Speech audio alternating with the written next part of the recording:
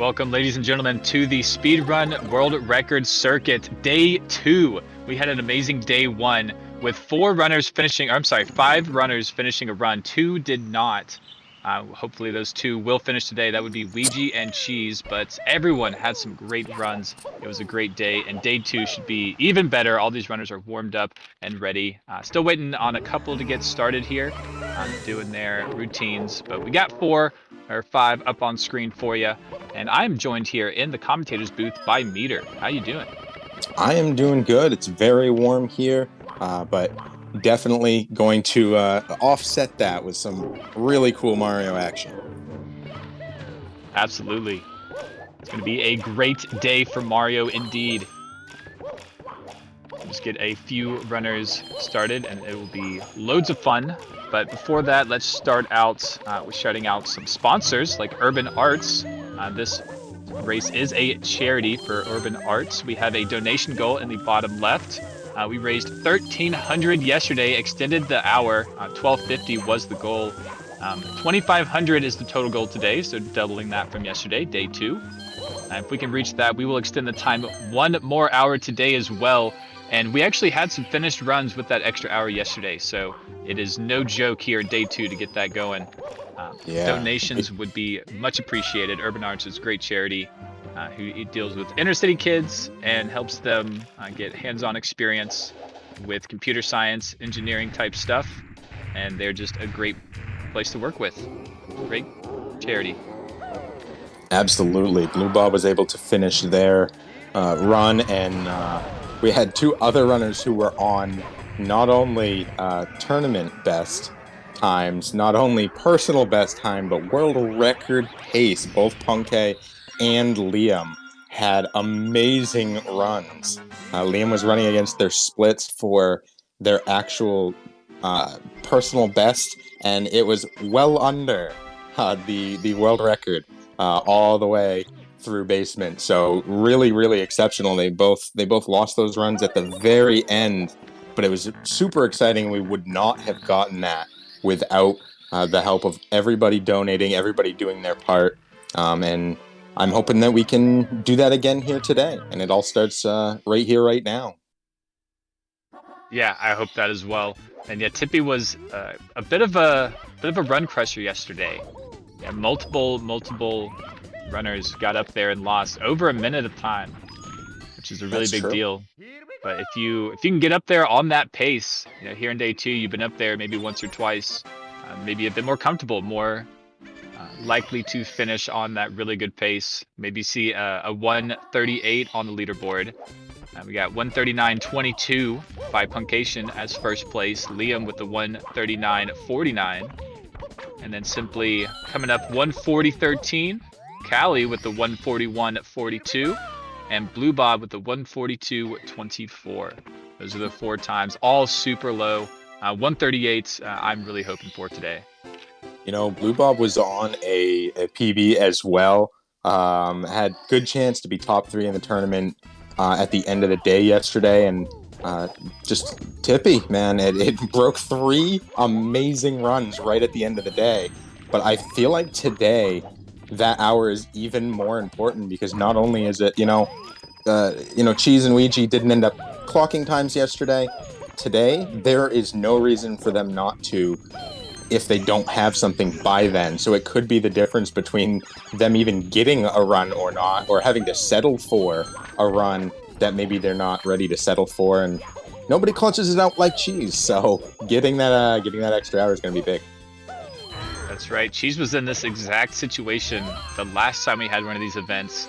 Came back in the final run and took the whole thing. Took it right home with him. That's true. You never know.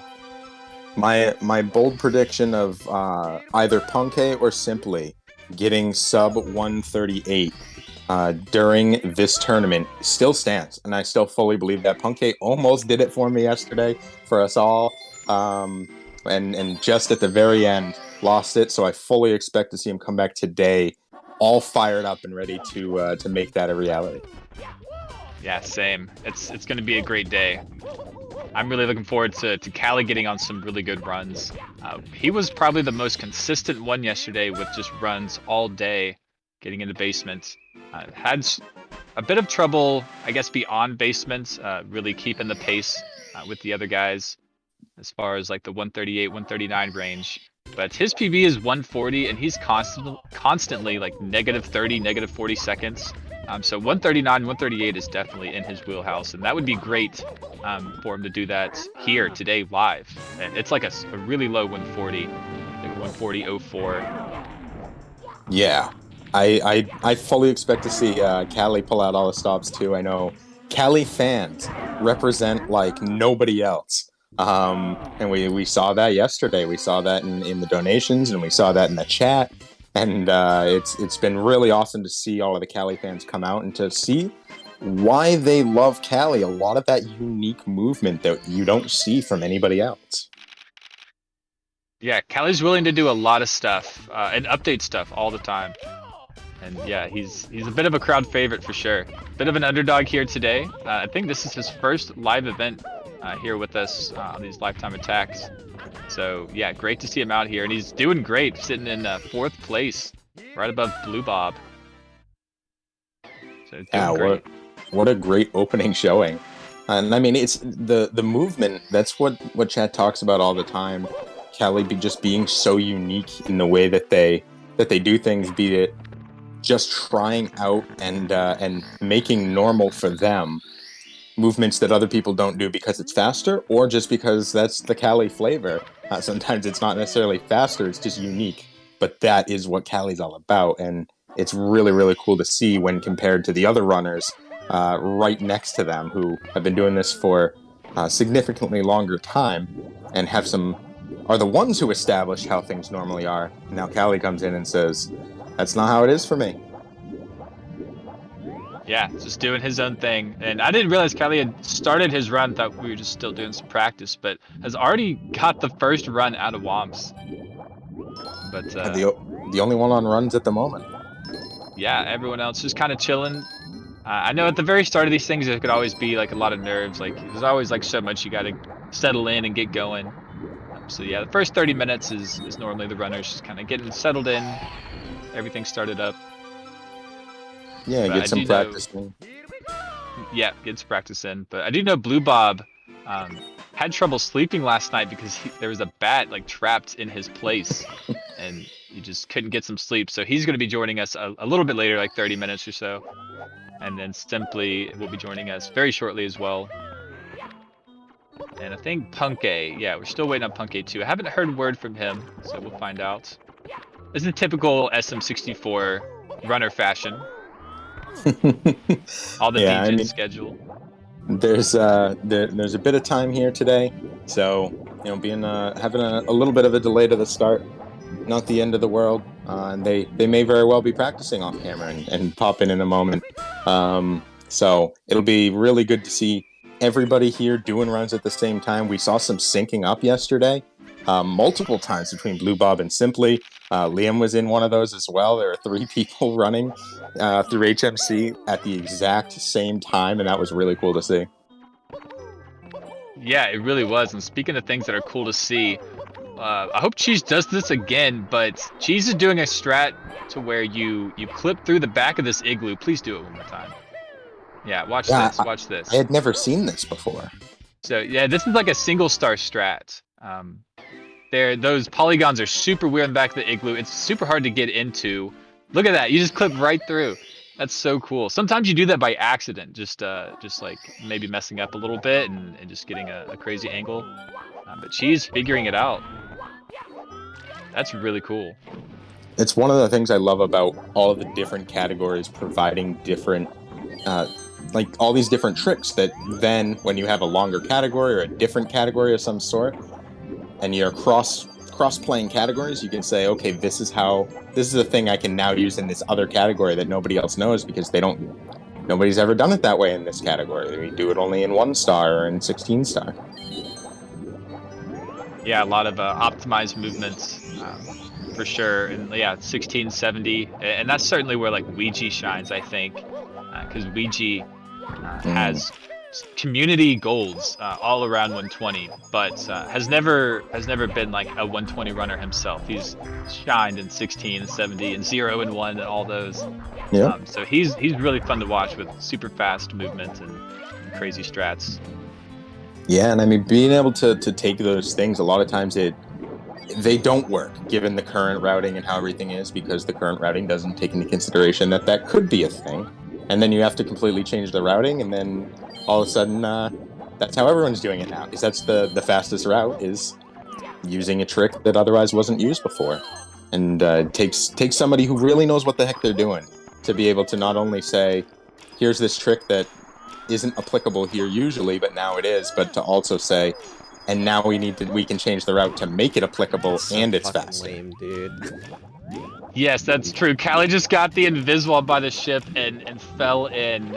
He's actually just going to swim around here. There is a backup to where you can like wall kick off the wall right next to these dock things, but that's like pretty difficult to pull off. Yeah, I hadn't. Oh, man, again too. I hadn't seen the that invisible wall on the front of the ship before. Yeah, it's normally runners, like especially in like PBs and stuff like that. That ship has a cycle; it moves from start to finish of the level at all times. So depending on how fast you get through it, will depend on where the ship is. And Callie just ended up slipping up towards the end, and it was on a bad cycle for him. And yeah, the invis walls can happen. She's practicing TTM Reds, or 100 coin, and I'm not surprised by that. He had the first run to get upstairs yesterday, and he lost it to this exact point. Doing the same thing, missing that red coin on the rightmost mushroom. So practicing it early. This is what some of the best do. This is what we saw Green Suigi doing in the 16, is practicing the thing that messed them up at the start of the next day. Yeah, and it's a big deal to feel confident in everything that you're doing here, especially on like the big stage. So practice is a big deal. We see runners in the middle of the competition, pull out the Everdrive and throw in the Usamune ROM hack. Because if you don't feel confident, then like, it affects a lot more than just that one strat. Because you think about it, you're a little distracted. Maybe it's coming up, you're nervous, so it's can play a big part. Yeah, and I think it's also for runners who maybe aren't in the top 25, the top 100, or the top like 2,000 if you're me. You can it's nice to see that even the best in the world who've been playing this game for close to a decade at a competitive level still bust out the practice, and that's what speedrunning is. Speedrunning is a lot of just grind, getting the practice down. Never be over practiced. That's right. It seems that way, at least. Definitely seems that way. And there is honestly a difference between doing things in practice and in the Usamune ROM and doing them in a run. You got one shot, like the level started, go. It's can be a bit of a different experience for sure, and it definitely makes practicing things and getting things down tight pretty difficult. But these runners know what those kind of nerves feel like, especially Cheese here. Yeah, I think that's where you see a lot of the people saying, Cheese and Punkei, Simply, Blue Bob, these guys all are so good with the backups because they've been doing it for so long in race formats, in the doing runs format, because that is where backups need to happen, and rerouting on the fly, knowing, I fell here, but I can just grab this star real quick and not lose a ton of time, versus having to try to do it again and lose a whole lot of time. A lot of that veteran time that they've spent doing this kind of shows in that way.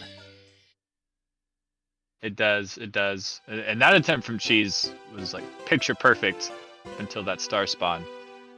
But yeah, it's all about that grind. You got to get it 9 times out of 10. Yeah, 9 really times out of 10.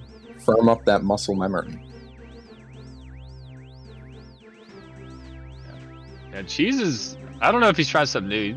Seems to be struggling here. If I was like doing this on a hard strat like he's trying to do here, I probably would drop it if I was in competition. But Cheese probably will not do that. Yeah, that would. I definitely expect to see Cheese make this work. The question just is how long. How long will it take, and will he get too frustrated to do so? It's definitely a unique possibility there. Liam trying out the pyramid here. They were just in Fire Sea a moment ago. Trouble spots. You see practice a lot in SSL, HMC, and stuff like that. Especially on the 100 coins. They're such a good way just to like warm up as well. They're really long. There's a lot of small movements here and there. So they're really good warm ups. Kelly, I know, came online on Twitch about an hour before this tournament started today, and was starting to get some practice in early. So might have a little leg up on everybody else with a little extra practice from starting a little bit earlier. Yeah, there's a little party going along in Cali's stream beforehand. It was fun. I jumped in there and saw him because yeah, not a lot of other runners were doing that. But Cali's come to play. Cali's not playing around. So he's doing both. He's not playing, but he's playing around. But yeah, he put the practice in early. He's ready to do runs when time comes. He's not giving up any extra time. Cali wants that finish. He wants to do better, and I believe Cali can PB here. I 100% agree. I love that. Not playing in the way they're playing.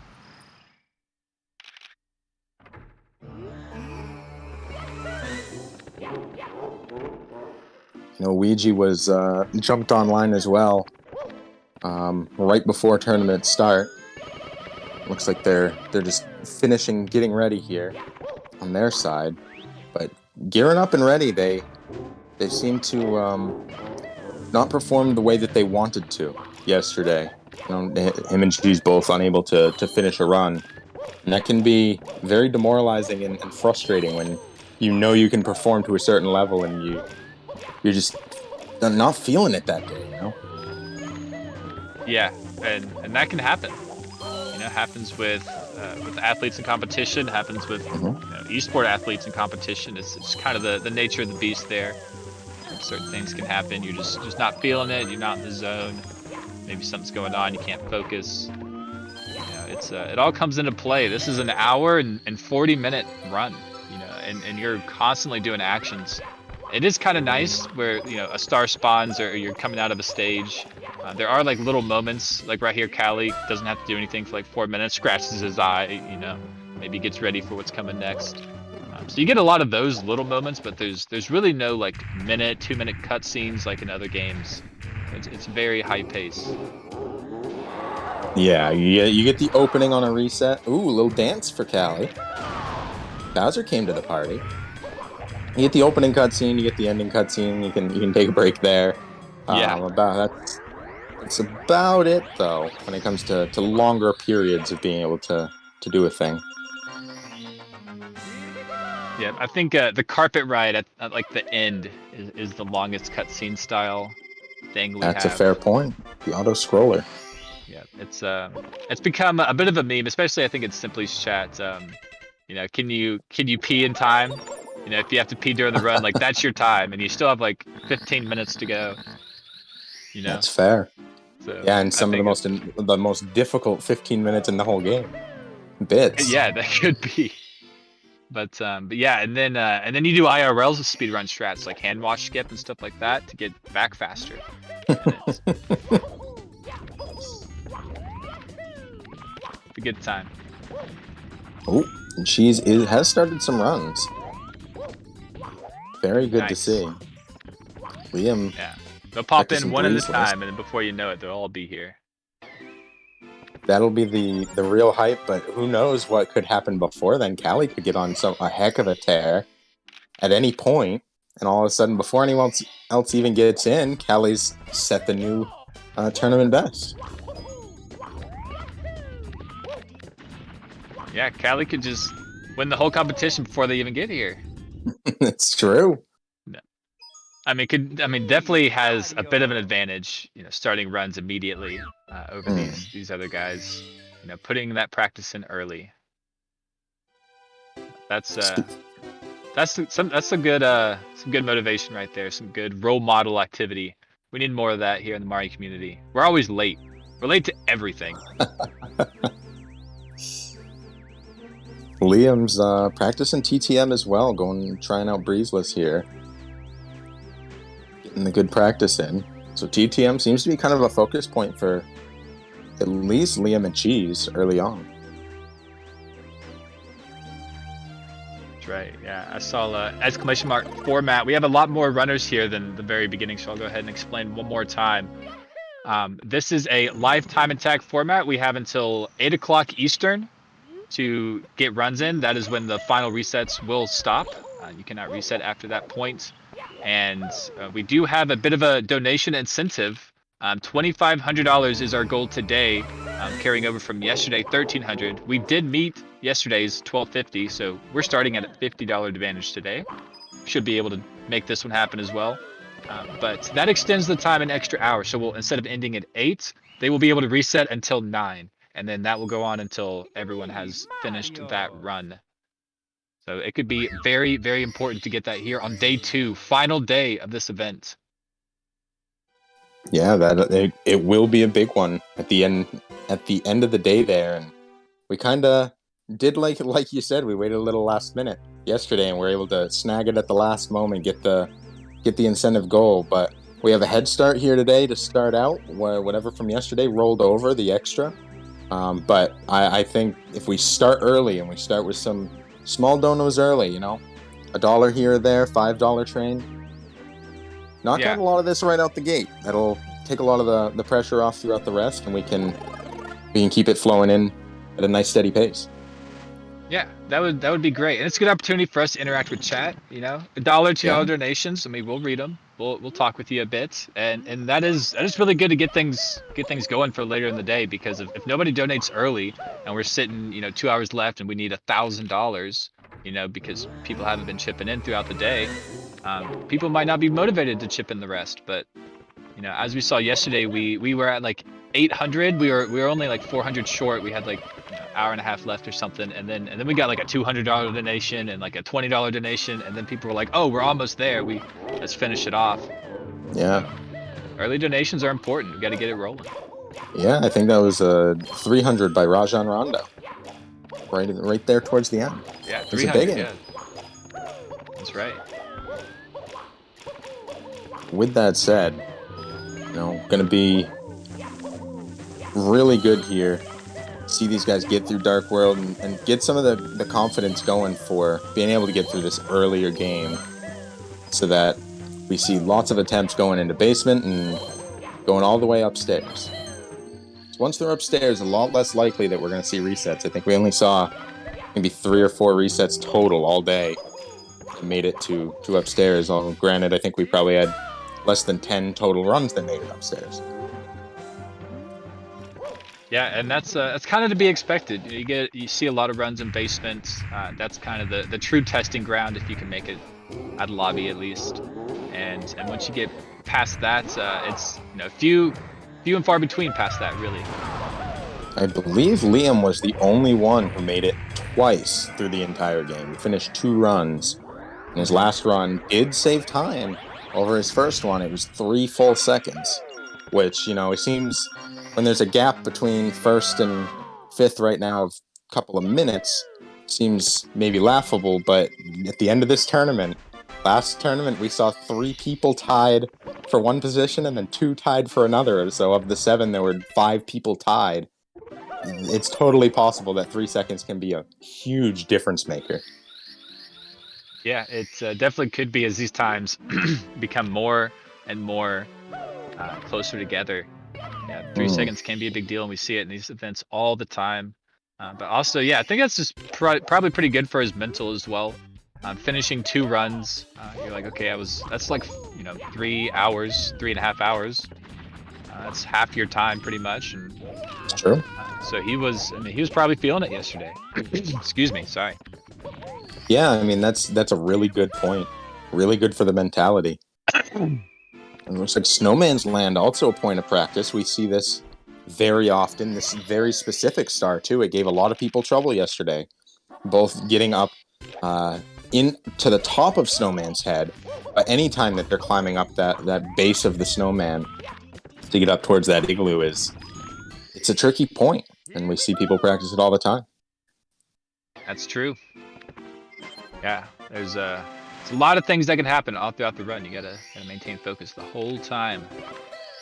Not easy to do. No, not at all. Some She's runners have different strats to do that. At the end of the day yesterday, we saw Cheese uh, having a little assistance getting fed while playing. That was very fun to watch.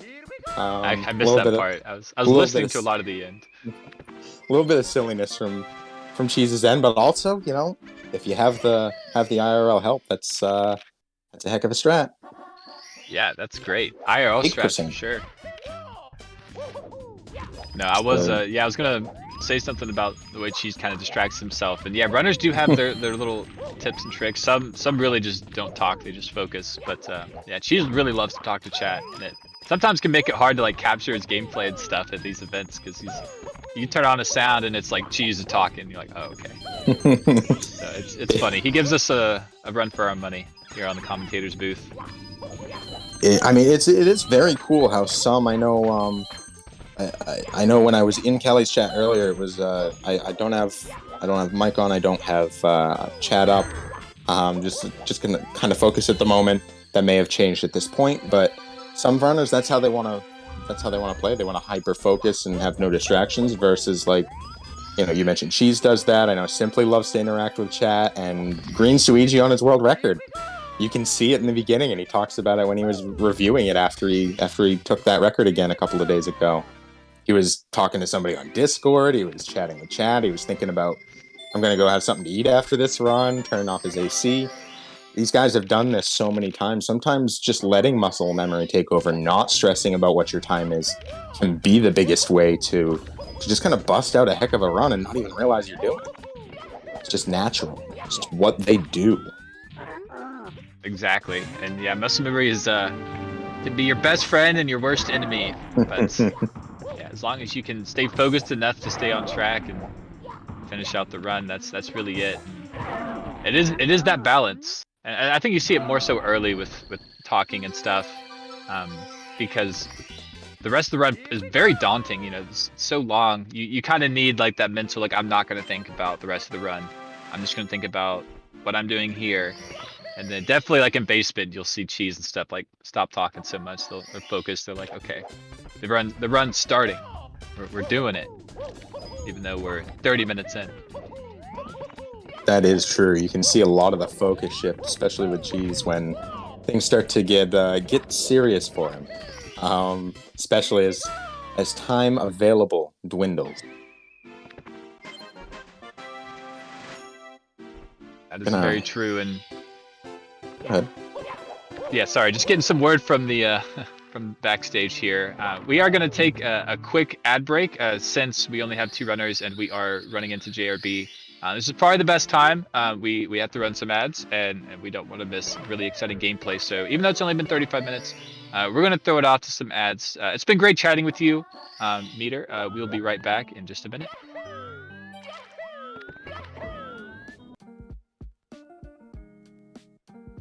Urban arts helped prepare me for college by giving me a lot of experiences working both independently and collaboratively with other people to make really cool games, and taught me how to put my all into creative projects, and that helped me put together a very strong portfolio for college. The best part about being in the urban arts community is the people that you meet. A lot of the people here have the same interests as me, so in the future, making friends here will benefit me and them and everyone around, because we all benefit from each other by gaining skills that other people had that I may need. Urban arts helped me see myself differently by showing me that I can be a good leader. In the studio program, I was assigned the role as project manager, and fulfilling that role for the first time actually helped me realize that I have good leadership skills, and it really helped me to develop them.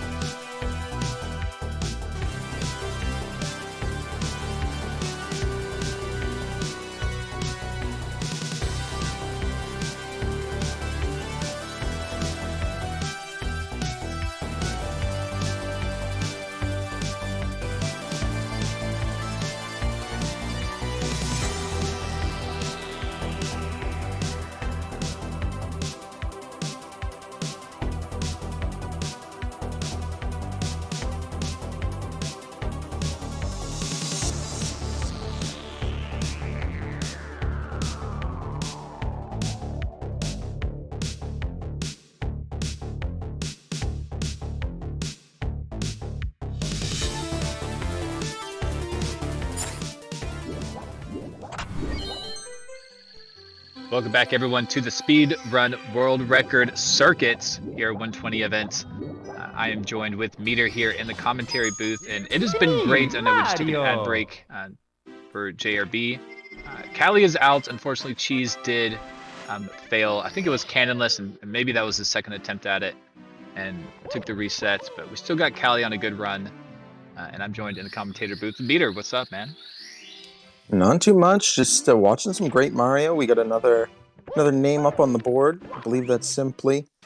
And I know we're going into break. Cheese had missed one of the reds in Aquarium.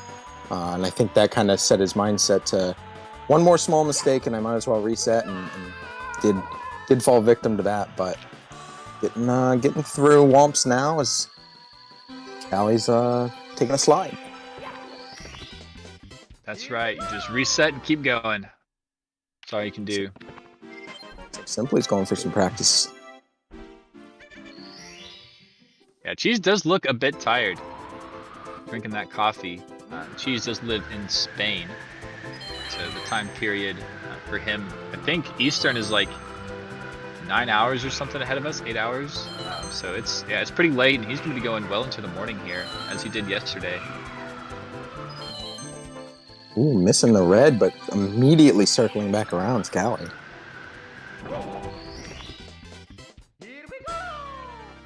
Well done. Looks like they're minus on their splits, too. Yeah, Callie doing a great job. That's like I was saying earlier, Callie's really good on getting great runs. I don't know if he like averages out his splits or anything like that, but can get like -30 on those splits in basement and beyond. I've seen it. But I enjoy averaging out my splits. It's I didn't used to. I used to kind of be more of a purist, and I was like, no, that's my run. I'm gonna run against it. But more recently, it's been nice. I think maybe as like the times become closer, having a little bit of time in each section, you know, really getting rewarded for doing something well. I've enjoyed that. Yeah, I was bumping around after I couldn't get enough Mario yesterday, so after tournament I bumping around seeing who was playing, who was practicing, and recognized some names from chat. One of them Pikachu runs, and they were running against PB and tried out average, and we're like, wow, the average is significantly higher. I can actually hit a lot of greens now by running against average, and that can be a very nice feeling, and I think it makes you a little tighter on your average run by continuing to fight that down, maybe keeping a run alive that otherwise you wouldn't, because now you're in the green. That's right. Yeah, the splits are there for your benefits. Use them however you want. Can result in a lot more runs that actually end up going upstairs, going all the way through bits, maybe even finishing. Ooh, another dance from Bowser. Bowser feeling it today. Missed the throw. Yeah, it becomes much more difficult with that dance, but it does save like a decent amount of time. One of the few RNG spots where that can happen. Just randomly can save time. Heading into B.O.B. Okay, just got word we got a massive donation. Holy crap, and we did. $700 from Bougie Boy. It says, I love these streams. Yes, Bougie Boy, we love you too. Thank you so much. $700 is massive, and that's gonna put us at $2 grand. We only need 500 more, so doing most of the heavy lifting for all of today right off the bat here. Thank you so much. That's insane. I mean, doing the heavy lifting, I will say, my goodness, when the name matches the action, Bougie Boy coming in big. If that's heavy lifting, if we're moving, he just picked up every big appliance and carried it single-handedly upstairs and asked, hey, can you guys grab some of the Tupperware lids and bring those? Yeah, he was the moving truck in the whole process. That's well stated. Thank you. Yeah, thank you so much. Great cause, great event, Urban Arts. Obviously, I'll show them just a little bit. They are our sponsor. They do a lot of stuff with us, and they make these events possible, really. And they are a charity, and we love helping them out every way we can. They have a 100% acceptance rate into college. I say that like every time I shout them out because it's absurd. All these inner city kids, underprivileged kids, are who they work with, and you know those percentages are way down. And so they help them get real world experience, help them get some motivation, and yeah, we're all people. We're all able to do stuff, and people just need a way to make it happen sometimes, and that's what urban arts does. That's true. I mean, it's saying I don't blame you on the 100%. Every time I hear it, I still think it's amazing. It's like being able to say you're 17-time world record holder, or you know, there's like one person, one organization that can say that type of thing. So luckily we get to pair up with them. We get the best of the best on screen. We have the best of the best behind the scenes. So supporting is huge. Absolutely. And speaking of which, we have a lot more runners on screen now. So in chat, give us your emotes for your runners who you are supporting here today. Callie has got a lot of supporters in chat, I know. Callie's just a crowd favorite around the Mario community. Such a good character. But yeah, been playing super well. We've been able to watch a lot of his stuff yesterday and now today. I think this is the first run. He's still no, it's his second run. He did reset that first one, but yeah, he's been killing it. Yeah, absolutely. This one getting into VOB, still in the negatives, is actually yeah. I mean, that's double-digit negatives. It's a -12, so really great to see. It'll be it's always cool to see all these emotes and everybody's kind of personal flavor when it comes to both who they like and what the runners' emotes are like. I'll be interested to see if any of like the GTMs come in and some of the runners who aren't even here. You know, a lot of times they get shouted out as well, and I believe they just got a PB yesterday too. Speaking of them specifically. Yeah, Cheese has been doing such a good job. Yeah, doing everything that he can, and Callie is doing everything that he can as well. These polls looking fantastic. Needs all the coins out of here. The RNG on the last two didn't go too well. Missed 2 coins. Did have a few extra. Oh, getting stuck. Come on, Callie. Right, very nice. On top of the pole, like a champion. There's some nice RNG there at the end. Those coins, snagging them all. Yeah, last pole was very kind. Good guy pole. We do got Blue Bob. Blue Bob is back and going. He missed the story. He had a bat that kept him up last night, trapped in his house. So he was getting a bit of a snoozer going. And well earned. Ran that last run right to the end yesterday. Yeah, absolutely. Yeah, was up late. Can't blame him. And yeah, but Mario's seen a lot of us are the degen hours. You know, you go work your job, you come back, and you sacrifice sleep to play more Mario. It's kind of how we do it. So when you get days off like this, and you still got to do stuff, you still need that sleep. You got to get it in. Can't go without it. It's very true. There's only so much we can sacrifice for our beloved Mario.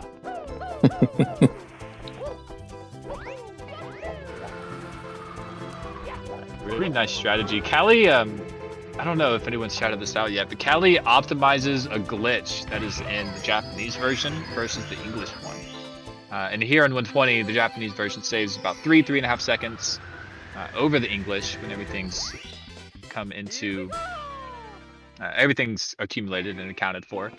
But the glitch is when you dive with the wing cap, like triple jump dive, just like we do when we break that box and go up onto that island.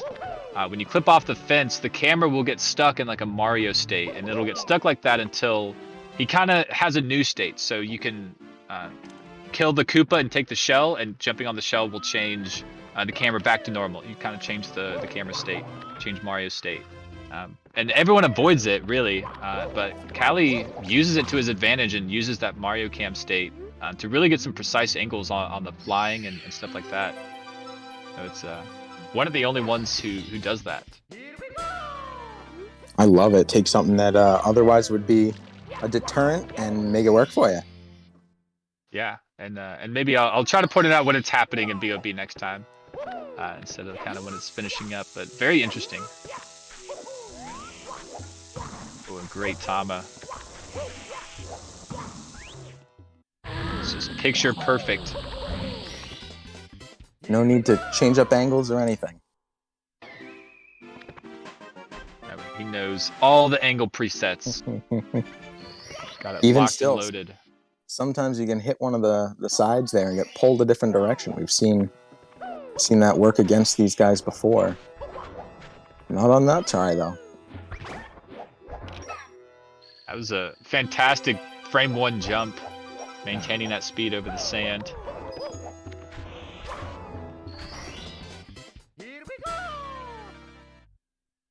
Yeah, the Talon is one of those things that have gotten an upgrade in the last couple years, incrementally. And now we have Fly Guy lists, obviously for like 16, and you see Cheese do it here in 120 sometimes. But even just doing the regular Fly Guy, there's so many different ways you can go about it. You can save like 0.2 or 0.3 seconds, that frame 1 jump that Callie just did. You can do jump dives, you can just do regular dives. A lot of options there. And coming down to a lot of preference, and it's interesting always to see which of those techniques they're going to choose to use. Given some things are going to save those 0.0 seconds, and in an hour, 40-minute run, how much are they losing if they fail it? Can make a pretty big difference there. Yes, it can. Simply still doing the Vanish Cap. Putting a lot of practice in there. It's a lot of people's worst nightmares doing the Vanish Cap, so very interesting. And Blue Bob and Womps getting practice in. Yeah, Vanish Cap, especially at this level, is one of the hardest stars. And I think most everyone can agree to that. One of the hardest stars, and it's a really good one to practice as well, because you have to maintain like all your speed. You need really good angles and kind of maybe like zone in the concentration. Liam doing a little bit of the Reds movement. We saw a couple of people struggle pretty hard on this. The Reds and the 100 in DDD, and especially with front sub involved. Saw front sub kill 3 or 4 runs in a row towards the end. Are you talking about 16 star or for here? For here. Yeah, front sub's always a difficult mistress, I guess, because there's lag involved, and that can really just mess up your timing, especially on slippery slopes. But it does save over a second, somewhere around there. Callie, decent RNG, didn't have to run backwards too much.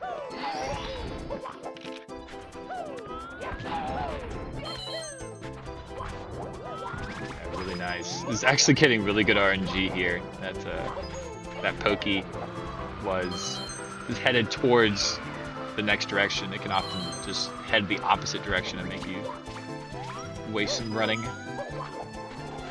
And RNG can play a major role, especially with the coin spreads. Wow, beautiful right there. I know we saw it yesterday when we had that sync between Blue Bob and Simply in HMC, and Simply got a better RNG on the blue coin, and it's ended up saving him almost 3 full seconds over Blue Bob, because Blue Bob's didn't fall down when Simply's did. Oh yeah. Yeah, there's not, it doesn't play like a lot of critical factors, but the RNG does make this game very interesting. Ooh, okay, Callie, you want to like ledge grab on that fence and just drop down. Callie missed it, so having to do a little bit of work on these platforms. Made it over. He's good. Can be scary, getting stuck up there. Another one of those great backups.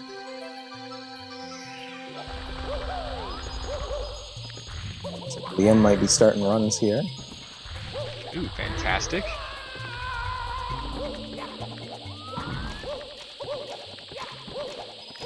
Yeah, Really soon we'll have all the runners going. It'll be great. Yeah, a lot of them just opting to do a hefty load of practice. These runners knowing kind of where their struggle points are, especially from yesterday. You know, wherever you weren't feeling comfortable, a lot of mistakes happen. And before you really get into runs and spend hours, you want to make sure that you're feeling good. Yeah, so when that problem pops up again, it's not a, oh man, yesterday this happened, but rather, oh, in practice, I had this down. Yep.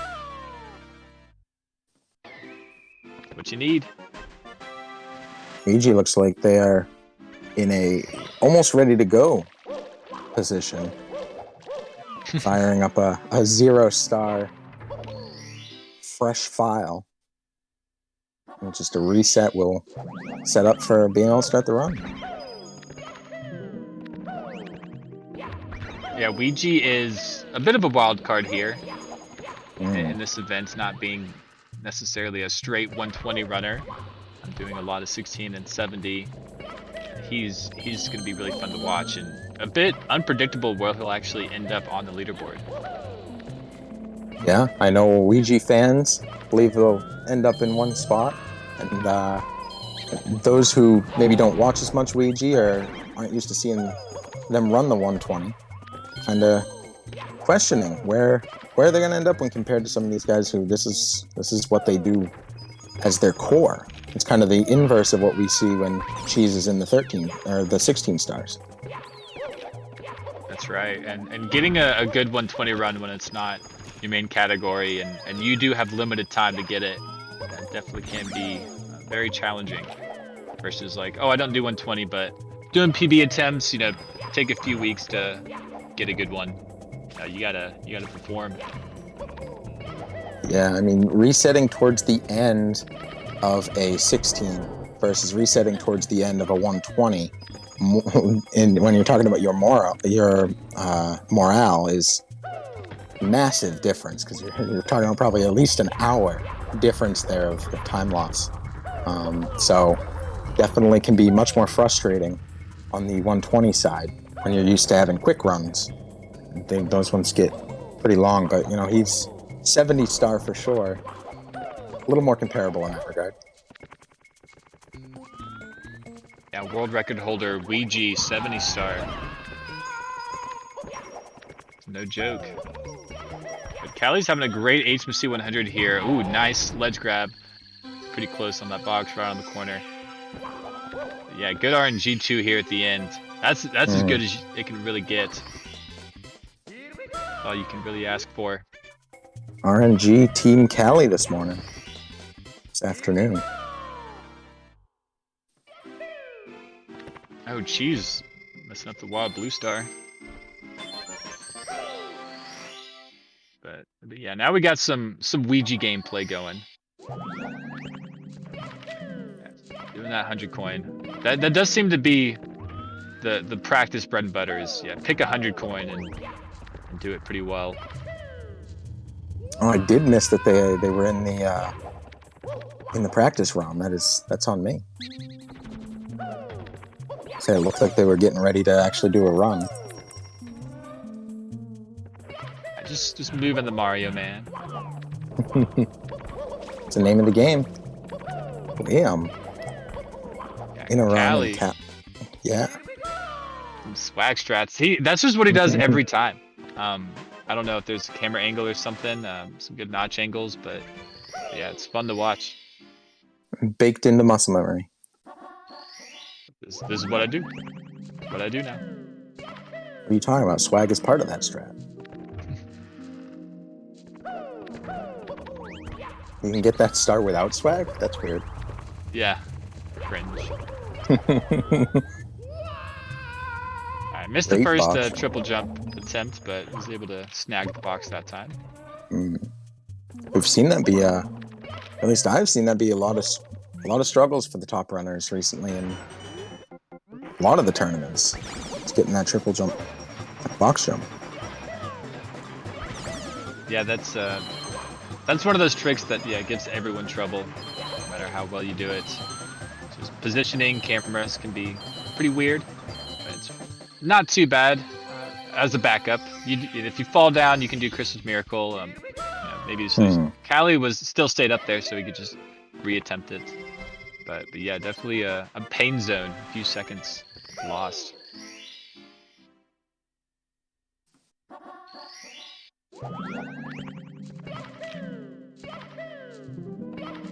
Looking around at these other runners where they are. I don't have it pulled up at the moment, but it looks like the donation goal might have just gone up a little bit as far as the donations go. Do we have one come in, or am I missing it? Yes, we did. That is a good eye. We got Proto Man. It says Proto Man Z1. We do have a Proto Man who is a bit of an OG in the Mario scene, a 70 star. Hopefully that's him. Gave $20, no message, but thank you so much, Proto. That was much appreciated. Nice $20 donation. Yeah, less than $500 to go. We get 1 extra hour at the end of today. It's amazing. Yeah, starting out early is a big one. You know, an early in the tournament donation train would be really cool to see. I'm interested to know what who everyone thinks is going to win this bad boy. So we had a lot of predictions yesterday, and a lot of Cheese. I think Cheese ended up getting the most donos towards them, and then Blue Bob and Liam and Callie, pretty well represented. And for their fan bases, Luigi and Simply, I definitely thought we're gonna see a lot more people who are donating putting their names in there. So I'll be interested to see if that changes here today in day 2. Maybe they were waiting to really put the pressure on there and say, no, we're here, we're showing up. They're our guy. Wait until the last minute. It's content. You'd expect that from the Cheese fans, of course. Yeah, Cheese really shines in clutch moments. That really is it. Maybe it's just that extra push that Cheese needs to go over the edge. He's just such a madman. Almost all the runners here. Looks like Punke will be along. And once they get here, we'll have everybody here. And a lot of Mario to look at. This is a lot of Mario to look at. Yeah, if you ever hear us go silent for like 10 seconds here, it's because we're like scanning everything and seeing what's going on. But yeah, great reds from Callie here. He's really moving through this basement. I think that says -27. It's yes, it does. Yeah, I mean, it was a -24, then 25, then 27, 22 before that. Callie is getting faster and faster and faster. It's growing. That would be fantastic. We've been talking about it. Callie's got the capabilities to pull out a great run. He's doing it. I truly believe every runner here can get a 37XX. Will it happen in the tournament? Will it take a little bit more fine-tuning? That's the question, and it's something we will guaranteed find out today.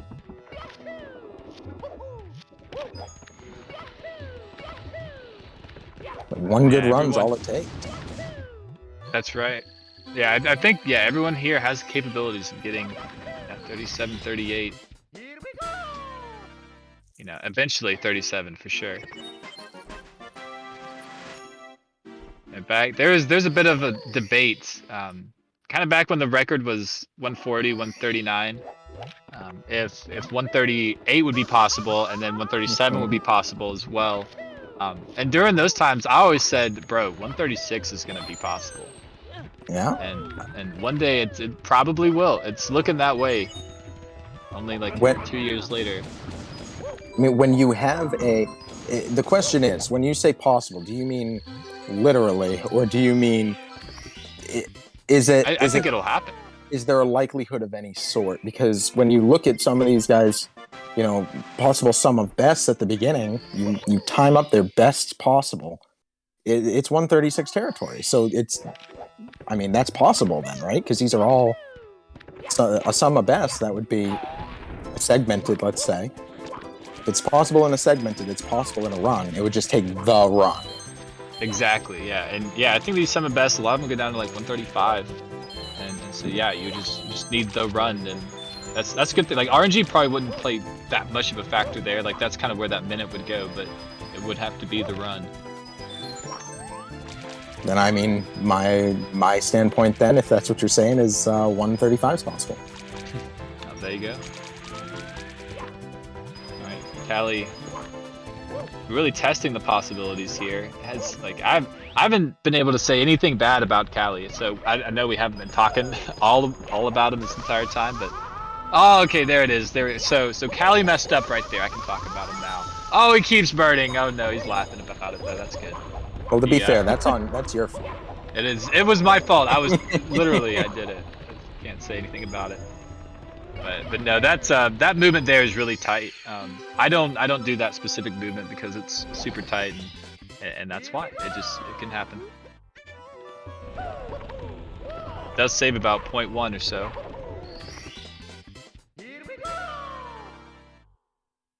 And that's why he's here and I'm not. Simply always has that timer going. In practice right now, practicing some HMC, Subworlds, getting the reds, but always with the timer going. On break, freestyling, whatever it is. It's gonna time it. That's the speedrun mantra. Just put a timer on there. Figure it out later. Alright, 41, like right at 41-minute exit Lethal Lava Land. Can't tell exactly what that says, but yeah, it looks does that say -20. Does that say -28? Was that somehow still an extra -1 on top of the 27? Yeah, that's what I'm thinking. It's like a 3 or an 8. It's probably an 8. Wild. Absolutely wild. Callie's got a lot of numbers on his splits. Makes him a little smaller.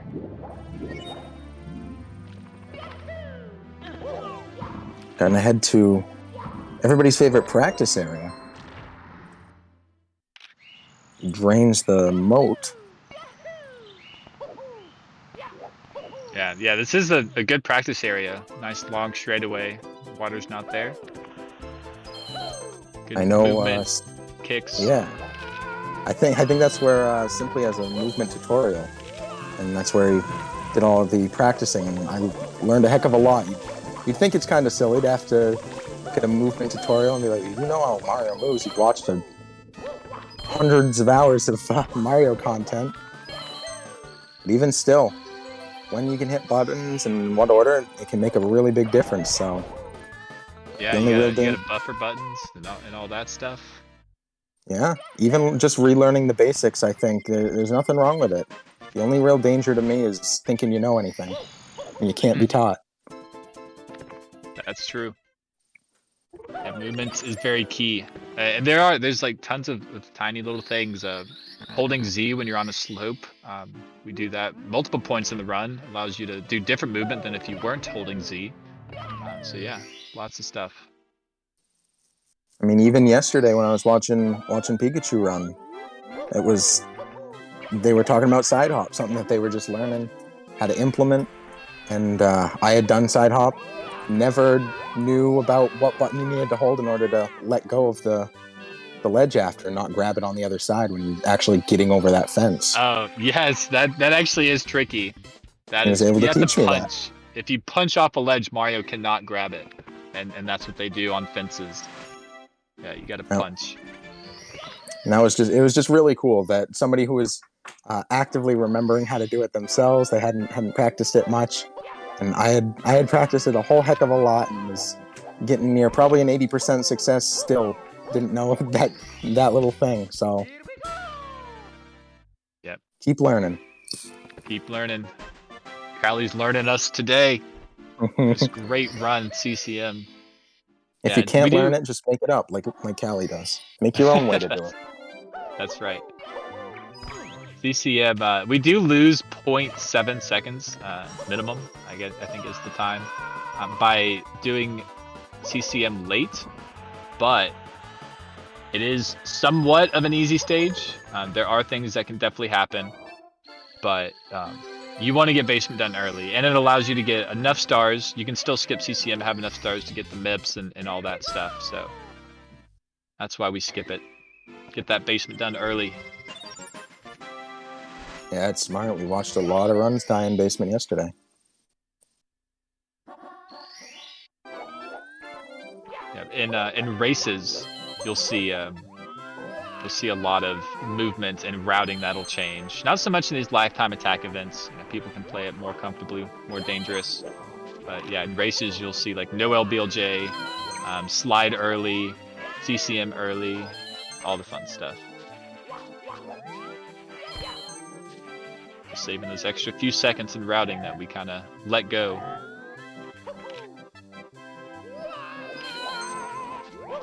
Yeah, what route you run versus what's the safest. It plays definitely plays a big role depending what the style is of the race you're running. Sure. All right, how many more stars? I think 2 more. We'll be headed over to BBH. Get your rubber bands ready. Giving you a bit of a warning this time. Be prepared.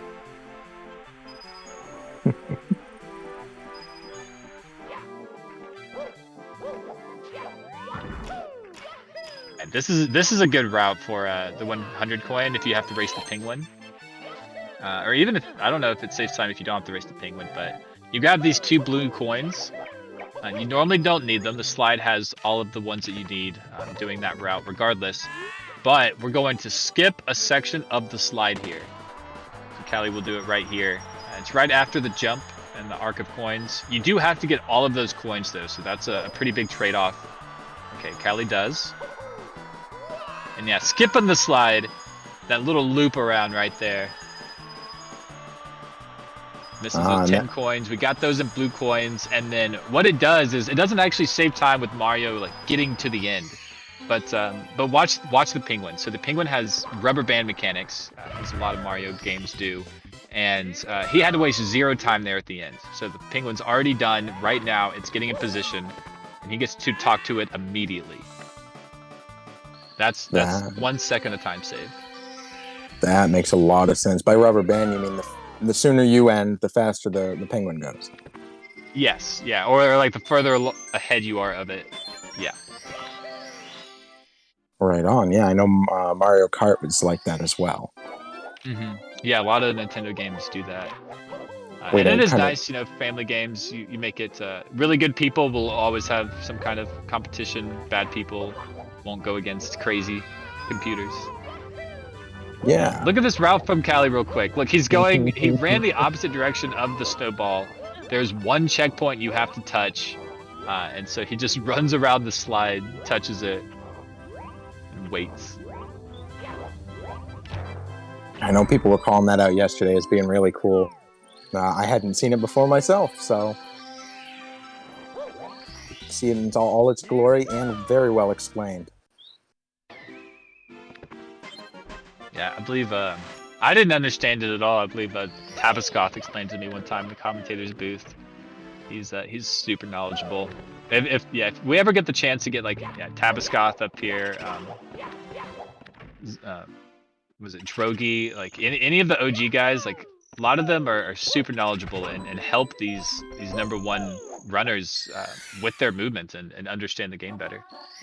And they're great to pick their brains. It's such a SM64 community staple of learning and then teaching other people and everyone kind of sharing information to overall as the times go down. That's a win for everybody. Yes, it is. I'm so glad you warned me about BBH coming because now I was ready. You got that rubber band ready. I'm not going to be as scared I'll just close my eyes real quick when the scary part comes up.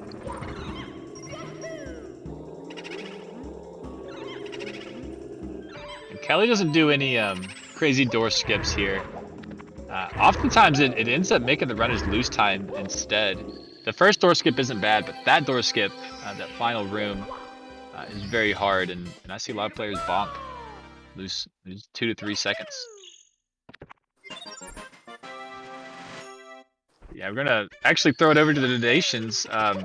Just the bar just moved a good bit, and we have a $200 donation. Holy crap! We had a 700, and now we have a 200 with a 20 in there. But it was from Iris Steph. $200. Love seeing these events, and I'd love an extra hour of the event. Keep up the great commentary, and good luck with the runners. Thank you so much. Wow, that is huge. Look at that. We almost got all twos up there. It's 222120. Oh yeah. All I'll say is it's a small donut to get us to all twos. That'd be pretty cool to look at. Can you make a 10-cent donut? I mean, a 1.02 would do it. Oh, yes. Cheese, watching Latitude do a little circle here. Looks like Liam's starting to run. Oh, Kelly. Oh, Kelly. Ooh. Oh, there it is. Okay. Struggling. A few bonks here in BBH. That really is how you lose time at BBH. You just miss wall kicks because depth perception's a little weird. Because the camera gets stuck in certain rooms or certain corners of rooms. And yeah, it's you just lose time and kicks and RNG and wall kicks being missed. It's really frustrating, honestly. It adds up so fast. The camera angle there. Camera angle on that ground pound, like switching to Mario Cam at last second and then back out. Is there some sort of tech to that? Going Mario Cam as you go through a door? Yes, and lag really. You always get lag going through a door. It's unavoidable. But certain areas you can do different cameras. We throw the camera to the side in the very beginning when they open the front BBH door. And then like going through doors, like especially here in the upstairs area, when you have to look at so much, lag really comes from rendering objects around. So just Mario Cam limiting what Mario can see, especially when opening doors. What happened? Looks like the dono jumped up. Now we're at 2291.91. Oh, okay. Yeah, sorry. Somebody screamed in our ear, and it was our backstage. But yeah, we got a 69 donation. Anonymous really just says funny. nice. That's 2 times the funny right there. That's double the funny. Thank you so much. Yeah, anonymous. Nice anonymous donation. Nice. So that puts us $2,291. We're like basically $200 short of that 2,500. Yeah, And we just started. We're getting to- making it. We're getting that extra hour, man. Getting to sub 200 would be really cool here. That's one $10 donation or 2 $5 donations, 10 $1, and we have plenty of people here to make it happen. If you guys want to, if you're able to, pop something in there. Let's hit that sub 200 to hit goal. Yeah, let's get that donation goal under $200 left. Yeah, a bunch of small ones would be fantastic. Oh, we also got one from Horror. Did donate the $1.02, all twos. Thank you so much, Horror. Thank you. That was before the 69.69. It stood on that all twos for just a small bit of time, and I watched it jump right up to the 229191. Yeah, perfect. I just didn't shout it out in time. Looked over. It was very, very cool. Much appreciated. Yeah, Horror. Anyone doesn't know is a runner of this game. Very Yes. talented, very good, and great donator. Yeah, seen him in chat for the last few tournaments. Always here represent the community.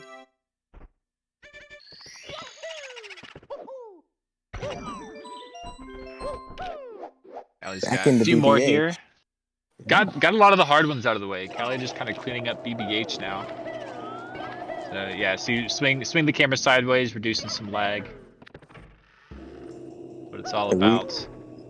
Luigi is now on runs as well. So Simply and Blue Bob still in practice, and Punkay will be along soon.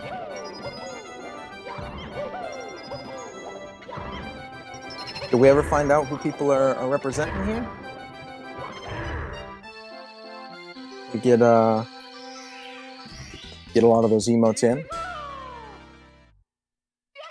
Yeah, now that we got lots of people actually on screen, that would be great. Who's got the greatest support here? I think we're still waiting on Punkay. Good question. We are. Looks like we Yeah. are now $2 away from hitting that 2,300. So close, guys. Who's gonna be the one to donate to hit us 2,300?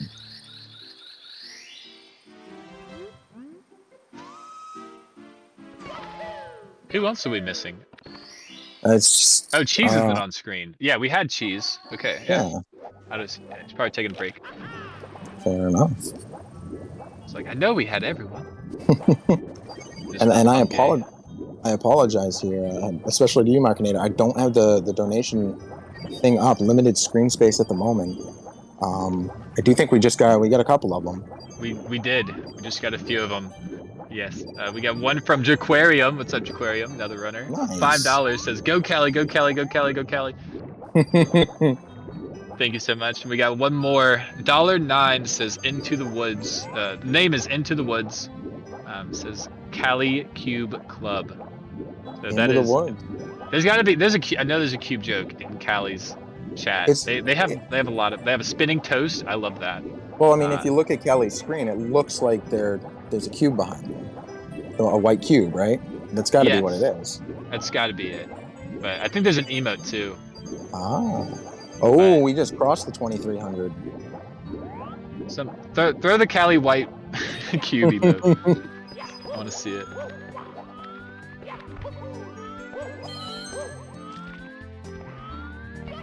Yeah, Cali's got like an optical illusion going on with that corner. That was who Into the Woods was one of those. I know the Cali gang always represents Into the Woods. I recognize from yesterday representing Cali for sure. They always show up. Those fans. Oh, a couple more donations coming in too. This is insane. Cali is grabbing this coin without jumping into the water. Did this yesterday. Whoa, okay, wanted a kick. There we go. What a save. Yeah, was still in the side flip animation when it took the A and B press. And yeah, stays out of the water. Very nice. That is I don't know how much time save that is. I didn't I knew that was possible, but I've never seen anyone in runs do it. I apologize. We just hit 2,500. Wow. We just hit our donation goal. Yeah, we got 3 more donations in since the 3 seconds ago I read them. Another $22 donation from Anonymous with no message. We have $10 from Fred Mug saying, rally for Cali. Dude, Cali has just got the fame. I think so. He must be loaded. They're donating a lot. Tom Under Pressure says $200 donation. Just says go go go go go go go. Oh man. Wow. That is fantastic. Thank you guys so much. We're getting the extra hour. We're getting the extra hour. And knowing that early, these runners are going to be able to kind of take a breath, knowing they got the extra time if they end up needing it to have an extra hour of resets. And it's made a difference before. Less than 24 hours ago, it made a difference, and my bet is it will again here today. So amazing work early on, guys, and it all supporting Urban Arts here. So don't be afraid to keep donating despite hitting the goal, because it's to a very good cause and helps us continue to be able to run things like this and hopefully add in more tournaments, more games, more runners. If your favorite runner or game isn't represented, This is how we make it happen. That's right. Marcali's finishing up this. Is this back sub? Yeah, not even messing with front sub. I like it. I do that as well. That makes me feel better. But we got one more donation real quick to our fellow commentator Westdog, Ooh. Koropoulos. I believe that's how you say the name. $4.19. 1 cent under the 420. Says this is for you, Westdog. Aw, that's very nice. Yeah, I don't know. Something going on. Missing that funny number. It does rub me a little weird, but it is for charity, so I will accept it. I mean, you know, in a way, it's still kind of funny. It makes you think about the funny number. It does make you think about the funny number. There's so many funny numbers this morning, early in this tournament. I keep saying this morning, that's definitely not that for me, at least. Still morning in some places. California's working their way to the afternoon. All you Californians taking the 5, yeah? Taking the 5. Ooh, Callie taking the burn. Didn't get lava boost cycle, so it was doing some different movements and going up top, not going around. Wow.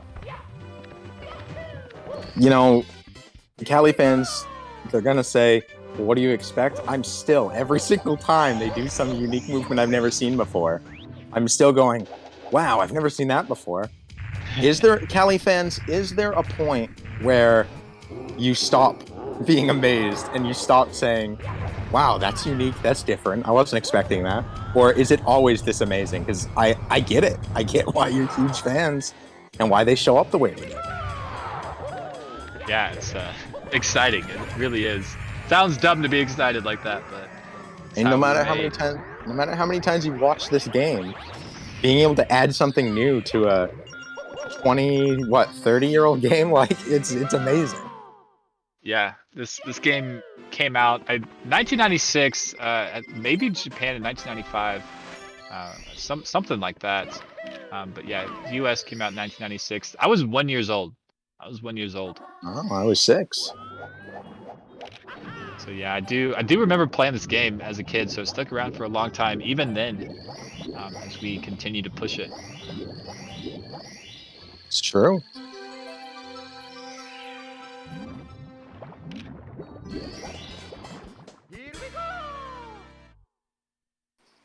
Callie, getting those rings, good lag reduction. You really look away from the star, and you just kind of have to know where to go.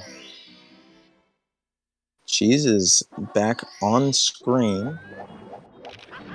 Looks like they're setting up for a reset, but I believe everybody but Simply is on actual run attempts. Simply getting some TTT practice in, had some struggles there yesterday at the very end of the day. So a few runners. Clock. Moving Reds action. We did see Cheese lose a run or reset a run on moving Reds. Oh, Callie messing up this ring just a little bit. Your angle has to be like pretty perfect for this, and he made a good adjustment. Look at this, right to the star. Exceptional.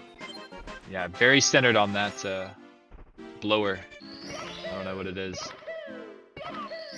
Jet stream. Yeah.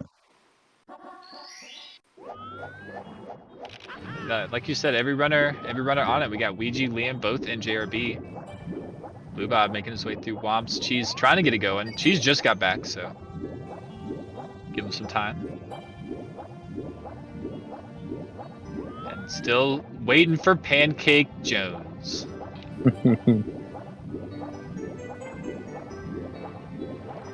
I know you guys were in the commentaries booth. Someone said Pancake, and you guys weren't sure, and I was like, "Oh, it's Pancake." I did pick that up later, though I know I've done a lot of studying when it comes to the history and you know who the names are. It doesn't mean I know much about their individual cultures, so I'm getting to learn a lot of that being here, being a part of the community in this way. It's really, really cool. So I did pick up on that late yesterday when there were only 2 runners left, and he was one of them. doing a run. They were dropping the pancake. Started to make a lot more sense. Yeah, simply started that. Pancake Jones. Simply will name something. They'll give it a name and then end it with Jones. So that's where it comes from. Alright, but Callie, it was like 104, like 01, 02. Right at 104 upstairs. This is 139 possible. 138 maybe. Yeah, I mean the 104 entrance to the upstairs, I believe, is same we've been seeing from Callie on these good runs. Yeah, this is early on. We've got these donations in, helping out Urban Arts. Fantastic. We got this run from Callie. Ooh, wait, what are we doing? What are we doing here? Okay. So this was crazy movement. I don't know what's going on. Misses the vanish cap. Man, these vanish caps are giving him issues. Missed the previous one as well. They missed a bunch yesterday too. I remember Blue Bob missed the one in DDD, and I think either Punky or Simply might have as well in DDD. So Vanish Caps going wild. A little wild. Okay, nice triple walk kick there.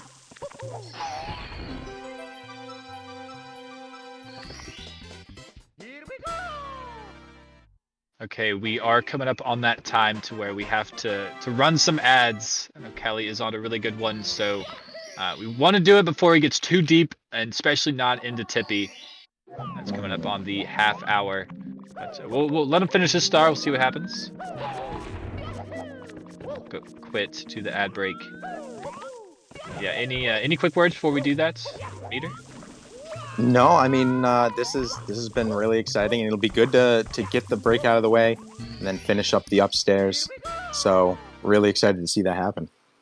Yeah, amazing. And yeah, Callie's got the star headed out. So we're going to take a quick break. Thank you guys so much for watching. We'll see you in about 10 minutes.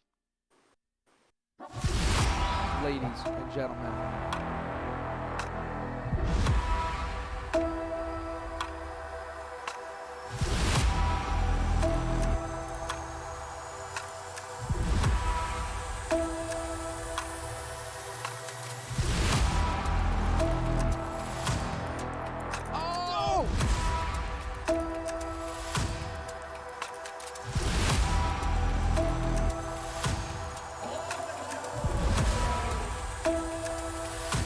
Who's ready for some action? Here we go.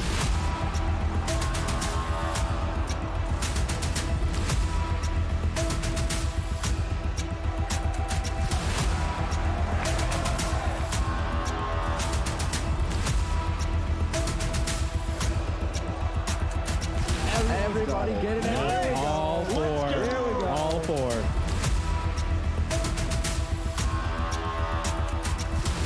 IBK, whole bunch of enemies, just like that, picking up another one.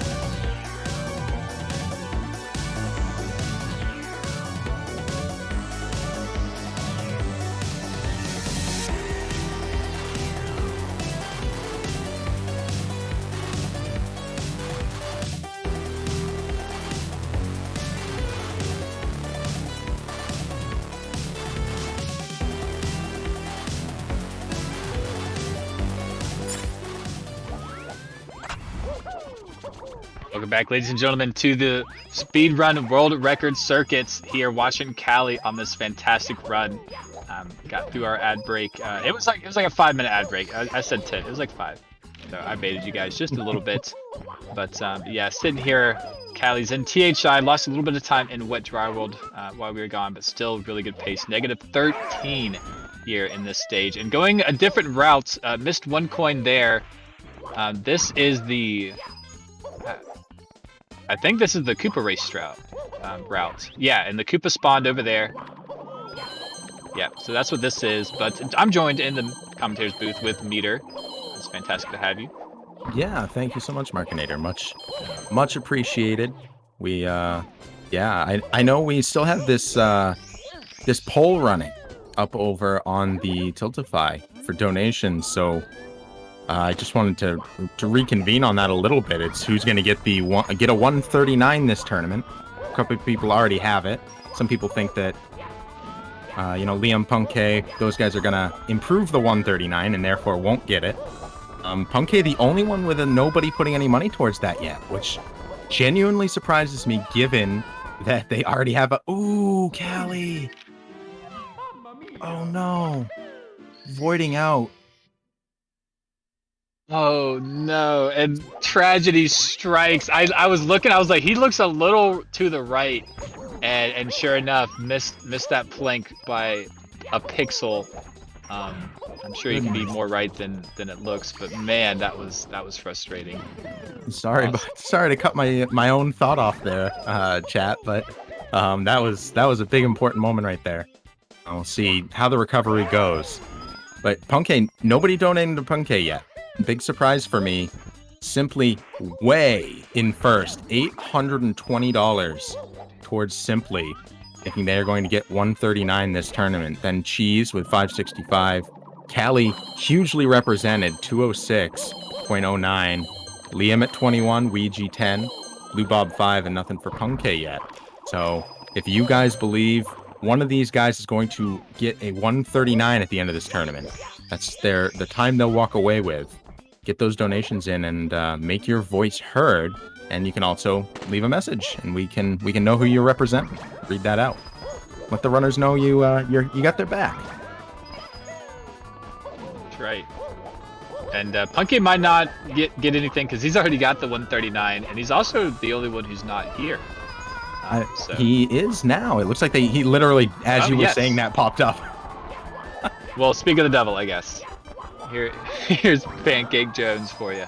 I mean, Punkay, you're saying, you know, he may not have that because he's already got. I mean, that's kind of my thing though, right? Punkay doesn't have. If Punkay does nothing, then you'll still see a 139 from Punkay. Like that is about as sure a bet as you can get because it's already there. The only question is, will he improve? Will he get under the 139? I personally believe so, but I think it's still a very safe bet.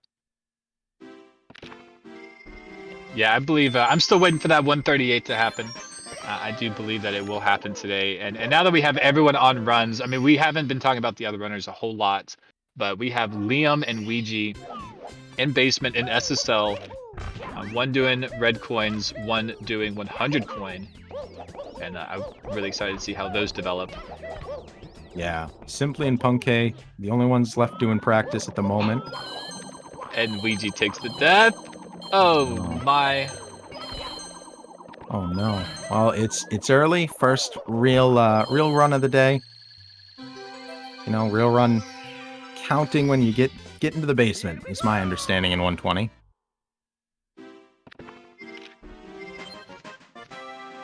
Run never starts until you hit basement. But Callie's done with THI. Is like plus a minute after that death, and that is 120 for you. You're on a good pace. You're on a 100 coin, and you make this one slight mistake, slip off the edge, right into a void where they're everywhere, and you're done. There's nothing you can do. Yeah, we'll see plenty of resets today, but we'll also see a lot of runs going a lot deeper. I mean, even right out the gate, yesterday we did not see this many runs getting even to basement, let alone back out of basement. So this is a very good start and a little bit hotter than the start was yesterday. Yesterday, kind of the warm up for today. Yeah, certainly, and I'm really excited to see the later hours. We've been talking about it a little bit, but for anyone who was just here, the first hour is always the warm up time. Runners are always late, as Mario 64 speedrunners. We can't ever get there quite fast enough, so everything's always late. And that's just what happens. But we are now started up and going. And you're right. Yesterday was the warm-up day. Today, it should be where the magic happens. And it's all or nothing. You gotta make. This is where you gotta make it count. The bit of time you have left in chat. Amazing chat. The amazing community supporting Urban Arts. Huge right out the gate. Supporting their runners. Huge. Hitting that goal early. And resetting the goal to 2750. But snagging the extra hour within the first hour and a half, pretty much making that hour and a half at the beginning just some nice additional practice time. Yep, and you want to see everyone really practiced. I don't know what Callie's doing here. Oh, I think he was going, okay, if he can do it this time, this is going to be cool. Going to the left here, doing a triple jump. Wall kicking off of the cage, yes. Wow. Oh, but missed the monkey. That was cool. And Callie, yeah, is probably just done with this run now. Unfortunate. Callie, claps in chat. GG's in chat for Callie. That was very good run. Fantastic showing. And yeah, even at the end, some fun messing around. And once again, TTM being the one to kill the first big run of the day, the first upstairs run of the day, dies to the mushroom. The mushroom stage. Yes. Well, it's probably arguable there's a few of those, huh? It's yeah, died in the stage in Tall Mountain. A mountain so tall we talled it twice. I like that. So it happens. Oh, Liam! Oh, was on such a great pace, -21, and dies right there as we're headed up the post-mortem for Callie here. But yeah, it looks like Cheese might be the next one up. We got Blue Bob and Womps as well. Or, I'm sorry, Cheese is in B.O.B. Sag kind of making a good point here. Or like THI killed the run. I mean, you're not necessarily wrong there. There's a void out there that kind of made missing those couple of things Callie did at the end. Tall hit a little bit harder. Yeah, it did. It was just the nail in the coffin. But what a run. Exceptional, and showing off this massive skill that Callie fans have come to know and love and expect.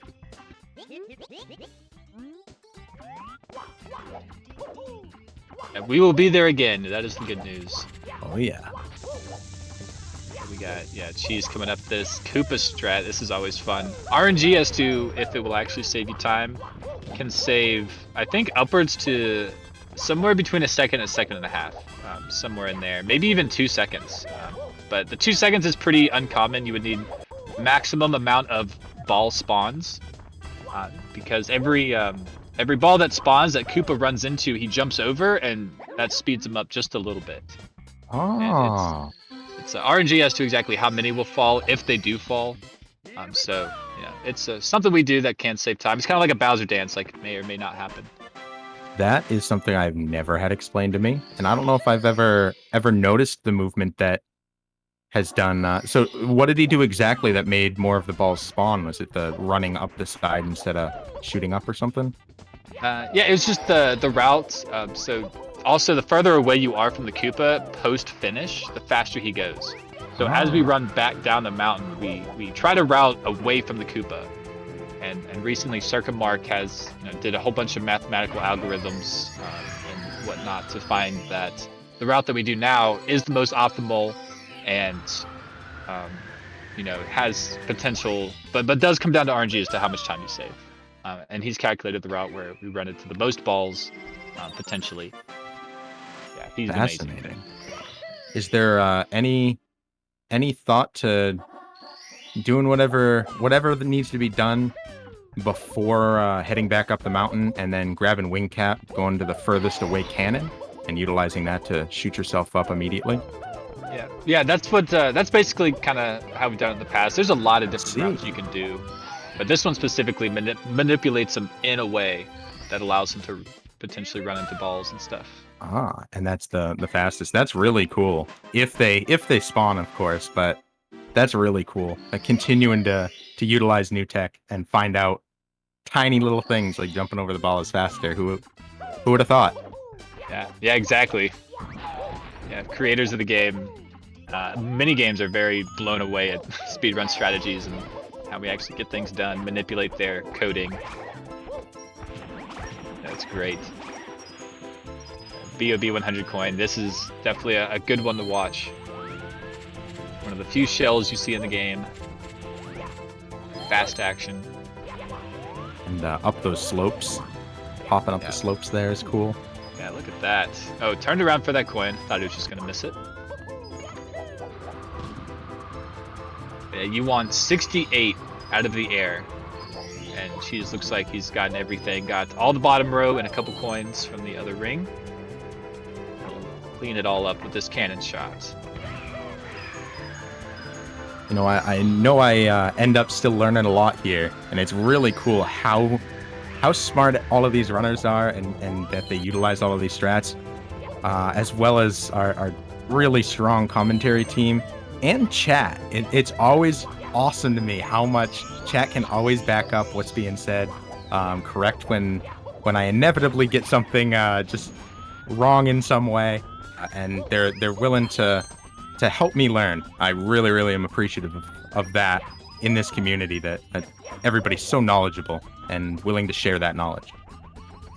Yeah, certainly. It's great. Yeah, chat's kind of like our secret weapon. If we don't know something, we can just ask. And there's probably somebody who knows if it comes up. That's true. Yeah. Chat is a great resource. Yeah, claps for chat. Yeah, exactly. Give yourself a pat on the other hand. Yeah, pretty good 100 coin. Those polls didn't go amazing for Cheese.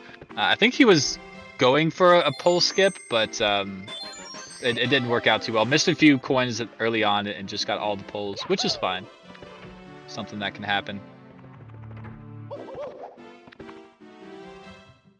But yeah, basement time. Yeah. Unlocking the door to the hardest part of the run. Or at minimum, the most deadly.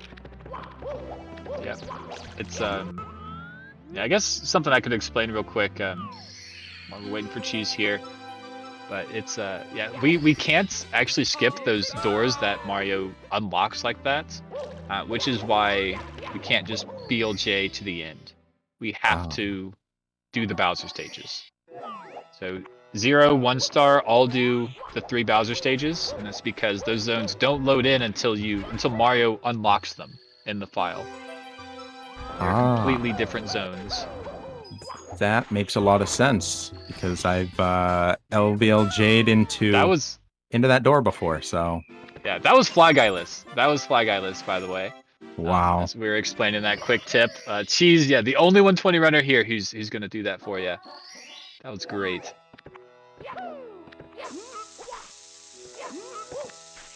Yeah, and chat's saying Cheese is running against world record splits and he's green. I don't doubt it. Don't doubt that one bit. Fantastic. Wiggler Buddy saying Task can skip key doors. Is that accurate? Not questioning you, just questioning my own knowledge here. Yes, Task can skip 1 key door, but that's from the courtyard. So Task will BLJ and have enough speed to clip into that door under the water, and will open the door, and that will let him in the basement, and we'll then load in the basement. But that's impossible to get to. Yeah, that's like literally impossible. It's not like will be possible. No, it's literally impossible for you to do that at home. I see. At least in any run, capability. And if you did get that, you'd be pissing your pants so much. Like you'd be going through Fire Sea, like you would not be able to hold yourself together. Interesting. I don't know. I'm just saying. Every time anybody has ever told me this is TAS only, it has been a thing. I have not Well- seen that. I don't know the logistics, so I will trust your statements here. There's some great TAS videos on YouTube if anyone's curious and seeing some really crazy stuff. Look up some TAS videos. They're great.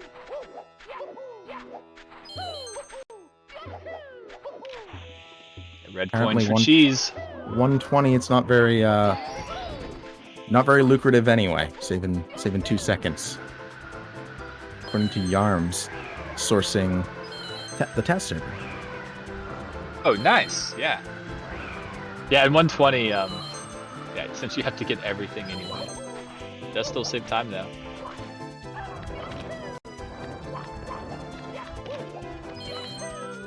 It's good. We have now seen all of the runners here today. Yes, Couple we of them have. in the in-betweens at the moment, but we know they're all going to be running today. Simply Still, TTC, for what looks like about an hour now. I feel like it's been at least 45 minutes of his practice has been in TikTok. Those later stages. Yeah, I think sometimes it's runners just like to practice really hard stuff, and that kind of covers your basics. You know, you get these 100 coin stars or something. Do enough of the movement. Feel comfortable with the stick and the buttons and whatnot. Warm up the hands. I love that dive bomb, the fly guy into the bomb movement here and shifting sand. That's a good manipulation. It's frustrating as a runner because it's just all RNG, but it's very fun to watch. Ooh, taking the talon out with them. Good job, Cheese. Talon boost. Yeah, there's some rare occasions where that can help you, and Cheese was able to dive all the way to the pillar, which definitely helped him. Gain a little extra speed running up.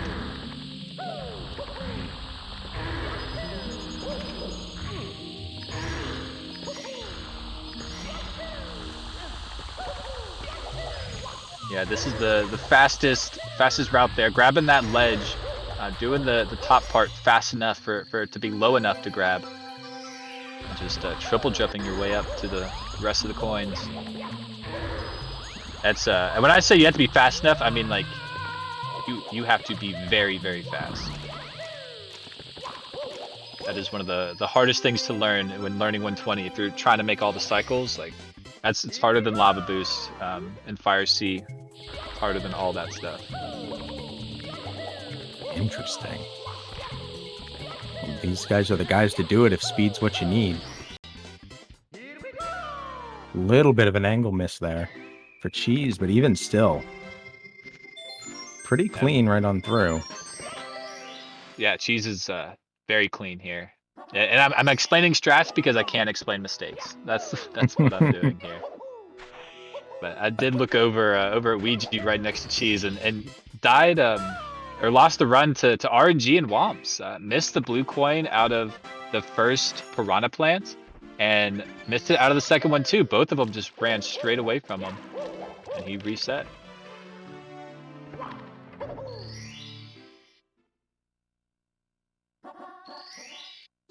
Blue Bob in the slide, Liam JRB, Ouija on the reset.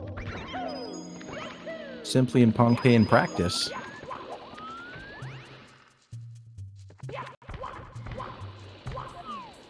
Looks like Callie still taking a break after losing that late run. But started practice a little earlier than everyone else. And first one to get a real good run going, so. Yeah, well-deserved break for sure. Exactly where I was going with that. I love it. Yeah, it's good to get breaks like that at the end of runs. It's a mental reset. You're in the sauce so long. You kind of need a little something to break it out. Reset. But Cheese is on a tear of a 100 coin here. Oh, that coin just going backwards. All good. Quick backup. Cheese stood still for a moment in order just for Mario to turn straight back. Didn't have to do any kind of semicircle.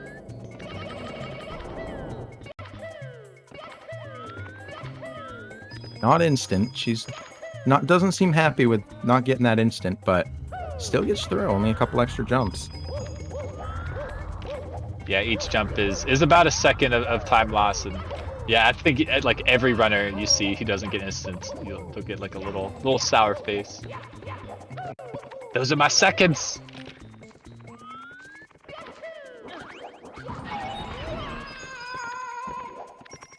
Okay, very nice. How's this RNG ending gonna get? How good is it? Oh, it didn't move at all. It's right where it was. He's not happy about that one either. Which, can't blame him. Not much you can do about that. Yeah, it sucks having to run up this pillar for the second time.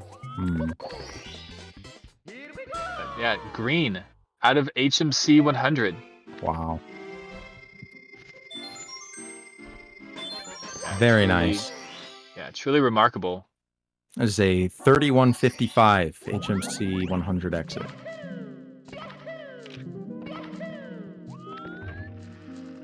Yeah, and if I do believe Cheese's world record had most of the time save early on, and then he just played insane for this second like 70%. You know, that would be the second world record that went that way too. 'Cause that's how Green Suiji's most recent one was. Is little bit of issues early on, couple of tiny ones, and then insanity for the rest of the run.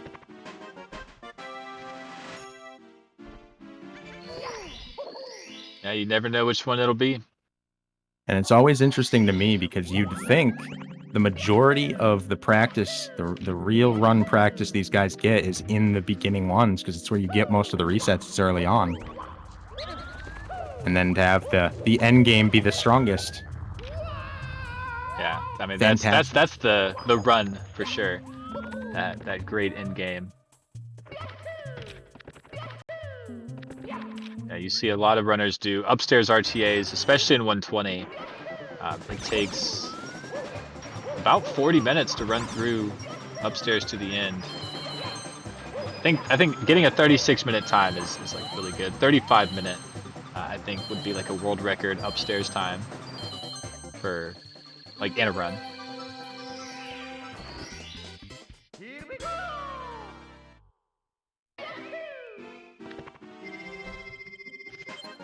This looks like he's feeling it.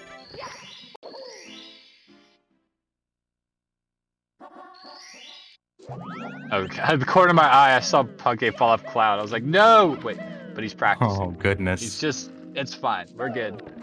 Deja vu nightmares. Cheese is the furthest along. We know this. I know this. It does make sense to practice this one, though. A couple of runners ran into issues here in the cloud.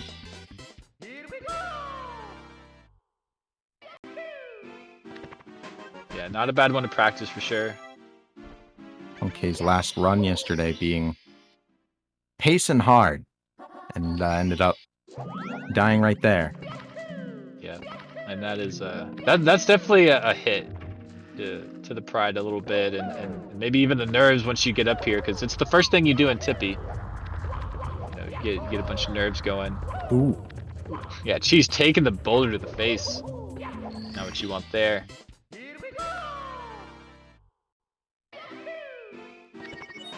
But yeah, that's what we saw most of the other runners do. They kind of narrowed down their pain points from yesterday. They gave those a good practice here, the first 30 minutes to an hour, and now they're ready to play.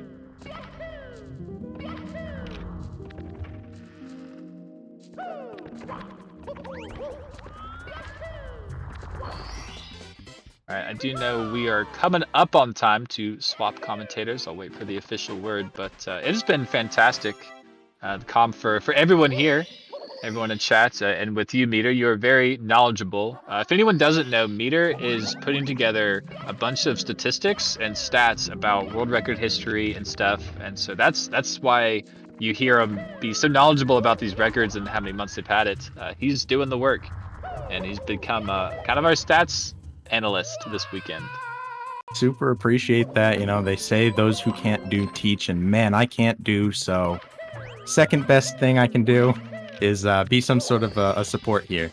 Make sure that those who are doing are getting the credit for that.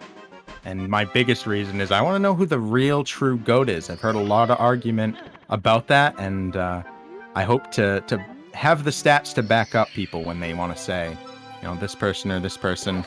What about this one? You forgot to even mention them. So I think it'll be really interesting to look at when it's all said and done. Oh yeah, that'll be fun, fantastic. Through like all the categories, right? Yes. Yep. So far, we're all 120 through 0 for the 5 main, and from there we can add more. Awesome. Yeah, the category extensions would be fun later on, but I know that's such a ton of work. Definitely. But there have been a lot of people who have done a lot of the heavy lifting that makes it much easier, and hopefully just doing my part in that and can be helpful to everybody else as well. But built off the shoulders of giants, that's for sure. It does feel that way. And yeah, just like that, we do have the official word. But it's been fantastic coming with you here, Meter. You'll be on later today, right? I will indeed. Yes. I Yeah, believe so you I'll be are on as a well. little bit later as well. And just like that, we'll swap over to Westdog and Zeus. Oh, but nice. Thank you so much, everybody. Y'all have a great one. See you soon.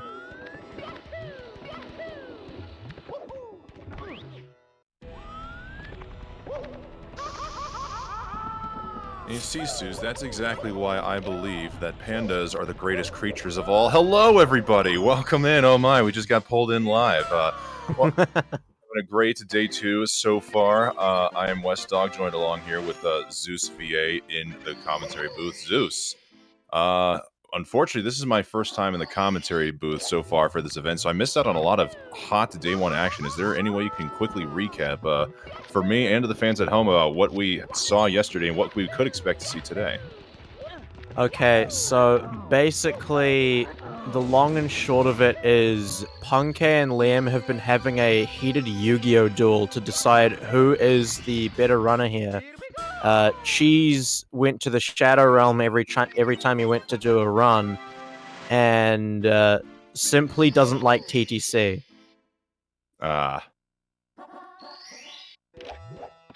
What else? That's pretty much the summary of it. And you say a heated Yu-Gi-Oh! Duel, so are we getting a lot of long, stretched-out battles that should only take about 1, maybe 2 episodes, but instead it's turning into 7 just to make sure we got that epic content here for Speedrun? Yeah. Like, for example, at the end of a stream yesterday, you know, we saw Punkei and Liam both on world record pace. It was a very good performance from both of them, but you know, it felt like there was a little too much filler in there. You know, Punkei summoned his Blue Eyes White Dragon like really early on, and it seemed like an awkward choice to me, but in the end it did cost him. You know, Liam did use Pot of Greed to draw multiple cards, even though Pot of Greed is banned. I was gonna say, my goodness, we're not a fan of having banned tactics in this stream. Yeah, he used a banned card, and I was very disappointed in him. And fortunately, he didn't get to capitalize on that too much. Only ended up improving his own time. Throws made sure to punish him for his disgusting breaking of the rules. But thankfully, all is well now. It looks like the Yu-Gi-Oh! Duels are over for the day. Or for the event, I should say. But, you know, at the moment we've got Cheese finishing up LLL 100 and Ouija going on a journey to find the ship's red coin star. It does also look like Ouija has yet to post a time on the board, but after nailing a very good-looking frame walk there in Jolly Roger Bay, we're hoping maybe this could be the run that finally gets him on that leaderboard. But also, we have a new addition in here. We did have Nindere competing in the last 120-star event, but it looks like they've been replaced by Callie Nui, who does have a time on the board with a 1:41.42. What did you see out of Callie yesterday? Okay, so Callie basically was playing really, really well, and I can't remember exactly where it was, but I do recall him having one, like, larger mistake. I'm racking my brain. I'm trying to remember where it was. You know what? I'm not gonna bother. But no, he's been playing really well. He's been having a lot of green. A lot of green. For pretty much the entire event. He just hasn't quite been able to lock anything down other than that 141. I am looking forward to Callie for one of the runners here in this event because he's the only runner. Actually, wait, no, never mind. He and Blue Bob both are the only two that have yet to get to the 139. So if there's any underdogs to root for him, definitely got to root for those two. Callie, a little more especially because he just PB'd with a 140.04, maybe 140.05 not too long ago. So who knows? Maybe there's a time to break out the swag strats and get the 139. It's only here at the Speedrun World Record Circuit. I mean, it's Callie. He goes for some really wild stuff. Like, I mean, he lost his run earlier that he had going to really, like a really hard monkey strat in TTM. Like, trying to do a couple, like, wall kick off of the monkey cage to get up to the monkey itself. Which, I mean, keep in mind, the monkey cage is not big. It is not a large hitbox. So, him trying to do that is just insane to me. You know what else is insane? Is this pace from Cheese here? It's looking like he's no longer comparing to his personal best / world record splits, but comparing against a 140, still has a 136 best possible time. So I'm rooting for Cheese to keep up the insanity here. You always love it when we get a good cut of the cheese. Absolutely. I think Cheese really, really proving that no one, in fact, does expect the Spanish Inquisition. I had to get it out there. I had to.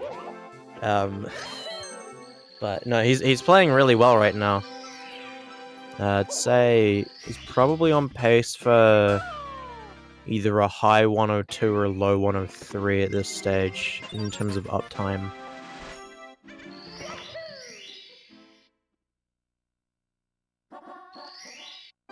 No, while we got some time to kill, I don't know if dono reads have been caught up yet. I do see we had the $200 donation from Tom Under Pressure. Go, go, go, go, go, go, go, go, go, go. And I just also wanted to say, I don't know why Koropoulos donated this while I wasn't in the booth, but $4.19 donation saying, this is for you, West Dog. So thank you, Cora, but this is not supposed to be about the casters. While this caster is humbled that you donated for this, just remember, guys, the real cause here is for the Urban Arts Foundation. Exclamation point UA in the chat if you'd like to learn more about Urban Arts. But if you guys want the quick little breakdown, Urban Arts is a pre-college program that teaches underrepresented students the art and science of video game development. 100% of students that walk through the doors at Urban Arts go on to higher education in video game development. And who knows, the next games developed out of the Urban Arts program could be the next big speedrun of tomorrow. So, exclamation point donate in the chat or exclamation point UA if you'd like to learn more about Urban Arts. Anything and everything helps out the kids. Yeah, couldn't have said it better myself, to be honest. It is, it's got to be quite the innate talent to have the ability to be able to segue into things like that very quickly and seamlessly. Just as long as it's not too corny or controversial. That's we want to avoid all of that as much as possible. Yeah, of course. Yeah, Cheese's run certainly isn't controversial, though. Looking very consistent and clean. Very consistent and clean. There we go. Co-commentator is learning quickly the segue, the talent of the segue. I love to hear it. Oh, and of course, immediately after saying that, he misses a red coin, but tis but a minor error. It's not a caster's curse. Don't believe anything you see or hear. Yeah, casters can't curse anything. Absolutely not. Everything's going swimmingly. And, wait. He missed a coin on the jump. Was he... Oh, he was trying to go for slide skip and he missed the coin, so... He didn't have to reset that, though. Yeah, he could have kept going down the slide to pick up the rest of the coins, but I guess it just wasn't worth it to continue after that. Maybe one too many errors. So, unfortunately, it looks like somehow we did curse that, even though we were not trying to. Anyways, it sounds like we've got audio from Blue Bob here, who's looking very green here in the Hazy Maze Cave. Yeah, I was about to point out before, actually. Blue Bob, it looks like he missed, what's it called? The salt triple jump? No, not the salt triple jump, but the BLJ. Toxic. On the first attempt. Not the toxic mate. The 100 coin BLJ there. Oh yeah, so I guess that's just I guess it is just a BLJ, but it's not the toxic maze BLJ. Yeah. Yeah, it looked like he may have missed that earlier, which, yeah, given the time loss he's getting right now, adds up. So, yeah, unfortunately, not quite what he would have been preferring. Blue Bob actually letting us know in the chat, straight up, they forgot how to play. I mean, fair enough. I mean, it's 120 star, it's Mario. Sometimes you forget to press A multiple times while holding Z. It's just how it goes. Sometimes the brain turns off. I know that a lot of people have that happen to them at least once when playing the game.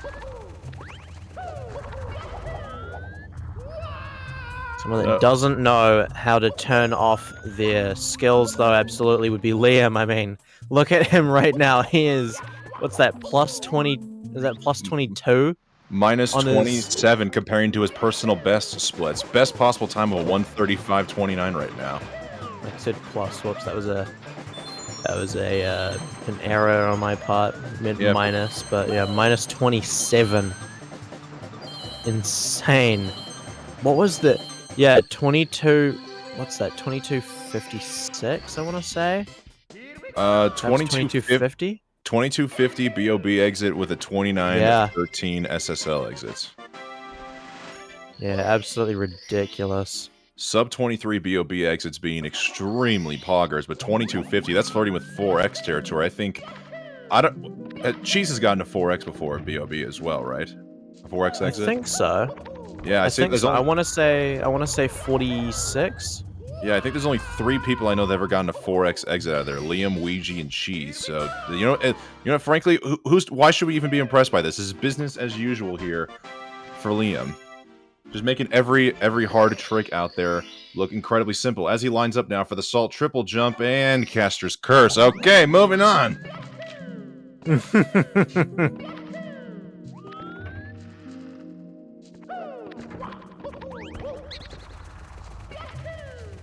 Yeah, no, these guys do appear to be struggling. Forgot English for a second. That's what happens when you're waking up early in the morning. I did it to myself. Oh, and Ouija letting us know in the chat that I believe he does have the fastest BOB exit with a 22:38. He does. Wow. He is quite ridiculous when it comes to his lobby. Actually goated at the lobby. Unquestionably. And he's on a minus 25.6 pace right now as he's doing 100 plus reds. It looks like if all goes well, he could theoretically be getting another sub 23 exit, maybe if we're lucky a 4 exit. He's got about 16 seconds of time save here in BOB, so we'll have to wait and see how this one plays out. BOB seems to be a stage that, especially 100 coin, that Ouija's been struggling with a bit in terms of doing cleanly. There were quite a few points yesterday where I would look over at his screen and see that he, you know, missed the red next to the chain chomp a couple of times, or broke his shell. But it hasn't had that happen this time. So that's already a good sign for Ouija. Getting 65 coins. Not quite as many as he would prefer.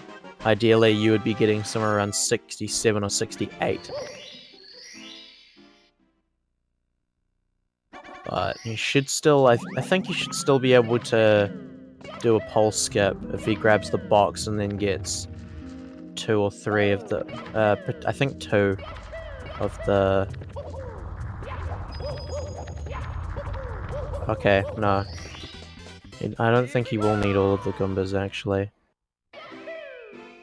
No, yeah, he would. Because he missed some coins from the box. He'll need to grab the last Goomba as well.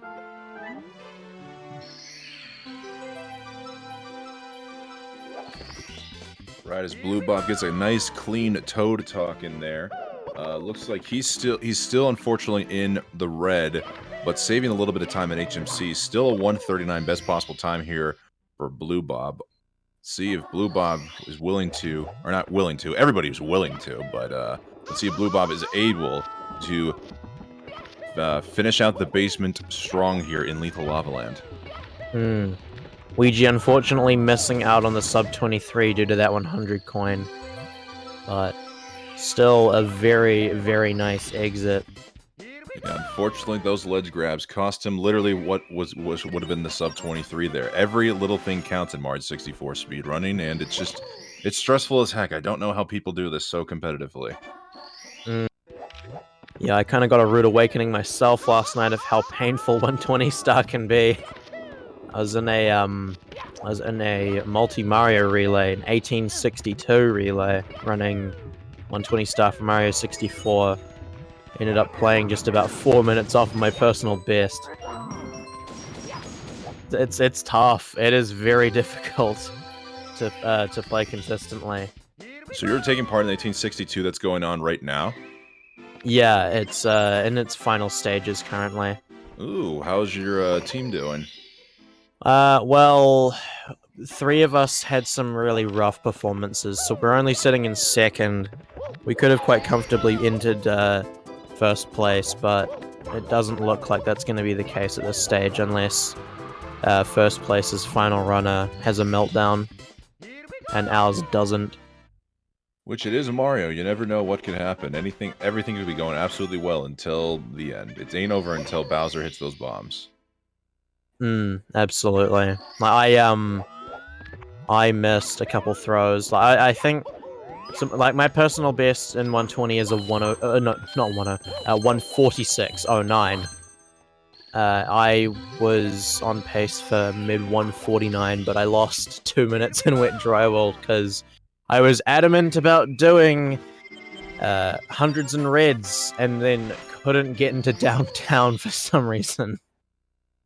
And spent 2 minutes trying to do that jump dive into that cage to enter downtown, because I'm stubborn.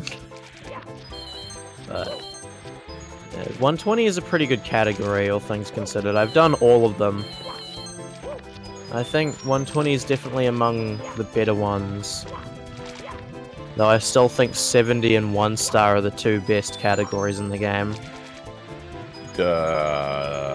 I'm sorry, you meant to say 16 star instead of 1 star, right? No, I mean 1 star. I think 1 star is the second best category in the game after 70. Production, we're gonna need to get a mental check here on my co-commentator. I'm worried for their well-being. Look, 1 star is an acquired taste, I'll admit that, but I've acquired said taste. It's like coffee. I mean, at least I get some actual benefits out of coffee. 1 star. I mean, I don't understand how people can actually feel good playing that category. Well, I mean, think of it this way. I'd spent like 2 hours last night practicing nothing but SPLJ, and I had no issues in doing so.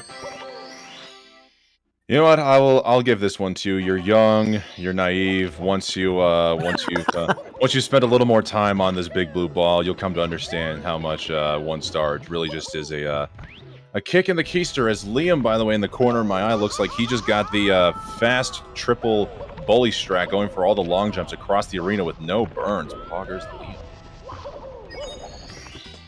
Yeah, Liam's on a pretty solid run right now. Very, very solid. -6 out of HMC. But yeah, no, 1 star is an incredible category. I would say 0 star if I was any good at DD skip, but I'm not yet, so I can't quite say that 0 star is an amazing category simply because I haven't had enough runs of it to say. However, yeah, 1 star is immaculate. Well, speaking of 1 star, it looks like Blue Bob's now going for the 1 star here in Vanish Cap as he saved more time out of Lethal Lava Land, is now looking to get some perfect Vanish Cap moves. Let's see how this one plays out. Yeah, Blue Bob, I think he's comparing against... Is he comparing against the 142? Looks like he's comparing against his PB splits of 140-45. Okay. I couldn't quite tell. Which I think he got in the last 120 tournament, sliding down the elevator, but still keeping it alive. Oh my goodness. Yeah, certainly a rough Vanish Cap there for Blue Bob. But he does nail the Siglemic triple jump wall kick. Love to see it. No, he's still playing fairly alright for himself. He's probably not too happy with the run overall at this stage, but that's to be expected given how he finished off yesterday with that excellent race with Simply staying 138 best possible time all the way up until, I believe, DDD. Wow. If not even Fire C. Like, he was literally right with Simply all the way up until Simply reset. So Blue Bob, maybe he just needs to get a race going to get that extra motivation. Yeah, he needs Simply to start runs. He can't quite get his runs until Simply starts, unfortunately. So for the time being, he's gonna have to settle for this.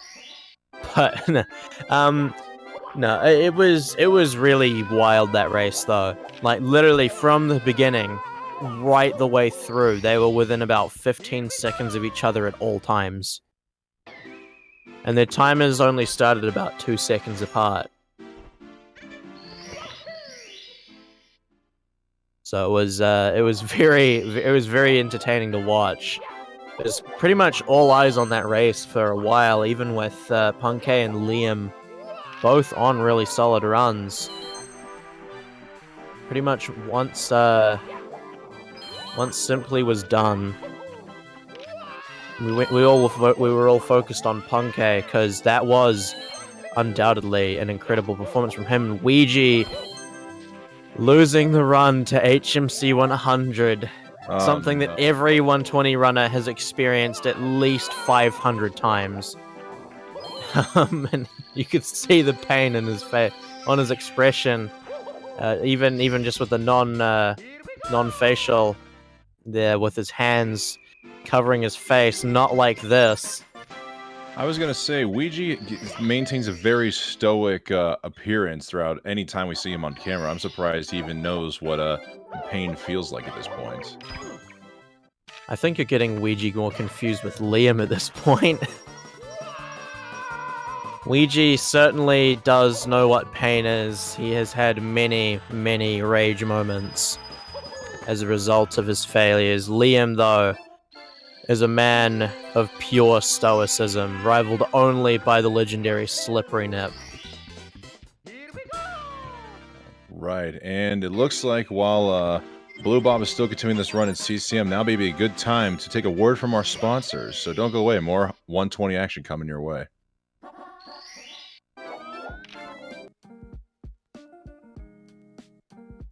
Urban arts helped prepare me for college by giving me a lot of experiences working both independently and collaboratively with other people to make really cool games, and taught me how to put my all into creative projects, and that helped me put together a very strong portfolio for college.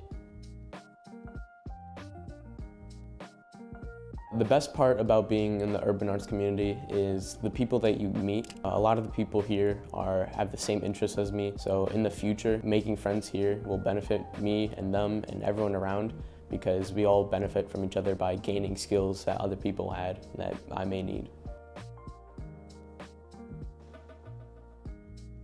Urban arts helped me see myself differently by showing me that I can be a good leader. In the studio program, I was assigned the role as project manager, and fulfilling that role for the first time actually helped me realize that I have good leadership skills, and it really helped me to develop them.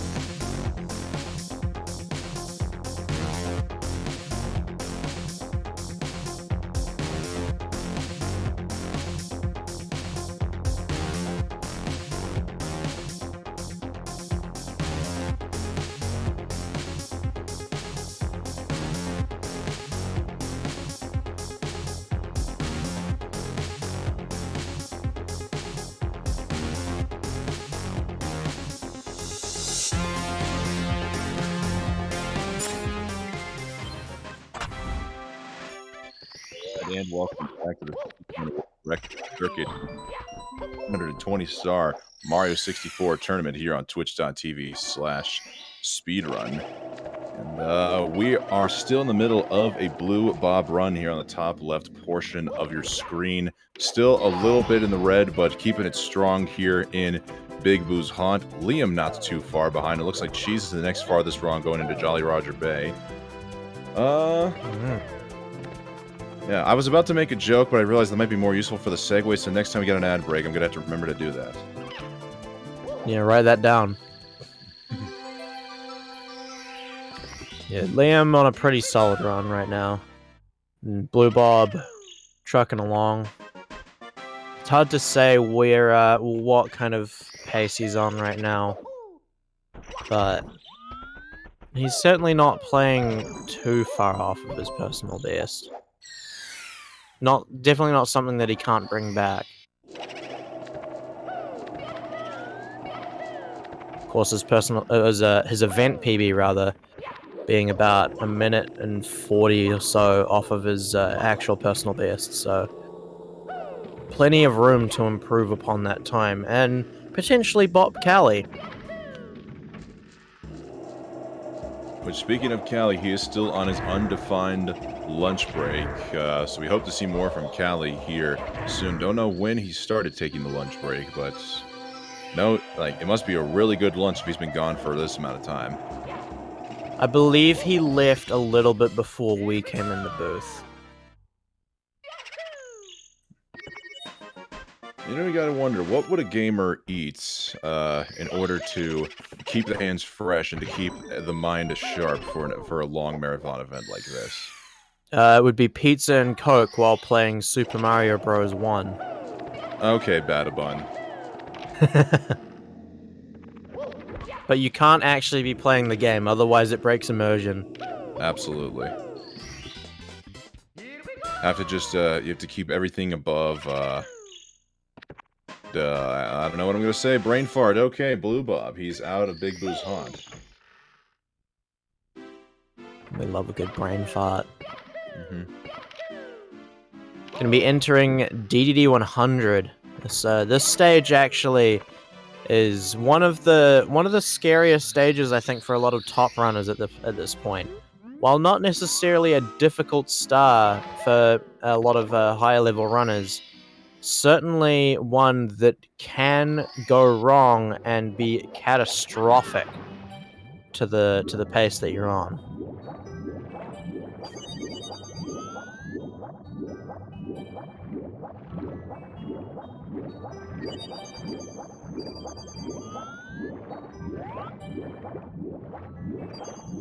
These guys really do swim like they've been doing it all their lives. I mean, some of them probably have just about. I mean, the And amount most of these guys are what, in their mid to late 20s? For the most part, so yeah, I know Ouija is 19, but everybody else competing, I believe, has crossed the barrier of 20. Because, of course, Mario 64 itself being about, 26 years old itself. Yep. I believe it will Some be of these turning guys 26 in September, if I'm not mistaken. Some of these guys are even older than that. Will have grown up playing it. I can't relate. I'm only a year younger than Ouija, so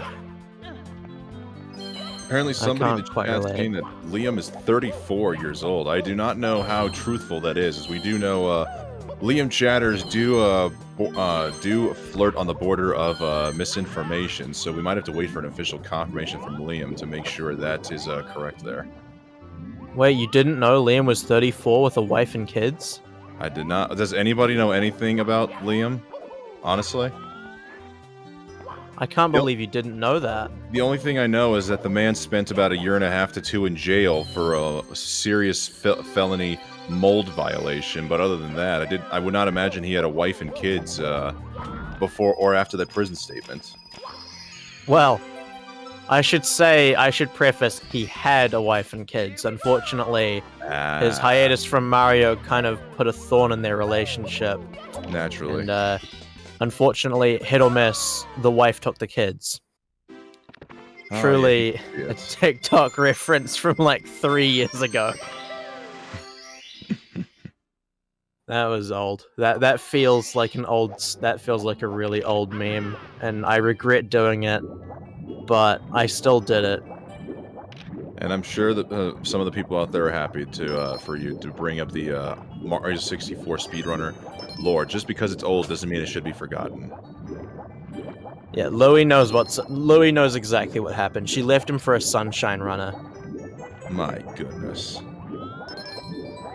Yeah, That Sunshine understandably, Liam will not be playing Sunshine after that one.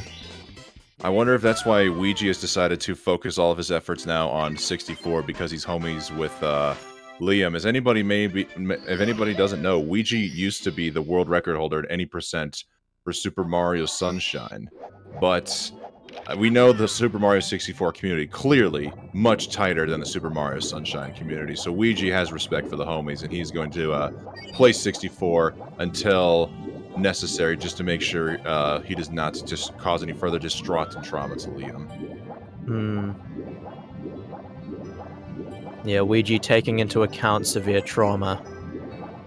Very, very good stuff from Ouija. Can we get a good guy Ouija in chat? Also, that's what GG stands for. I always thought it was good game, but good guy. You know, that makes more sense now that you think about it. Now you say that out loud with context.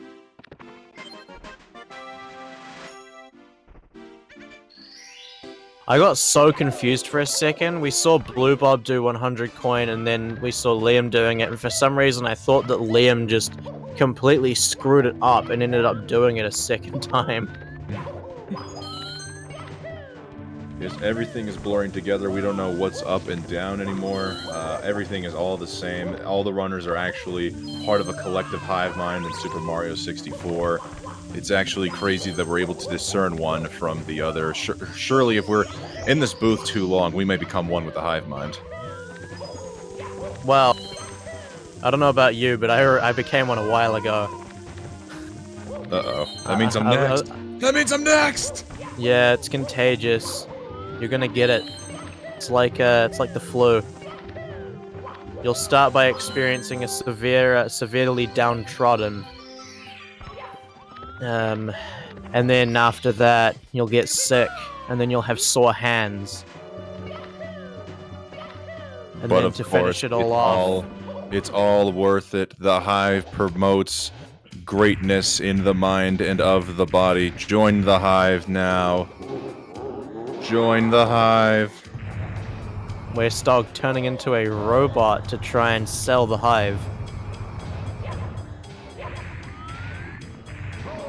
Oh, Blue Bob missing the tail grab, now been hit twice. Can only afford one more hit before it becomes a death. Oh no! Missing the throw, though, costing even more time. Oh no. Unfortunately, this is a pretty... Well, it's a larger time loss, but that's going to be a pretty big hit to Blue Bob's confidence in this run. And will make this run a lot more difficult to improve upon his event PB. Yeah, The one person that isn't struggling right now is Liam, playing very well at the moment, and I mean having some struggles in Fire Sea as well, but still playing incredibly well right now. Has shifted from his personal best splits to 139.48, his event PB split. Still a little bit behind on time, was behind by double digits on his 137, but as you said, still playing incredible here. Still a 136 best possible time, but of course in a category like 120, what does best possible time even mean? It means the time you're going to get after you miss 17 throws if your name is Liam. probably actual facts there. Liam actually, in staying true to his nature, did miss just enough throws yesterday in his final run to miss out on getting the top spot at the end of day 1. Did go into throws on pace to improve it by about 10-ish seconds, and then proceeded to miss a couple of throws and ended up with the 139.48. Does look like Cheese is still comparing against his personal best splits, which means in the green he is technically on a world record pace. But I wonder why Cheese has yet to complete a single run. Perhaps he's looking for history to repeat itself yet again. In the last 120-star lifetime attack tournament here on Speedrun, Cheese did not finish a single run until overtime on the final day, where he unlocked his main character armor and was able to beat Punkay by 7 seconds on the very final run of the event. Perhaps he's looking for the clutch factor here, unless, you know, maybe this could be it right here. I hope all goes well for Cheese in this regard, as he casually nails Fly Guyless, by the way, in a 120 run. Holy mackerel. Absolutely mental. He just pulls out these insane strats and then acts like it's nothing. And then misses the bomb grab for place, which it looks like he's done a few times at this point. This would be his last backup.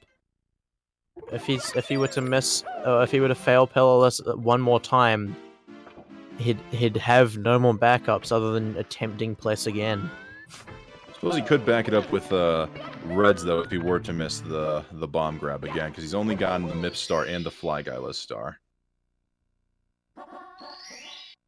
And it looks like we've actually got a donation for $35.50.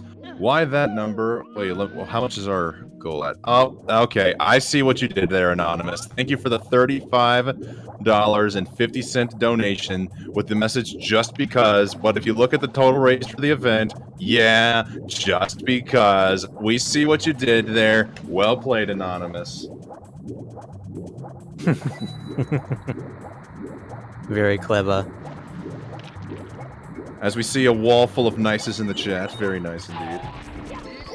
$35.50 is always a nice donation, regardless of what the total amount raised for the event is. Liam looking at probably a low 103 uptime. Definitely not his best pace ever, not by a long shot, but still a very, very good run, and definitely world record pace. Liam has been having a lot of these world record paces in this event, and you really, really can't be surprised. It's Liam. He gets these world record paces what feels like every day when he does runs and actually streams. So indeed, it is a 103.04 upstairs door touch for Liam.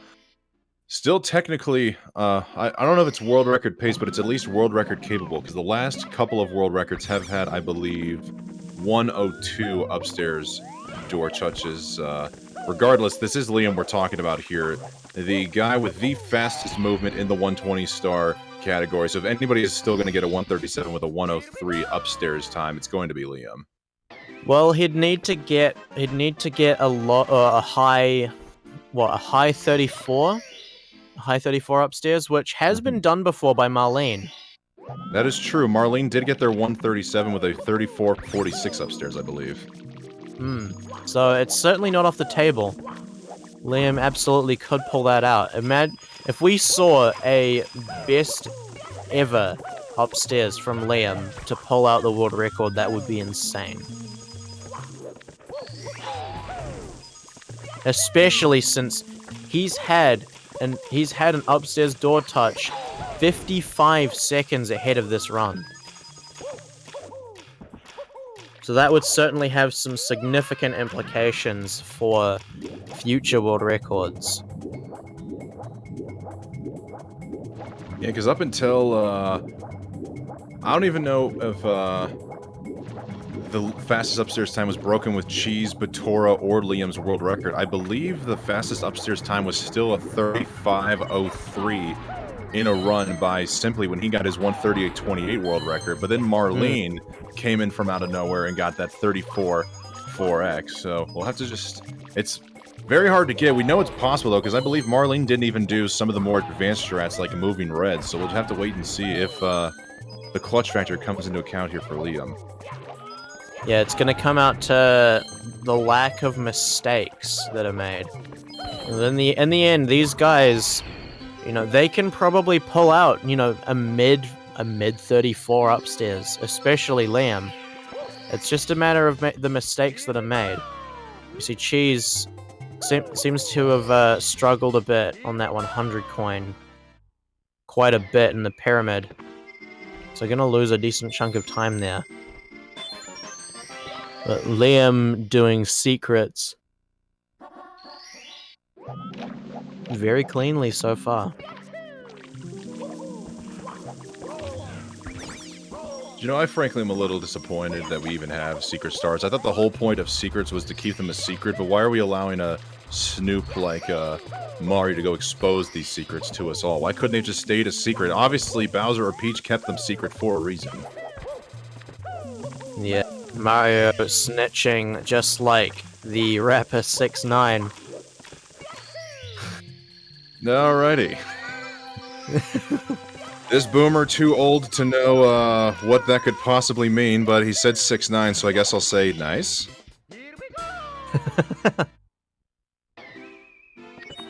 It's okay, many people will understand. And many people won't understand that joke. Does anybody actually here know who this rapper 6ix9ine is? Type 6ix9ine in the chat if you actually know what Zeus is talking about. Oh, it looks like Blue Bob finally reset their run. Yeah, they didn't get the water level to the desired level for that final star in Wet Dry World. So rather than wasting more time going to swim and lower the water level, he's just decided to call it there. It looks like he might be flipping on Usamuni for more extended practice, or might be perhaps going on break. Yep, he is going to be turning on that Everdrive for some practice. So now we're going to be focusing on Mr. I guess the speedrunner formerly known as Mr. Kings, but is just now simply known as Liam. Chat really showing that co-commentator Wes is out of the loop completely. With an eruption of 6ix9ines in chat.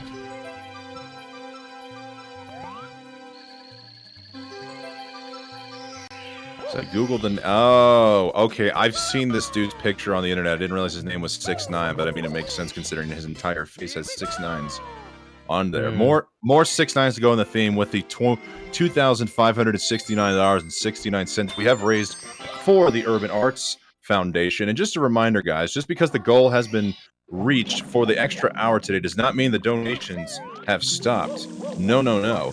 Guys, anything and anything helps the kids at the Urban Arts Foundation, a pre-college program that helps teach the art and science of video game development for underprivileged children. So, if you'd like to help out the kids in any way, follow the link at !donate in the chat, or follow the link at !UA if you'd like to learn more about the Urban Arts Initiative, as Liam just golded Wet Dry World. Oh my goodness. Wow. What a beast. Absolutely mental. What was that split time? That was a 5:09. 5:11. No, 5:11. 5:11, my bad. But still, like, insane gold. Woo! Liam perhaps hearing this commentator say he was formerly known as Mr. Kings. He was Liam Kings for a while, simply known as Liam, but with a gold split like that, letting us know he is still indeed crowned the king in these here parts. And yet, only more of a martyr at the moment for 120 star. Doesn't hold the world record yet, but has the best paces. Has yet to reclaim his title as the king of 120. But currently this run does show potential of him being able to do so once again. while the casters in the booth are fondling over that golden split, it looks like Cheese, who did have the farthest run aside from Liam, did look like they reset. So now we've got Ouija in Bob-omb Battlefield, still in the green on his PB paces here, as he's concluding with 100 plus reds here. It's looking like not as good as the last run we saw him make it to BOB, only minus 4.2 seconds, but I still believe that he is capable of being able to get a low 23 exit if the rest of these coins go well. Liam having some good blue coin RNG there, not having any funny business from that big Goomba. We'll have a, what turns out to be very, very clean THI 100 coin. Certainly nothing to laugh at. Unless you're cringe and like to Pepe laugh at Liam. But I don't know why you ever would. Because he's the one that has the highest chance at this stage of getting a world record. At least the highest chances at this moment. This is the glory of the speedrun world record circuit. Any one of these runners could bust out a world record before our very eyes. And oh my goodness, it looks like Ouija is actually going to be getting out of here with a 22.5x exit, proving this caster wrong. It looks like it might be, with the star fade, I should be a 22.56. Woo! Ouija, still cooking. Yeah, Ouija is an absolute monster at lobby, but definitely finds his biggest struggles in basement. If he can get through basement cleanly, then, well, we have a treat on our hands, because Ouija is someone that absolutely could pull out at least a 138 at any given moment. You know, I'm almost rooting for Ouija to succeed at this rate because, you know, I don't know what it might be like there in your part of the world, Zeus, but in the United States, they always tell you to dress for success. You know, the better you dress, the more successful you might be, or the more successful you're perceived to be. Ouija is the only speedrunner right now of the 6 current runners wearing a collared shirt. And you know what? I gotta respect a man with a good fashion sense and a good sense of, dress wear. So, you know what? Let's hope that this run continues to go well here for Ouija. Well, unfortunate pillarless there for Ouija immediately after. But oh no. Should still be able to back it up, yeah, with Talon.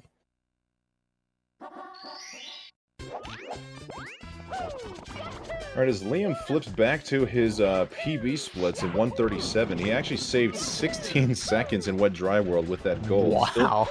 Still has a couple of stars left to go.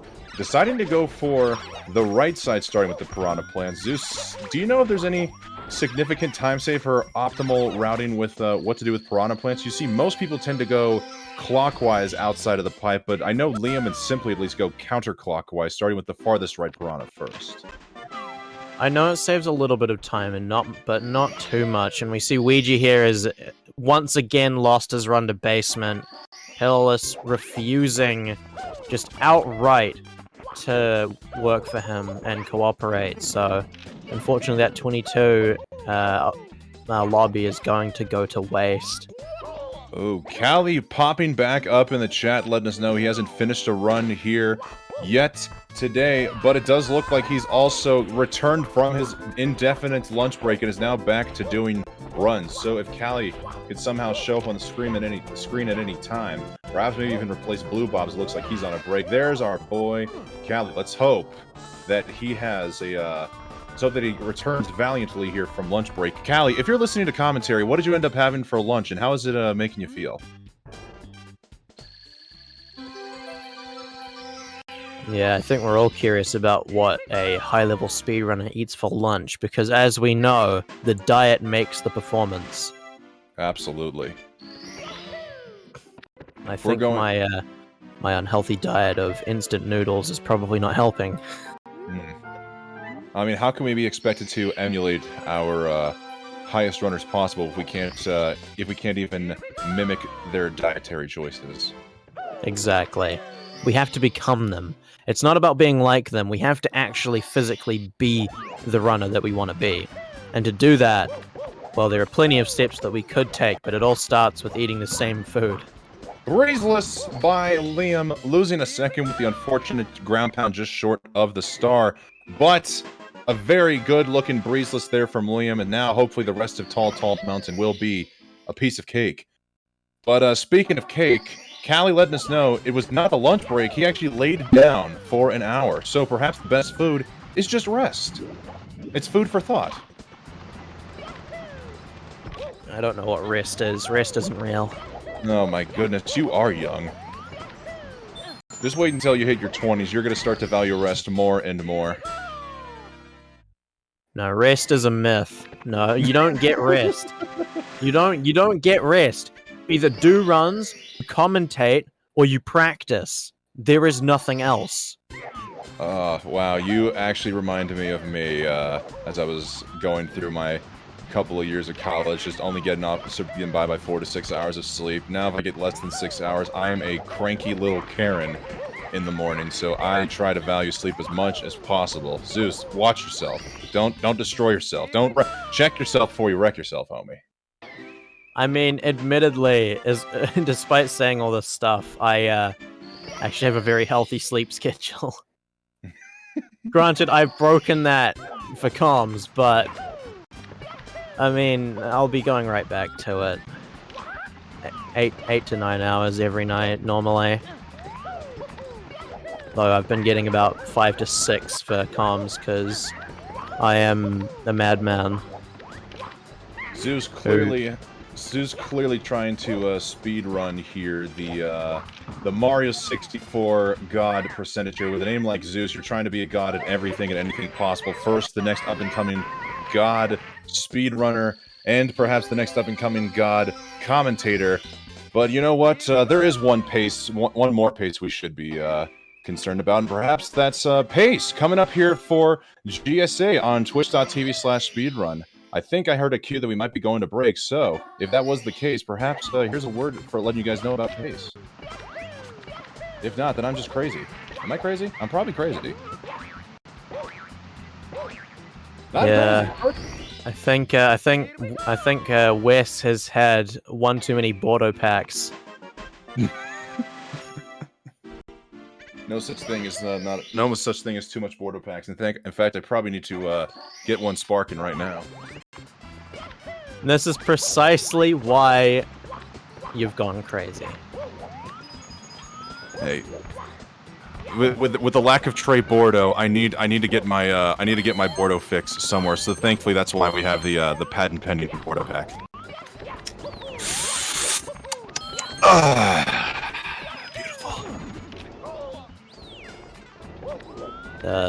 Liam, it looks like getting a bonk on the coin line long jump.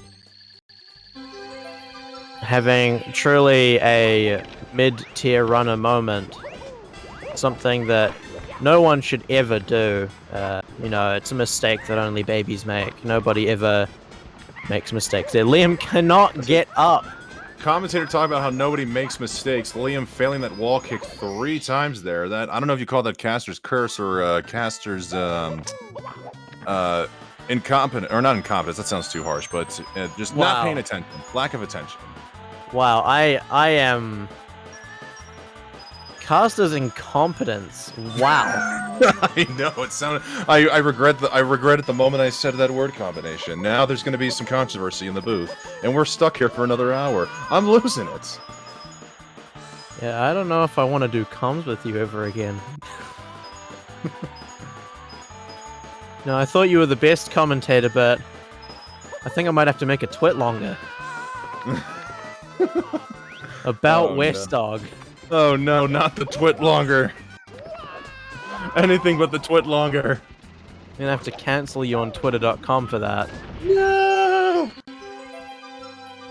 You know, it's been a long time coming. I've already flirted with banishment on this channel a handful of times since the start of the Speedrun World Record Circuit, so maybe now is the time. Just clearly showing utter disregard for the feels and frankly mentality of co-commentator here.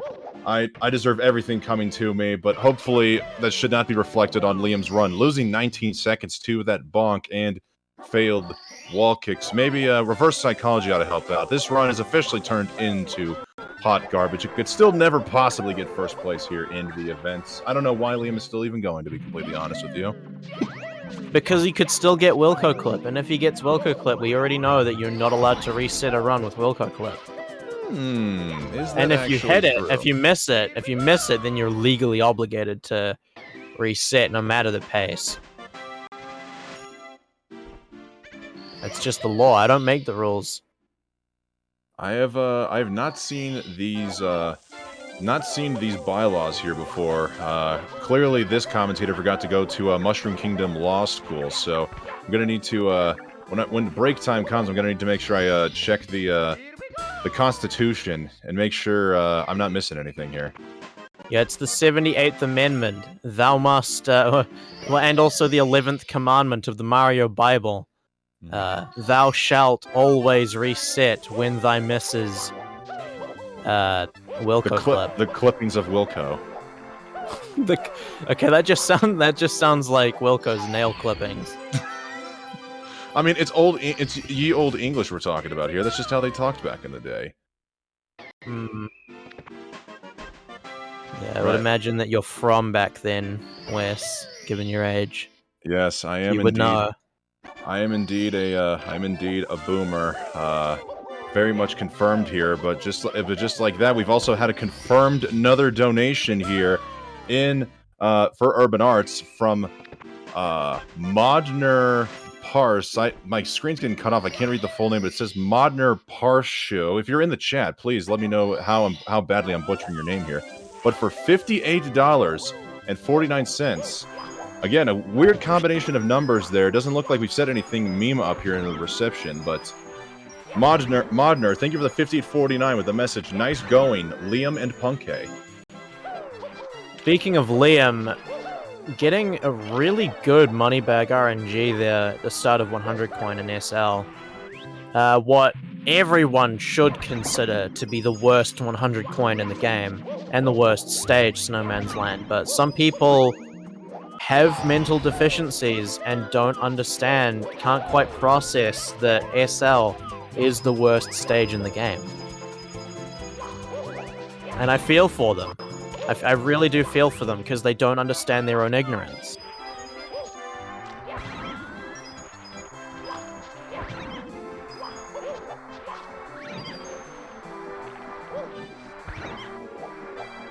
Very nice handling of the spin drifts there. And we got one more potential bad case of RNG coming up here with the money bag plus 2 spin drifts after collecting these first few reds. Liam, ever so carefully threading the needle from that snowman. I honestly thought he might have been clipped by the hand there, but fortunately, oh my, wow, pretty good RNG from that money bags. Yeah, this RNG's been really good for Liam. This is exactly what he needs if he wants to sustain this pace, because this is still potentially world record possible. It'll be close, but it is doable. Now, you were talking about how if you land Wilco Clip, thou must completeth thine run, but what happens when you get money bag RNG in your favor like that? Well, in that situation, it actually overrides the thou shalt reset if thy misses Wilco Clip. It's like a failsafe there. If you get good money bag RNG, you are legally allowed to miss Wilco Clip and continue the run.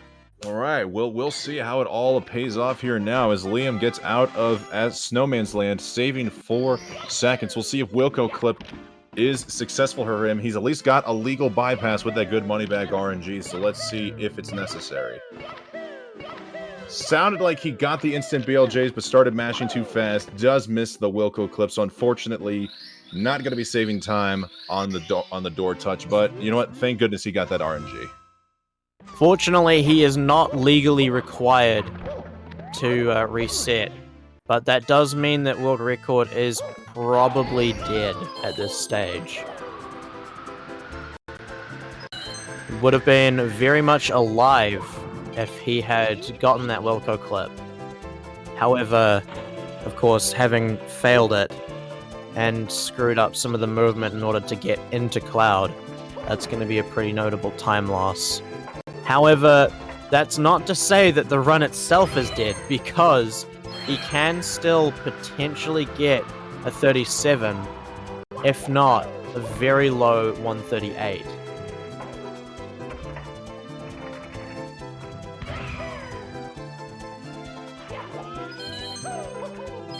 God, the perfect cannon shot to just graze the edge of that cloud. Oh, missing the red Liam. He's going to have to circle back around. He's going to collect that 7th one. Is he going to have enough height to get up there? Is he going to resort to try the ground pound? Oh, no. Oh, man. He's going to have to do the cannon shot, I think. This is a cloud meltdown. Actually, and yet to... I'll go for it. Despite this error, this is still less time loss than what Punkei had at the end of yesterday. Someone, I believe, in the chat actually stated that Liam was on theoretical 138.22 pace, so had up to 1 minute of time loss before being able to tie Punkei's the best possible time. So it looks like, I mean, he's already lost a good chunk of time there in the cloud stage. First with the failed Wilco clip, and then the missing of the red. So now we're just going to have to see some tick-tock cleaning here. Isn't it insane that this best possible time is a 138.15, and he's plus 106 on his personal best? I mean, that's just Liam for you. Yeah. It's ridiculous. Like, if anyone can get a 136, it's Liam. We actually have Simply right now in BOB minus 12 on his 140.13, which was also a pretty good run up until the end. Of course, having lost about 50 seconds to TikTok clock. So, certainly there's potential there for at least a 138, should he hold this pace.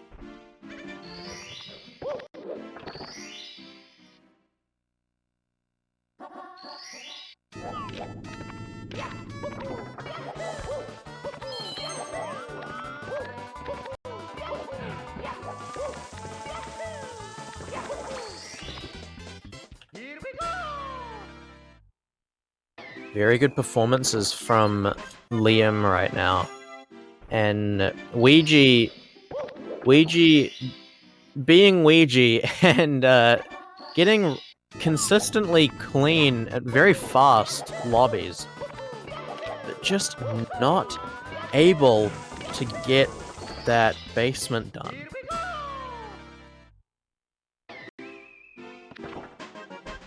Right, we got Simply now on the second half of the screen here. I wonder if Simply is going to be able to get the balls here in BOB. He's finished with a 19-second Koopa race, so I don't know all the little intricacies of how quickly you need to finish your Koopa race for the best probability to get said balls. But he's still moving minus double digits on his 140 run from yesterday. Or was that from earlier today? Let me get his 140. Yesterday. His 140 was yesterday. Alright. It was the second completed run of the event, after Callie's 141.42.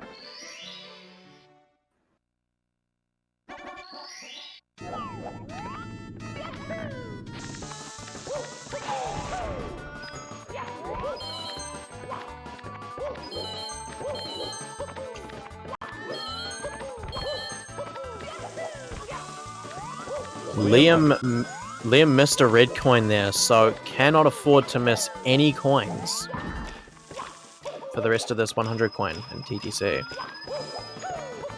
And unless I am completely my head's completely in the clouds right now, it looked like Liam went for non-moving reds. He still does non-moving reds, or did he get moving reds? I don't believe he went for moving reds. Yeah, interesting. I would have thought with Liam being at this high of a caliber would want to incorporate moving reds, but you know what? You're battling for first place. Might as well, especially with all the time lost in the cloud stage. It makes sense he wants to play just a little more conservatively at this point. Honestly, I wouldn't blame you for having your mind in the clouds. I'm sure Liam's mind is probably still in cloud after the mistakes that he made there. Absolutely, just completely lost in there. That red really messing with his psyche.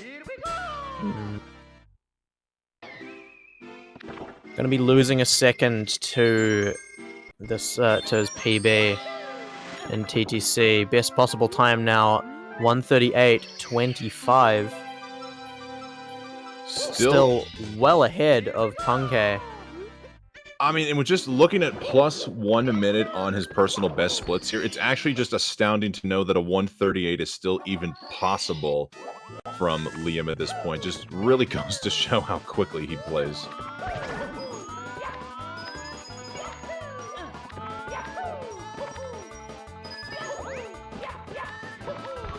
Did get some thankful RNG from the fly guy there. It is ideal to get both coins there, but most runners will settle for just 1 coin. So assuming he doesn't miss a lack of 2 coin here with the ground pound. Very nice, collecting them all with the ground pound. Now we'll have 37 coins going to reds. We'll only need to collect 7 of them before going for the wall kicks.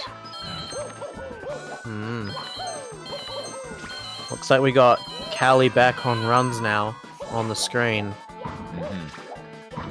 Yeah, Callie has been back for a little bit, but still has yet to get a run past the lobby, but we look forward to seeing more out of Callie.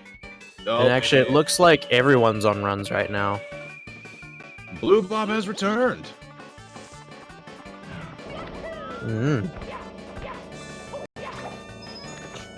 Alright, and now it's time for everybody's favorite part of a 120-star speedrun. Everybody, welcome to Carpet Talk. I am your host, Wes Dog, joined by Zeus here, talking about carpets as we chill on the carpet here. Zeus, what's your favorite thing about carpets? Or better yet, what's your favorite carpet of all time? Okay, my favorite carpet of all time is the one in Aladdin. I think that carpet has some really special traits. I like the fact that it doesn't get stained, because I've seen so many carpets that just so easily become stained, and it is really frustrating to get those stains out of said carpets. But the magic carpet from Aladdin just does not stain, and that automatically means that it is 1,000 times better than every carpet that has ever come before it. Just ignoring the... Just ignore.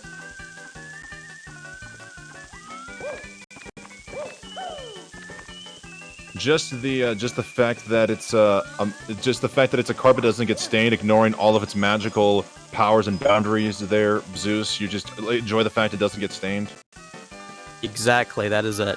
Nothing else matters.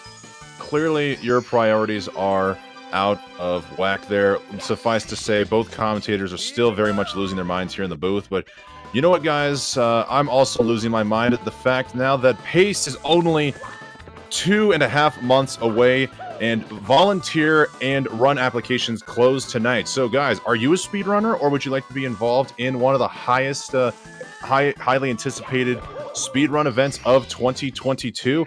Well, head on over to the website for PACE, and I believe !PACE, to submit a run you'd like to potentially have featured at the event, or to volunteer and help out with production or other duties necessary.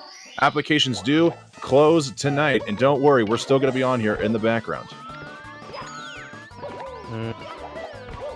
Yeah, it's gonna be really cool to watch, seeing everything going down. Personally, I would have loved to be able to go in person, but it just wouldn't work out for me. I mean, that's got to be at least, what, 17, 18 hours worth of air travel time for you there, Zeus? Yeah, and like, well, I want to say maybe $6,000 probably. Oh my goodness. Wow, yeah. Not ideal. Yeah. I mean, it was about $3,000 to go to the UK a couple of years before COVID. And that was just for a 2-week stay, and that was not accounting for accommodation or food. Ugh. Liam, I can't imagine it would be much better in other situations, especially now. Fair enough.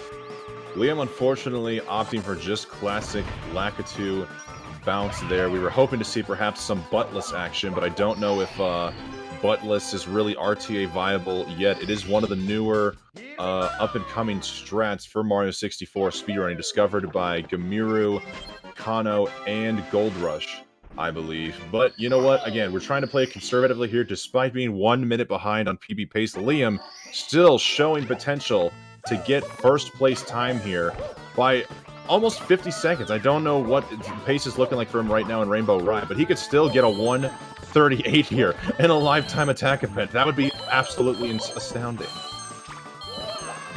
After the star, I can probably work out how much time he has left.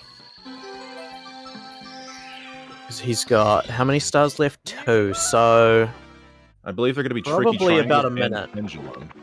He's got about a minute left, I'd say. All right. 50 seconds to a minute. Because, yeah, both of those stars are very, very short.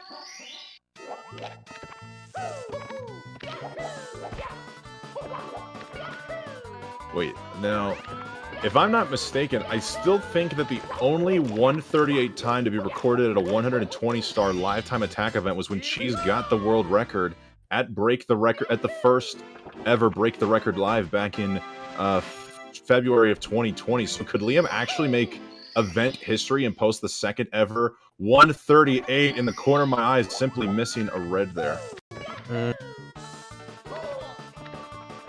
Yeah, looking like a very, very good performance from Liam here. Very solid Rainbow Ride. Gonna be saving some time over PB. 1:38.32, best possible time going into Bowser in the Sky.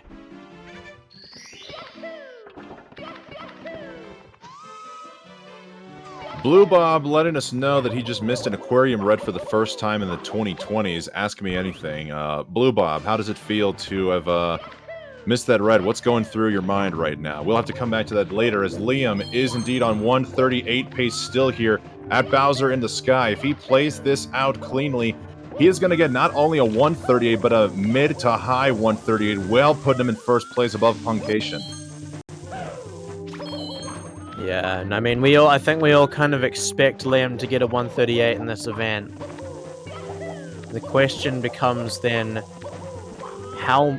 who could surpass that performance? All eyes would then of course go to Cheese, Punkay, and Simply. Most notably, of course, Punkay, who has already posted some of the best times. I think he still has the best run going into Tepi thus far of the event. Oh, getting the 0 frame block, but able to keep on the carousel. Good awareness from Liam as he's collecting this final red. Now it's just coming down the one wall kick. Whew. All right, 1:37 entry here into the pipe. If he goes 3 for 3 on throws, this is going to be a 1:37 3x here for Liam. 1:37 3x. That's my my bad. record. 1:38 3x. My apologies. Commentator's so hyped, he's forgetting numbers. That's 1 or 7. I don't know. That's 2.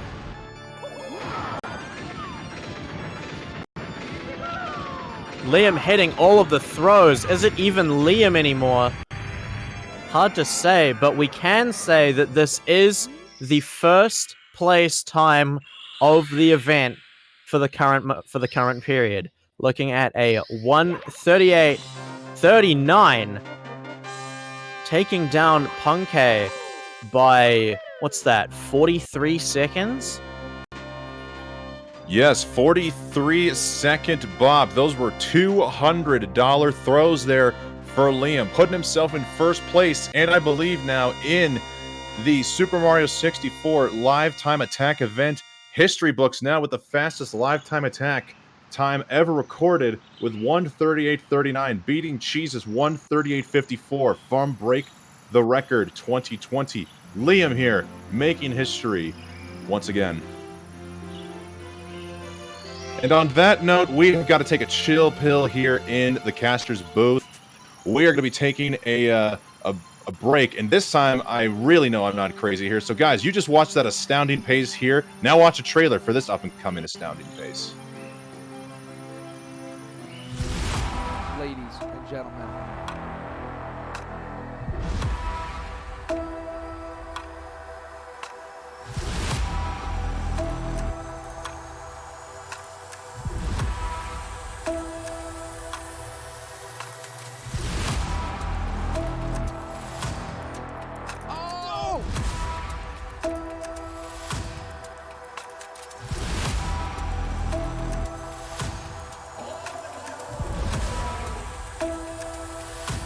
Who's ready for some action?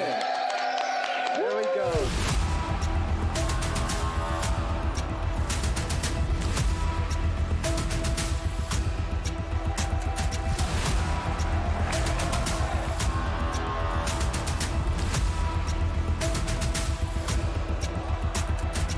Everybody get it out. All four. Here we go. All four.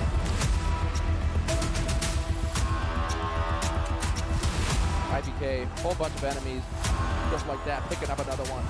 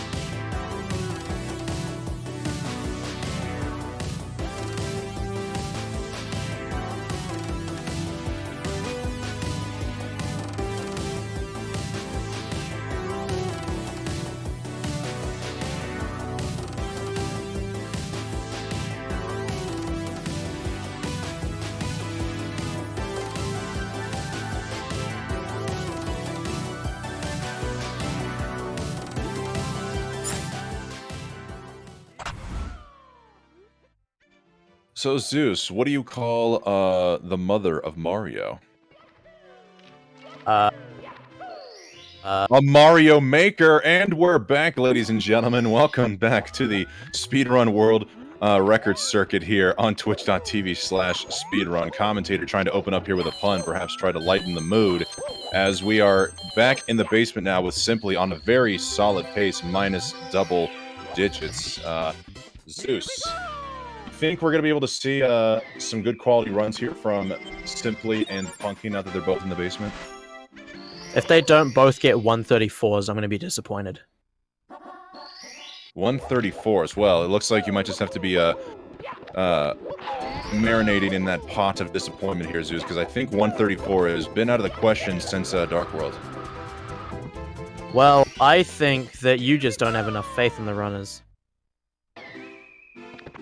I mean, unless you're telling me they're going to find some groundbreaking backwards long jump strats that even we aren't aware about. Perhaps you may be right, but I feel very comfortable in my statement. You know what? They don't even need carpetless. My God, you're right. They don't even need it. They'll still get 134. Taking a look at the timers here, Simply getting out of a shifting sandland with a 29:33 exit, and Punky getting out with a 29:34 exit. These guys are basically near tied with one another, and I gotta wonder what they must be talking with one another. If you see their mouths moving and smiling simultaneously, they're actually in a Discord call with one another, perhaps talking about their runs with one another, or who knows, maybe just something stupid and funny.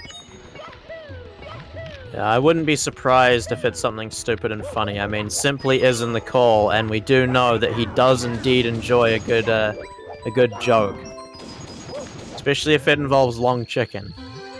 I thought you were going to say Stemhead, unless the Stemhead is eating the long chicken, then that's just comedy gold right there. Well, at that point, I think Simply peaks as a human. Not even when he got the 138 world record, just peaks when you reach that comedic peak. Exactly. I wouldn't be surprised if they're actually just like trash talking each other though about their runs. I mean, that's what real friends do, right? You really can't be Yeah. you can't be homies unless you throw in the playful trash talking once in a while.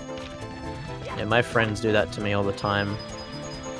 I mean, I do that to you all the time, and I didn't think I was your friend. That's okay. You don't have to think. I mean, what even is thinking anyways? It sounds so overrated. I've already had at least a handful of brain farts in this booth here, almost calling the booth a studio here. Still losing my mind one brain cell at a time. The spoof. Yes, welcome back to the commentator spoof. I am Dog Wes. You are Wog. Wog is Pog. Yeah, and we got Punky, unfortunately gonna be backing up a failed box triple jump with emergency exit. If you say anything other than box triple jump or triple jump box, you are wrong and you need to repent for your sins. Ooh, some hot takes coming out of the booth here. Thank goodness my air conditioning is turned on here, because whew, it just got steamy all of a sudden.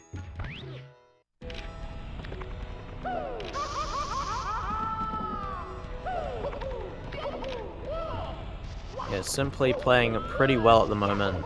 Gonna be losing a little bit of time. Skipped, okay, I don't think he skipped any splits in this run, but it must have been in the last one. Yeah, gonna be pretty far ahead of this 140. Good stuff from Simply.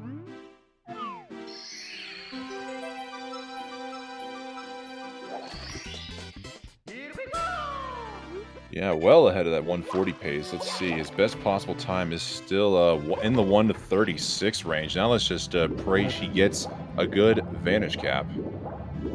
We're also going to be seeing Blue Bob joining Punky in basement. Very nice. 3 runs in the basement. Love to see it. And for those wondering, by the way, Liam did mention after the run in his stream that he is going to be taking a break for a while. We don't know. Perhaps it'll be one of those indefinite lunch breaks like Callie had not too long ago, but fairly understandable. He did just get a grind for a solid 138 time here. The King deserves to rest up for a little bit. Simply not getting the best jump over the edge there, but still going. He should be able to close this one out strong. It's only one. Actually, is it one cycle? No, it's 2 cycles he's lost. Whew. But it's nothing major. It's only about 4-ish seconds, I'd say. Will he get the side flip sig? Very nice. Siglamic! Oh my goodness. That, I mean, I know it's Sunday, but I didn't feel awake, and now I do with that very, very enthusiastic cry there from Zeus. It's okay, it's Monday for me. Man actually living in the future. This event is taking place on a Sunday, but already so far ahead of his time, he's in a Monday. I mean, I strive to be that kind of, that kind of Time Lord. I see chat didn't particularly enjoy me giving them a bit of a eardrum burst. Alright, well, as you said, you made the right call about 3 or 4 seconds of time loss there for Simple as he connects on the triple, or not the triple jump, jeez, I'm looking at HMC Metal Cap right now, I was about to say triple jump box. Connecting on the backflip wall kick in CCM, commentator actually legitimately going crazy. It's okay, at least you weren't going to say triple box jump, because that is a sin. You know what else is Machinator. a sin? You know what else is a sin, though, Seuss? The fact that even though we've reached our donation goal for Urban Arts, we have even a bonus goal of $2,750, and we still haven't quite reached it. Guys, the Urban Arts Foundation has got to be one of the best foundations for children out there today. Let me explain. You're watching video game being played out here, right? Well, that video game had to be made by video game developers. That's right. And you know what video game developers were at one point? That's right, children. Children shape the future in every way, shape, and form. When you hear people talking about think about the children, what they really mean is think about the video games. Because without the children of today creating video games, how are we going to know what the next great speedrun or the next great game of the year is? Guys, we cannot let this atrocity stand. We must support the Urban Arts Foundation. ! Donate in the chat to help support the kids of the Urban Arts Foundation. ! UA if you need to even know more about urban arts. Hopefully, my passionate cries for donations is all that we need, guys. Think about the children. Think about the games. I need my fix over here. I can't be trapped in retro world forever. Yo, Wes, you're right. Do I need to call an ambulance? Yes, I'm fine. My heart rate is only 123 right now. I think it'll come down here in just a moment. Call an ambulance! Call an ambulance! But not for me! Is that a reference to something I'm not It's another meme video. At this point, I'm basically Monsoon from Metal Gear Rising: Revengeance. You know, there was somebody in the chat not too long ago, Zeus, who, oh my goodness, I'll have to get back to that in a moment. The cries of help actually working as we got a $124.82 donation here from Anonymous to even it out to 0 cents. Simply saying GG's, which I believe Zeus clarified earlier means good guy. So, good guy, Anonymous, thank you for the donation. And also, a $20 donation from Chad Krosky, which I'll go ahead and say in an announcer's voice here. Ladies and gentlemen, Steve Ballmer! Developers! Liam rocks. Thank you for the donation, guys. Oh, yeah, wow. We crossed the goal. You know what? Because we crossed that secondary goal of $2,750, I'm probably going to have to create a second-hand incentive here. Zeus, next time I show up in the commentary booth for the last couple of hours, what do you think would be a good incentive to reward the people for helping us reach that post-goal? talking for the remainder of the stream with a Mario impression. Oh no! Oh no! Oh, mamma mia!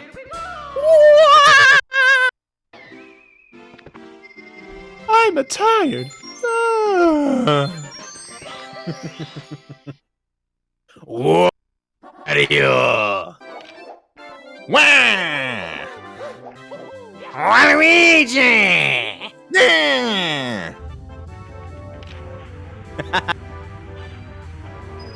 Alright, Caster's having a little too much fun with their ability to impersonate voices here.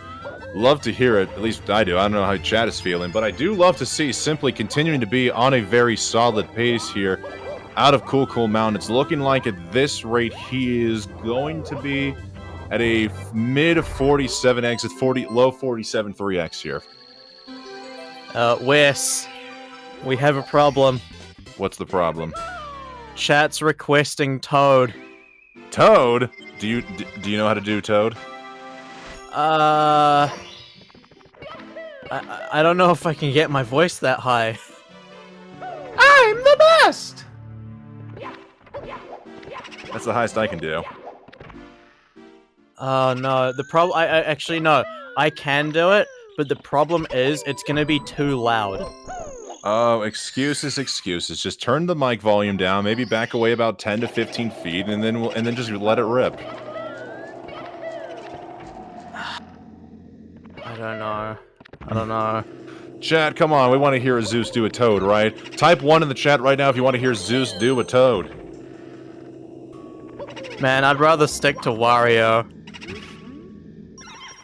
Oh, well, you're gonna have to do it now. We are getting a complete wall of ones here, Zeus. You have to cave into the peer pressure.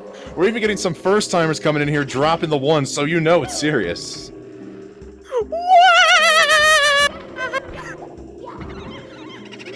Okay, hang on. Okay, specifically, I'm gonna do one line, and it's from Mario Bros. Wii. Mario Bros. Wii. Okay, very specific. Pause, champ. Because it's the only one that I remember. I don't remember any other Toad voices. Okay. Give me a second. I need to drink water because this is gonna hurt. I'm pause champing so hard. I'm holding more aggressively than that Drake emote. I'm on the edge of my seat. One arm up, holding. Help me! Okay, that was definitely, the screechy kind of Toad.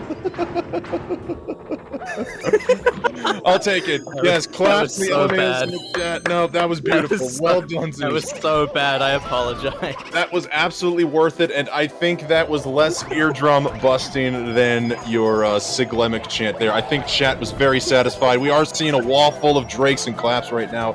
Absolutely. Thank you for caving into the peer pressure, Zeus. We're very happy. The only other person that's ever managed to make me do anything with peer pressure is my best friend. So I normally don't succumb, but with that many ones, I don't have a choice. So what you're saying is we're best friends now. Pretty much. Aww. We made friends today, chat. Yeah, the real PB was the friends we made along the way. Aww. I have to agree with Speedrun, the user, white people happy. It made me very white people happy to hear. If only there was white people blush, because really my cheeks are as rosy as a Mario cap right now.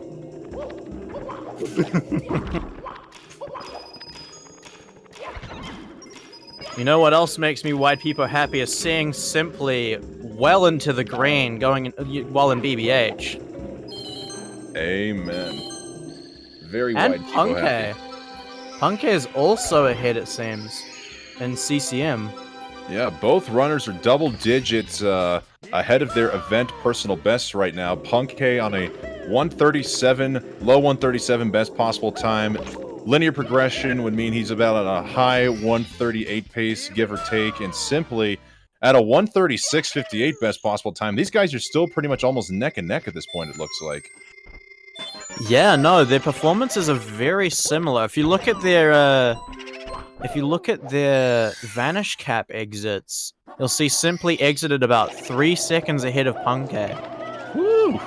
So they're very, very similar in performance right now. Chat calling out West turned into a bit of a robot. I suppose that friendship was programmed into you. Beep boop boop beep boop boop. Yeah. Here we got Simply killing the undead. Ghostbuster style. And he did indeed get some clean bowls of peanut soup there. You'll love to hear it. Yeah, got a couple of good runs now, which is nice. Yeah, Blue Bob still also in the basement, in the green, it looks like. Still comparing against his 140, 45 PB, and it looks like he's, am I reading this correctly? He's minus 26 seconds ahead of his personal best right now? I can't tell, but you're probably right. Yeah, it looks like, I swear it says like minus 26.1 right now. Holy mackerel. Any readers in chat? Do we have any Peepo G's in the chat who can confirm this? Remember, I am the older one in the booth here, so my eyes are already degenerating. Oh, my eyes are also completely screwed. I can't read things further than like 5 meters away from me, which I think is like 8 feet. That's simply because you're not sleeping, Zeus! Wait, no, it's not 8 feet. It's more than 8 feet. It's like 16 feet. Oh my goodness. If you just, I don't know, maybe decided to sleep every once in a while, perhaps your eyes wouldn't be failing you. I do sleep. I just spend all my time, like, a couple feet away from a screen. Oh my gosh. 15 feet? Okay. Thank you, Lorelei, straight out of the UK, dropping that metric system knowledge. Straight out of Compton. I don't think the UK is anything like Compton. Then again, I've never been to the United Kingdom, so, is there any, British people out there that can confirm or deny that, that statement? Nick Crompton, definitely from Compton. Oh my god! England is my city. Team 10 references. I thought commentators had already been losing their minds, but when we're starting to get Jake Paul and Team 10 involved, we are way off the deep end here. I would not be offended whatsoever if people stop tuning into the stream right now. Yeah, honestly, I've been destroying viewership for this stream. I apologize. GSA's never gonna want to have me back. Alright, well, you know what no segue in mind, brain fart and work. Simply is minus 33 out of Big Boo's haunt, now heading to Dire Docks. And Punky getting ready to exit Cool Mountain. Simply got it at CCM with a 47.34. You know what, Seuss, you were talking earlier how Blue Bob and Simply got into a race yesterday, and they were both very much on par with one another till near the end here. Perhaps, it looks like just maybe perhaps the secret to getting a good time, or at least a good, long-lasting run, is just racing Simply. Yeah, or just Simply in general. Simply seems to be the secret ingredient to this. Of course, we've got Blue Bob on an excellent run, and Punkay as well, and it's all because Simply is here. Can we get some hype in the chat for Simply, not only for this awesome run, but for everything that he's doing for these other runners by letting them play well? Simply is simply the great one. But a great one also, a good split from Punkay, 47-36 exit out of Cool Mountain, now only 2 seconds behind Simply's time. And speaking of Simply, I don't know what happened there. Was there a brain fart on his end? It looked like he went for chests instead of 100 plus reds. Yeah, I think... Yeah, I don't know why he did that, but... Maybe missed one too many coins? Is he doing... See, now I'm confused, because I don't know if he's doing... He's been doing 70, but... I would have thought that he's probably... Maybe it is just 70-star muscle memory. That is true. I don't know if he's doing DDD 73 or not. I would assume so. That is In true. which case, it wouldn't make a difference. It wouldn't make a difference if he's doing DDD 73. All right, confirming here in the Simply chat, he did indeed exhibit some 70-star memory. The man was on the grind for the 47 as of a couple of days ago, getting the 47-43. 70 brain kicked into effect, and he went for chests first. So thankfully, no major time loss, but he is just taking a rather unorthodox route now going forward. Yeah, I believe that Simply... Did Simply's 47 round out the top 20 being all 47s? Yes, there are now 20 runs on the Speedrun.com leaderboards. The top 20 for 70-star is now all sub 48 times. Yeah, with the person leading the pack and or starting the pack of those 20 being Armada, who was also spending a lot of time on a grind for that 47, ended up getting a few 48 flats. Just to really get teased, but did eventually get that 47.59. Then of course Simply now sitting currently in 13th, bopping Chip Groove with his 47.43. See, that's just the genius nature of Armada. Armada, of course, anybody who may not know, was a Super Smash Bros. Melee god and just knows how to farm for content. So he was just farming the PBs literally 1 second at a time. 48 flats, 47.59. Armada just knows how to keep the people interested and how to get the streams popping off. But yes, more importantly, guys, shout-outs to Jaquarium, Simply, and Armada, each for getting a 47XX time in 70-star over the course of this last week. We had a major historical week in 70-star with three brand new runners getting 47s for 70-star. So claps and drakes to those three runners out there. Perhaps And even just this year as well, we've got Simply, Armada, Jaquarium, Kano, Sweegie, and Chip Groove, who all started out, who all came into this year with 48-minute times or worse, and have now all achieved a 47 this year. Has Kano achieved a 47? Yes, he has. 47.53 3 months ago. Oh, wow. I completely forgot about that grind. Yeah, or in Sweegie's case, literally not having a 70 PB, going from nothing to 47 in just about a couple months. I mean, Sweegie, you know as well as anybody else here in this chat, you're just on a whole nother level. You're cracked. Yeah, just enough said. I believe it was Cheese who said it, that Sweegie has some of the best control of Mario in the entirety of the community. And he proved that the most when he grinded for 47 and did it in such a short amount of time.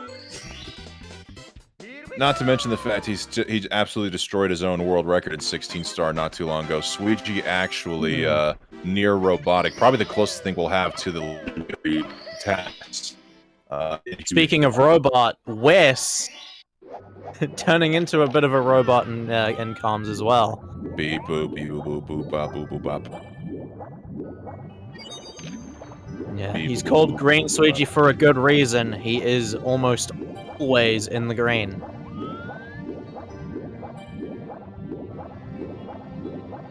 But for the moment, we are looking at Simply, Punkay, and Blue Bob, who have still retained their own green for each of their runs. It looks like Blue Bob golded Vanish Cap there. Oh my goodness. And he's now minus 41 on his PB. Oh my gosh. I want to see what his best possible time is. It's gotta be in the 138 region. It says 138.16 if I'm reading that correctly. Wow. Yeah, when he was racing Simply last night, I believe he was looking at about, I want to say, 17 seconds slower than this run out of Vanish Cap. Wow. So he is a good chunk ahead of his run from last night. Really, really showing. And then, of course, Punkay, I believe it says +4. Might be a bit more than that. Perhaps +8. In going into BBH. Yeah, just finishing up at the moment. Yeah, he is minus 8.7 in BBH, still only a couple seconds off of simply CCM time. So now we'll see how close these guys are once he's out of Big Boo's haunt.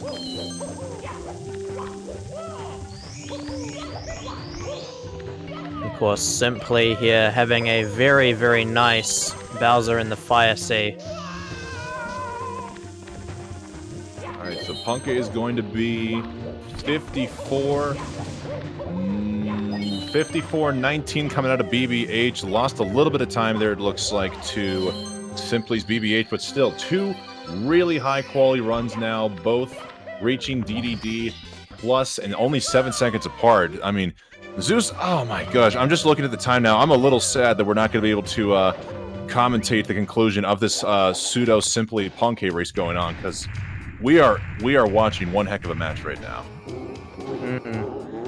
Yeah, it is quite nuts. However, I think, at least on the bright side, we should still get to see Simply with a 102 upstairs door touch before we go.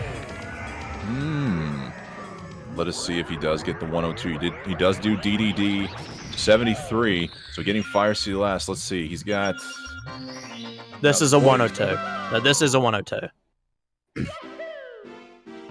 Oh.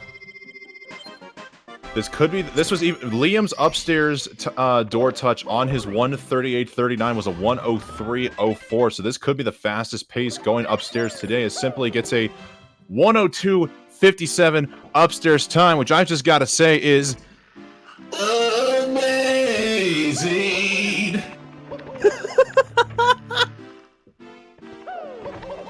Wow. Yeah, and you got to think Punke as well is also playing almost even with Simply's run as well, so we could see a 102 up from Punke too. So some very, very good runs going on at the moment, and of course as well, Blue Bob currently destroying his PB on this current pace. Woo. Hopefully we'll be able to continue the pace as it is, because this is easily 139 pace from Blue Bob right now. Perhaps Blue Bob will be able to set a new personal best at yet another lifetime attack event. I think the last time in the 120 lifetime attack... Oh wait, no, he was on PB pace, but he lost it in Bowser throws, but got the PB the day before. But perhaps the 120 magic will be in Blue Bob's favor, and we get to see a Pogger's run from Mr. Bob. Looking like a pretty good DDD 100 from Punke. Let's see. 56, 58 fade out for DDD. Just 100. barely outside of his gold. Woo! Very nice stuff from Punke. Simply having some issues with Dryworld. Getting quite a bit of lag there, but gonna be able to get the star in the end.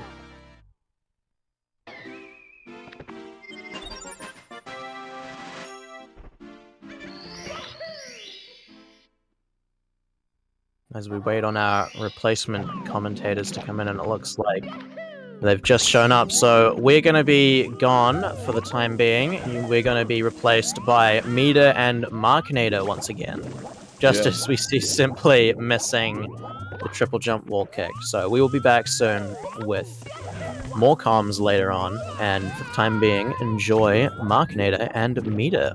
Yep, the third hour of the golden team of Markinator and Meter. Enjoy. Guys, Zeus, it has been a pleasure, as always, commentating with you. I believe we have one more hour together later this evening, so hopefully there will be some more hot, scorching 120 action to come. Mm-hmm. Right, we'll see you soon. Yes, we'll see you soon. Until, enjoy Eminem.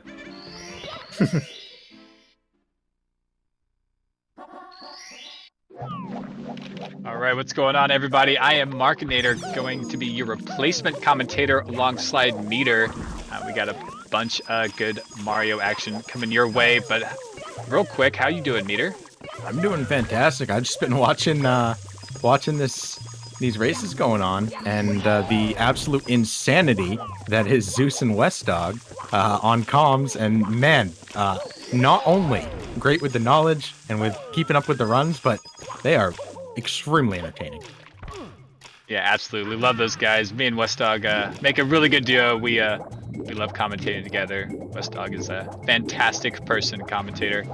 But going back to the runners, we got Simply on a bit of a pacer. I did see him miss that triple jump wall kick. A few Sages, Pepe hands in chat for that one. But yeah, making it through upstairs, negative 56. That will probably drop a little bit after this, but hopefully not too much.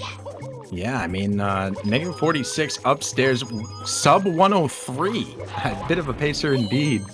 Absolutely great. Wet Dry will give him a little bit of an issue, but Punkay on a great run here. Blue Bob even getting golds. Like, we have some amazing runs going on. We knew it was going to happen here. All of these runners turn it on day 2, and we're seeing it right now. That's right, and it's what everyone was hoping for. It's what we have. We even have that extra hour at the very end, which is going to be fantastic. It can really, really help. All those runs that could be the last run, all of a sudden turn into runs that you can reset and you get another shot. So last hour, very important. It is. It looks like the chat was able to hit the 2750 too. That is extremely impressive. I'd love to see some awesome records set here, both by the runners and by chat. Yeah, that would be great. See what Simply's got here doing secrets. Yeah, I really had trouble on the 2 stars where you do the triple jump wall kick off the cage. Broke the coin box at the top of the cage star, which adds a lot of extra lag, wasted some time, and then missed the triple jump one time to the other star. So we'll see what this time ends up being. We'll have 1 star, the quick shocking arrow lifts. I think is what the star is called, but really the only shocking thing about it is that we can just warp straight to it. And you'll see that here in just a moment. But entering in bottom level, water is all the way down. There's a warp. The Wet Dry warp. And we're there. Making it look so easy. Yeah, a little glimpse of the arrows right at the end that you're supposed to use, and they move, and I don't even know how they move because I don't ever touch them. I don't know what they do. Little to no chance on the 137, but still, big opportunity for PB for best time here in the tournament. Yeah, Simply's on that super great pace. Hopefully can get that 138, potentially PB for Simply. I think best possible time looks like 137 something. I can't quite make it out, but I know it was on 136 pace for a long time on the best possible time. 37:51 is best possible, and current PB form is a 38:15.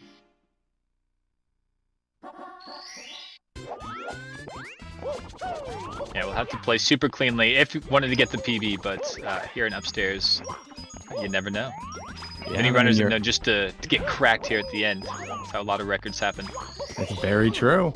A lot of really clean end game play, especially up at Tippy. And we saw him practicing for 45 plus minutes. Maybe it was an hour. It might have even been more than that in the beginning of the day here, specifically in TikTok. So expecting big times in Tick. Yeah, and with a lot of runners, especially with so many minute optimizations more recently, a lot of golds are yet to be had. You know, there's a few seconds to be had in a lot of stages, and when runners do get the run, you know, you see them gold a lot towards the end, like maybe TikTok or Rainbow Ride or something. So, yeah. Who knows? Who knows what's in store? This 100 coin looks really good. Almost messed up that long jump, but did get it just in time. Blue Bob on a bit of a tear as well compared to their own PB. We see green, we see gold. Really good to see. Yeah, Blue Bob is on a tear. I think people were saying he's like negative 45 or something on the PB splits. Yeah, golding a couple splits earlier. I think that was Vanish Cap. He's the only one not here at the moment. World record holder taking a small break. Has yet to put up a time, so you gotta imagine this might be their last break that they take before pulling out all the stops, going big, so that they can go home with the #1 spot again. That's right. Blue coin RNG, messing Liam up. Bounced right over his head. It is funny. Blue coins can do that. You run to them and they're at their peak. You can just run straight under them. The good point made in chat that the backup was beautiful.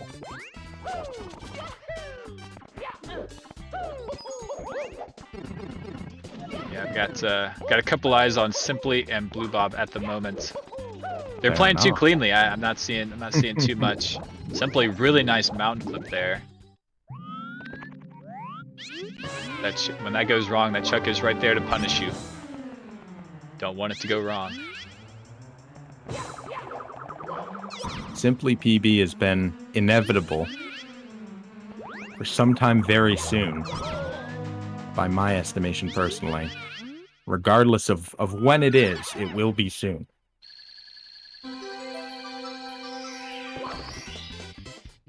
$137 win.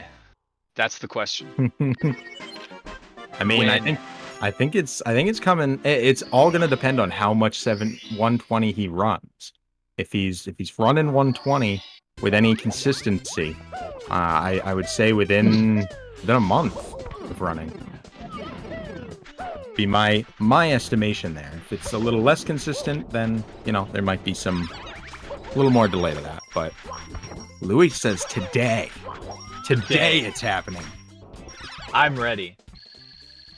I mean, I did say Simply or Punkay. One of those two was going to walk away from the tournament with a 37. That was my one bold prediction.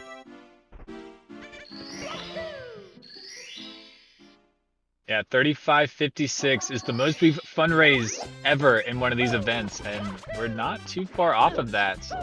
Up and out Urban Arts. Quick shout out to those guys. Yeah, we got Miley pouring that out in chat for us.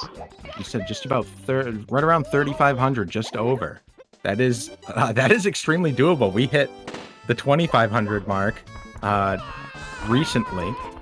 We hit that early, and the 2,750 very recently, and we still have some time here. We have till after 9 o'clock, so it'd be cool to hit the 3,000 now and maybe we can make an actual world record for an SWRC event ourselves. Can we beat Simply or Punkay to getting a PB? Yeah, that's a good way to look at it. We're gonna PB ourselves instead. Or just before them, because they're still gonna PB too. Yeah, that would be fantastic. But yeah, it would be for a good cause. Urban Arts charity we work with. Do what? I apologize. What a call out by chat too. The gold here by Simply. Huge. Tiny Huge Island earlier. Messed up a beautiful Liam run. Or Cali run, my apologies. And right now, Simply saying, no. Tiny Huge Island, that's gold. And lots of golds to be had. That's just what I was talking about. There's a lot of minute optimizations that have been going on recently, and yeah, these upstairs stages are pretty ripe for the picking every now and then. You get a few of those going in your runs. That is fantastic. And, best possible time suddenly looking a little bit better. Yeah, pushing it down. That ties the best Tiny Huge Island ever. If chat is correct in that. What the stats coming out. This is what I live for. All right, I guess it might have to be a retimer or something. If they're saying it ties the time, that would be insane. Maybe we can get somebody on that and we do that a bit later. That is really exciting. A record set here once again. Yeah, Simply really pulling off the All the stops for us here. TTM. Taking a backup, Yeah, did fall there. Not going his way. but quick to make that decision. Not messing around, just immediate. So we got 2 runs right now at least with gold splits. Is that? I think that's red on Liam's. It's hard to tell. Is that a gold, or is that a red? It looks like red. It looks like red to me on that one. I'm getting overexcited on that. But it looks like most of these runners on really good paces, Ouija included, double-digit negative. And looking hot. A lot of good paces. Everyone who's running is on a run right now. Thank you, Louis. That is confirmed +1.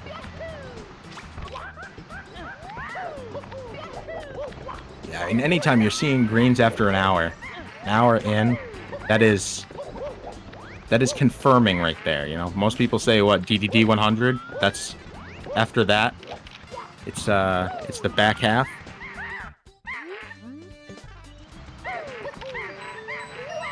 And that's kind of where Blue Bob's at now, and definitely where Simply's at.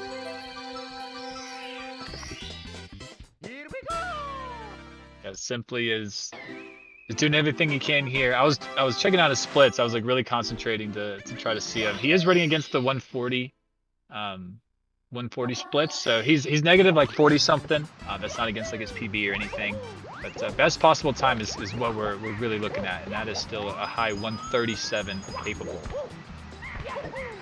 So he did make a little bit of a mistake here, so I might just creep over 138 coming out of here. But there's only so many stages left as he misses this red coin. Only so many stages left. You can just play really well from here to the end.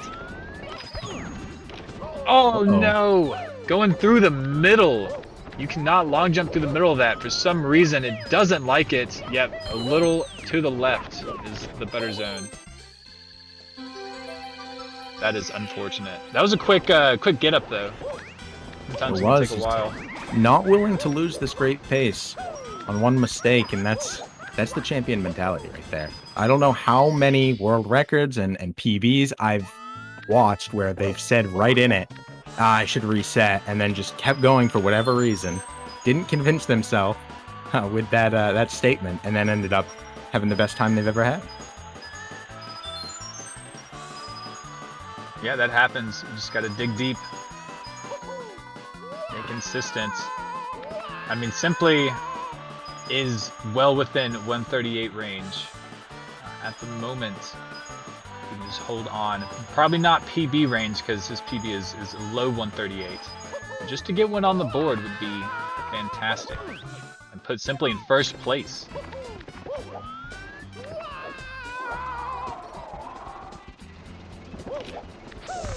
Final bomb. How's the RNG looking? Ooh, very nice. Simply's RNG for the coins has historically, this event so far at least, been pretty darn good. You know, someone was asking earlier when the next 120 LTA will be. I know SWRC probably end of this month, maybe beginning of next month or somewhere around there, but best thing to do is hit the follow button and you'll know exactly when we go live. Follow on Twitter, Discord. Any of those places is a great place to know exactly what's going on and when you're going to see this 7 do this again.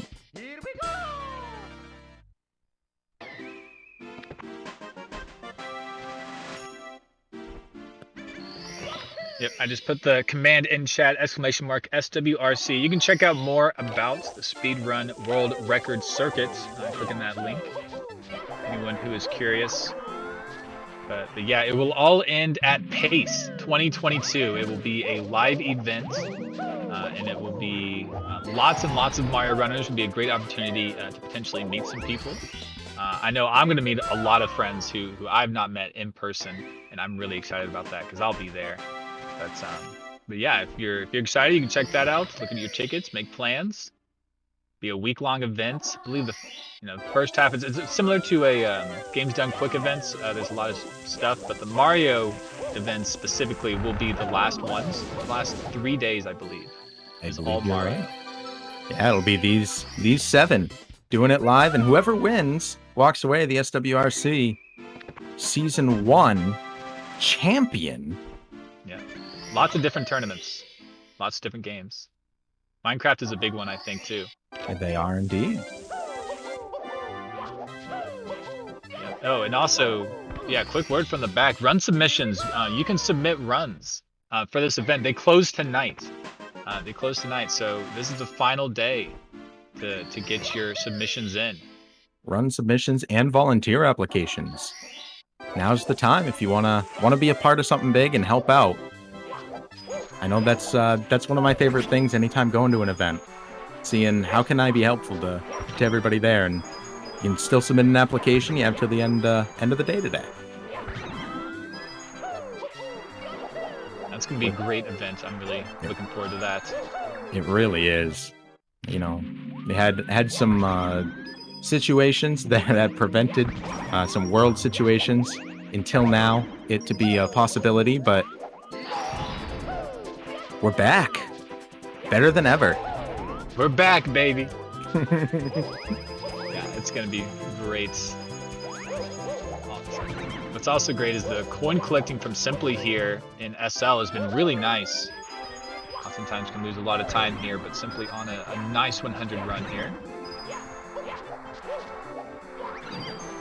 And between Simply's run and your transitions, we're seeing some beautiful professionalism here. Yours as well.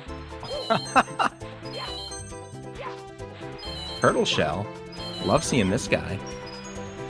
Only a couple of stages utilizing the ability to go real fast. Yeah, it's a very limited thing they put in the game. There's also one in JRB that we never touch because it really doesn't help you swim any faster. But yeah, there's only a few stages that have the shell at all. Beautiful routing here on the randomness of the coins for Simply. Cleaning them all up in some pretty tight turns. Grabbing that 100 and pop on over and get the 8. Blue Bob now upstairs, still on a very good run.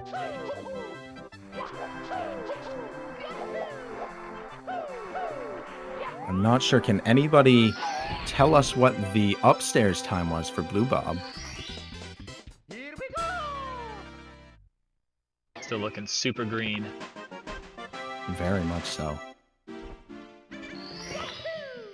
Yeah, this is awesome. Could is it possible to get the screen where Blue Bob and Simply are up, or Blue Bob isn't upstairs? And the Wilco clip from Simply instantly coming out. Wow. That was a great time save. Wow. You know Zeus is happy about that one. Some Wilco hypes in chats if you got him. That's amazing. Yeah, Wilco clip can lose time if you don't get it, or can save you, I think, up to like 8 seconds. Skipping the door read and all that. He was through that door on the second backwards jump. Simply's cloud stage strats barely making it to that platform. Always makes me hold my breath just a little bit. Barely is still a success. That's right.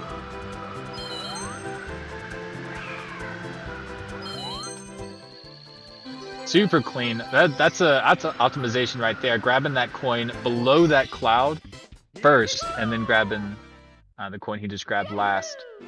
Normally, you'll see runners grab the coin that's like in the cloud off to the side, and then circle back for the underneath coin. But found out you don't need to do that. You can just quickly grab that. That's a coin. gold. Yeah, and that's a gold because of the Wilco clip. Simply. What the heck? I mean, maybe this will PB. He's fighting. Now we gotta get this hype going and represent for Simply. All Or here's the triple jump over to the blue switch. We watched him practice this for a long time today. He's got to be feeling confident. Just a quick check-in with everyone else. B.O.B. for Ouija and Punkay. Blue Bob and Wet Dry just missing. The Wet Dry world jump over to the long bridge. I'm amazed simply just dodged that fire. Huge. There it is. What 100. Yeah, that was really good. There was some minute mistakes, but very quick readjustments from the side of Simply, and he is through the backside up to the star. Wow. Wow. You love to see it.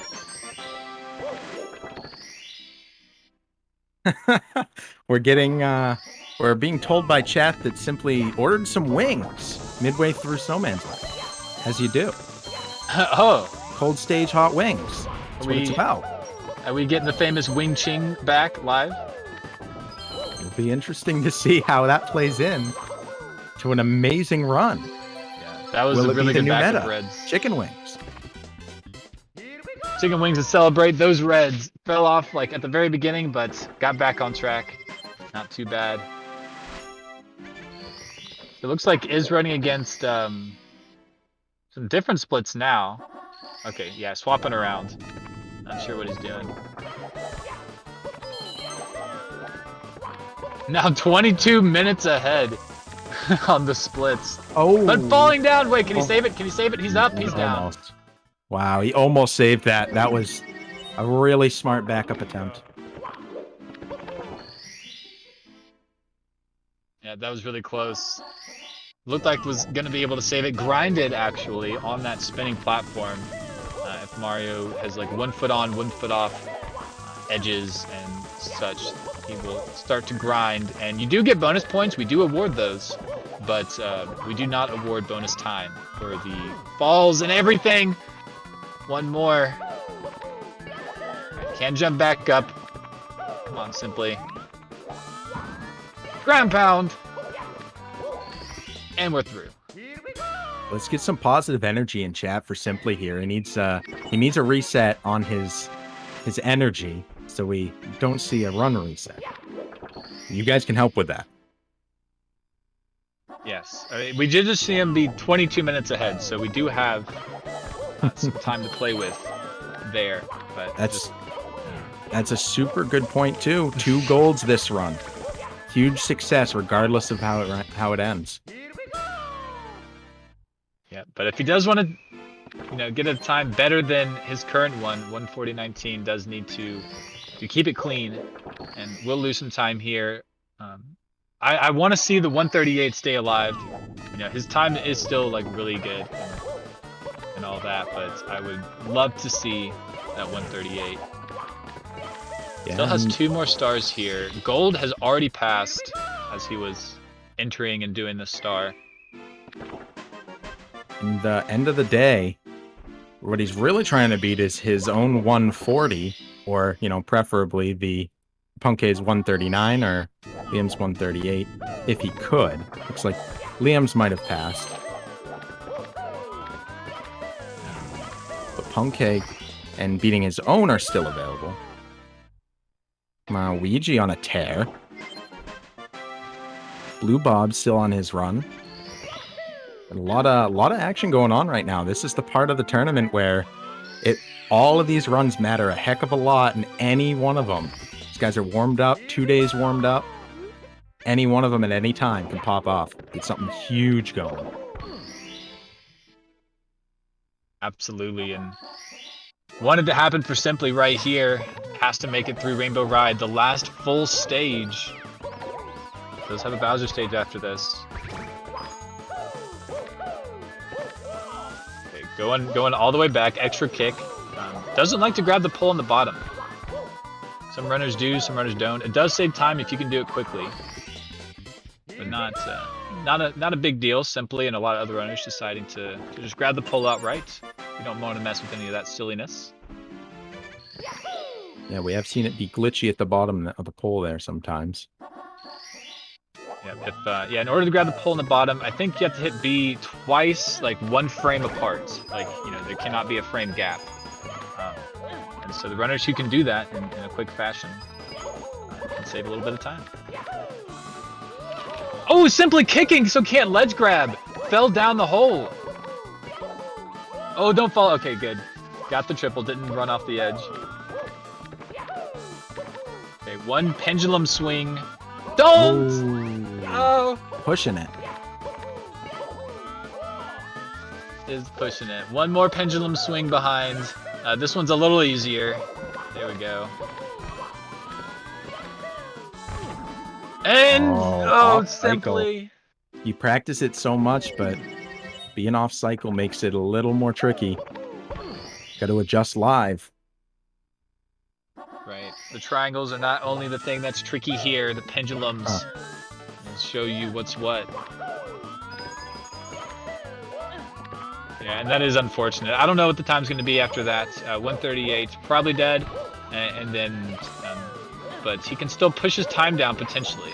So we'll have to see about that one.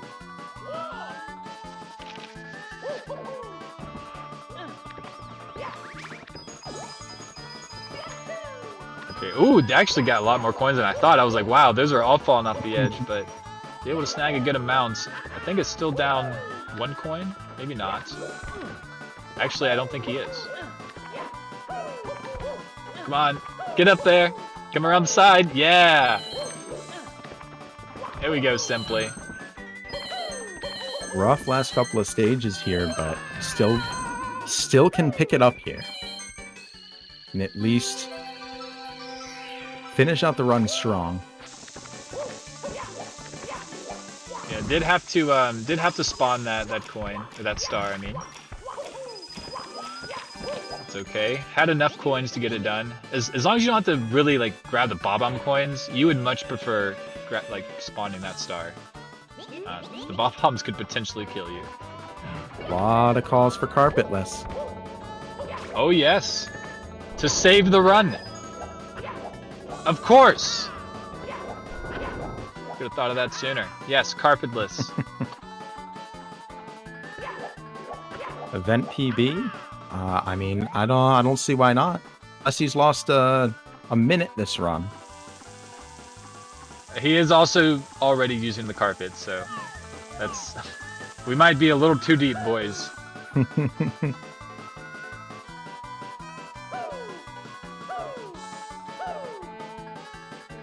some kicks, having a good time.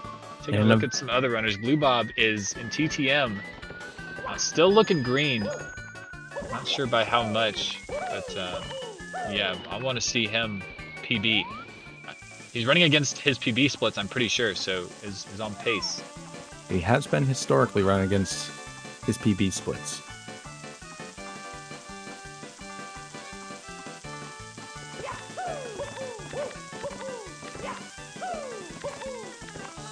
Right. Simply is on the carpet, and we are on the callouts for our sponsors. Urban Arts is the sponsor for here, and we're accepting donations. 2773 it looks like is what we have. $2,773. Our first goal was 2,500 to extend the time, and we hit that. Our personal PB for this channel to raise money is $3,550 something, I believe. So we are super close to that. We're like 800 away. A few hours left in this event. If we could make that happen, that would be amazing. Exclamation mark donate in the chat, and you will be able to hit the page and send us a message. I'll read them live here to 2,400 people. 3556 is our PB here for SWRC events. 3,000 is the first place to go. Let's hit that first, and then we can drive towards that PB, but that would be incredible if we were able to do that, and I truly believe we can.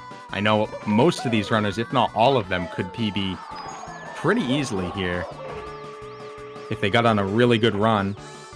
Blue Bob on that right now, and simply has had 2 golds, done an amazing job.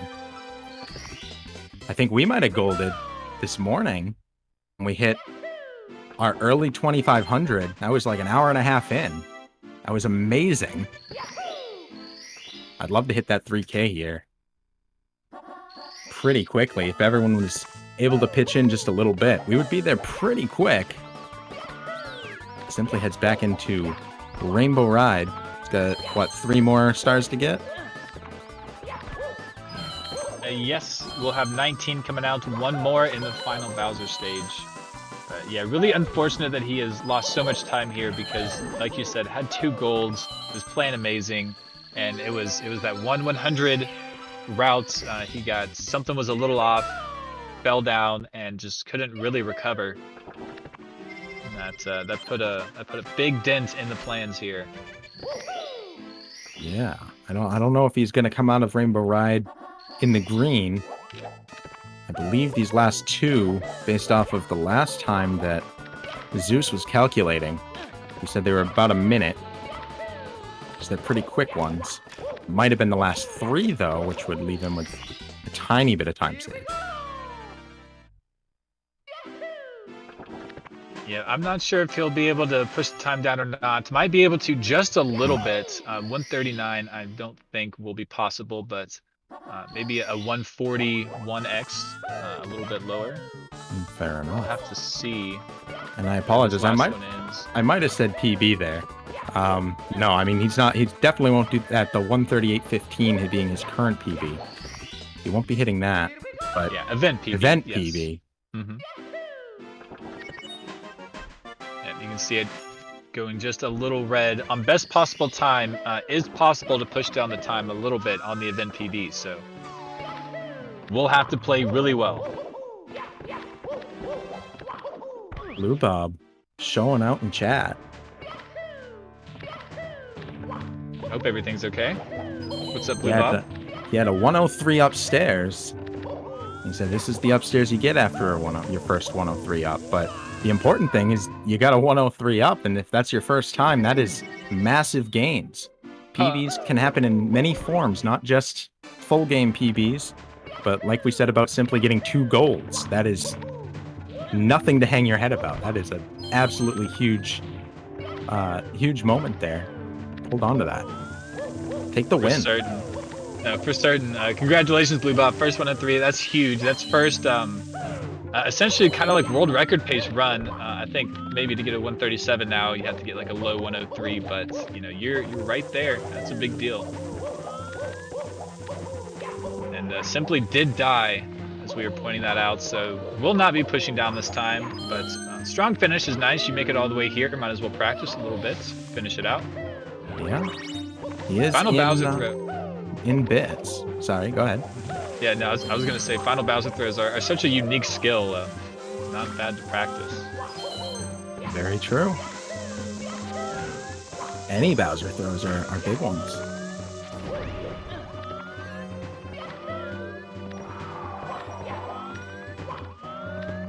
This ending is great. Like, just the very ending to the speedrun. Jumping over this gap, and ooh, Simply a little too close to the wall. There it is. Yeah, looks super scary. Right over to the star, and then right into the pipe. We'll keep the focus here on Simply for the next few moments as he finishes out this run. Oh, took a dive. Some fire. Don't think it was too much. Yeah. Wasn't the big fire. That's 1. It's 2. One more. There it is. Yep, that's gonna be 3. GG's to Simply. GG's in chat for Simp. Clapping this run. 140. We'll say 42, 41. 140.41 for Simply. Final time. Very good run. Not going to push down the 140.19 that he currently has on the event, but not a bad run. Just had some unfortunate Rainbow Ride, and this would have been a much different story. That's fair. That is still would keep him in 3rd place if he hadn't placed yet. So that is a very consistent run to stay in the 140XX. And we'll get Blue Bob on a bigger screen here.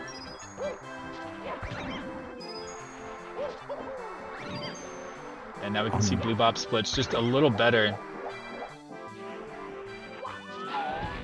Yeah, 140.15, I think is what that says, as a PB. 140.45. Or 45, okay. So a fairly high 140 could really break that here.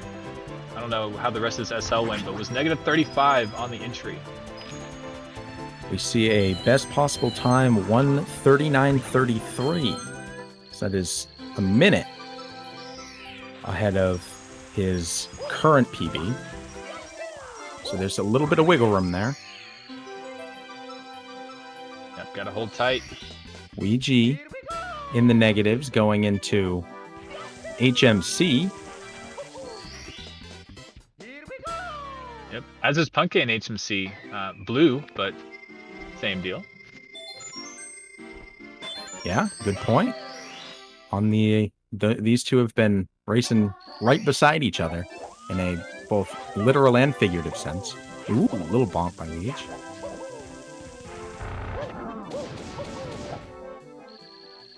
A really nice star.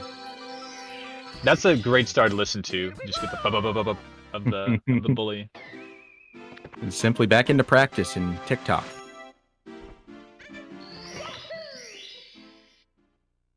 Yep. And, I guess yeah, practicing those reds. The reds didn't go perfect for him. But yeah, it was mostly that 100 coin death. So bad. And the hype for Blue Bob is representing here today. You love to see it. The community love for the absolute veteran Blue Bob. Yeah, Wilco clip, let's go. Come on, catch it. Oh, okay, no. Not this time. Was close. Got a little baby catch in there.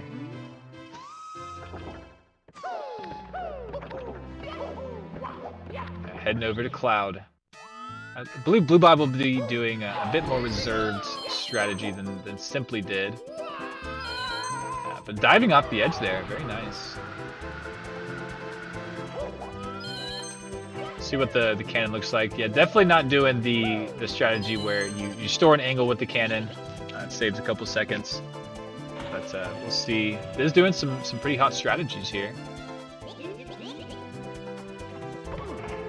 Yeah, this has been a stage for some people.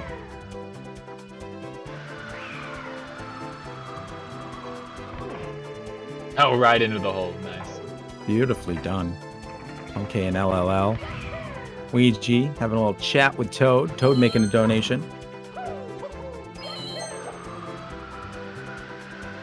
Doing his part for the cause. We'll head into LLL as well.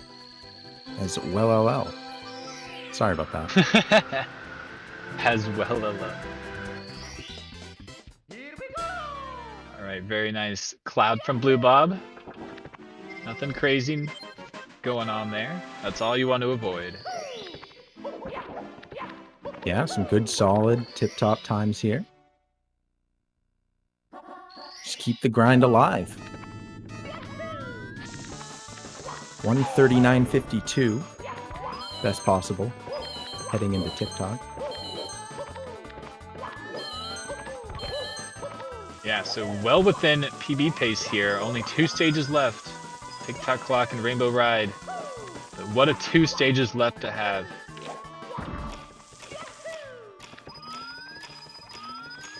That's Looking true. pretty good. Very solid, very clean. Composed. Yeah, good. Very good control. Okay. Collecting a star on his side. Callie and B.O.B. Liam and Womps. Early on, simply still in some practice.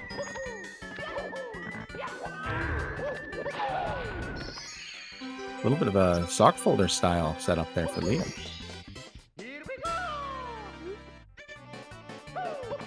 Blue Bob killing the end of that 100. Ooh, and gets his nice dive under the thwomp, but misses the jump on top. That was a nice adjustment, though. The dive under the womp. The thwomp. Those are thwomps, and then womps are the blocky, the straight up blocky ones that move. The rectangles? Yes. The rectangular cubes. Prisms. Anyone got a good way to remember that one? Which one's a thwomp and which one's a thwomp? Well, the thwomp has a lisp because of how much it's pounded. Okay. It's developed a lisp. So he's the thwomp. I see. That's how I remember it.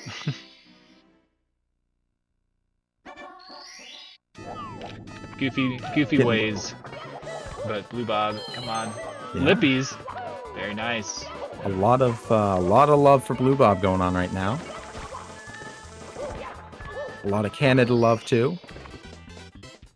Certainly a crowd favorite. Blue Bob. Been around pretty much the longest out of anyone here. I don't know who would be longer standing than Blue Bob of the runners we have here. Yeah, everyone knows him. Great guy, great runner. Started to expand the skills even all these years later. It's true. Continuing to push. Been in top 25 for a long time.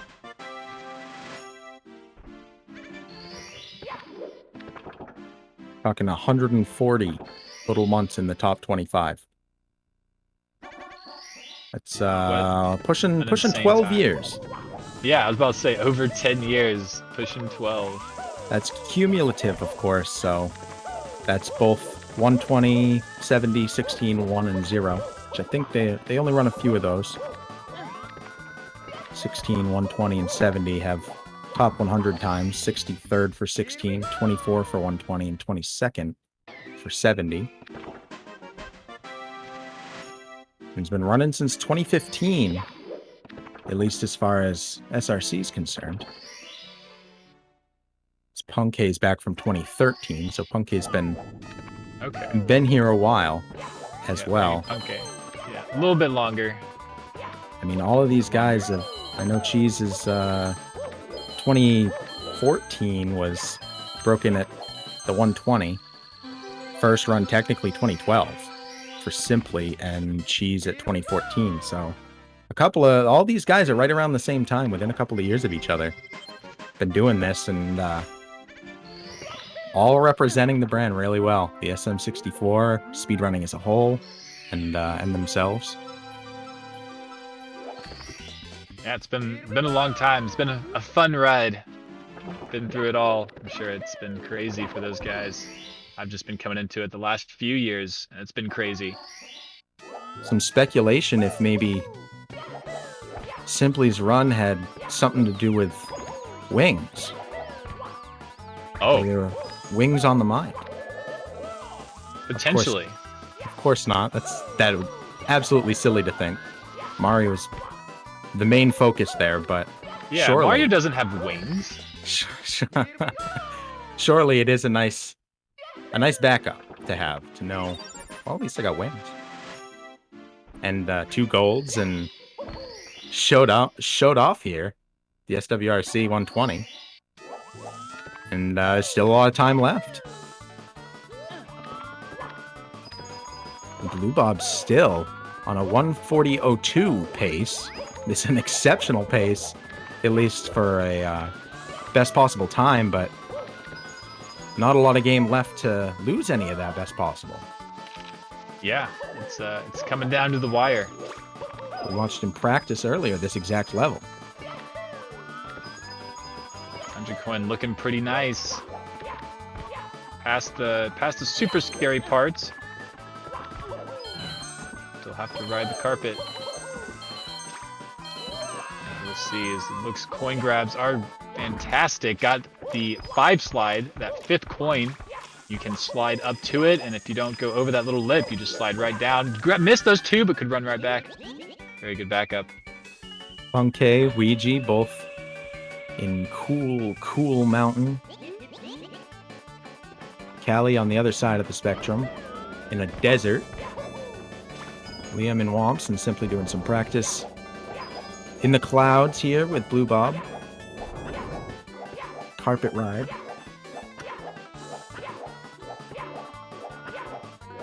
So many backflips.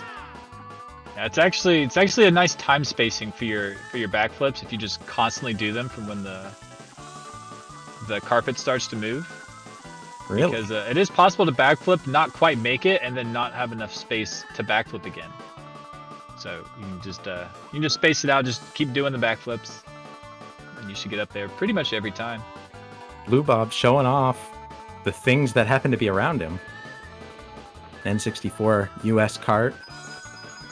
A little bit of water left. Keep hydrated, everyone. If you have not had something to drink, use this as your reminder. Keep yourself hydrated. That is true. Very important, especially when you're at your computer for so long. You don't move, you don't realize how much water you are using. I forget. I'm one with these runners. I'm one with this Mario. And I just forget. I have these basic human needs that I gotta meet. I'm gonna grab a sip of water myself. Yeah. I know, we're just staring at all these clouds here at Rainbow Ride. Making me thirsty. Blue But, all Bob. jokes aside, Blue Bob making his way through the carpets. Can hopefully nail this ending right here. We have other runners, Punkation and CCM, along with Ouija. They're both kind of racing it out. Star counts looking very similar, 56 to 55, I believe.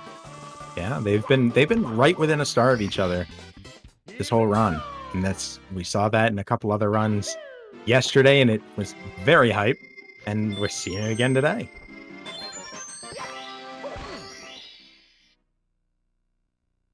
Yeah, that's gonna be fun to cut to. Blue Bob does not have much left. We just said that, but this is where it comes down to. All the nerves, all the potential the run has is getting squeezed into these last moments. Very nice pull. Come on. Ooh, okay, a little late. Has to climb up here just a little bit more, but not a big deal. Just got a little low on the pole. I always love that jump dive. Whoa. All of a sudden, Lakitu was right in front of him. It scared me.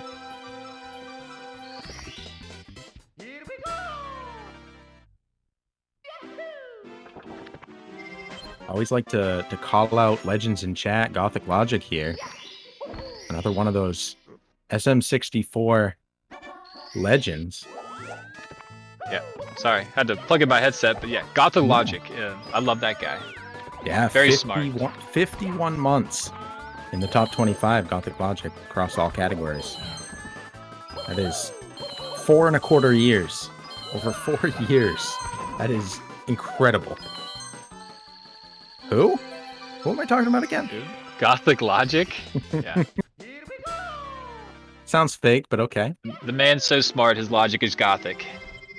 That's how the rumors go. That's what the stories I was told.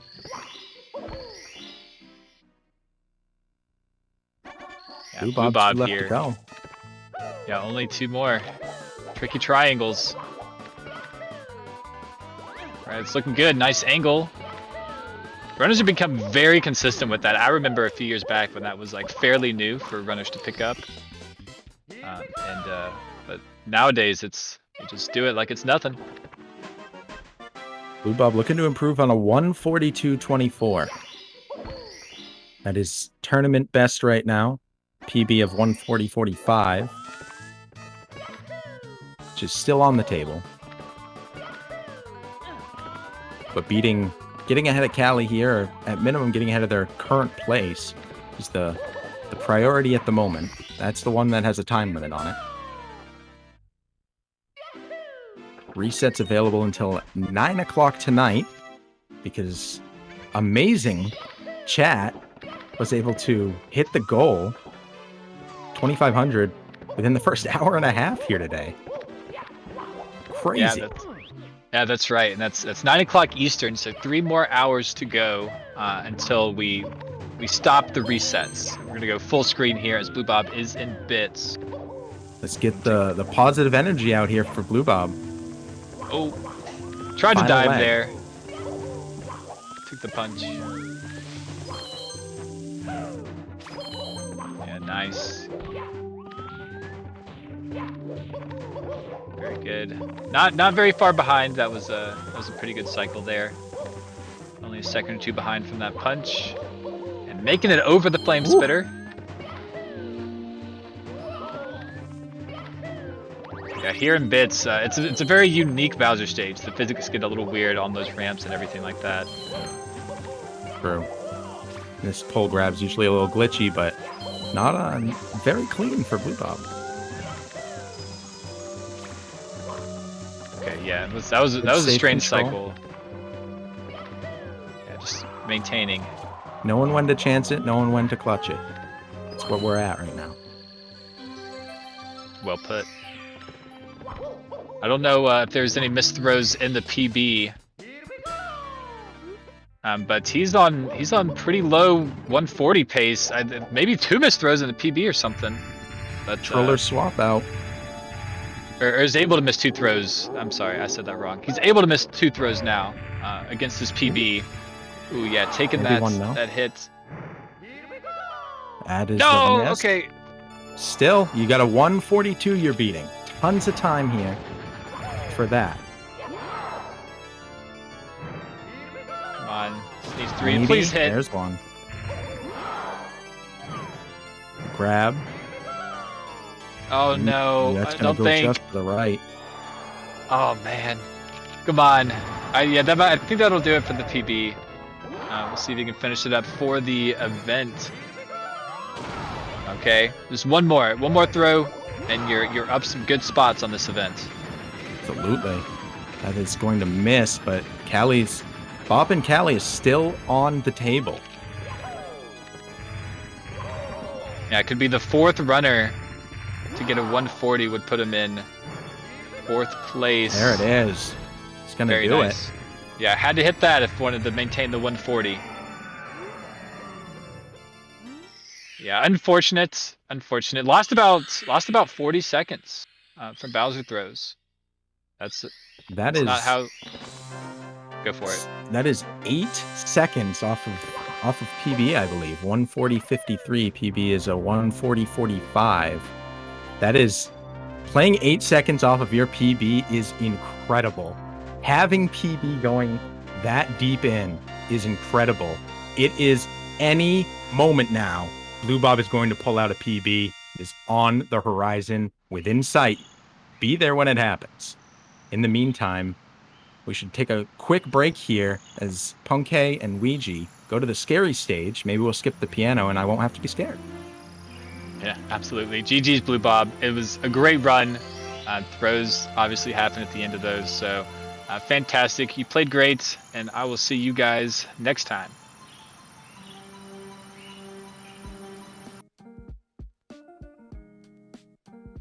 Urban arts helped prepare me for college by giving me a lot of experiences working both independently and collaboratively with other people to make really cool games, and taught me how to put my all into creative projects, and that helped me put together a very strong portfolio for college. The best part about being in the urban arts community is the people that you meet. A lot of the people here have the same interests as me, so in the future, making friends here will benefit me and them and everyone around, because we all benefit from each other by gaining skills that other people had that I may need. Urban arts helped me see myself differently by showing me that I can be a good leader. In the studio program, I was assigned the role as project manager, and fulfilling that role for the first time actually helped me realize that I have good leadership skills, and it really helped me to develop them.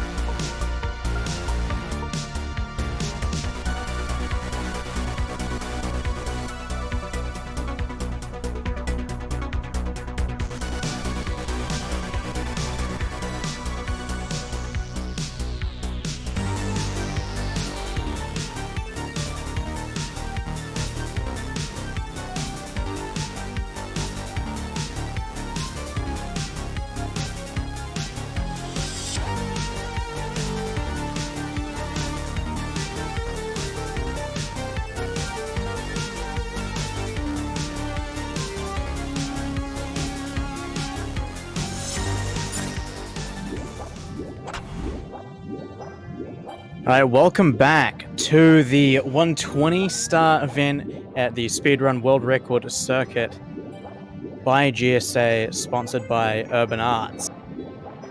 Right now we've got Punkay on a run and Ouija on a run into DDD finally. I've got Meter in here with the booth in the booth with me.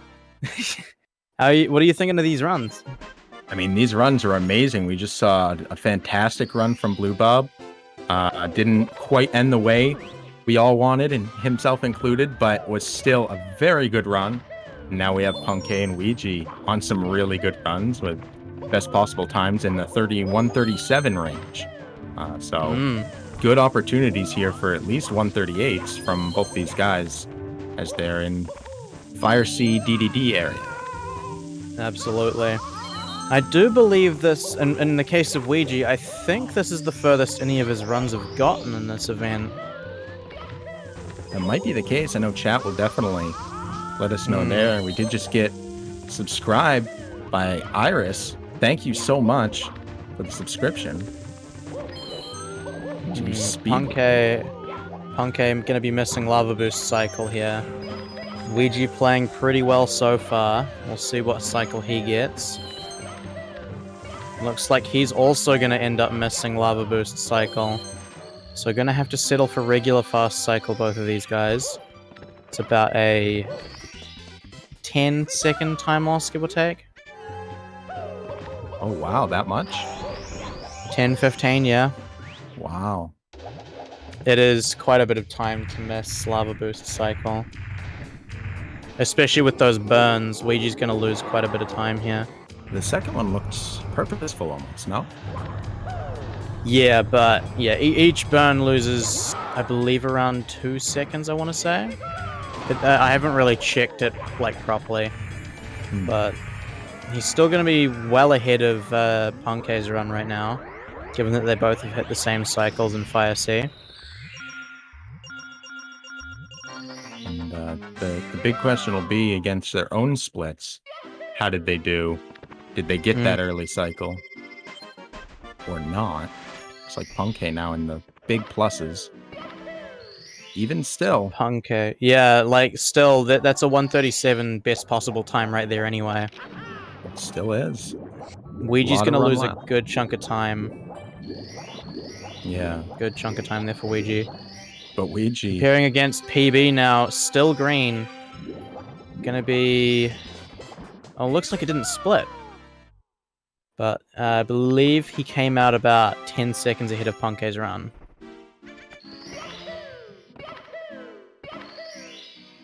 We'll take a... We'll have to skip that one. We'll reconvene on that when he hits upstairs. Yeah, absolutely. Yeah, and the thing is, Ouija's, from memory, Ouija's upstairs is pretty good for the most part. So what it really does come down to for him and at the majority of the run is basement. And given that he's gotten through basement, the rest of this run, while it is uncharted territory for him in this event, shouldn't be insane for him. Punkay's probably going to have to correct his angle here. Yeah, overshot the star spawn spot a little bit, but saves it pretty cleanly. Yeah, 1 star left for Punkay and 2 for Ouija before they go upstairs. Nice little backup. Snag that star. Ouija do this and hopefully not be a little bit off. It looks like he's got a good angle. Yeah, I think they're both looking at 103 up. Yeah. Punkay probably 103.28 maybe. And Ouija potentially a 103.20. These are good times heading into the upstairs. Okay, I might have overestimated that a little bit. Not going to be a 28, more like a 30, more like a 35 or so, actually. Punkay looking to beat 139.22 for tournament best, 138.39 for the first place in tournament best all around, and PB of 138.25. So right around that low 138 would be ideal for him, but anything under 139.22 is going to be a success. Absolutely. We see Ouija minus 16, 103, 18 upstairs door touch versus Punk's 103, 34. So at minimum, assuming that Ouija's upstairs is identical to Punk's, which it's likely actually faster in his sum of best, at minimum, Ouija's sum of best or best possible time right now would be somewhere along the lines of a mid 137, though I think it's more likely around the lower 137 range, perhaps perhaps a 10 or a 30, like a 33 or so. I could say I'd say 33 upstairs perhaps. I mean, not 33 actually. Not 33. Hang on. Low 34, I should say. But yeah, looking at, I would assume somewhere around maybe 137.18 best possible time, or 28, something like that from Ouija as his best possible time right now. Ouija is someone who very much so goes for every hard thing he knows. However, similar to Liam. However, the primary difference between the two is that Liam doesn't go for absolutely everything. He goes for everything that he can get consistent with, which is most things, but not everything. Ouija will just go for everything with no regard to whether or not he can get it to really high consistency. Ouija to this point has yet to finish a run in the event, so really running against any time, although, you know, Ouija being that perfectionist, won't accept anything. It's below what their standard is. Exactly. But as we saw from Ouija in the 16-star event just a few days ago, he is a man with very high standards. It's true. As the tournament continues on, though, at some point, we'll have to accept a run. Something's got to give. And it looks like it's going to have to be. Either his standards have to make way for a run that he can accept, or the game has to give way for him to get the run that he wants. And at least for the moment, it's looking like the latter is happening. Yeah, I mean, taking a 0 is technically possible. Him and Cheese both taking a 0 would be very interesting indeed.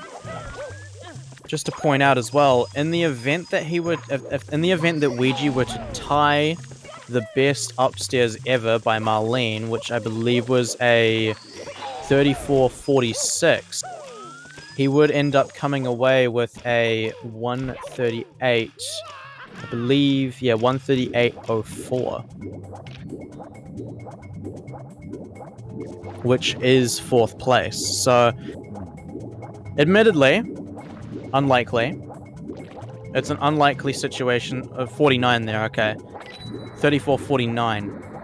But, it's unlikely that he would get something like that. I could see him getting perhaps a mid to low 35 upstairs. In which case, he's still looking at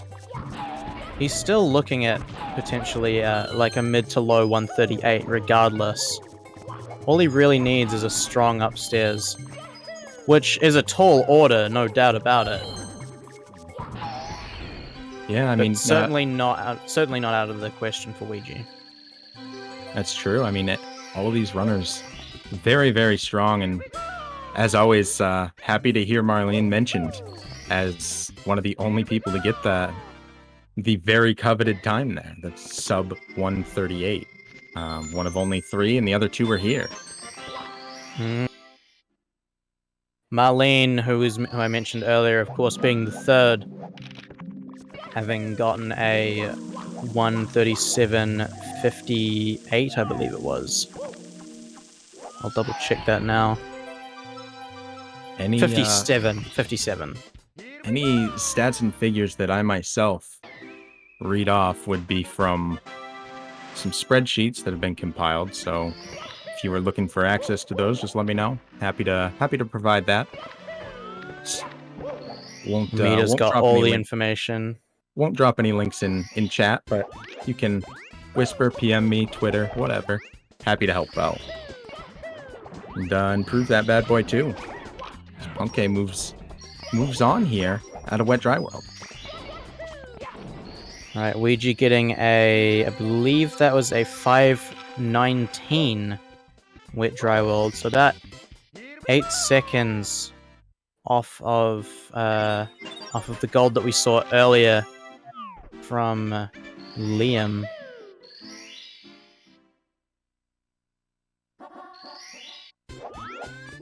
Gonna have a couple of little mishap from THI Secrets, but again, nothing major at this stage. A lot of we've seen several golds here today. Simply had a couple in his last run. Oh, Blue Bob did as well. Yeah, did he gold Cloud? Simply did, yes. Yep. Yeah, Simply. Yeah, because I saw he golded something. I thought it was Cloud. Yeah, there were two of them. I'm curious about the time on that. He golded TTM as well, I believe, and that was... Oh! People were looking. Both of those are very close to best of all time. At 123 Cloud. Wow! It was pretty incredible. Fast Wilco? Yeah, that makes sense. It was a near instant Wilco. I think it is a second jump Wilco, and it was straight through the door. Wow, that's insane. I saw that TTC didn't treat him too kindly again as well. Indeed so. In that run. Something that he's probably starting to get into his head a little bit. Of course, in his 140.13, he also lost about 50 seconds to TTC. True. Seems that he lost even more this time on an even better pace. Yeah, he did void out at least once and fell a couple of times, some bonks. I know he was on amazing pace up till then. He spent a lot of time practicing it, leading up into the runs he's done here today. And then went right back to practice after that run. Said, this far, no further. Yeah, it's very unfortunate. Of course, then we also saw Blue Bob right before I jumped into the booth with his 139 possible run into Tippy, and unfortunately just having a meltdown. Not unlike what Punk is experiencing right now, the THI meltdown. It's unfortunate because THI is the best stage in the game. It's interesting to have the best stage so close to your opinion of the worst. So many people hate THI, and I'll never understand them. It's a very cool concept for a stage, and I think it was well executed. That is, of course, from a casual perspective. I just love THI, man. I don't know what else. I don't know what to tell you. Punke really just not able to get Wiggler Clip at all. There we go, finally. Get in there. A lot of time lost there. In the meantime, Ouija appears to get it first try. Yeah. And they're on the same star now. So, yeah, Punke lost a lot of time here. Ouija, though, popping off. Just on fire. And has completely caught up to Punke. Wiggler in chat calling him out.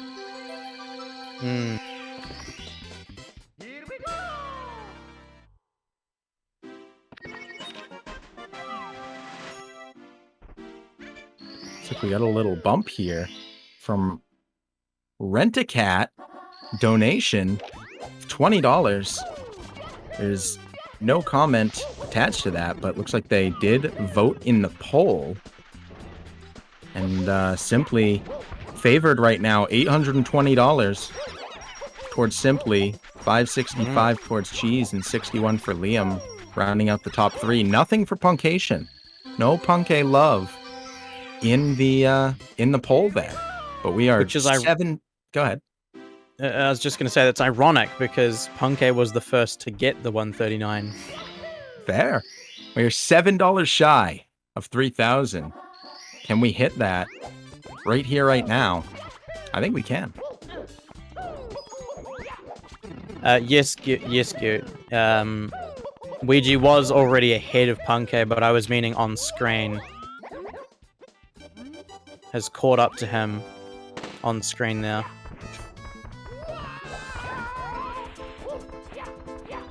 Oh my goodness, you're right. Thank you, Joker. We're 207 shy of 3,000.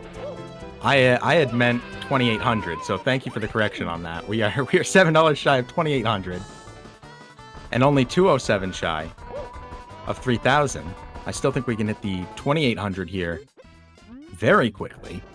It's a couple of donos, a couple of smalls, and then 3,000 right on the horizon. If we can start pushing towards that, hit that, we'll be pretty close to a PB for our own goal. Look at that from Ouija. Minus 38 out of THI. 114.26 exit is... What's that? 36 seconds ahead of Punke. This Ouija run is incredible. Massively PB pace. And, I see some green on Liam's side. LLL. Cheese takes a reset and simply practices some lobby movement. By lobby, I mean castle.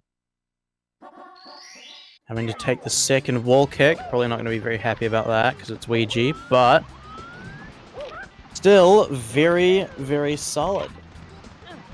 Managed to get the star done first try. That's the important thing. Is at this stage for Ouija just making sure that he doesn't make any catastrophic errors. Because if he can manage that, this should still be a PB. He's that far ahead. Now, a lot of people worried about the caster's curse, and I don't blame them. I take full responsibility every time it's my fault they lose a run. But this is what I'm here to do, is to talk about the runs. So, I take no blame. I signed a contract that said I have no liability. Nice backup by Ouija. And Iris makes a good point. The way to counter the caster's curse is with donations. Exactly. The only way to do it. Us not talking. If we don't hit $3,000, then Ouija's gonna lose his run.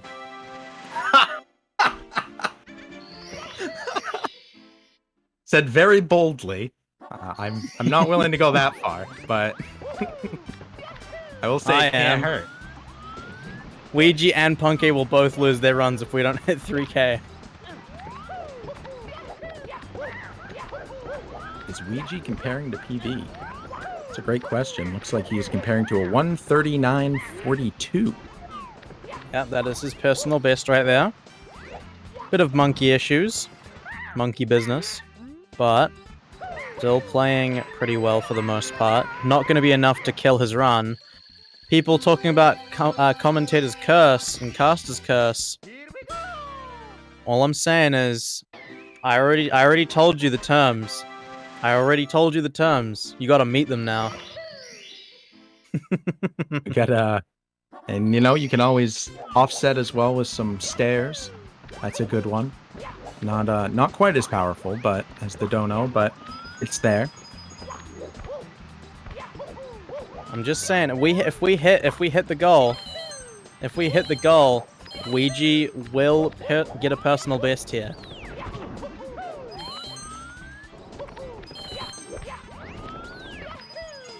It is 100% still on the table. Zeus certified. Cheese with a reset. Simply people asking what he's doing. He's practicing movement. He's having fun.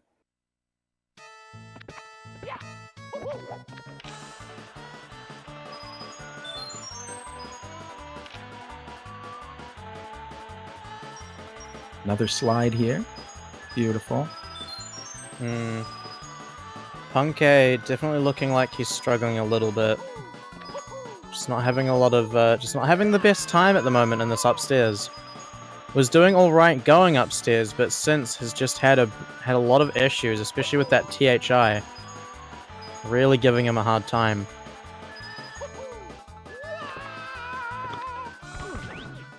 Liam on a hot pace, according to chat. I see what you did there. Yeah, Liam's basement right now, this whole run is looking pretty incredible. Luigi now on the slide. And Star ahead. Until this moment here. Though I should point out, Punkay likely still only has Breezeless, although it could also actually be... Yeah, okay, no, it's going to be the Mushroom then. It's usually one of those two is what people leave to last. Yeah, Ouija lost 2 coins on the slide. Ended up doing a hop over them, so he's going to try and get all of the bombs. And that was perfectly executed, that save from Ouija. Punkay out of the stage that I weirdly called the mushroom stage earlier.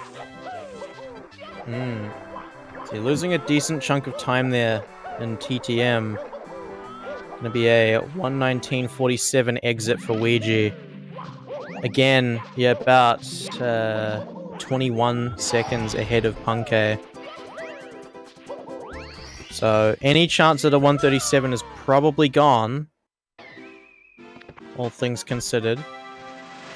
But still definitely on 1:38 pace currently. And we know that if we don't hit that 3K, that $3,000 donation goal, he is going to lose the run. Speaking of which, we do have a $7 donation from Mal117. Really wanting that Ouija PB. Yeah, that gets us to the 2,800. Only 200 away now from the PB. We're seeing Ouija making some mistakes. He wouldn't make these mistakes if we were at that $3,000 goal. It feels very wrong saying that, because there's no way I can guarantee that.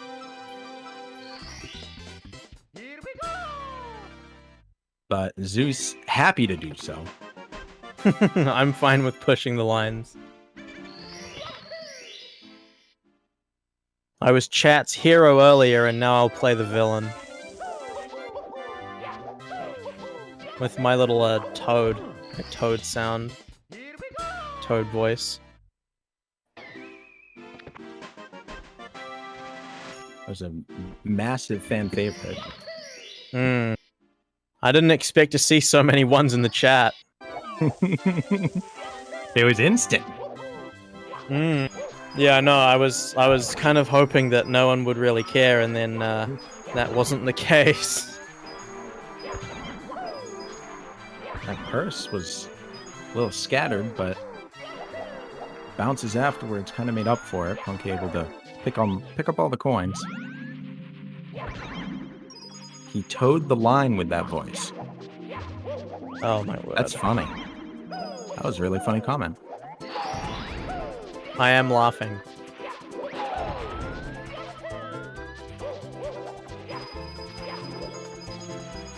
Yeah, exactly. Who needs to pay rent when Ouija could get a PB? Ouija is capable of a 138 right now. If you lose if you lose this month's rent, you can guarantee his PB. I sound like a loan shark. a Squeaks-related subscription. Truly, that is the most Squeaks-related subscription ever. average Squeak sub not being able to pay rent because you manipulated them into paying him money. And getting told simply had a chat with Yoshi, getting some much needed morale boosts. A little bit of guidance as well. I think Yoshi was telling him the secret to how to unlock Luigi. Wow. That was real. Luigi getting a bit of a hit from the spin drift. But still playing very cleanly for the most part. Can't wait for chat to get absolutely furious with me once he starts making more mistakes. I mean, all because we didn't hit that $3,000 goal. Chat is welcome to be angry at casters, but also needs to take a bit of the share of that themselves. Yeah, take responsibility. If Ouija loses this run, chat, it's your fault. Okay. Wrapping up here.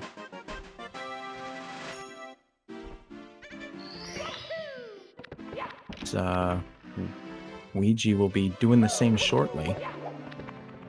Liam on the penguin slide and cheese, skipping Lakitu. Very, very solid exit for Ouija. Minus, what's that, 49? Beautiful. Wilco. Ouija, Wilco. Beautiful Wilco clip from Ouija. Wow. That's the best one I've seen so far. Literally perfect. That one, then Simplies. And he misses the red coin. That seems to be a trend with these guys, going for that wing caps or that cloud strat. Missing the second red coin. Oh, almost rolling out with a dustless rollout and almost falling off. Monka S for Ouija. What a gift sub. Twitch.com/Squeaks gifting a tier 1 sub to Squeaks. That's some meta right there.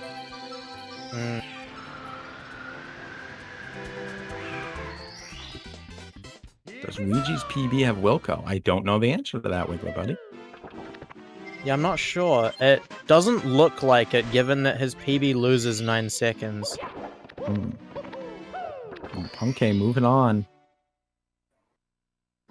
In fact, I think he's still gonna save time over his PB, despite the mishaps he's had here. Yeah. Gonna save 3 seconds. We're here in Liam, still very much in the green. 47-13.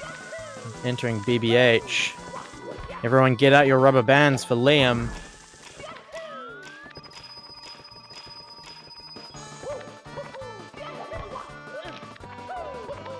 So what in this stage is the rubber banding?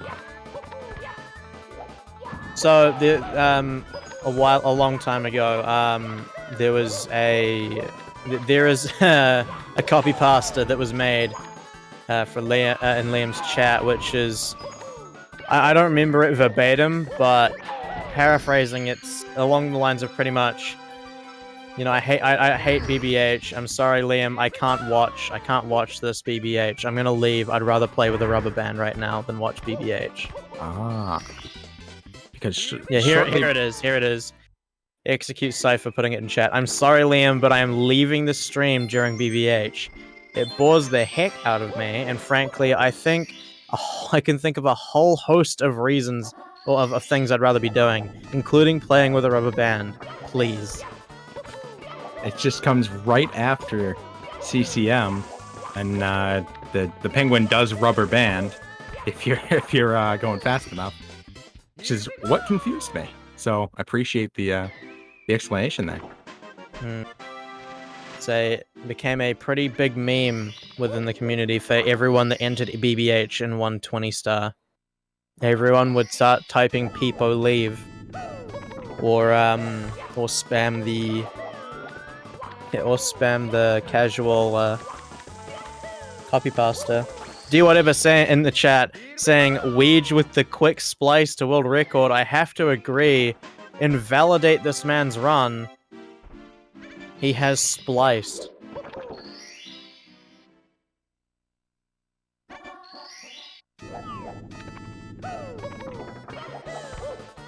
Man, do whatever. Can never Talk about a trust the legend. young guys. Can never trust the young guys in this community anymore.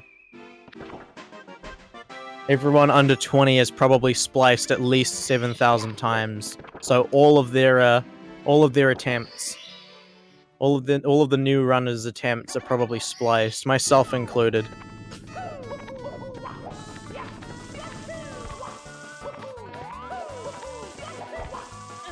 Whoa, we got a $200 donation from XOX_Sparkle_ I can't see the full name.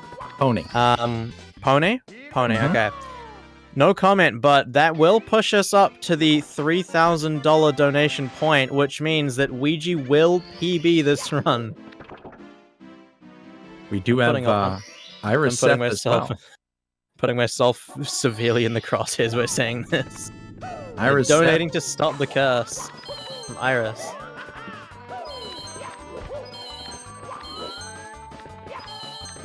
It's over, guys. Ouija is guaranteed to PB this run now. Which means, of course, that we can talk about these runs again without cursing anything. Exactly. Wonderful. 'Cause they are both on really good tears.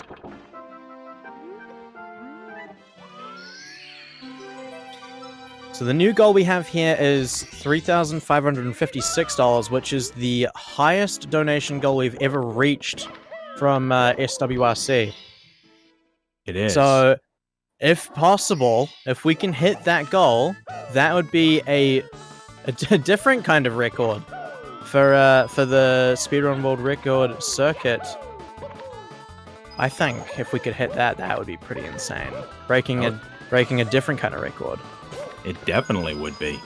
And I think it's very likely we'll be able to hit that if we keep these donos going, especially that way. Beautifully done through TikTok clock. Heading now into the final big course before bits. Very excellent. 356 TTC for Ouija. Very, very good.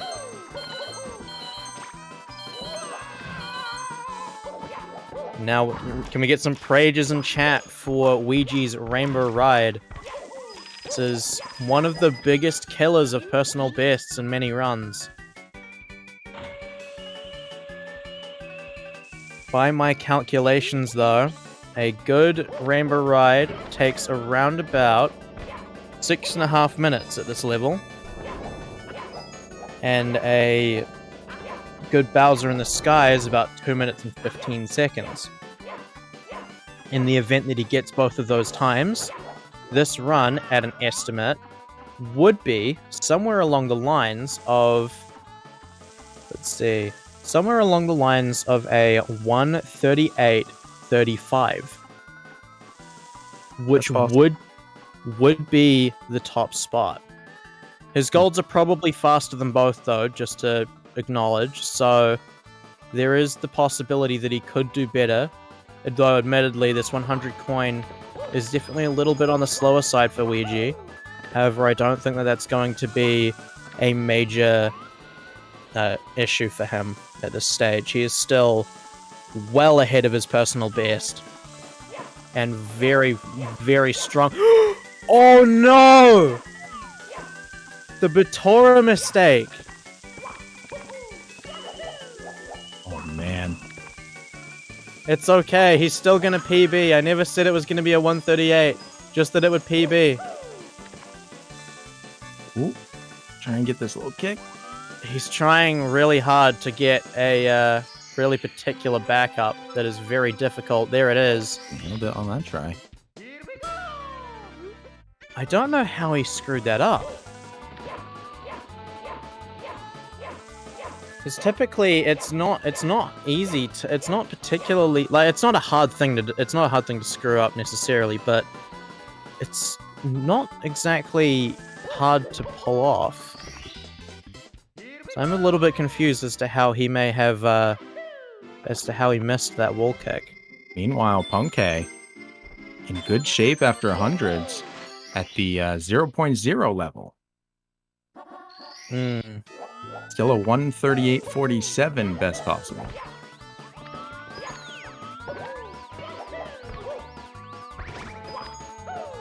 So it's going to be a pretty massive time loss for Ouija, probably looking at just about 30 seconds there, I would say. Perhaps even more. But that will probably have killed... That likely will have killed a 138, unfortunately.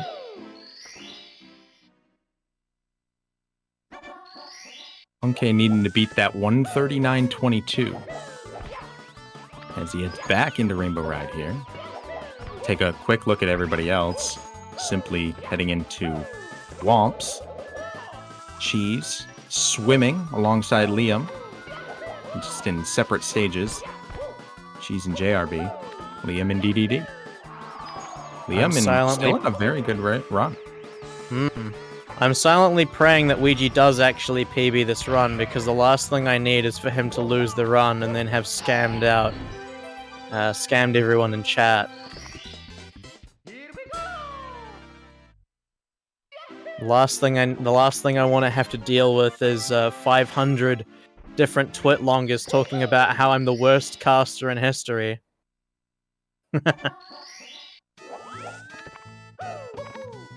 We hitting that 3,000 though was a good thing for everybody. Urban Arts supporting Urban Arts is a good thing. I did my job. Unfortunately, Ouija failing to get Lakitu bounce. And that's going to be probably an 8 to 10 second time loss. So, going to be losing quite a lot of time here in Rainbow Ride. Punkei had a tiny drop there on the reds, but picked it right back up. Not able to get the side flip again, so gonna have to go for yet another backup, this time with reds. Running out of chances to get out of Rainbow Ride even moderately cleanly at this stage. It's got 3 stars left. I believe the final 3 are both of the Lakitu bounce stars, so the cannon and cruiser, as well as the swinging in the breeze. So needs to hit these, and the Lakitu does not cooperate. Ouija's not having a good time in Rainbow Ride right now. Luckily, still has the backup here, but definitely some bad RNG there. Cooperation. The personal best is going to be exceedingly difficult now, as he has to get both of these. I wonder if he might opt for an easier Lakitu bounce. No, he won't. He's going to stick with his usual and hope that it works. And there's one. He still has to hit a second one, though. Okay, into bits. Took another minus on the splits coming out of Rainbow Ride.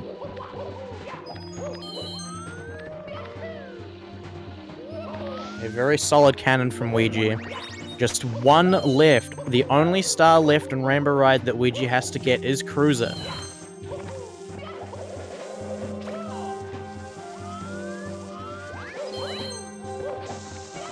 If he can get this cleanly, a mid to low 139 is still very much on the table, which would be a personal best. Needs this Lakitu bounce.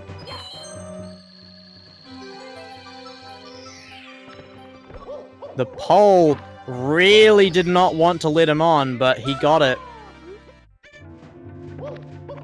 Got the double wall kicks, he's up, and that is Cruiser. He is now out of Rainbow Ride.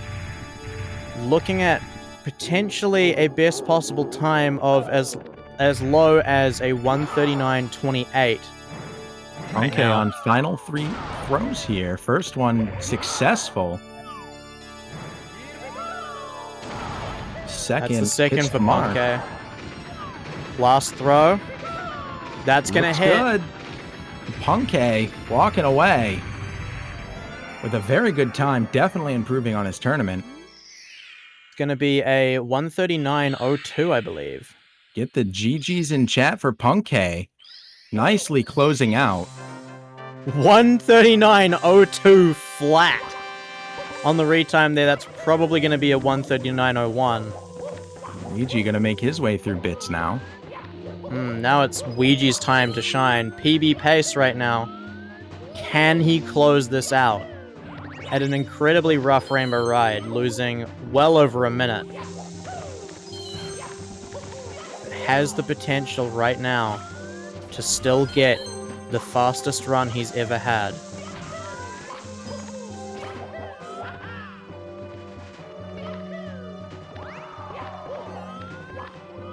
Everybody else in lobby. Cheese actually heading into the slide. We'll put Ouija here on the big screen. Collects All the final eyes. star. And Heads all into- eyes are on him. Entering the pipe at 138.48. Possibility here again for about a 139.30 should he hit all of his throws. That's one.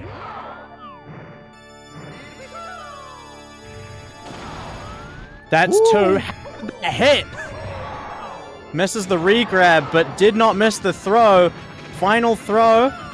And that's it! That's a personal best for Ouija! I told you! 139.42 to beat. That's looking like a 139.33. 9-second personal best.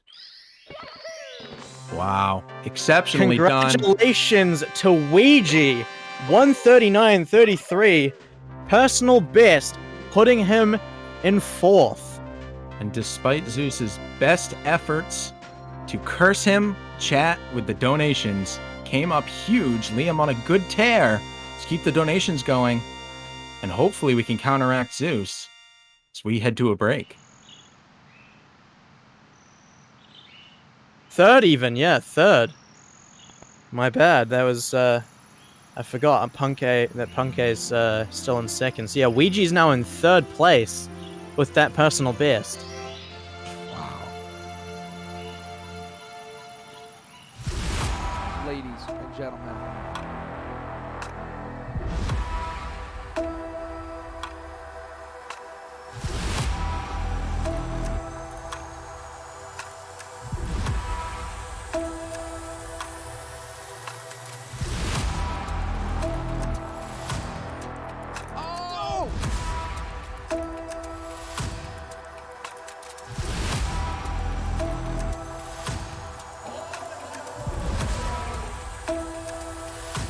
Who's ready for some action? Here we go.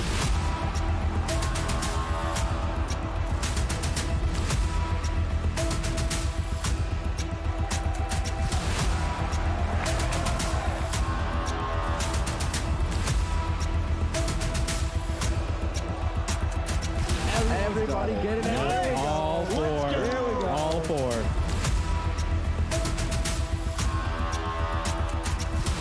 IBK, whole bunch of enemies, just like that, picking up another one.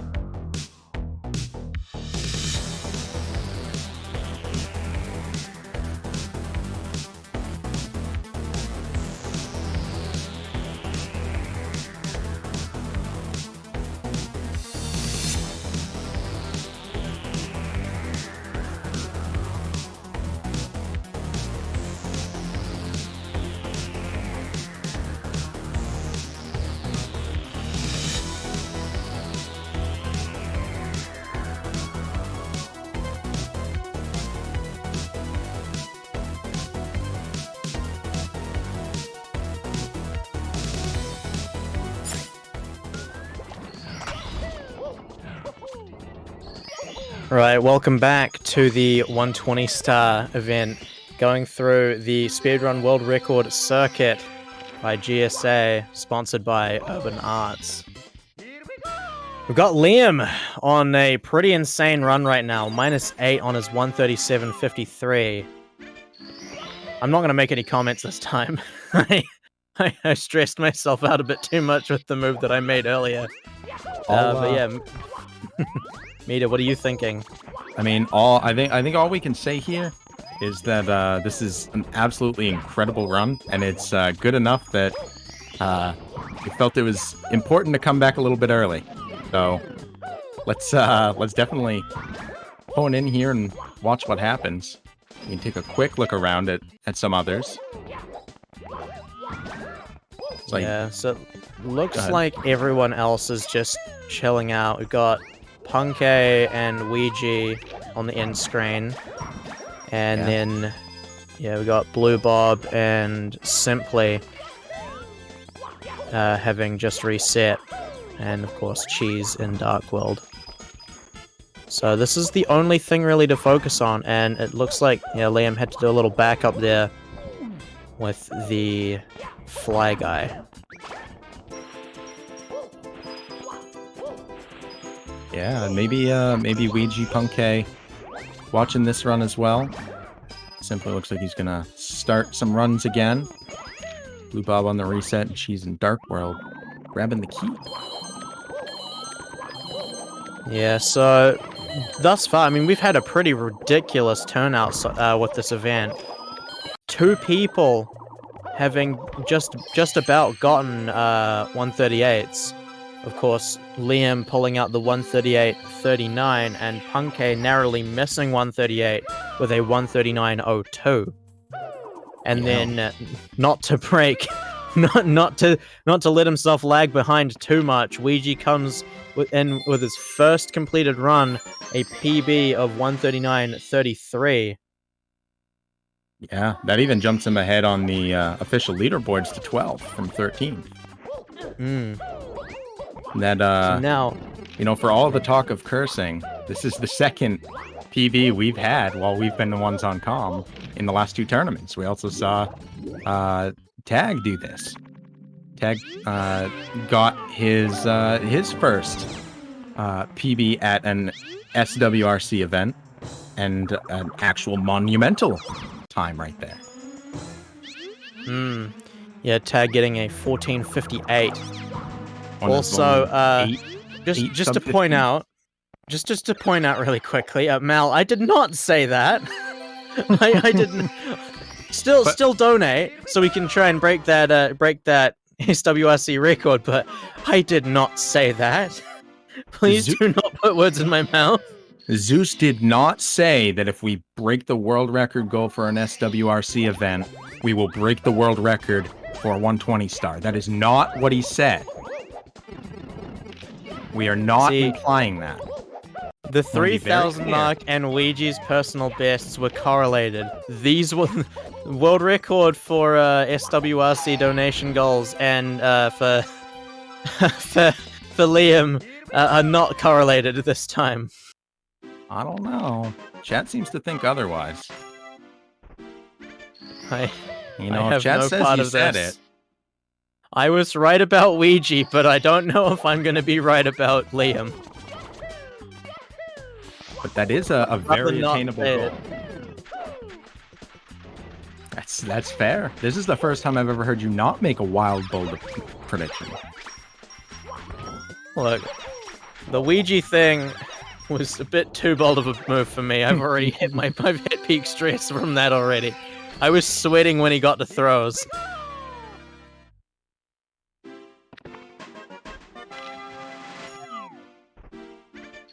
So I'd rather not have that situation with the possibility of world record.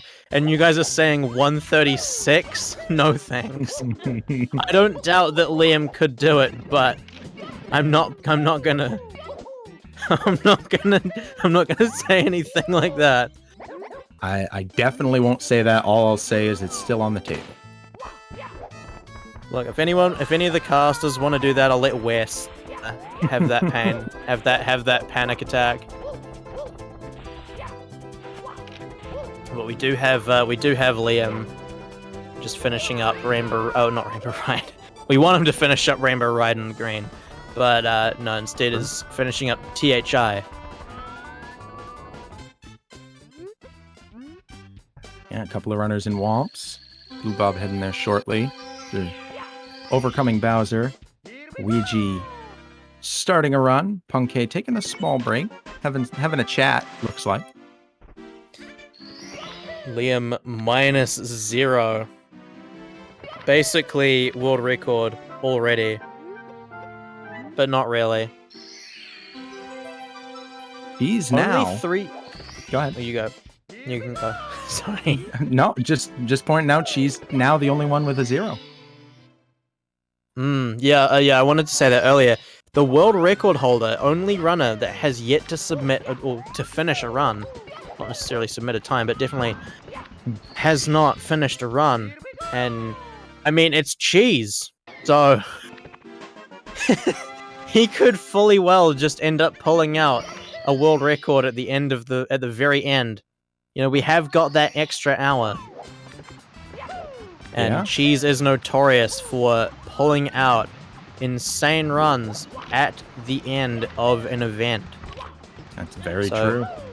Although he hasn't finished anything yet, there is a very strong chance that we could see something big out of him again. He is the world record holder at this moment. But with runners like this, having runs like they've been having, that is not a guaranteed final outcome at the end of this tournament. It has another 2 hours worth of resets available, and then whatever run they're on at the 9 o'clock Eastern time, they'll be able to finish. Yesterday, we saw a couple of runs that were on amazing, arguable world record pace for deep into them. Yeah, Punkay and Liam going overtime. And both of them having some incredible runs and both being about world record pace for quite a while.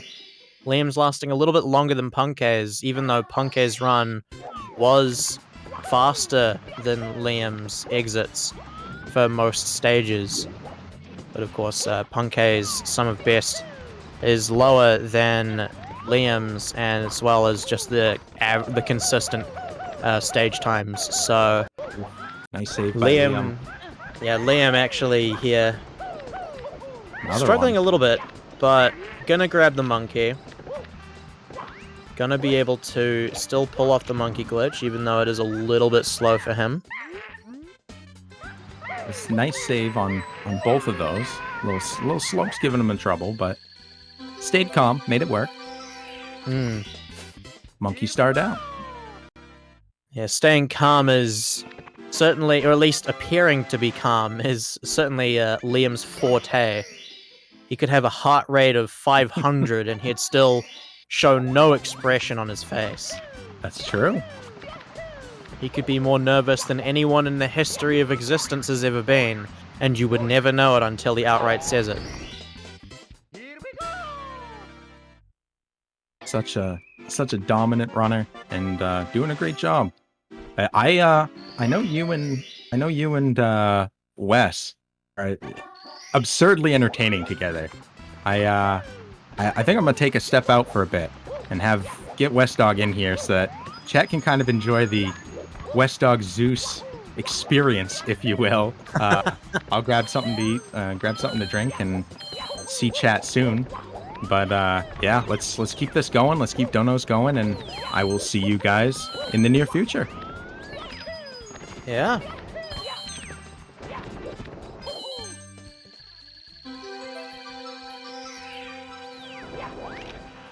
Welcome into the booth, West Dog, the GOAT of Super Mario 64 commentary. Whoa, oh my goodness, whoa, just suddenly unexpected, oh my goodness.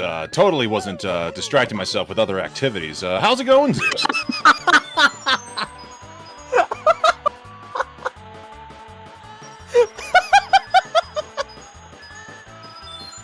Good to know that a co-commentator has already started losing brain cells the moment I've jumped into the booth.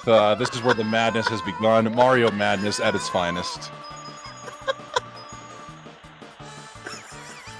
I'm sorry. That completely caught me off guard.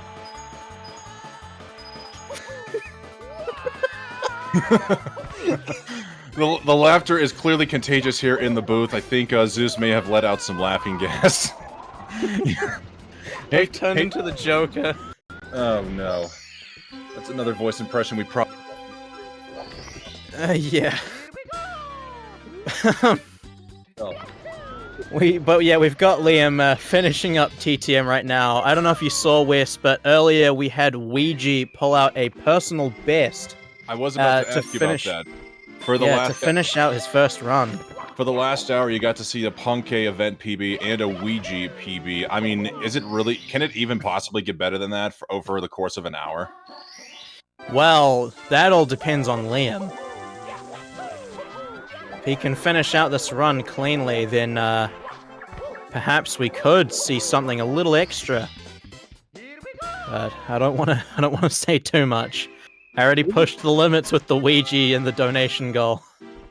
Now here's what I'm curious about. Liam very well in first place, even with Punkay's run still ahead by 23 seconds. So at this rate, is Liam gonna even would it even be worth it for Liam to further push the 138 boundary here in this tournament, or is he basically a world record or bust at this point? I think world record or bust is definitely up there in terms of things Liam might want to be looking at.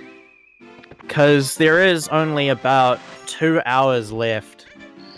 And he needs to, if he wants to, I shouldn't say needs, he wants to get that world record. He really wants the world record, so it'll depend, but I think he might push for, he'll probably still want that improvement. Like, any improvement will be great. But I think we do want to see him, and he wants to see him get that 137 and improve upon Cheese's world record of 137.50. Indubitably. Now, I don't know if you were around. I went to practicing a game blindfolded and did not catch the end of the Blue Bob run. It looks like he just missed out on his actual PB by 8 seconds, despite being, I think, minus 30 going upstairs and not into Tippy. Do you know what happened to the Blue Bob run? So, he missed 4 throws. Oh, no. Holy, great RNG from him there. Oh, what? Yeah. Okay, this is basically world record now. At least just for that SL RNG. I mean, I think that's just as good as Cheese's, if not better, honestly. That has actually got to be the greatest money bag RNG I've ever seen live before. I mean, shoot. I mean, I'm speechless. I'm left fumbled here. I've had better RNG than that, but only marginally. It's like, you can't get much better than that.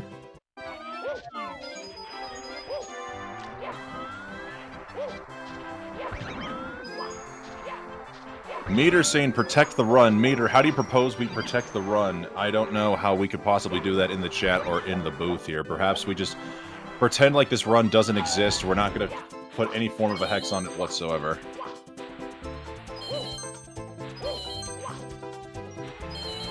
So yeah, we're looking pretty good from Liam. Did miss a coin earlier, but not going to have too much effect unless this RNG is bad, and it is excellent RNG. Wow. Not quite as close as the Moneybags RNG, but all those coins perfectly in a circle. My gosh. You really can't ask for much more than that. Just getting an immaculate 100 coin. He does have 10 seconds of time save in this stage, too, so with that really good 100 plus reds here, I would not surprise me if he was getting close to near break-even again on his PB splits. Oh, and we got a $1 donation here from Meter saying $1 dono train to protect the run. So Meter, thinking that perhaps $1 at a time is going to help protect this run at all costs. Guys, what do you think? You want to try to see a 137, maybe even a lower 138? Well, let's get the $1 dono train going here at !donate for the Urban Arts Foundation. Let's see how Wilco Clip plays out here for Liam. Yeah, Liam entering Tippy, best possible time, 137.12. Praise Wilco. Praise Wilco. Praise Wilco. Yes! Yes! That is huge, getting the Wilco clip. Now, we've seen a lot of issues with Wing Cap, or with a Cloud, I should say. Will Liam be able to get a clean one?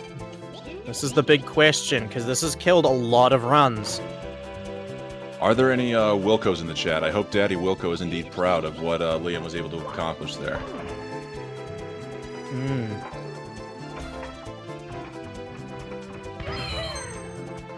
Lining up that cannon shot, getting the fourth red. I don't know how difficult that cannon shot really is. I know getting up to the edge is difficult, but just getting that stored angle for the fourth red right out of the cannon is always a thing of beauty.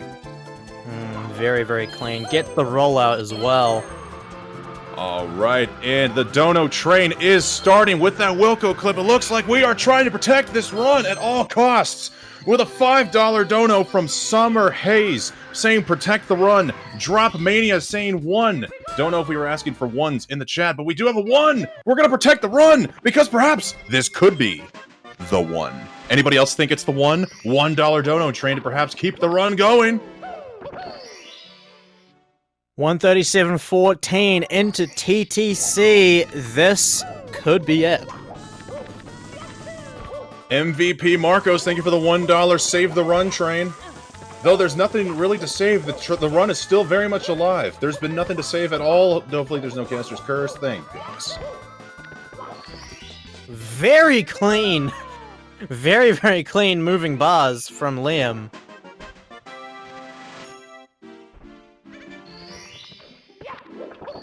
You know what? I'm also willing to say this here. I noticed the goal is $3,556 for the donation, and I don't know if anybody knows or if anybody in the chat is unaware why it's specifically that number. It's because the most amount of money that Speedrun has ever raised in a single event is $3,556. And I've been thinking about it while off on commentary break, and I'm going to say this much, guys. If anybody's going to be tuning in to Pace come October and November, which I don't know why you wouldn't. It's only the greatest event of 2022. I'm going to be there live in person as a commentator. And if we break this donation record, the whole time I am in the chair commentating the Mario events, I'm going to roleplay as Mario. I'm going to regrow out the mustache. I'm going to wear the overalls, get the Mario attire, etc. So do you want Mario live at the commentary booth? And let's keep the $1 train going, like the $1 anonymous donation, and let's see if we can break that donation record while perhaps watching the 1.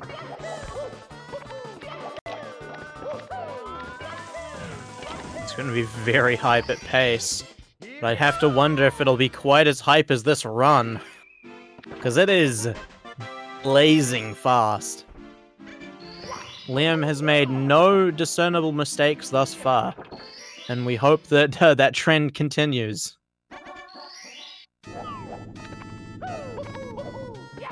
Liam with the time-stopped reds. Doesn't do moving reds, apparently, which I can wholeheartedly respect.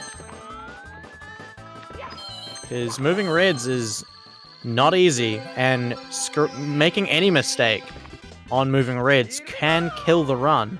It is much safer to just do stopped. Alright, now Liam's going to need about, let's see here on stage entry. He's going to need about 1 minute and, about 1 minute 10, 1 minute 15 seconds to get a relatively clean TTC 100 plus Thwomp Star here, saving it for the end. Absolutely bold move there. Also bold is the $1.69 donation from Hi, I'm Scott. Thank you very much, Scott, for the donation. Also, hi. A little bit of movement mishaps from Liam here on 100 coin, but it is okay. He is still vastly ahead of world record. Oh, whew. Nice little jump kick there to save the jump across. Trying to go for that triple jump, but thankfully had enough momentum to keep it going. Yeah, fortunately that triple jump strat is pretty lenient with not getting the triple jump itself. I've messed around with it quite a bit as well.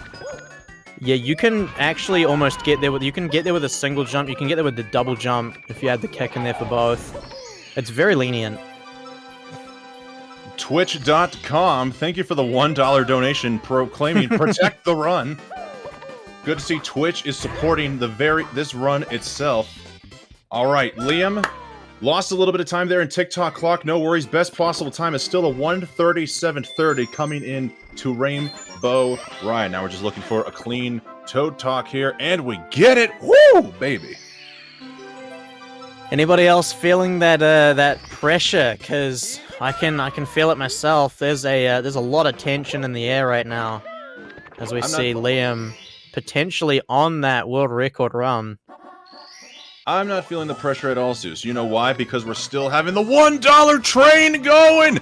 Keep this train a-running, boys! We've got another $1 donation from Egg Boy! $1 for the one run, and, oh my goodness, we've got a $137 donation from Sparkle Pony! What an incredible name! For an incredible donation! For an incredible run! And I just saw what you did there, Sparkle Pony! 137! Possibly for a 137! Everything is hype! Everything is great! Let's go, Liam! Your voice is gonna be gone after this. Ooh, Liam not getting that red up there on the slope, but thankfully he's able to get that one down below. Yeah, still looking very, very solid. Doesn't need a perfect finish, just needs clean. Drop Mania, thank you for the double protection with the $2 donation. It's me, Corey. Thank you for the $1.69 donation. Nice. Not gonna make the same mistake that Ouija made and missing the wall kicks. Very much so, holding it together. And welcome back to the Carpet Talk second edition here with Zeus and West Dog as we await Liam's inevitable end to the carpet here. We gotta say, Zeus claiming that Aladdin has the greatest carpet of all time. I gotta say, Zeus, I never came in with a counterpoint. I think, even though it's a rug, I have to say it's gotta be the rug / carpet from The Big Lebowski as the greatest carpet of all time. What's The Big Lebowski? The Big Lebowski is a 1998 film directed by the Coen brothers starring Jeff Bridges, John Goodman, and Steve Buscemi. The Big Lebowski is honestly too hard to explain the story. There's too much going on, but basically, Jeff Bridges is a man trying to recover his stolen carpet because because of a very comedic case of mistaken identity. They've mistaken him for another Lebowski. The man loves his rug, and I love that rug too, just as I'm sure you're all loving this rug before our very eyes. Ah. Yeah, that's like 5 years older than me. See, the only older films that I've watched... Wait. Okay. Dear. I looked back at the screen and couldn't see Mario, and I was like, oh no. Dear goodness, we have got a $20 donation from Stemhead. I don't know why the Stemheads are trying to rise right now. I don't even know if Stemheads are active in the Liam community. Can anybody confirm if Stemheads are indeed allowed in Liam's community, or is this a total troll to perhaps cost the run? Maxwell Murder coming in with the $169 donation. Wah% with the $5 donation saying, I make a very compelling argument with The Big Lebowski. Thank you, Wah. And EBM with the $1.37 donation. I see what you did there. Very nice.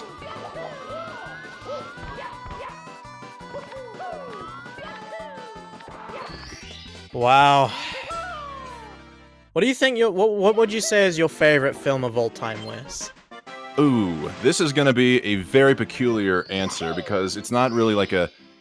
It's probably not necessarily like a cinematography, like, you know, critically acclaimed film or like is one of the GOATs, but my favorite film to turn on and watch has got to be Ferris Bueller's Day Off.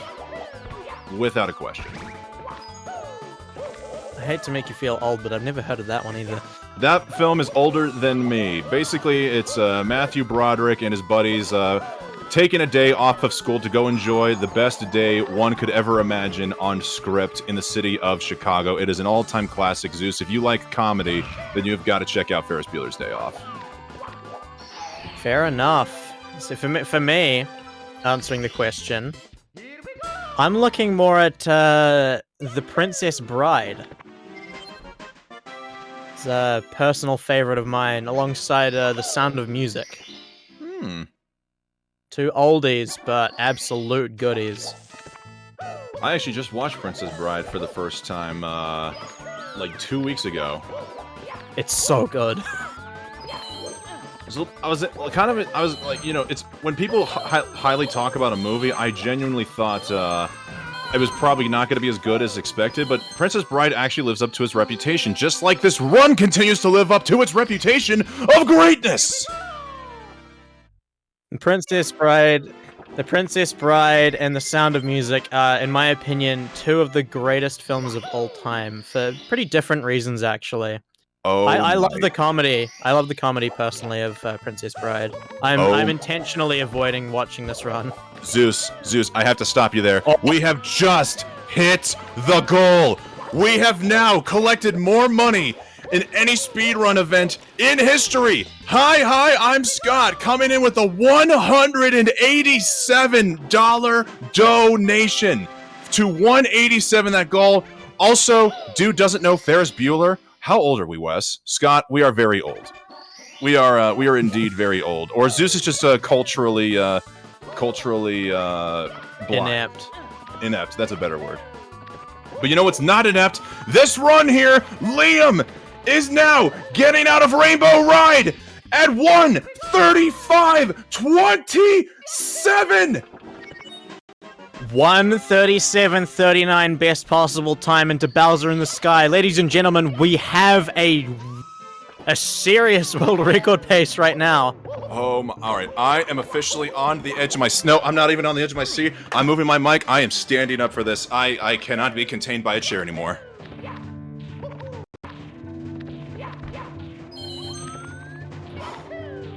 Let's just enjoy the moment while it lasts.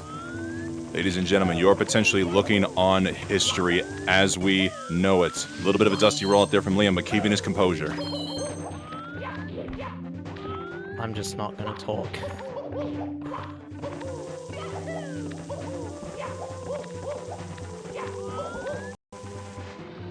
Ooh, a little bit of a mishap there on the ramp, but no big deal. Liam has got a lot of time to save here, because on his personal best of 1:37:53, he did miss one Bowser throw and not even had the cleanest movement, so Liam's still very much on track for a legendary run here.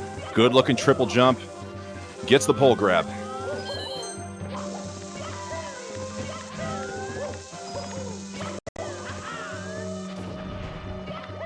Right. Goomba is not on the edge of the platform, knowing not to mess with Mario right now. All right, well done, Liam. He is going to be going into the pipe at 1:37:01. If he hits 3 throws, we are looking at a 1:37:4x run. Crage is in chat for Liam. Short throw, that's okay, that's okay. Would rather have a limp throw than a missed throw. You gotta imagine that Liam is currently terrified. Hitting the throw. Another limp throw. It looks like, unfortunately, world record is dead, unfortunately, but this could still 1:37. It's wide left. Oh, man, it is wide left. There goes the 1:37. But regardless, what we witness here is still a very incredible run here, folks, in a live time attack event. we are going to see one of the greatest of all time pull out one of the greatest runs of all time. Still, one of only two people, probably the only person to clock in with a 138.0x, 138.0h for Liam, perhaps locking his place in first. Wow, what a run. Like, it really is just insane.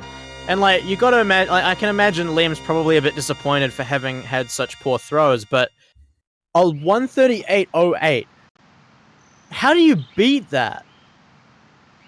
Like, how do you beat that, honestly? It's simple. You just got a world record. Unfortunately, we have 1 hour and 40 minutes left to go in this event, so it is definitely possible. Either a new low 138 or a world record could come and possibly beat this run. But you know what, guys? We are very hyped up here in the caster's booth, just as I'm sure you guys are all hype in the chat of what we just watched. Now let's just take a moment to collect ourselves and take an advertisement break, shall we? We'll be right back with more 120-star action after this.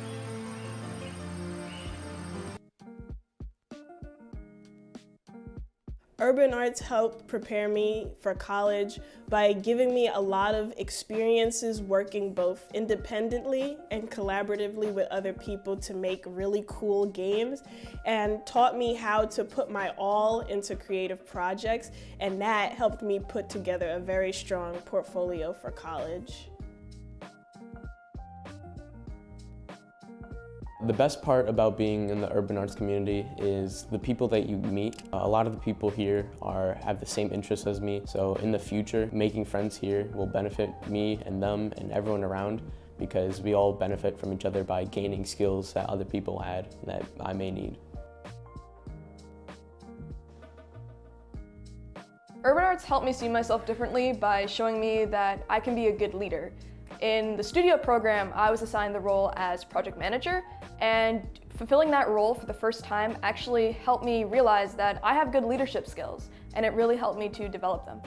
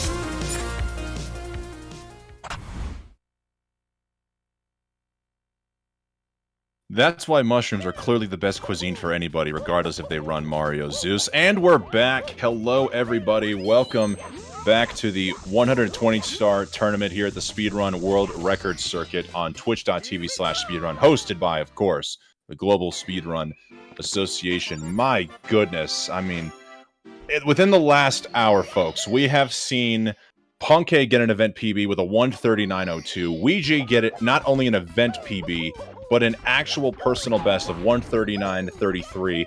And to top it all off, we just saw Liam further cement his position in first with a 138.08 that was world record capable until throws. I mean, this is some grade A day 2 content here. You couldn't have asked for a better script here.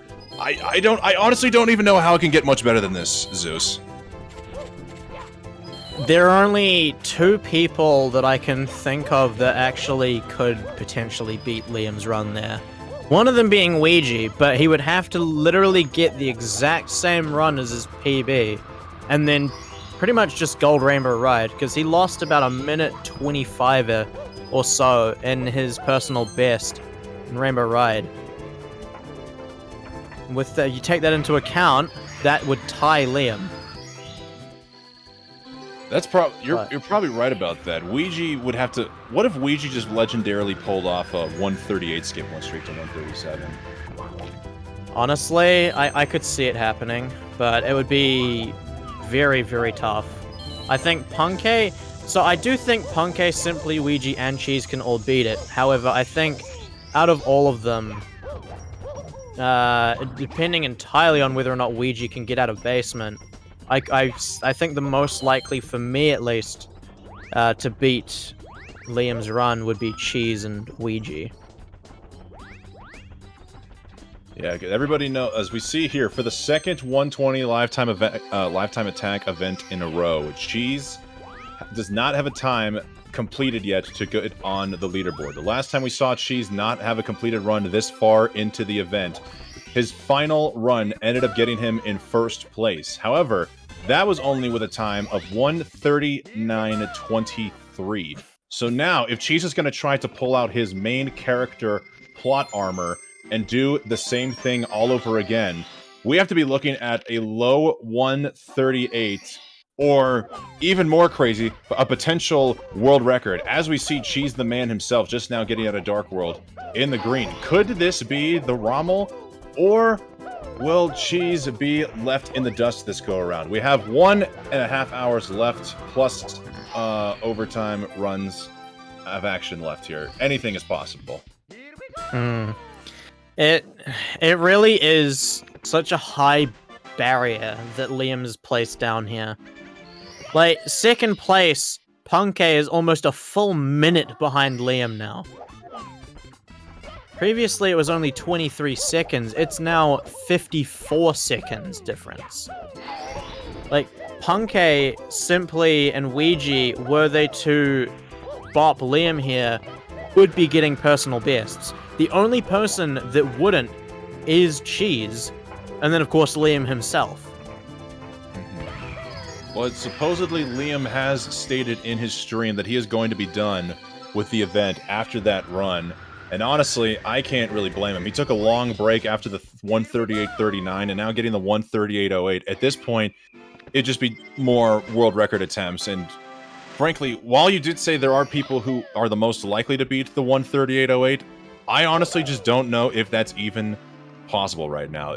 We'll still have to wait and see, but perhaps Liam has very much earned some relaxation time after the massive grind he's put on here for the last couple of days. But meanwhile, Callie now being on the featured screen here, coming in out of BOB green, I believe he's using balanced splits, but still on personal best pace. He is at 140.05 as his personal best, so technically this is 139, 138 pace here for Callie. Chat saying that Liam is in fact coming back to do some more runs, actually. My gosh. So could see something else coming from him potentially. Why did I even make an assumption with Liam? I even heard last week Liam supposedly, after ending stream, said he was going to retire and not come back to Mario, and that he wishes us all a great rest of our lives, only to come back to this event 4 to 5 days later, Just Liam is an enigma. I should never assume anything with him anymore. I'm just gonna watch the man play Mario. But at the moment, instead of Liam, we are going to be watching Callie in SSL. Yes. Just off to the side there, we see Punkay lost his shell on 100 coin in Bob on Battlefield. I'm glad to see Callie be able to get invited to one of these events here. While a lot of people like to talk about Green Suigi as one of the fastest improving or quickest, or one of the speedrunners the quickest to go from bottom of the food chain to top of the world, we can't forget about Callie here. For those who do not know, Callie Nui just a few months ago almost broke the 70-star world record, albeit on Wii Virtual Console, but that almost sparked some controversy in the community. He had a 46-46 or 46-47 best possible time going into TikTok Clock, where he unfortunately lost the world record, but got Virtual Console world record. And he's been quickly improving in 120 as well, going from a mid-141 to a 140.05 within a matter of a month or two. Callie is basically like the Wu-Tang Clan, folks. He is nothing to mess with. Well, that is an interesting parallel you made. I mean, take a look at Callie. Tell me you can't look at that man and not think Wu-Tang Clan there, Zeus. Well, I don't really know anything about Wu-Tang, so I Of couldn't course really... you don't. You're too young. That's not the reason. I just haven't listened to any of their music. I've never really searched it out. Nor has it popped up in YouTube recommended tabs at all. Oh my goodness. I'm old. Co-commentator is old, confirmed, again.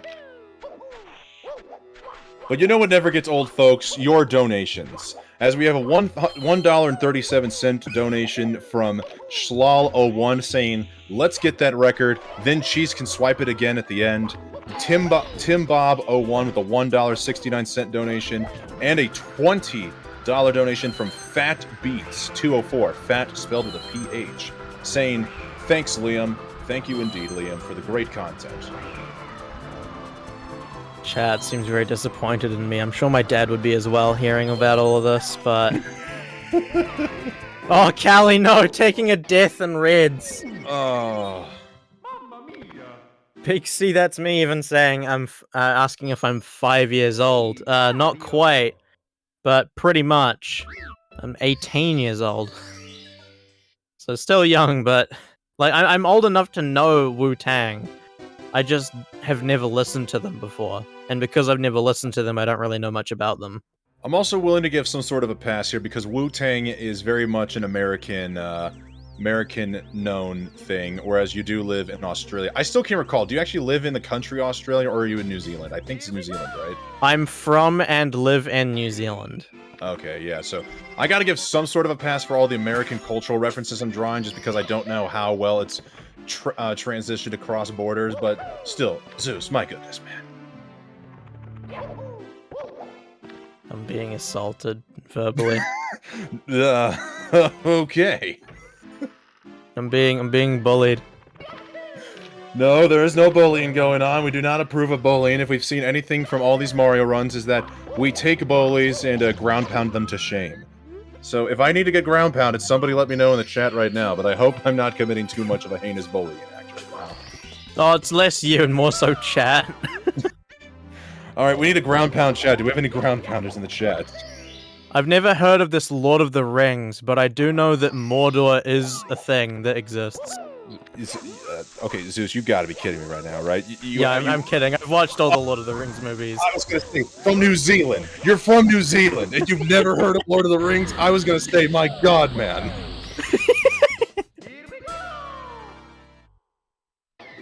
Got a $3 donation from Judo Gerudo saying, a very fulfilling event. Hope it leads to more PBs. I think we all hope so. Definitely want to see some more. Hopefully, maybe we get one from Punkay off of this run. Ugh. No, I've seen all of the Lord of the Rings and Hobbit movies. Ooh, even the Hobbit movies. Yeah, it'd be blasphemy if I didn't. I have seen only the first two Hobbit movies, and I did not hear good things about the third Hobbit movie, so I skipped out on it. It was meh. It was okay. All right, well, you know what's not, Matt, is indeed this run by Punkation. Making it a very clean, shifting sand land here. So far, let's see how these reds go.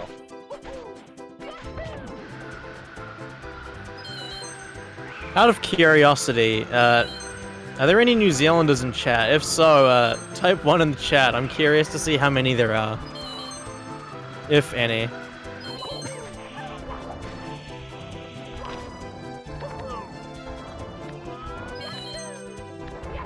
Looks like aside from the one troll with the moderator sword, there actually are a handful. There are a handful of New Zealanders out there. I'm seeing a lot of 2s. Oh, man. Yeah, it doesn't look like there are many, but I'm not surprised. New Zealand is a small country, and I don't think that really anyone from New Zealand actually knows about speedrunning, let alone watches it. I mean, you'd be surprised. Iceland is an even smaller country than New Zealand, and I mean, literally 3% of their population is on the international soccer team. So, who knows? Maybe there's a very small, dedicated portion of the population dedicated to speedrunning. Maybe not Mario, but other speedruns overall. We just haven't found them yet. Actually, I did actually find one person in my college class that I did make English. I can't speak. There was one dude in my college class that I spoke to, and I found out from him because I was watching a Liam run at the time on my phone, and he walked past and saw it and asked me, you know, if I played Mario at all, and I remember he said that he had watched Cheese's 138.54 from Break the Record. I was shocked. I was actually just shocked. I never expected it. That like anyone from New Zealand watched the game other than like me. See, they are out there, Zeus. You just gotta find them. You gotta look for them. My friends know about it as well because, you know, I talk to them about it a bit, whether they want to hear it or not, because there's no one else that listens to me. I need someone to have a rant to about choking a run to TTC. At least your friends are willing to be there and hear you vent. Now, Zeus, more important question: do your friends know about the Urban Arts Foundation? No, they do not. Well, this goes out my to due diligence there. This goes out to all of Zeus's friends and more in the chat. Guys, Urban Arts is a pre-college program dedicated to teaching the arts and science of video game development to underprivileged students.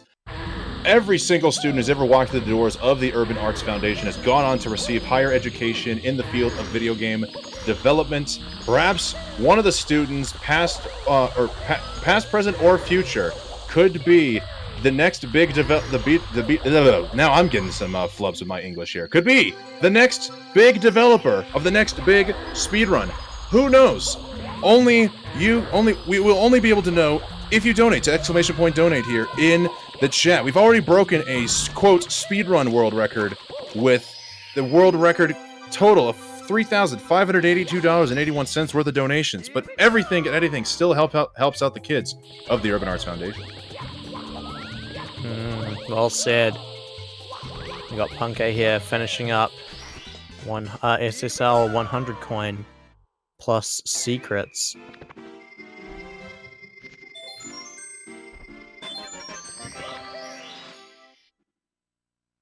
I'm curious. I actually wonder how old, like, on average chat is. I'm assuming like 70. We're not gonna. Okay. But could be some leeway to be 85. We're not going to get into age here into the chat. That caused some problems last go around. Let's just assume chat is at least competent enough to enjoy some high quality Mario 64. Yeah, they're all legally allowed to be on Twitch. Well, you know what? 70 in metric. Wait, so that's Yep, 70 in accurate. metric. If we convert it to non-metric years, does that make them, what, 122? Something like that, an imperial. Well, Scott, you're our beloved Twitch grandpa. Don't ever let anybody tell you otherwise. Now, Zeus, it looks like you have a request here from Tootylicious. And can you tell us some interesting trivia about New Zealand? Oh, that's tough. Well, that's a tough one because I don't know a lot about my country. My goodness. I guess. Well, I didn't pay much attention in history. Let's see. Let me think. Well, then it's a very good thing. Okay, one thing that I do know, one thing I can say for sure that I found out actually from my friends is one of the most commonly used tactics in like recent history for war, trench warfare, was actually invented by the indigenous Maori people of New Zealand when the British were invading. So that's some little trivia there. Okay. Well, I don't know what your class you got later tonight here, Zeus, but we're very thankful your mom's going to force you to go to that class, because how dare you not know your own country's history or trivia?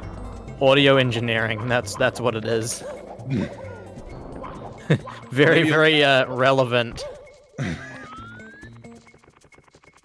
What else were you going to say before I cut you off so rudely? Oh, I was just gonna say, we've my city in particular has had like multiple earthquakes, one of which completely destroyed the city, like, what, 12 years ago? Yeah, I think it's 12 years ago. Is it 2010? I think, yeah, 2010, September 9th? Something like that. I can't remember the exact date anymore because it's been so long, but yeah, it devastated the city. There was another one there was another one like 5 months later, the following year, that also devastated the city. It was quite a fun time. Speaking of fun time, here's a Toxic Maze BLG attempt here from Punkay. Let's see if he's able to get it. Slouch it forward to get those button presses, and he's got it. Very nice. I actually remember with one of those earthquakes, we were all told, you know, get under a doorway, under a desk, whatever. I was outside hugging a tree. I was hugging a tree for dear life with one of my friends.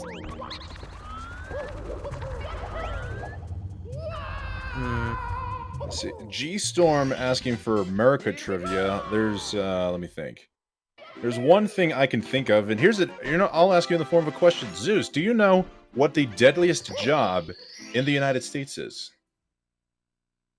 There's a joke that I really want to make, but I'm not gonna make it. I have no idea. Coal miner? No. What is it? The president. Oh! Of the 45 presidents to serve in office, 8 of them have died while in office. That lays it at a percentage that I believe 18%. 18% of people who have taken on the job of president have died while on the job. So, folks, don't let anybody ever tell you anything is possible, because even if that's true, I never want to be president. Just to clarify something, someone said in chat, Fernan, New Zealand is not the country that lost a war to animals. That was Australia that lost the war against emus. Yep. The Great Emu War that they lost. They got British reinforcements and still lost. Oh my gosh. Is there an entire province in Australia dedicated to the emus, or were they able to reclaim their territory? I don't believe there is. I'm pretty sure they just like pretend that it never happened. I don't even know if they actually cover it in Australian history classes. But we certainly did in New Zealand. So we, New Zealanders, as all Kiwis know, Australia's cringe. New Zealand is superior.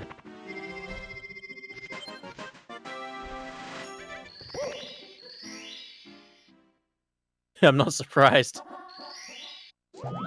Yeah, there's not they don't cover a lot because they have a lot of embarrassing moments. That's why.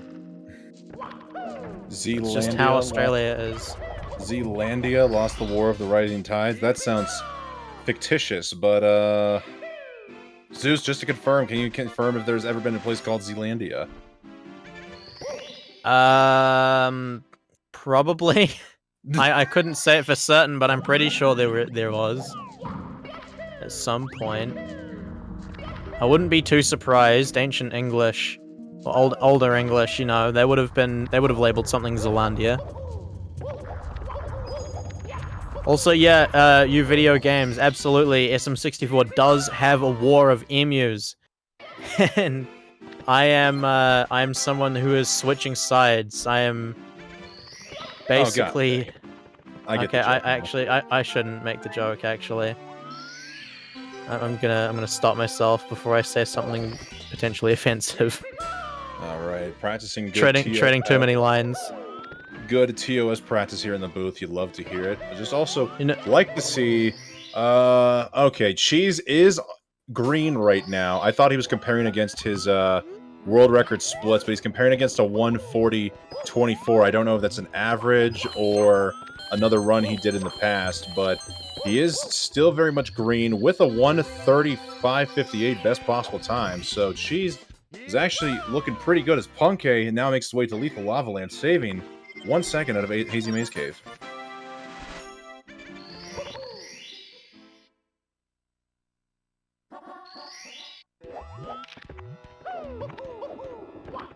And we got Punkay ahead as well against that 139.02.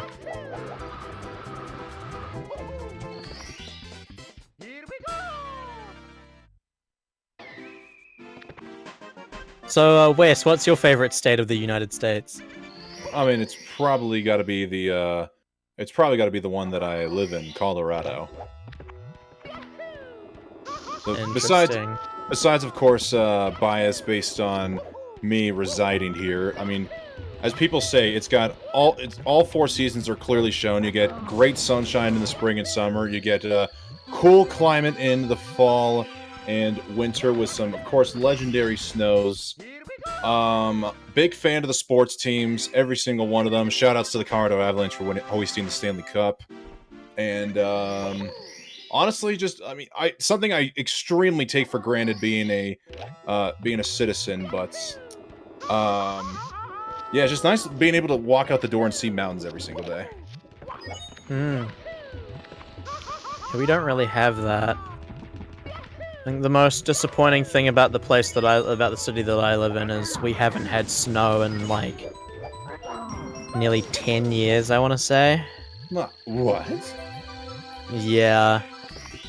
It hasn't properly snowed in like 10 years here. It's very disappointing. I've been wanting to see snow for a long time, but my dad lives on the other side of the country in another city that hasn't snowed in decades. And the city that I live in hasn't snowed in a decade. So, no snow for me.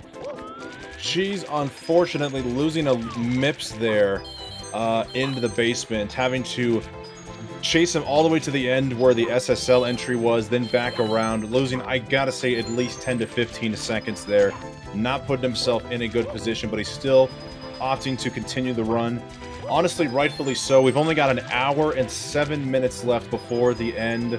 Well, I don't know how to probably phrase this, but before runs are no longer resettable. So Cheese just wants to see where this goes, especially given he's still very much in the green on an average run segment now. As Punkay still looking pretty good here, entering the volcano to close out LLL, or begin the closeout of LLL. Looking very good as well from Punkay.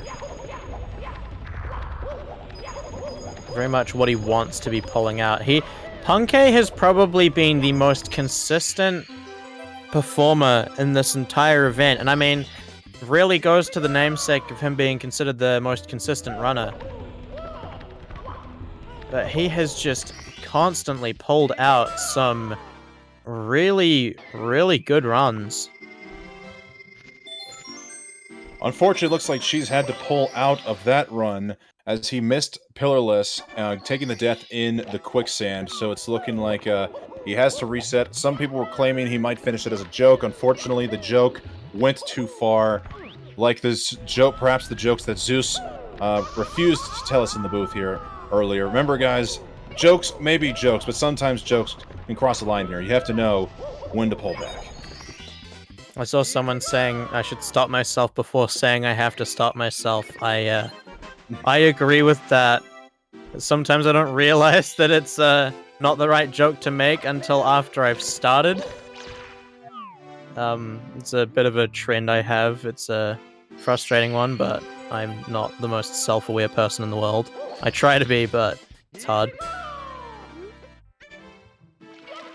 Well, Punke saved a good chunk of time here in lethal Lava Land. Is now minus 12.5 coming out, getting a quick grab on Mips, now heading into Vanish Cap. Praises in the chat for a good quality Vanish Cap here from Punke. Would love to see him get on a run. If not, perhaps be the next person to crack that 138 barrier.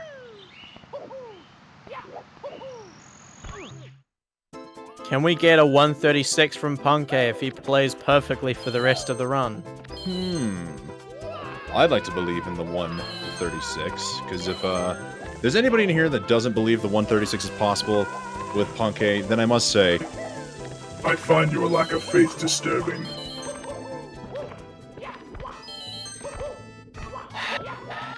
Of course. Of course.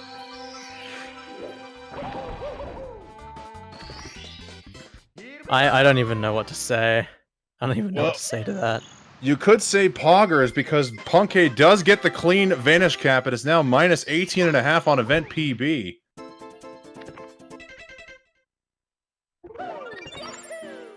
So is that a soundboard you've got, or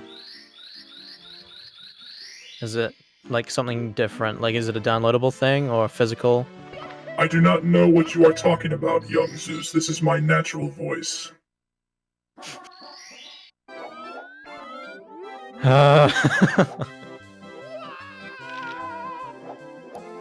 I've seen some people say that Star Wars is bad, and I don't even know how to react to that.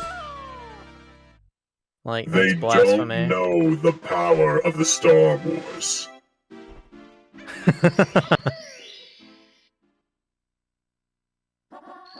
It's over, Anakin! I have the high ground. You underestimate my power! You underestimate my power. Don't try it.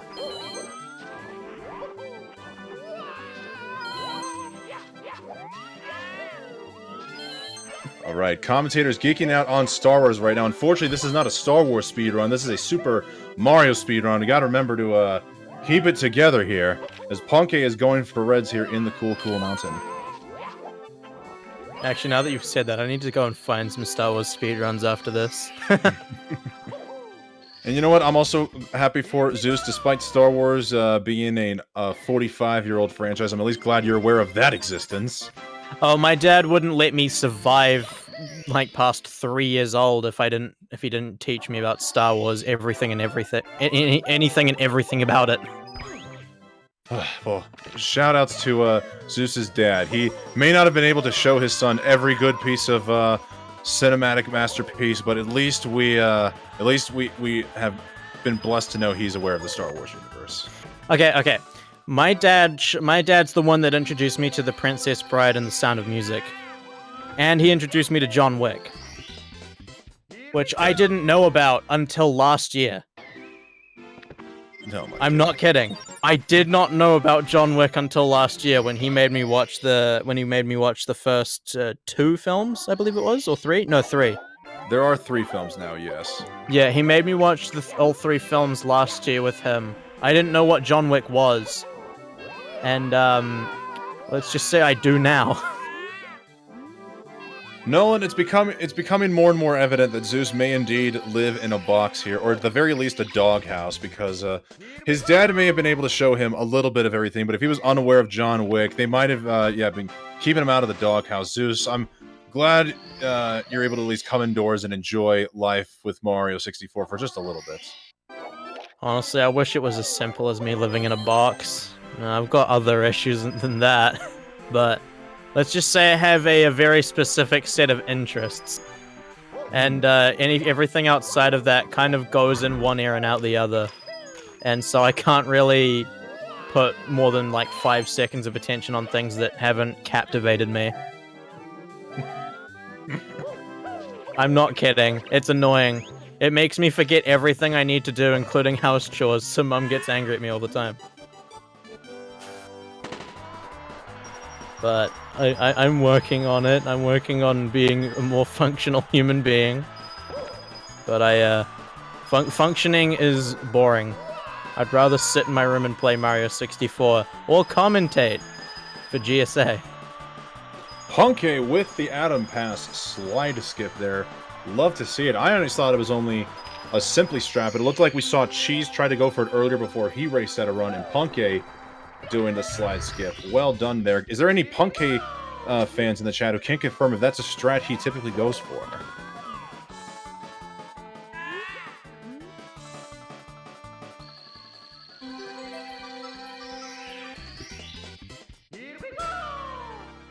Thank you, Rames, for the all caps there. Yeah, this is a very good run from Punke at the moment. May have to direct a question to Milo and the GSA production crew here. Mathematically speaking, does $3,750 deserve another hour of 120 speedruns? Is there any way we can get an answer on that? I wouldn't mind being around for another hour of 120, but I can imagine it might put some strain on the runners, so maybe we'll have to wait and hear.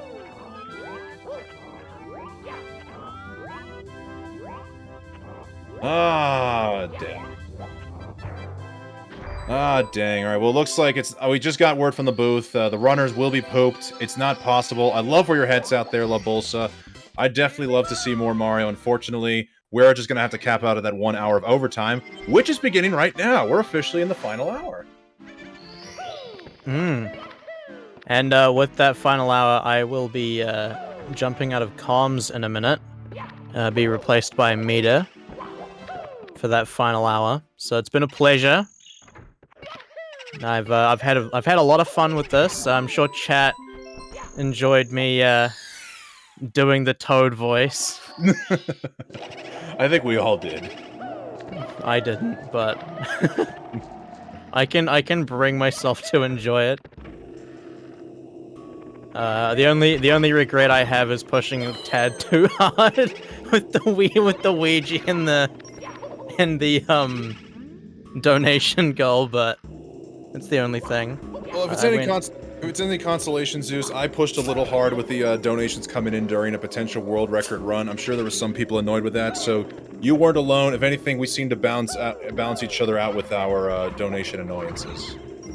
Absolutely. The true tag team duo of commentary right now.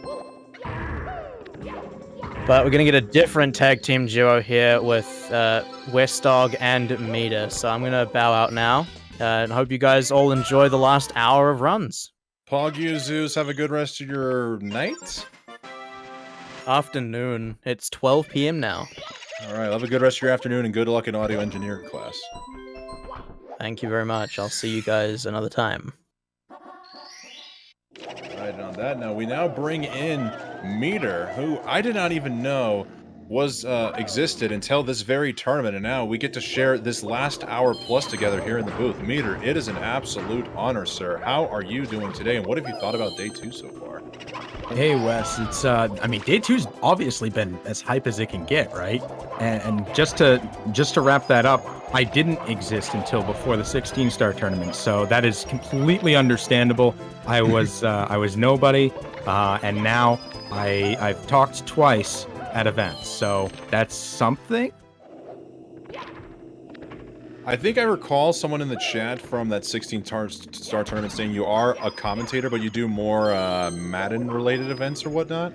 Yeah, I've done Madden and just a lot of different sports ones over on Evolve Sports Live. They're a great organization, and they kind of built the entire broadcast booth over there. So that was really cool, and then I was given the opportunity here, and it's been amazing. You guys are so skilled at this, both with the runs and in the comm booth. So hugely appreciated. So has been watching the 16 and 120 star convinced you at all that Mario 64 is indeed one of, if not the greatest sport of all time? Oh no, I mean that's just a fact. That's not a question.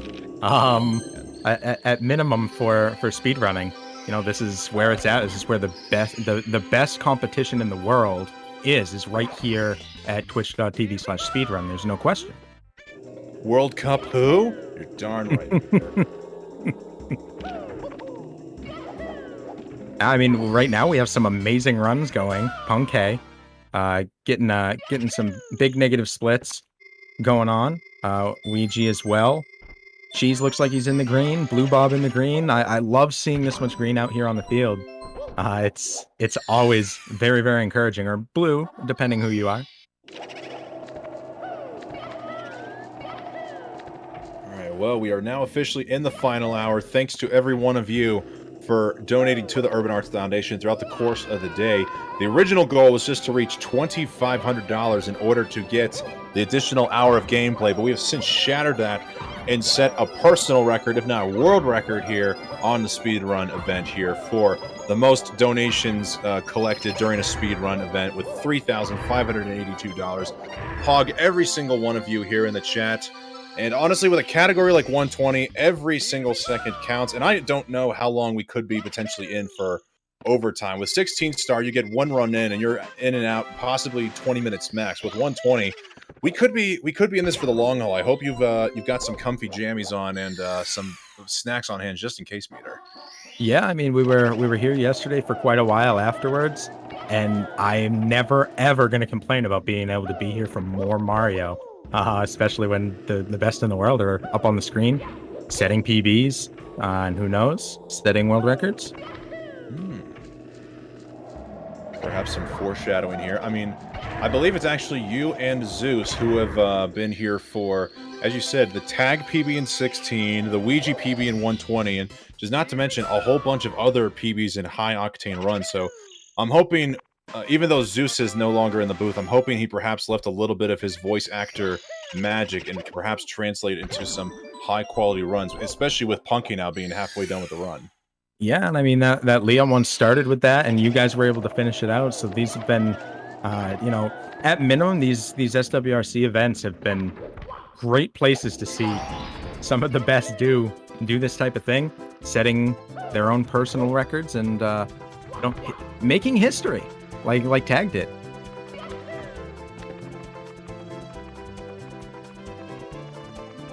Tag being one of only 8 to get that sub 15. And one of only 7 on the console. The one exception being Finney on the virtual console. But regardless, 14 is quite a magical number to behold. We almost got a 137 here live. Liam just falling short with a couple of limp throws, but who knows? We could be in for another historical run. Punkay still with a 136 best possible time here as he's getting ready to get out of BBH. Perhaps we could see a historical Punkay run.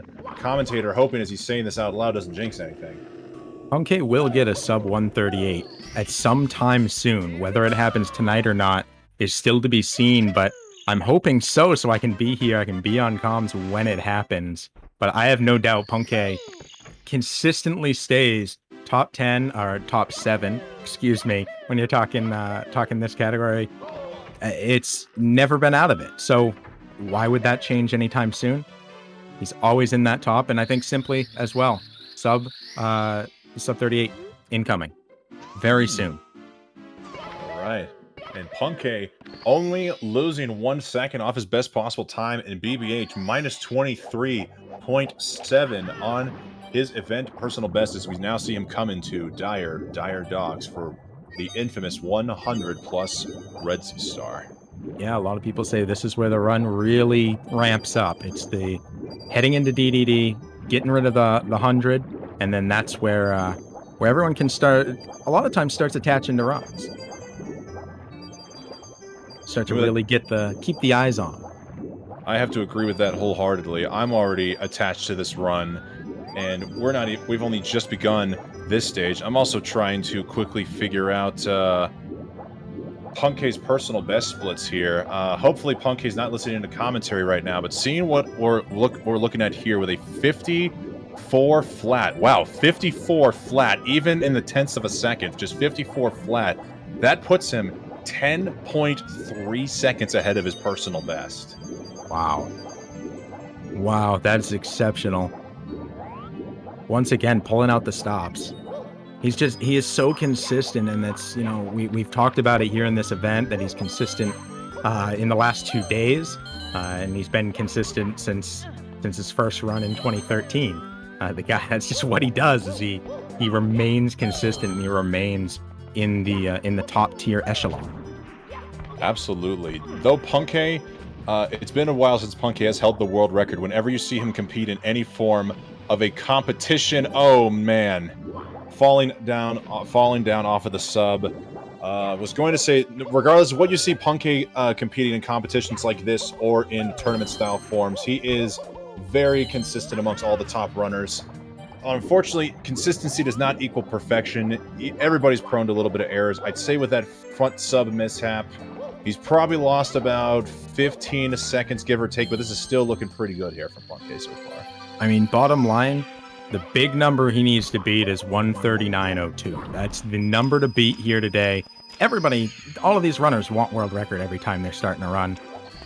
But the big final number you need to beat is whatever your tournament record is here today. A lot of calls for Caster Curse. I will take that responsibility. I will hold the weight of the failed run on my own shoulders. I'll do that for us all. Definitely wasn't the caster talking about Punkay as it happened before our very eyes. We're gonna pull it on Meter. You know what? I can't throw Meter under the bus. I just started commentating with him. I will also take half of the weight there. If you're going down, I'm going down there with you, Meter. Fair enough. Ouija with a raid, huge raid. So, all right, it's looking like if Ouija's raiding while his feet is still on the screen, it's looking like if there is a raid, that is going to be the end of Ouija here at the event. Guys, can we get some claps, Drakes, GG's in the chat here for Mr. Ouija, one of the all-time greatest Mario 64 players ever.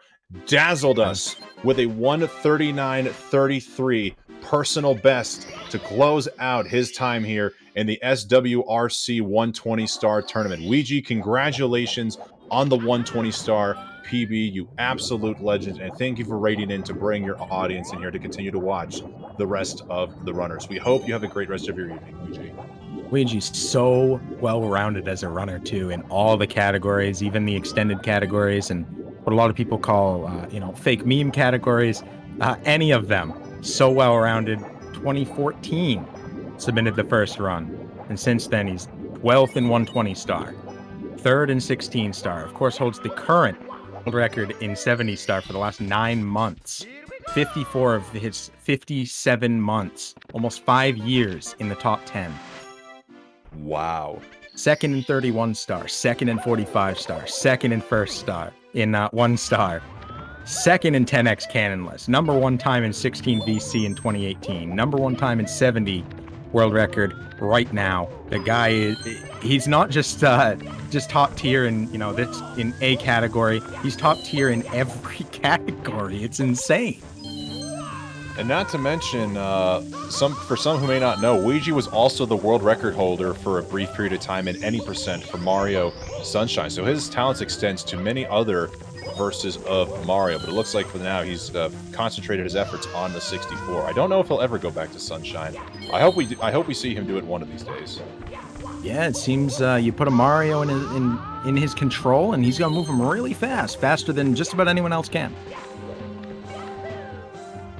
That's true, Foxy. I did not mention 0 star.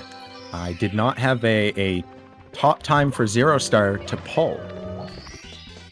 But, you know, we've talked about Blue Bob and how strong they've been in remaining in the top 25 for so long, 140 months across all categories. And he's been running less time than Ouija. Ouija back in 2014 started, and Blue Bob about a year later, 2015.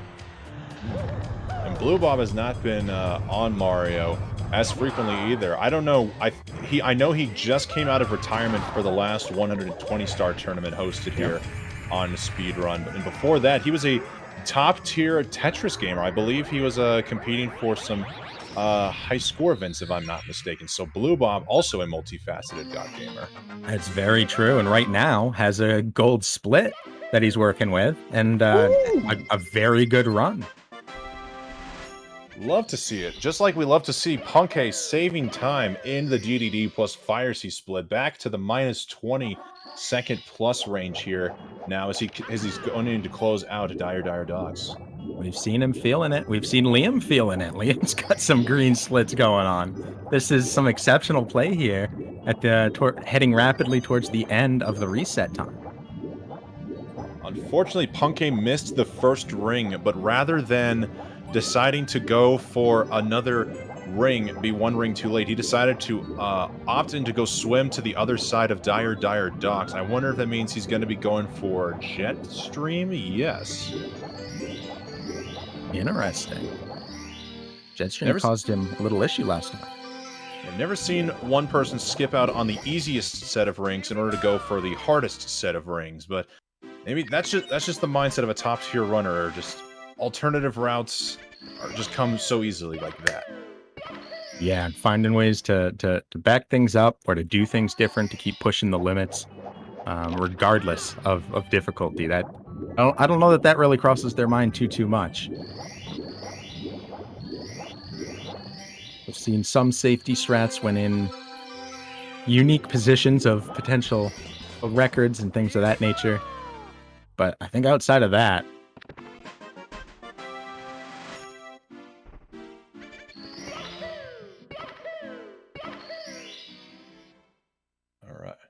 one star to close out here for Punkay, as meanwhile Blue Bob looks like he lost just a fraction of time in SSL, but still -29, it looks like, on his... Wait, is that his personal? Yeah, comparing against his 140.45, he's still -20 on his personal best. Blue Bob, honestly, been, I don't know if I'd say surprising or just completely dazzling us with these high-octane runs so far today, coming so close to that personal best, but missing 4 throws.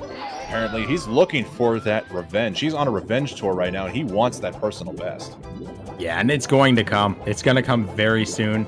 Hopefully, it's right here, so we're here to witness it. But regardless, I have no doubt Bob knows about the grind, knows about the practice, and is out there making it happen. He's back. And in a big way, and making waves right here, showing us what he's about. And Punkay, unfortunately, losing that solid chunk of time in Dire Docks. It's looking like, hypothetically, world record might be out of reach here. Regardless, he's got a 103.14 upstairs door touch. That is a very solid 138 pace here for Punkay. Still could theoretically be in contention for a first place spot here against Liam. And if he does get that first place, we might be looking at a Punkay personal best. Yeah, that would be extremely hype. We have a 137.5 best possible. So the 138 is a good call out. Is very likely he can hold it together here heading through the upstairs.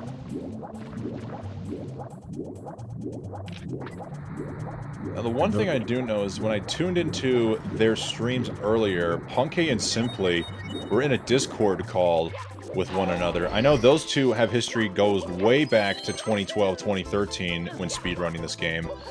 I gotta wonder though, like, maybe this is just me, but when you're on a high octane run like this, I can imagine you want as much focus as possible, but perhaps could talking to the homies help alleviate some of the pressure, and it's just, you know, another day at the office, no big deal? I mean, I for one am not a well-versed, skilled speedrunner, so to speak to that with any actual accuracy, not really my place. I can say that Green Suigi on his world record recently was casually chatting in Discord, talking about what he wanted to have. He wanted to get something to eat after that run. It was very casual. And we've seen that from Cheese, having a very casual attitude a lot of times until the final moment. So, yeah, I can see you're here for a long time, taking that time to have some fun. And when you're having fun, you're loose and you're playing. You're playing some of your best.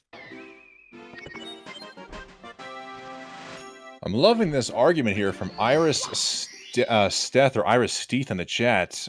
Donations prevent caster's curse. Something I've been unaware about throughout my entire time I've been in a commentator's booth. So, chat, while we have reached our donation goal and then some, if you want to help keep the run going, perhaps we start another $1 donation train to protect the Puncation run at all costs? Yeah, that's what worked for the last big run. That's what worked for getting the PB. We needed to protect, and chat made it happen. It was pretty amazing.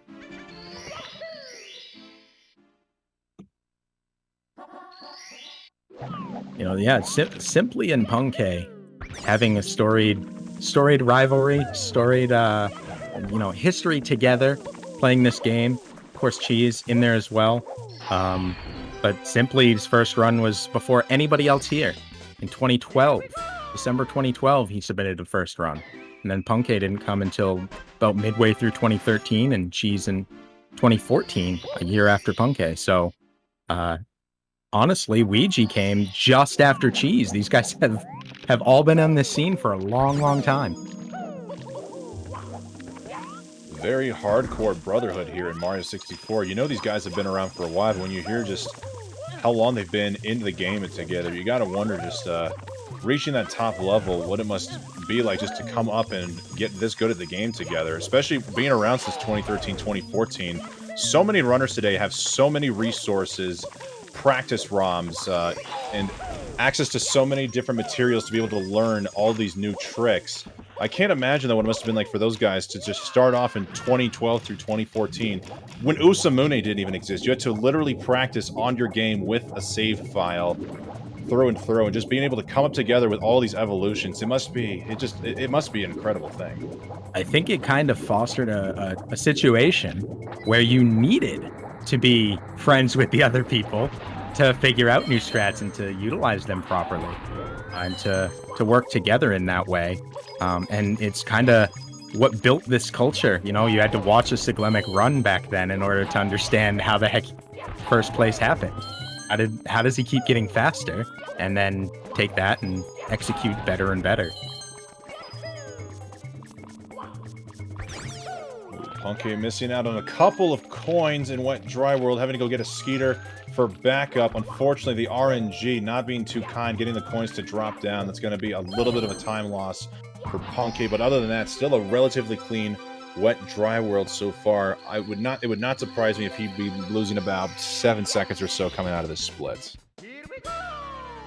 Yeah, that will be fantastic if he can keep this going forward, and drive this time all the way up to Tippy. It's still a little bit to go on that. A little bit time left on the clock here that he'll be able to finish this one out and start another one. So no concern there for I could see it potentially being stressful, thinking, do I finish this one? Do I not? It's going to be close. Alright, losing a lot of time, actually. Wow, about 12 seconds off of the split, but still an event personal best. 138 still very much on the table here for Punkei. As we have a $1.19 donation coming in here from Hi, I'm Scott, with the message, stop manipulating me out of my money. I have friends coming over soon. Fair enough. You're, definitely put a pool together for your friends, and they can help save the run as well. They just got here by. All right, well, Scott, we wish you a good rest of your night. Enjoy time with your friends, and thank you for all of your donations today. Definitely agreed. You know, talking about that culture of Mario 64 runner and the chat, the community, everybody involved. while that big run was going on and we were down to the Bowser throws, I popped into Cheese's chat real quick because I saw he just stopped playing and he was just watching the run. And the whole time he was saying, come on, you can do it. Cheese he said out loud, I want him to get this. This is not I'm the only one who can do this. I'm going to be mad if you beat my score. This is, I respect what you do, the grind, the hustle. It's amazing, an amazing community. And it's people like Cheese in the first place position creating that type of an environment and actually wanting the best for every runner and for the community as a whole. It's very, very cool. True brotherhood right there. That's how you know you've got a good community, or at least good people. Everybody always wanting to cheer for each other and cheer for the success of each other, not just be so caught up in having to maintain pressure to be the only one or the greatest of all time, but rather being able to just sit back and go, hey, you know what? Good for you, man. I love to see what you're doing here. And if anything, that gives them more motivation to perhaps go even harder on the grind and play better. Yeah. That's one of the things I love about the Mario 64 community. Yeah, pushing each other to continue to get better. Because some of these guys have been on tears where they've held the title for so long. They've been the only one. They've had to push themselves to get better. You know, we've talked about having Simply and Punkay in the background pushing forward, but Cheese just breaking his own record 11 times speaks for itself, I think. As we did see Cheese come into the chat to let us know that he is, quote, struggling Sag, all good next time. I don't know what he means by all good next time, if that means perhaps next time being this next run, or perhaps he means the next time we might be hosting one of these events. I hope next time means one of these runs, because I know every single one of us here in the booth and the chat would love to see Cheese walk away with one completed run. But I can't imagine what it must be just being the world record holder. It's never just as simple as completing a run just for fun, especially when you're going up against people like Liam and Blue Bob who already have 140s on the board. There must just be that extra element of pressure. Yeah, for sure. I mean, pretty much everybody has 141 XX or better, so there's no subpar runs that are going to be accepted here. So Cheese, but the 141 is the time to beat right now. That's the one. Being world record holder, there's something extra that kind of weighs on you there. Some expectations. Which, speaking of that 141, while we are seeing Punkay getting a clean, tiny, huge island right now, Callie is on a very good pace himself right now. Minus 12 in BOB. I don't know how his run's been going so far, but it looks like he's on a solid pacer right now in BOB. And of course, who can forget Blue Bob, who's still in the green, coming out of Lethal Lava Land on personal best pace. The two underdogs, the only two who are not in the 139 clubs, perhaps have got a little bit of clutch left in the tank to dazzle us with some great runs. But it is 120. We still have a lot more to go. I will try not to get too attached. Meanwhile, very attached to the Punkay run. Yeah, and I mean, it's hard not to be, right? But I mean, Blue Bob earlier today had his best, door touch going upstairs to date on that run. So if PBs are coming for every single one of these runners. Somebody in chat saying Cheese has been doing a lot of 16-star recently and wondering if that might be of effect here. What are your thoughts on different categories and how they affect times when you're switching between them?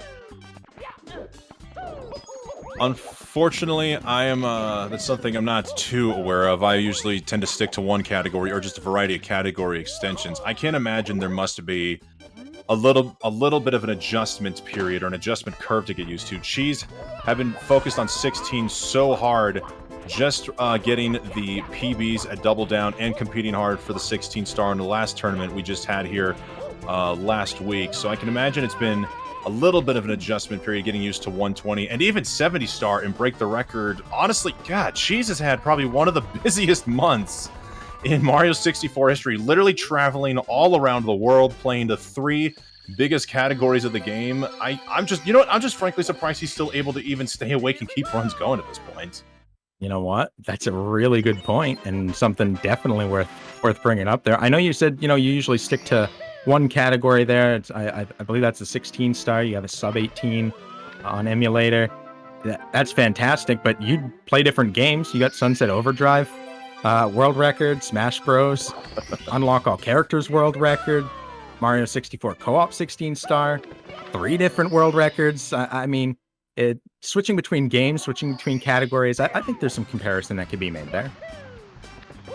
All right, well, let's see. Punke gets Breezeless on the first try. Oh, he got through the wall, but not enough to get on the platform. So unfortunately, having to settle with the Breezy backup. That's going to be about 12 seconds lost there. But fortunately, Punke having a much cleaner Tiny Huge Island than his last event personal best, saving an astounding 20-plus seconds, and is now minus 31 on his event PB. So 138 still very much possible. I think I see more gold for Blue Bob. Oh my goodness.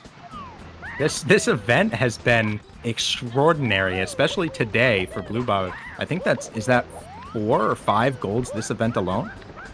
That's at least the second gold for this run alone, but I remember I think his last event PB where he got the 140.53, he had 1 or 2 golds on there as well. And we know Simply had a couple of golds in the crazy tear he had earlier. Liam also had a gold in Wet Dry World, which, I mean, if Liam is getting a gold split, I gotta wonder if that's a new community best at this point. Yeah, that's a fair point. Simply, we know tied at least one of them. Punky, unfortunately, missing the long jump, not able to get the wall kick off of the log, now having to adjust the camera for the backup here. A little bit of a meltdown in Tall Mountain, but fortunately able to get the box to the mushroom on the first try. But, yeah, going to be losing a little bit more time here in TTM, but should still be looking good, especially with that cushion he built back up in THI. Yeah, that Tall Mountain has been pretty devastating for all the runners. We've seen all of them make some small mistakes, but always picking up good backups. Ooh, there's another one. Waterfall just takes over. Punke having a laugh. Doesn't matter what category you're running, 70 or 120, Tall Mountain is one of the most notorious run killers out there. I've seen far too many runs being lost, or at the very least just greatly hindered in this gosh-forsaken stage. Good to see at least Punke is still trying to power through it. He has a 120. God, as I'm saying that, I thought it was going to be much worse, but thankfully still on the mountaintop. He is backing this up with 100 plus reds, but he is, it's looking a little bit of a meltdown right now. Yeah, I mean, the first run that made it upstairs, Cheese for this tournament. This is the exact, well, I mean, that was the exact star. The red coins is the one that it fell to. So definitely has been a thorn in the side of all of these runners since the word go.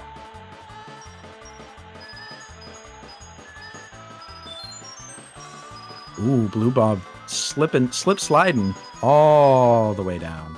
No. Minus 32.6 on his personal best, too, and that was for the 100 coin plus Penguin Race star. Unfortunately, yeah, that's going to be way too much time lost to recuperate from, so you hate to see it. Blue Bob, unfortunately, having to take the reset, but I still have some confidence in Blue Bob. We're coming in on the final T-minus half an hour into the event. More than enough time for Blue Bob to get another high-quality run going. Punke still slipping around here in TTM. I really wonder what his splits are going to look like after he gets out of the stage. You know, if you're going to take a reset, now's the time to do it. Like you said, time is thinning quickly.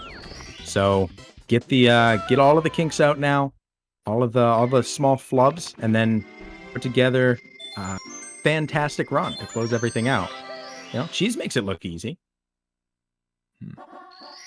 And Callie still on a really great run right now. Now that we see him next to Punkation, minus 21.17 coming out of BOB. Now, I know Callie is comparing against balanced splits. Meter, in case you or others may not know, balanced splits essentially takes all of the time loss that you have in the game and balances it out across all the stages. So let's say you golded Tall Mountain, but then you lost a minute in Rainbow Ride. Instead of having to compare against Rainbow Ride, where you're basically in the plus until the very end of the game, it'll take that time save and make it a little more balanced. That way you'll have, say, 20 seconds to work with in Tall Tall Mountain and 40 seconds to work with in Rainbow Ride. So Callie, on a balance split, I don't know what his personal splits look like, but basically Callie, regardless, is looking on a very solid run.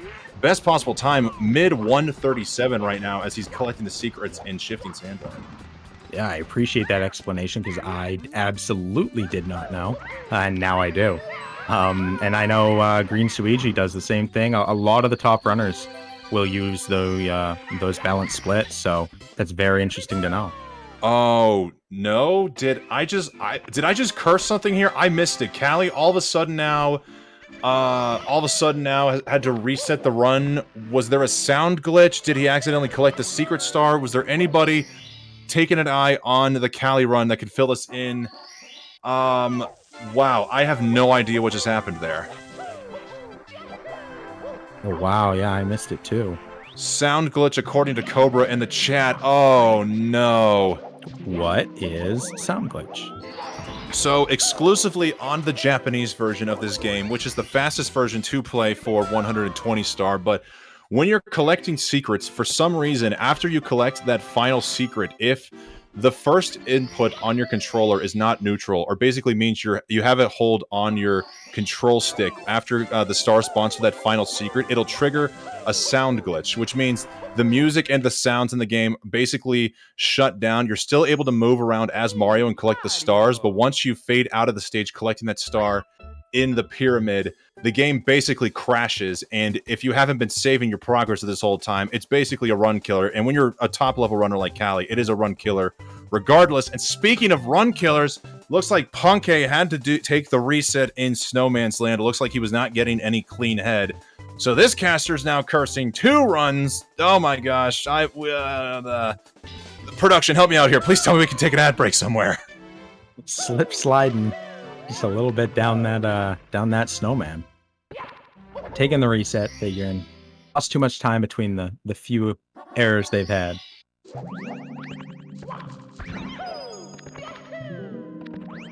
All right. Well, oh, sorry. No, go for it.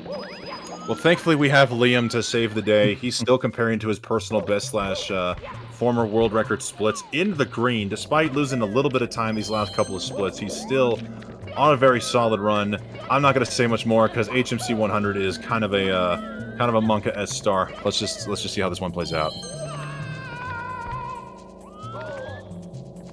Oh my gosh. Good to see, Callie and Simply Cheese. They're short in their runs. They're in the early stages, but they are still pushing forward here.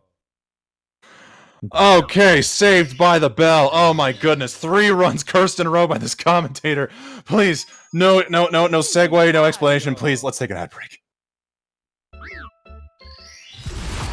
Ladies and gentlemen.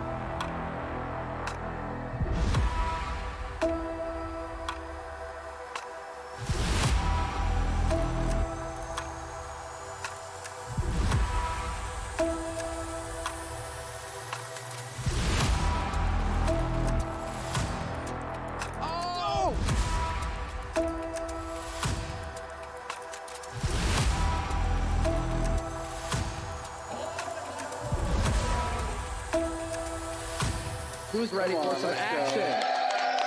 There we go.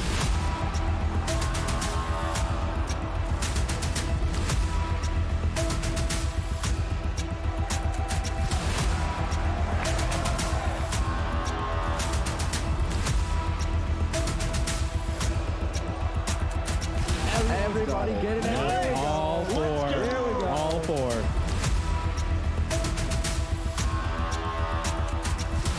IBK, whole bunch of enemies, just like that, picking up another one.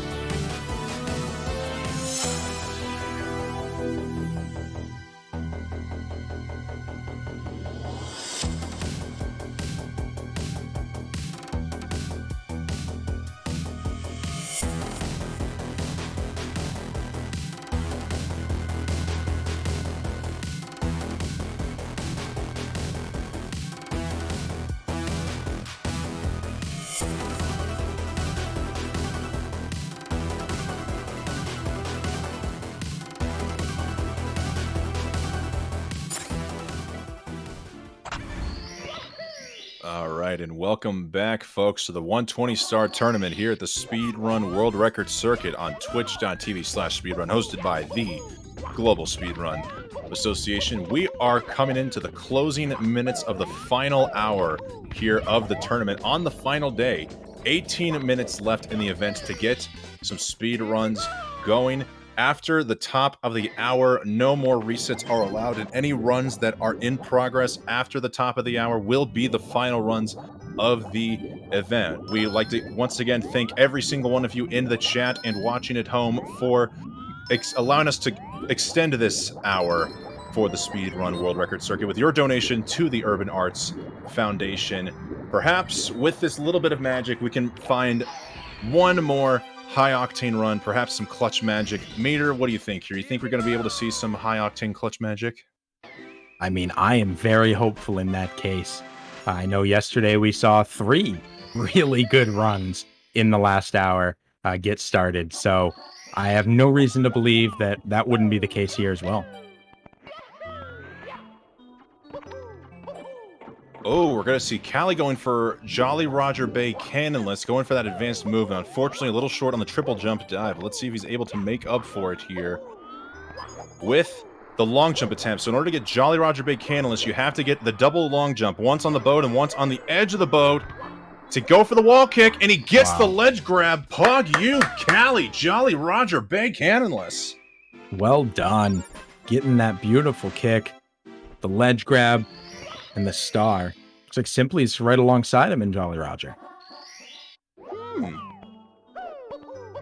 You know, Mater, we had seen Punkay and Simply both get on runs when they were close to one another, and then yesterday was Blue Bob and Simply on good runs close to another. Could this perhaps be the pseudo race between Simply and Callie, and this perhaps be the good run for Callie now that he's quote-unquote racing Simply? I don't see why not. I think it's so emblematic of Simply's legacy in SM64, always being right there alongside people who are having amazing runs, be it as champions or right here in just single runs in the tournament. Simply is always just right there beside him. It is wild. She's not having finished a run yet, but also not completely unheard of. This is kind of a standard cheese for tournaments, to wait to finish a run until the very end, if at all. Yeah, in the 16-star tournament, Cheese, I believe, got his 15-13 PB in the final hour or final 2 hours at Double Down. Of course, in the last 120-star lifetime attack, he was able to clutch out first place over Puncation by 7 seconds with the very final run well into overtime. But this is a whole different story from that last tournament. She's got first place in that event with a 139.23. And meanwhile, we have 2 runners who have beaten that last first place time, Liam and Punkay. The former flirting with world record earlier today, finishing off with a 138.08. I mean, we have heard people speculate about Cheese having main character plot armor, where everything comes in very clutch and thematic at the end. But Cheese, at this rate, if he's going to get first place, I mean, we're going to have to see a world record caliber run right now, if not within the next 5 to 10 minutes. Yeah, I mean, there's all this talk about who could beat Goku, but when does Goku come in? He doesn't come in. He's not the first person that they fight. You gotta kill Krillin first, and then Goku will come in and wreck house. It's true. Cheese has just been off in the background training. He's just waiting to break out the Super Saiyan on us. That's it, exactly. He's been training with the weights on, eating those beans. He'll be coming in big. At the end is the big hope. Ooh, nice little glitch from Callie.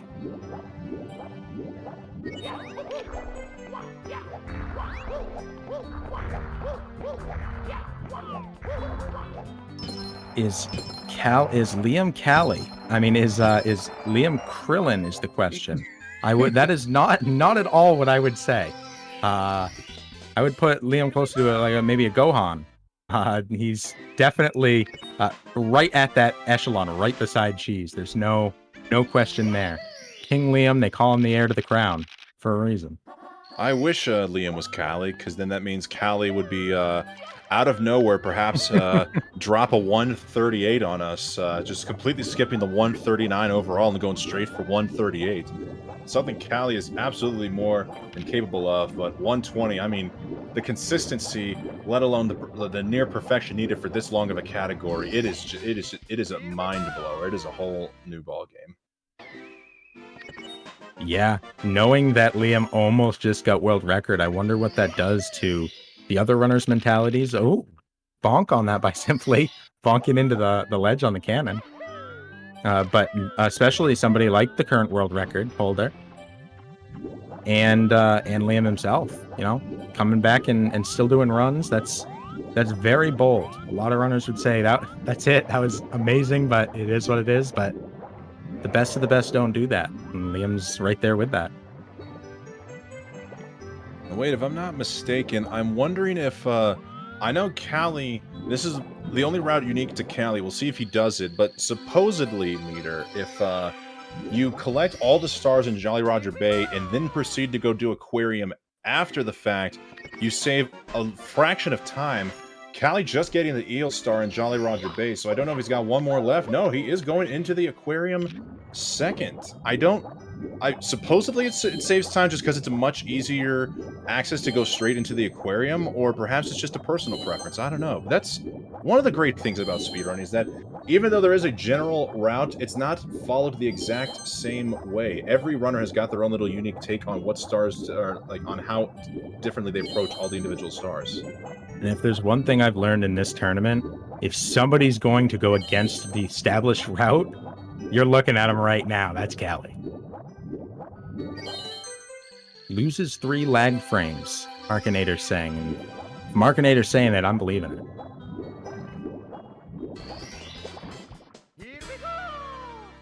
Of course, anything Markinator says does go. He is a very well-respected, well-regarded moderator in this chat, not to mention probably a higher commentator than this guy here. Markinator, thank you for your 5-headed knowledge there, buddy. Fully agreed on the thank you. And the vast knowledge pool is able to pull from, hugely beneficial. Having Jolly Roger Bay done early, that's the benefit. It's done.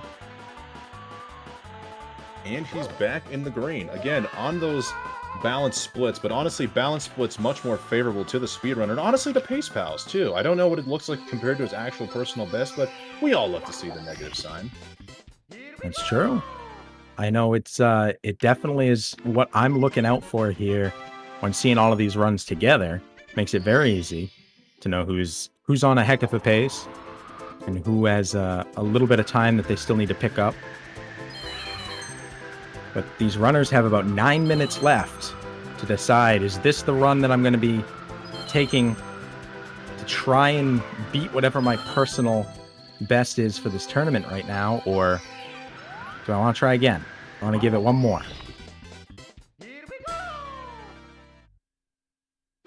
Right, she's looking like he's getting a run back into Jolly Roger Bay, swimming in the Aquarium, basically still on sync with Callie. 14-24 JRB split for Simply, as Callie had a 14-29. Those guys basically within seconds of each other, as we also see Liam in the Aquarium. So we've got like wait, and Blue Bob in the Aquarium too? We've got 2 different pseudo races going on here, Meter. We've got a Callie versus Simply, and a Cheese versus Liam versus Blue Bob. Wow. It's absurdly exciting. I love this. This is not the first time we've seen this. This is not the first time we've seen ties, syncs, things of this nature. But right at the end, to have everybody pretty much right around the same area, right within, a couple of minutes of each other, that's absolutely fascinating. The furthest back is being Punkation, and that's only, in an hour and 40-minute run, you're talking 13 minutes back. That's not a lot. We do only have about 7 minutes left in this event. Just a reminder to the folks at home, the event will still carry on, but final runs must be restarted or must be started by the top of the hour. Any run that is in progress after 9 p.m. Eastern is allowed to be finished, but once 9 p.m. strikes the clock, or once the clock strikes 9 p.m. Eastern, that is it. No more resets. all runs are final. And with a category like 120, especially since we see 5 good quality runs still in the early stages, where if all of these runs hypothetically keep going well, we're going to be in for at least an hour plus of overtime. That's true. I mean, we saw that yesterday, and that's the huge benefit of hitting that goal. We hit it so early, and it was very exciting because it meant that, hey, we know we're guaranteed we're going to get at least another hour. But then on top of that, however long the runs run.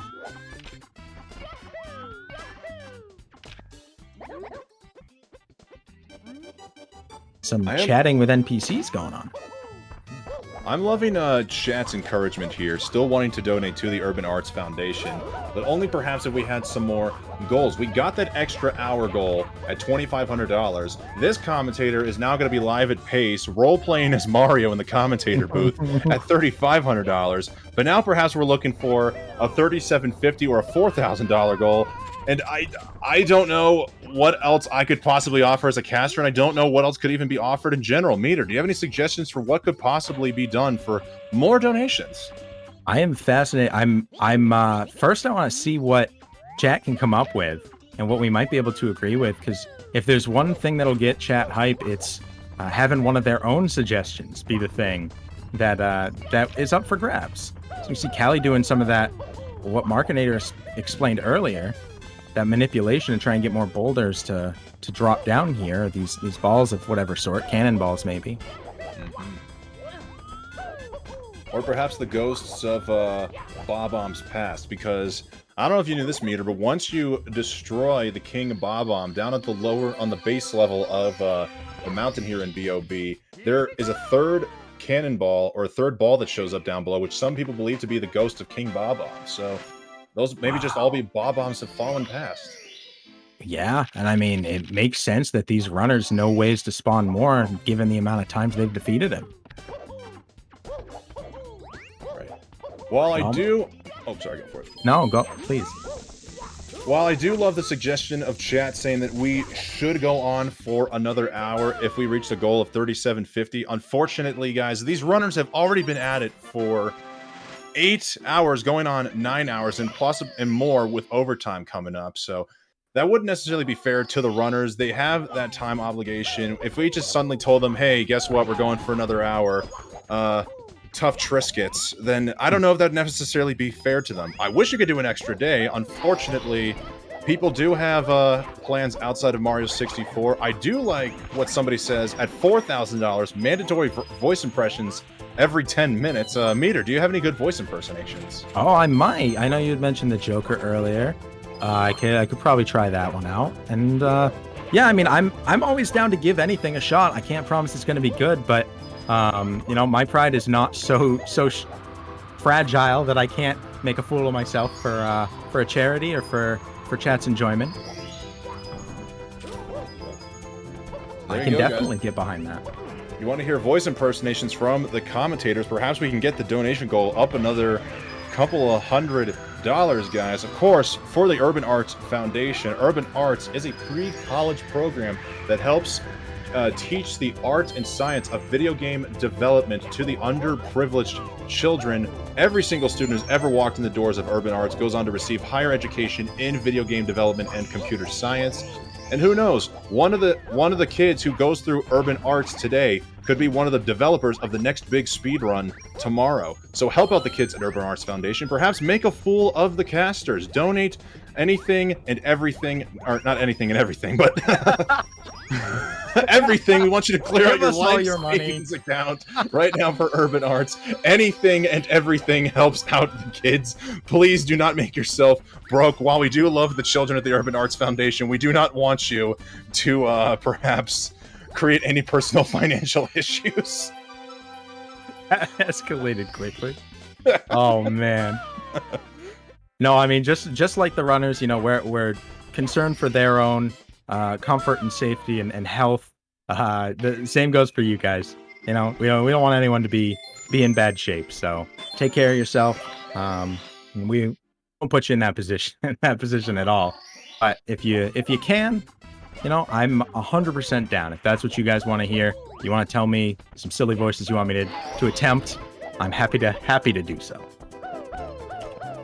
I'm willing to even not make it the $4,000 goal. If anybody's just willing to donate anything and say, hey, Wes, try doing this voice impersonation, I'm willing to do it. I'm willing to do almost anything within TOS of helping the Urban Arts Foundation. I can get behind that. Just like I'm sure Callie is willing to perhaps PB and get a high-quality run here for the Urban Arts Foundation, as he's still very much in the green, or I guess in his case, blue. Instead of having green and red splits, he's got blue and purple, emulating that of Punkation. Perhaps Callie trying to channel his inner Punkay right now. Or, you know, maybe not even channel his inner Punkay, and channel his inner Super Saiyan Callie. Yeah, absolutely, if anyone's going to do it. They're the one to do it. A lot of people making reference here to Blue Bob and his bat removal percent that he was forced into late last night. Bat removal percent? So that means just destroy all the bats? Destroy all bat percent. He had a real life bat in his real life house that he had to deal with, and it caused a delayed start for him this beginning of this event. I thought you were talking about, like, he was doing like a meme speedrun where he had to kill all the bats in this game, and I'm like, why does it have to be the bats? Why? I love that it's definitely Mario based. It does make more sense. How is life, even when it comes to bats? That's fair. All right, the countdown is real, guys. I hope my clock is in sync here, but runs are going to be, it looks like Liam, unless otherwise noted, Liam is going to be getting the final reset, because in 6, 5, 4, 3, 2, 1. That's it. We are now at the top of the hour. Welcome to overtime, folks. 9 o'clock Eastern has been stricken.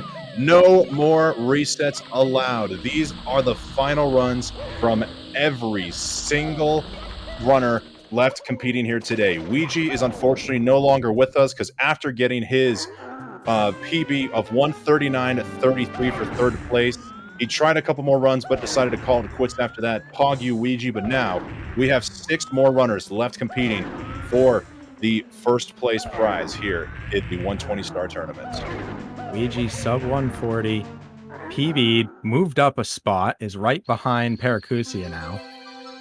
It has nothing they need to prove.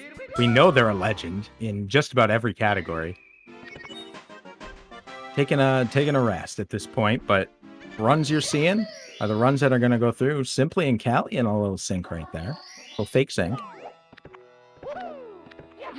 My apologies, chat. I did not mean to say Ouija's no longer with us. He is still very much alive, well, and healthy. He is just no longer competing. Today is simply, unfortunately, disturbed the fly guy and missing out as Callie gets a good quality killer list there.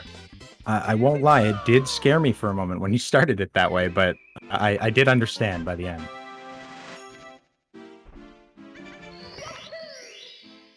This is indeed final run, your boy. Some fights against a bomb. Callie getting rid of the fly guy, and now Meter, it's looking like history is potentially on track to repeat itself. Cheese is in his final run in overtime, no resets, and he's through BOB. What do you think? Could we get lucky enough to see Cheese repeat history and perhaps make a surprising run for the ages?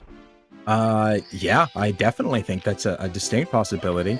Running against a 140 right now, so those greens might be a little deceptive in that regard, but still best possible time, a 136. It's early.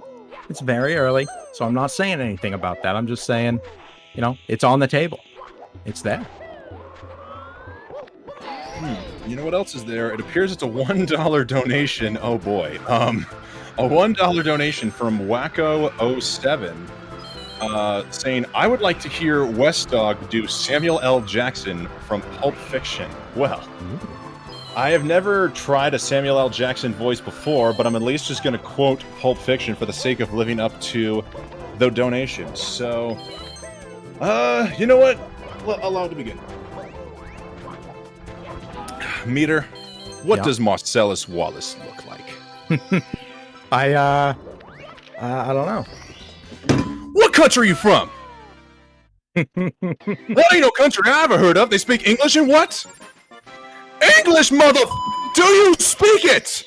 Do you know what I'm saying? Describe what Marcellus Wallace looks like. Say what again? Say what again? I dare you. I double dare you, motherfucker. Say what one more god time. Go on. Does he look like a bitch? Does he look like a bitch? Then why'd you try to f him like a Brett? Yes, you did. Yes, you did, Meter. You tried to f him. And Marcellus don't like to be f by anybody except Mrs. Wallace. It's the best spent dollar in history. My goodness, how can you not want to donate after that? Wow. Okay. I didn't know how that was going to work. I'm going to be honest. I'm like, the only quote I would know to say, I can't say. You made it work. I didn't know if you knew Pulp Fiction, so I was hoping to bounce off, but thankfully Samuel L. Jackson is good enough to carry a movie by himself. Indeed so. I apologize. I did not know the other part well enough. Honestly, I wouldn't have been able to get that far that you made it. So, hats off. Exceptional. Thank you. Now, speaking of exceptional, we're back on an exceptional run here from Callie, who's minus double digits, closing out, or getting ready to close out, Shifting Sandland. What secrets? He experienced a sound glitch last time he was in this stage on a good run, so let's hope history doesn't repeat itself here. We've got the sound, so we'll know. All right, sound is still going. Callie is still keeping this run alive. Wonderful. All right, and okay, we've got more donations coming in. Can you do the Samuel L. Jackson line you just did, but in a Mario voice? Thank you, Chi-Chi Killer, for the Mario. Okay, I don't know how to do this one, but I'm gonna have to think of this.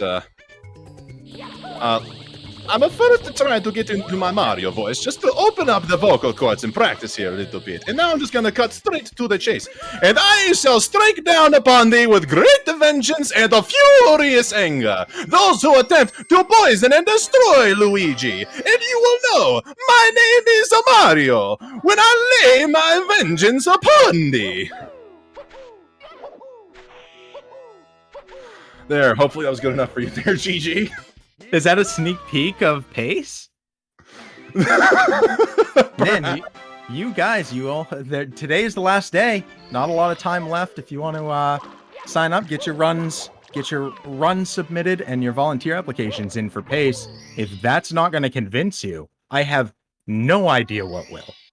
That is absolutely true. Yes, speedrun applications and volunteer applications are closing within a matter of hours. So guys, if you'd like to be a part of the magic that is PACE 2022, make sure to follow the link at !PACE and take part in helping us make history at the highly anticipated speedrun event of 2022.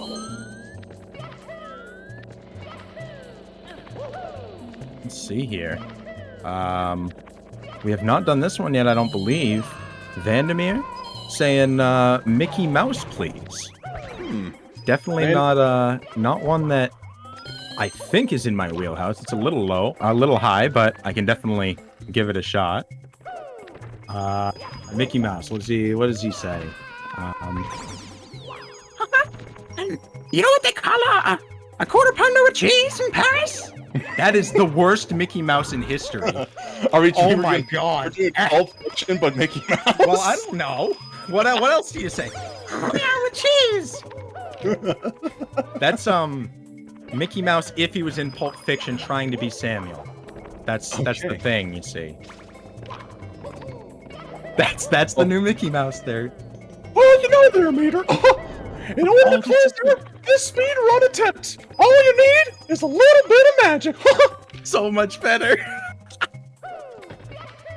Oh, but it's looking like in chat we're seeing quite a few people saying simply no or Blue Bob no. I hope I'm not missing out on any major run errors through me doing all this, all these voice impersonations. It looks like everybody is still alive. All the runs are alive and well. Wait a minute, Liam? Okay, yeah, he got the final reset. He's still good. Fair. That's a good point. That my impression was so bad because I was avoiding Disney getting mad. That was tactical. tactical impression right there. Mickey Mouse after 10,000 cigarettes. Oh my. Ooh. Blue Bob apparently saying their power might go out. So if we suddenly lose the green splits here, we know why. Oh, guys. All right, you know what? Throw up your praises in the chat right now. Blue Bob is on a great run. He's still comparing against his personal best, and he is minus 12 seconds in SSL, just connecting on Peerless 2. So please, throw up the praises, throw any hopes you've got up there. We want Blue Bob's power to keep going for just a little bit longer.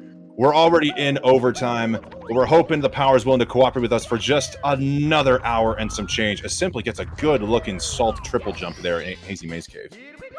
I mean, Callie on a great tear as well. Cheese green splits. It's a lot of good here going on here. Punkay, Liam, everyone in good shape. Simply is a little rough in comparison to the others on such good runs. But still trying to beat that 140.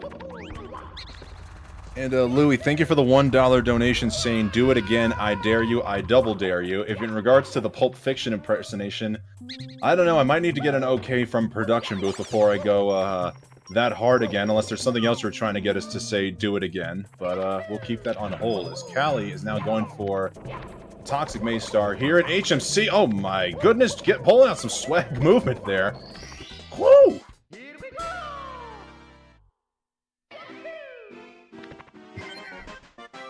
That is a very good update. We got a huge donation here from Anonymous. $100 to all runners, casters, and organizers of this event. GG's. And that takes us to 3711. And Wes, do you want to tell them about the new incentive that it was just approved by management? Management, and I quote, says, if we reach $4,000 as the donation goal, we're allowed to go ham on the voice impersonations. I don't know what that means. I don't know what else that could possibly be, but perhaps that's for all of us to figure out here together. So, guys, are you willing to raise that goal to raise the donations to $4,000 total, as we now have the goal updated to 4,000? Oh my goodness, I don't know if I'm ready for this. Oh, Callie! Jumping just short of the great there in HMC.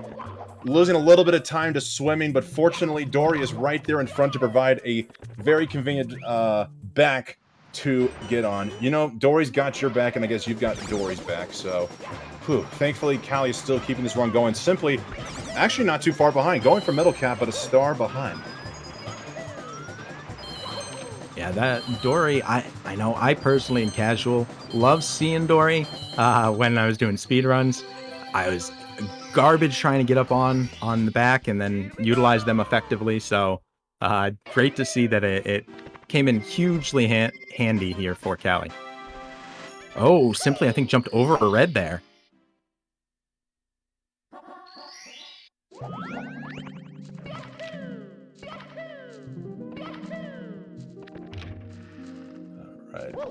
Simply not able to get the blinkless metal cap, unfortunately, but is at least able to get a nice recovery to jump into the water and grab the star. Love to see it. Yeah, nice little back up there. Got a lot of love going on in chat. We always love to see that. Supporting the runners, supporting everyone who's been putting in the time here.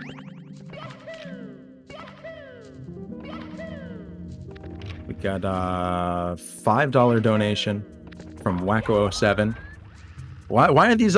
Everyone wants you to do the impressions now that they've heard Mickey Mouse.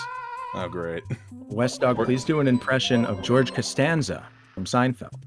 Well, this is going to probably break the heart of Wacko07 here. I have only watched a handful of Seinfeld episodes in my entire life, so unfortunately I'm not too familiar with George Costanza. I'm going to just try one quote I think I remember from an episode. It's like, I was raised to say, God bless you. Ah, shut up.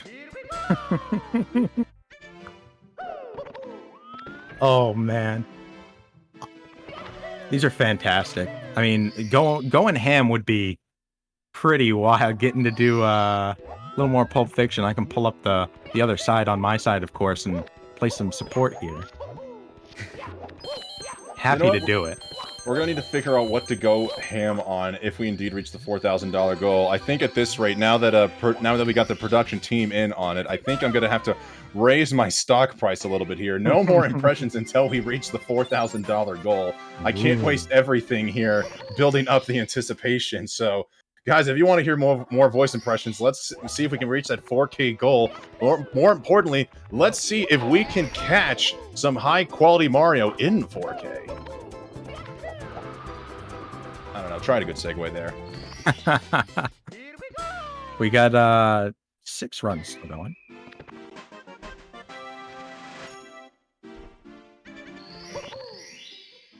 Wow. And with Punkay and Blue Bob in SSL, with Punkay just getting into SSL, Blue Bob getting out of SSL, this is the first time, I think, all event meter that we've had 5 people at the same time in the basement. Every single runner, not wasting even a single second here in overtime, playing like their life depends on it.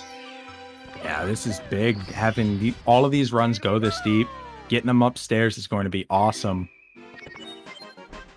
But for now, we get to watch the basement action. HMC, LLL, the 2 popular spots, and Punkay in the in-between. All right, I think this one gets grandfathered in, but this is going to be the last one I do. Anonymous with a $2 donation saying, Wes, please sing Twinkle, Twinkle, Little Star in your deepest, most threatening voice. I think that was right around the time I was saying I'm going to raise my stocks. What do you think? What do you think, Meter? Do you think this one's allowed in, or should we wait until the $4,000 mark? I think that one is right on the line, and I can definitely see that being entered as it's being said. So I think that's kind of dealer's choice. It's your voice on the line. All right. I'll give it a go here. Twinkle, twinkle, little star, how I wonder where you are. Blah, blah, blah, blah, blah, blah, like a diamond in the sky. Twinkle, twinkle, little star, how I wish we'd have 120 of you. There, all for $2. That's the final one. Hope that was deep and threatening enough. That was fantastic. I love the customizations in it.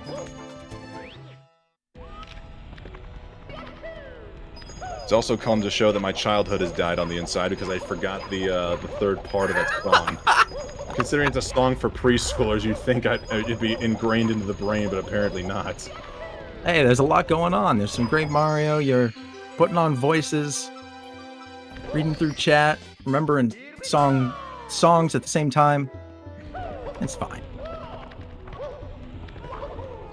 All right, Callie getting 100 plus climbing the volcano star there in Lethal Lava Land. Simply not too far behind, going for 100 plus volcano himself, as Callie looks like with a clean elevator star should be able to come back into the balanced green as everybody is still keeping it nice and fresh. Liam in now starting off Bob in Battlefield. Punkay going for 100 plus secrets in SSL. Blue Bob still on a pacer, and Cheese looking green. I don't know what splits they're comparing to. Let's see if we take a look. Cheese is green on his world record splits right now. Whew, things are quite literally heating up here.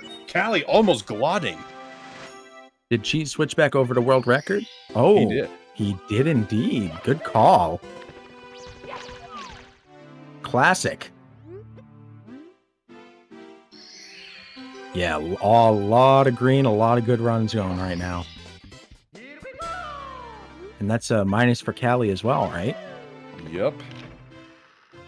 Callie looked like he was just literally a quarter of a second away from golding his LLL split, so great job from Callie as he's now going to be heading into Vanish Cap, one of the first big major run killers outside of LBLJ, of course. But let's see how Callie's able to play this one out.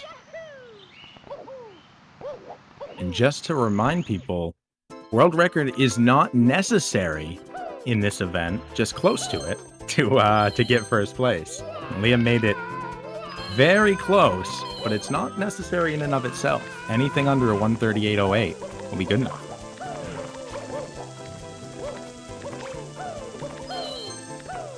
Callie getting some really fast Vanish Cap movement right now. Getting the wall kicks. Let's see if he's able to pull off. Oh, he's going for long jump wall kick into Siglemic. Oh. The button eating the triple jump at the end. Unfortunately, no Siglemic from Callie. Nonetheless, still doing really good on that Vanish Cap as he's still in the balanced green. Yeah, love to see the green on the balances. Simply right behind him in Vanish Cap as well.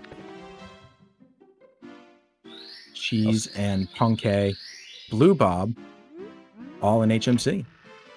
Now, unfortunately, while Caster was absolutely distracting himself and the audience with a whole bunch of voice impersonations, Simply must have taken a huge fall somewhere in SSL or HMC 100 because he's been battling major double-digit reds going forward, but his event PB is still only a 140.13. His best possible time still a mid 137. So props to Simply for, despite literally going against the odds right now, still willing to try to get one more good quality run in there. Overtime ain't nothing to mess around with. That's true. This is when the runners really pull out all the stops. There's nothing to lose by finishing out the run other than just a little bit of time. So I think it's a time when the runners really turn it up, and especially the most clutch runners of all, like a Cheese. And speaking of Cheese, Yeah. just getting Christmas Miracle, looking like he is going to be losing some time at HMC, but still pretty much on par with his world record pace splits. That's true. And anytime Cheese is anywhere near his current splits that he has up, that's an amazing thing. That's something that is definitely what we're looking for here to get first place. All right, we've got a couple more donations trickling in here. $20 from Illegally Sam with the simple message, Mario. And $150 from Christine. And if this is Christine Bear, Pog you, Christine, thank you so much for the donation. One of, honestly, the kindest souls I know here on the Twitch platform. Anywhere you see Christine in the chat, she's an actual beacon of light. I don't think a single bad bone in her body. So thank you, Christine. High praise and a very big donation there. So thank you indeed. And that puts us only, what's that, 107 from ham mode, I believe that we're calling it. Oh boy. I suppose so. Oh, don't act like you're dreading it. You seem to be having a lot of fun being Samuel L. I mean, don't get me wrong. I love being obnoxious and being able to do voice impersonations, especially when it goes to charity. But let's not forget here, this is overtime. This is where every second and everything matters in this event. I don't want to potentially miss out on any more Mario action being stuck in my own head trying to make sure if I sound Samuel L enough. Well, we'll make sure that we hit that very quickly. That way we can get some of the ham mode out. And right before we get to the craziness here, but we're 46 minutes into the furthest along run. So, you know, we got a little bit of time here. We could have some fun and still really put the focus down when the time comes, but we got to get it quick if we want to do that. And Liam is about ready to close out 100 plus reds there in BOB, which means for the first and only time this entire event, we're going to be having 6 runs simultaneously going on from basement onwards. This is actually astounding. I don't even care what the end results are. Just the fact we're getting extra race time from every single remaining runner is honestly the most you could have asked for out of overtime. Yeah, the fact that all of them have made it this deep into runs when in day one it took a very long time for anyone to even get a meaningful run out of basement, let alone into, you know, Tippy.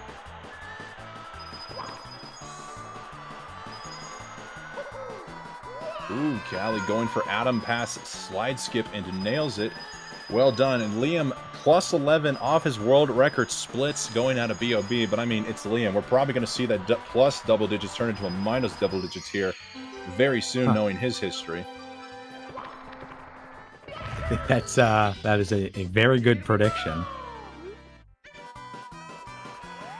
Some lethal lava land. Okay. Heading on over.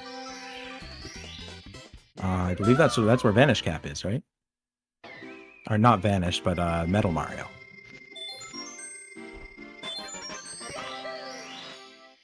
Get the caps mixed up. No cap, he's getting his caps all capped out. We just love caps. That's no true. Cap.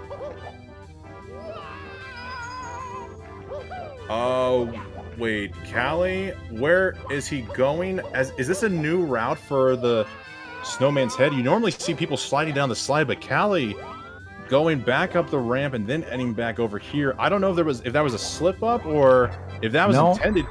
That is what we've seen from Callie. They do that, and apparently there's one flag according to to earlier information I was giving Markinator. So there's one flag to hit. Breaking news, guys. Blue Bob's looking like he took one too many burns there in Lethal Lava Land. So he has just let us know into the chat he is going to be clocking out. The first runner to be ending his run in overtime. Guys, please, we need the biggest of claps, the most of Drakes, maybe even a few PogChamps here and there for Mr. Blue Bob. Still not too long out of retirement, coming back in his second 120-star lifetime attack tournament, and has shown us he is more than capable of being not just 139 capable, but 138 capable. So guys, if you haven't already, please go drop Blue Bob a follow on his Twitch channel. Remember, every single one of these racers or competitors is a streamer on Twitch first and foremost. And if you liked what you've seen here from these competitors, make sure to go watch them live on their channels when their next historical moment could be happening very soon. You never know. GG's to Blue Bob. Thank you so much for everything you've brought to the tournament. We wish you a good night, and thank you for competing this weekend. Very well stated. I've said it since day one. Do not sleep on Blue Bob. PB is coming very quickly. They've been around for a long time. They've been in this game in the top spot for a long time. Hit that button, know when they're live, and be there when PBs happen.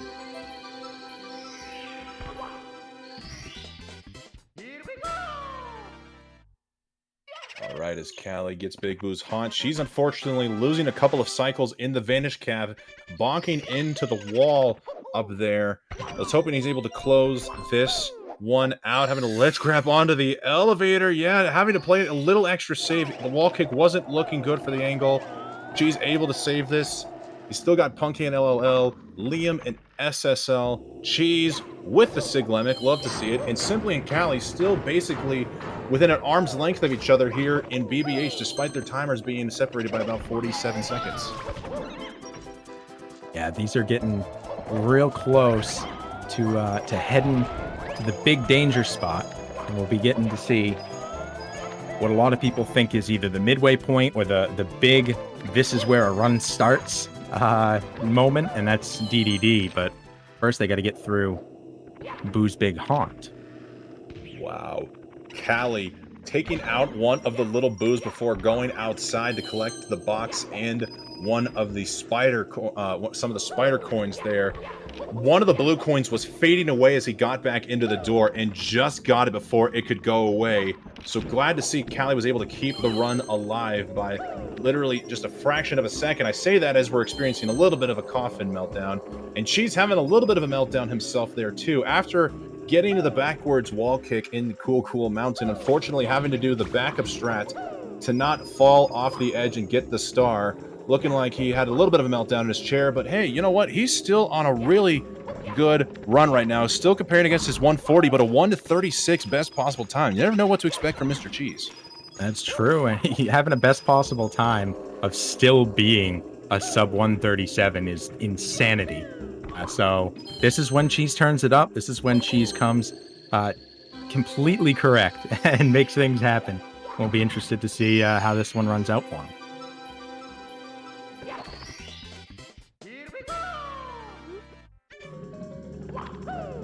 Callie losing. Oh, sorry. Yeah, please. Callie losing a little bit of time there. Simply and Callie now basically nearly on sync with each other on the screen. Literally just, yeah, one triple jump away from one another. I like, despite the clocks being not in sync, I love seeing screens on sync. Yeah, for sure. And we see it all the time here in these types of races. We're seeing it again, and hopefully the sync stays all the way through to the end, and these guys can really pump out some amazing runs right to the last second. And we see them synced because they're both amazing runs and no one makes any mistakes versus the other potential.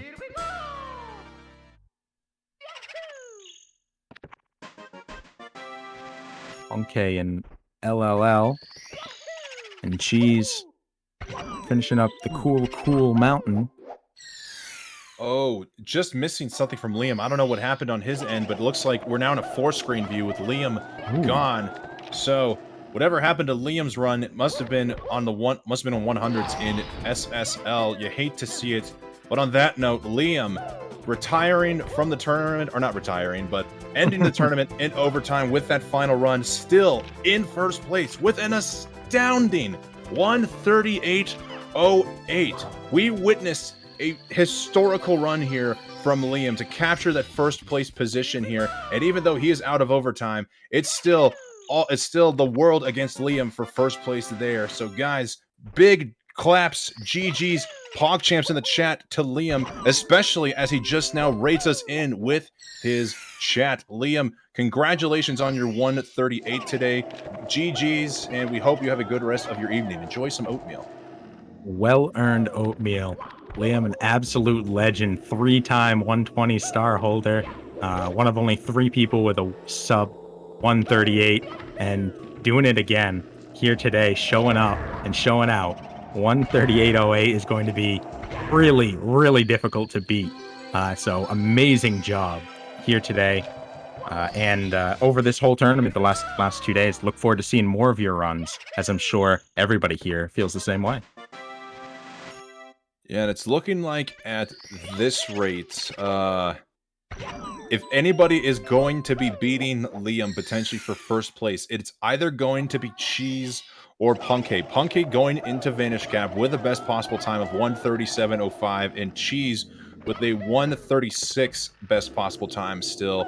Those, in my opinion, are the last 2 guys who may have a chance at beating Liam, while Callie and Simply still have their runs going.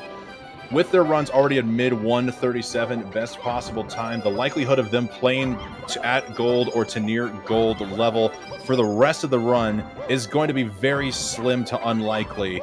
So we're hoping they can at least get some leaderboard positions, but if we're trying to look for a first place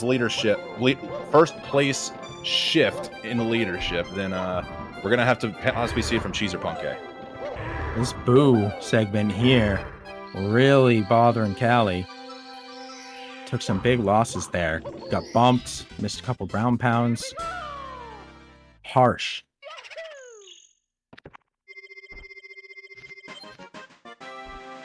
Gonna see, yeah, just hits the split there, now plus 23.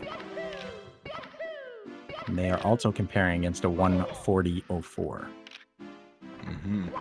Yeah, that round his personal best, 140.05 being his personal best, so it looks like personal best is now strayed a little farther bit away here from Callie, as Simply himself also losing a little bit of time. 55.06 BBH BBH split.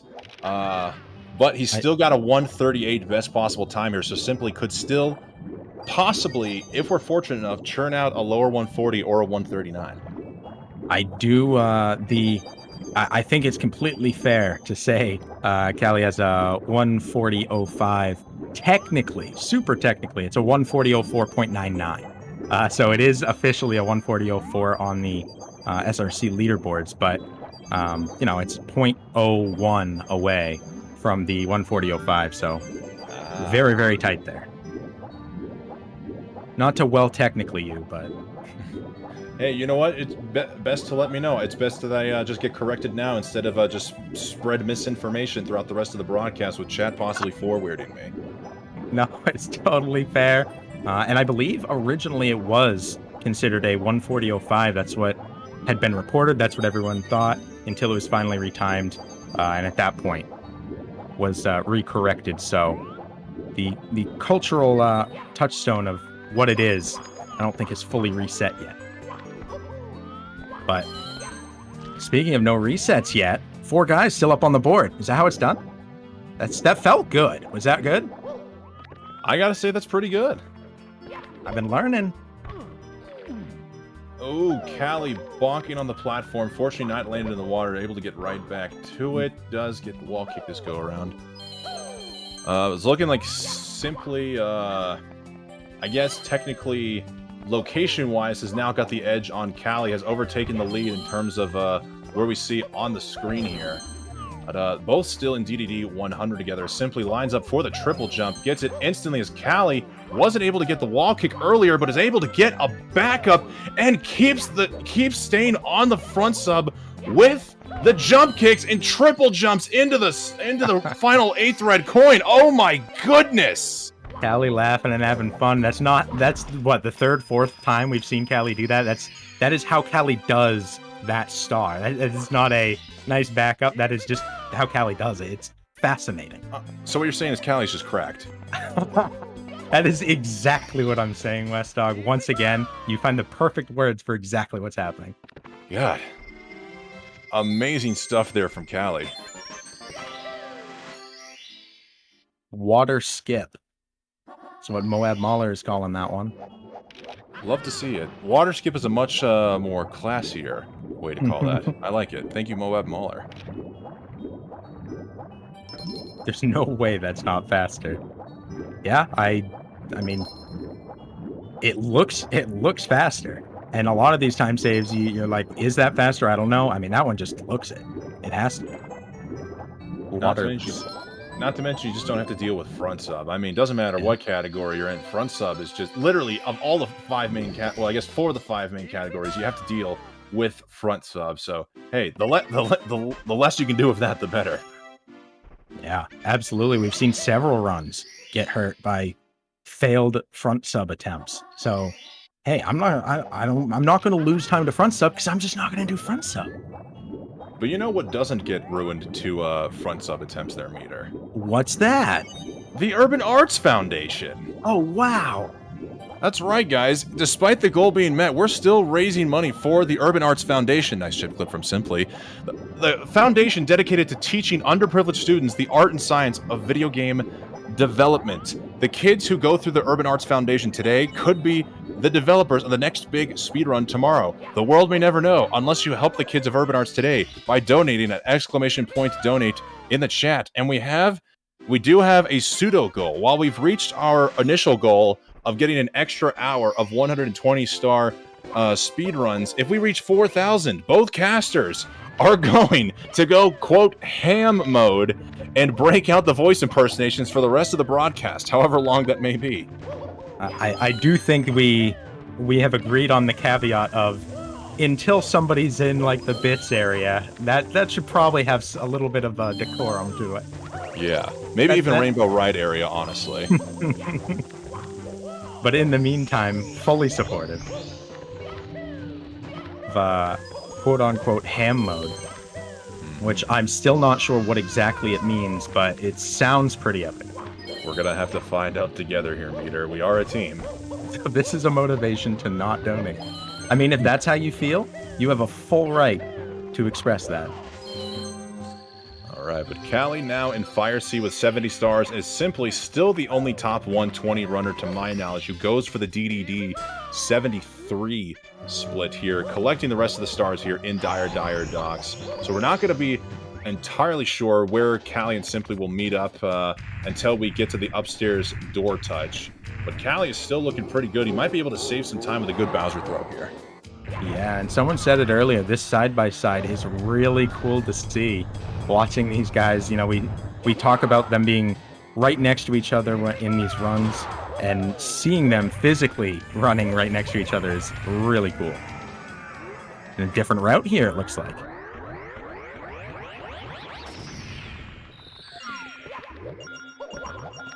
All right, and let's not forget, of course, Cheese and Punke, who are still in action at the bottom half of their screen. Both still keeping their runs going in Big Boo's haunt. Cheese still comparing against his his 140 23 average split. So it looks like he's still doing better than average with a low 137 best possible time, as Punke still has a low 137 best possible time himself on event PB pace, minus 10 seconds, give or take. Yeah, this is, and you know, we're talking about the side by side. Both of these guys, Simply and Callie, right now on great runs. Simply's timer's a little bit behind by about a minute, and he's also doing a different route. So both of these guys won't sync back up again properly until we hit that upstairs, and even then, Simply will be about a minute behind on the timer. So, but that's when we'll know pace-wise exactly where they're at in comparison to each other. Simply getting that good old-fashioned ground pound for good luck at the beginning of Fire Sea. Hopefully that does not affect the early elevator cycle, but you always love to see a good old-fashioned ground pound. Yeah, absolutely. Ground pound for luck. It's Cheese still against his 140-23 splits, but in the green going into DDD 100. And Puncation has some negative splits going on there as well. Simply No, by all means. Simply is going to be losing a little bit of time here in Fire Sea. Unfortunately, a few mishaps caused him to miss early elevator cycle, just knocking out normal cycle with a nice triple jump dive there. So, thankfully, avoiding disaster, but is losing more times. Now, sorry, Meter, you were saying. No, that was fine. I was pulling up Punke's stream to take a look at what he's running against, and it was a commercial, so that was perfect. That's a reveal there that I'm not subscribed yet, so I'll have to get on that. 139.02 he's running against, and has a negative 9.7. And Simply taking one too many burns there in the Fire Sea, despite collecting that 8th red, not going to die, but he's just decided that's it. It's all done here for Mr. Simply. So we're now going to be down to 3 final runners. Guys, GG's, claps, Drakes, and PogChamps in the chat for the one and only Simply. Good showing out here today, Big Dad, with a 140-13. We'll wait to see how that plays out on the leaderboard. You gave us one hell of a show there to close it out, and thank you for competing this weekend. We look forward to the 137 grind as Cheese continues to struggle on this sub right now. 137 grind is true. He's definitely going to get it soon. 138.15 right now in 4th place. One-time world record holder in the 120 star. He took it from Liam after Liam bopped Cheese finally after a long time of Cheese holding it. 8 months in the top spot. 3 years in the top 3. 8 cumulative years in the top 10 since 2013. Absolutely amazing runner. Always relevant, always will be, and a great guy on top of that. So it's looking like, unfortunately, with those sub mishaps from Cheese, first place is realistically no longer possible for Cheese. He could still pull out a great run. Remember, there's a 54-second separation between 1st and 2nd place with Liam and Punky right now, so Cheese could still very much well churn out a high 138, maybe even a low 139 to create some chaos on the leaderboard here. But now, if anybody's going to beat Liam, it's looking like it's all up to Punky at this point. And if he's going to beat Liam, he is going to be working for a new personal best. That's true. I mean, all of these guys have their hopes set on personal best every time they're firing up the N64, hitting that reset button. But more than ever right now, when there's some pride on the line, there's some money on the line, and there's a lot of people watching, this is the time to pull it out and be as clutch as you possibly can be. Now, Cheese fell off the sub a little bit earlier while we were talking Simply, and didn't seem too happy about that, as you can imagine. Would just like to give a shout out to Wacko in the chat, who said that Samuel L. Jackson impression should inspire everyone to donate. That was the best $1 spent ever. So guys, why not just help donate a little bit more, if possible, to the Urban Arts Foundation? Again, we're not encouraging any personal financial disasters here, but anything and everything helps out the kids of the Urban Arts Foundation. So, exclamation point donate if you'd like to help out Urban Arts. Callie having a little slip up there, going for the elevator start, but still able to bring it back, despite being purple or positive against his balanced PB splits. He still is on event PB pace, which currently sits at a 140-142. Yeah, and PB pace is really exciting. You know, just to wrap there your thoughts about the being a really good reason to donate. Some people might be hesitant on thinking. You know, you and I were given permission to go ham mode. We're figuring out what that means live. What if people are hesitant to donate because they want to save for when ham mode starts? They don't want to lose that opportunity to help decide what the impressions are. Would we backdate towards any that are given now? So anything between now and then would still count towards doing the impressions? I suppose, yes. If you guys wanted to make some donations for $1 plus with any request, we'll make sure to live up to every single one of them once we hit that $4,000 goal. So it doesn't even have to be like we'll just go absolutely ridiculousness once we hit the $4,000 goal. We'll start a backlog right now of anybody who's interested in making some requests right now. So I don't want anyone to end up feeling like they got cheated in some way. I know you made sure that wasn't the case earlier, and do so here. Event PB, I mean, any times up here right now, the main thing that these guys are trying to beat is whoever is in front of them with times. Obviously, BM's time, the main one to beat, but even their own times, and if you're Cheese, even beating Callie's time right now, puts you on the board and puts you in a better place. Mm-hmm. Let's take a look, actually, yeah, where Cheese and Callie each stand is. Cheese is now getting out of Fire Sea.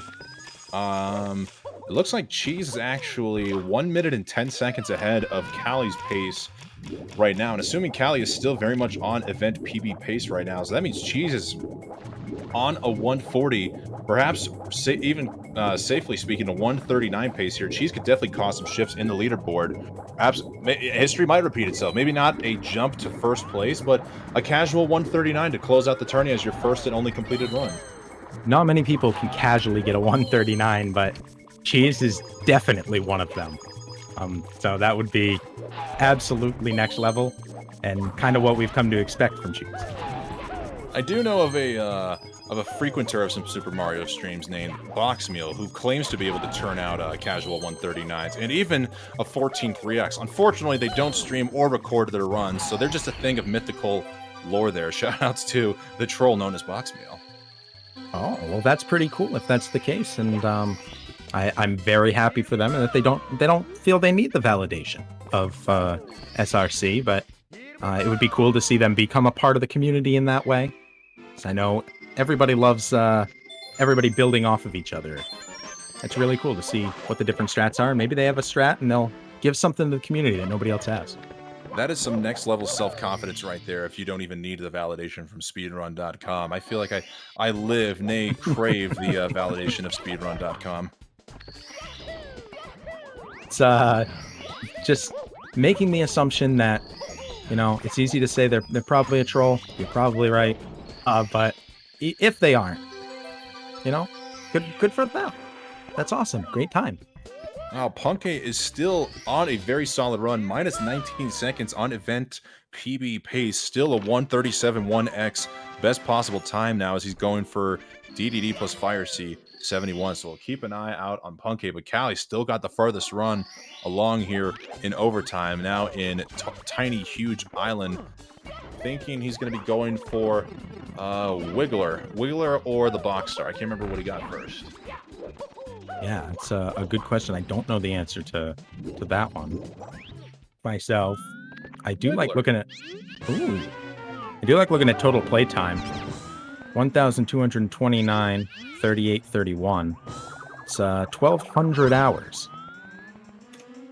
which equates to 51 days worth of playtime, and that's just with these 120 splits. That doesn't even account for the fact of all the practice that Callie's done for 16, 31, 70, maybe even a little bit of 1-star here and there. So Callie, whew, just 51 days alone practicing and playing 120 star. Callie's a machine right there. And that's almost, I mean, first run submitted 12/15/19, 2019, end of 2019. That is the shortest amount of time by 2 years of any of the runners in this event.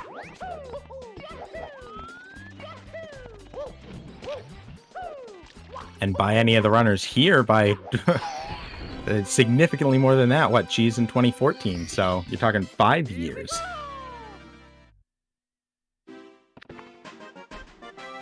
But that's the grind. That's what makes him great. Putting in the hours, putting in the time. The grind is real. All right, Cheese getting a 103.37 upstairs door touch. So realistically, actually, even with a 103, given Cheese's ability, this could still be a mid to high 138 run here from Cheese. Definitely could cause some leaderboard shifts here. We're just going to have to praise and see if he gets the clean upstairs going. Ponke is getting ready to close out Fire Sea. We'll see where he is once he gets into Bowser. For sure. I mean, Cheese still shows the best possible time of sub 138, so plenty of room to shake up the leaderboard. Allie's best possible time showing a 139.44. And Punke still at a 137.18. Oh, Callie not able to get the jump dive for those 5 coins on the tiny platform there. Has to go back and do the movement all over again. Does get it on the second go around. Punke winds up for the throw. He shoots, he scores.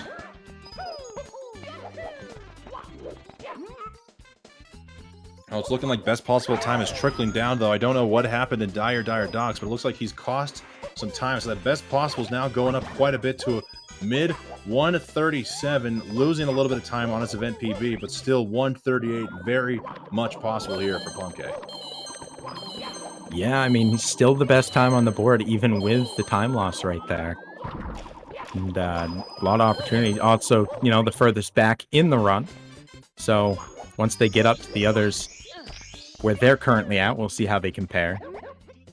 Oh, and here's something interesting. I forget Callie does this. Instead of going for the typical 100 coins plus reds, Callie elects to go for 100 plus Koopa Race here, which is a lot more risky and RNG dependent. You're going to have to take out those 2 Goombas as he's done now, beat the Koopa going the intended route, and after beating the Koopa, we'll have to get these 3 Goombas over here into the wind and praise that the blue coins do not fly off into the abyss. Okay, yeah, 2 Goombas and the coins along the end there. Callie, fortunately, having RNG work in his favor and keep it alive. Expertly done. We saw a Goomba blue screw up Cheese earlier today and jump off the edge. And we saw that exact section, I believe, Kill a Callie run earlier. So it's good to see getting through there, having a lot of fun, a lot of laughter, and after a long couple of days running Mario, it's always good to see these guys still have fun doing this. As Callie is now just immediately going into the big section of Tiny Huge Island, something you don't typically see, but when you go for the 100 plus Koopa Race route, that means you're saving reds for last. So now, let's just see if he gets the clean triple jump wall kick. Caster not trying to curse anything. Protect the run. $1 dono trying to protect the run. We need a train to guard the run. He's in the underground city.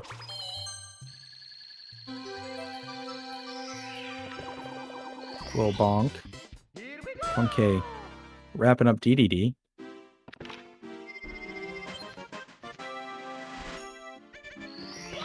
So, again, Cheese had a 103.37 upstairs door touch, so Punke is going to have a faster time Then that almost golding the split, just 1 second off. 103.21. Upstairs door touch. Best possible time, 137.38. Again, playing at or near gold level is going to be extremely hard. So first place, while still technically possible for Punkay, is looking very, very slim. But hey, we're still looking at a very good run here. Minus 12.7 seconds on an already low, basically like 139 flat. I mean, Punkay, in my point of view, has probably got the most interesting run left in here, with no offense or disregards to Cheese or Cal. No, I mean, that's definitely true as it stands right now. I know Callie had a 104.53 upstairs door touch. So, yeah, I mean, just strictly based off of upstairs touch, that's 100% true.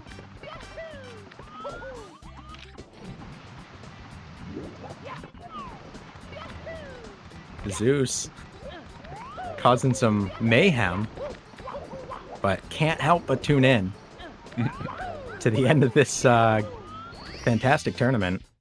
Figure out who's going to walk away as Tournament 1 for the SWRC 120 star champion.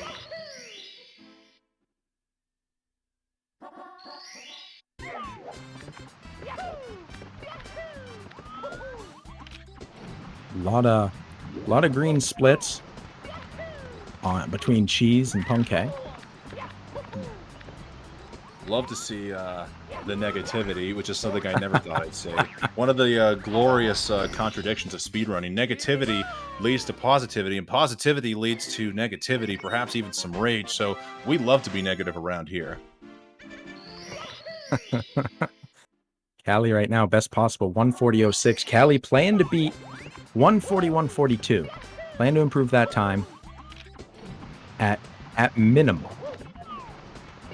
Right, and Callie, I believe, had to back up with the box star there. I think fell down off the mountain, so going to be losing a little bit more time here in TTM, but still looking... Oh my goodness! An incredible triple jump wall kick to the wall kick off of the monkey cage. Callie, this is why he's competing in events like this, just demonstrating cracked strats like that. And speaking of cracked, we have a $7 donation from Trash Browns themselves, saying, thanks to everyone involved, been a fun event. Trash Browns, thank you again for the donation. Our cumulative total is now $3,900. We're still $100 away from potential ham mode goal, which even I still don't know what it's going to be. So if you guys want to see some chaotic commentating, then perhaps consider donating to the Urban Arts Foundation. Yeah, 3,900, cracking that 3,800 barrier. Fantastically done. And Callie had done that same strat earlier. It failed at the first try and then got it the second, and ended up taking a reset on that exact one on a really solid run. So it's nice to see them bust it out here at this run.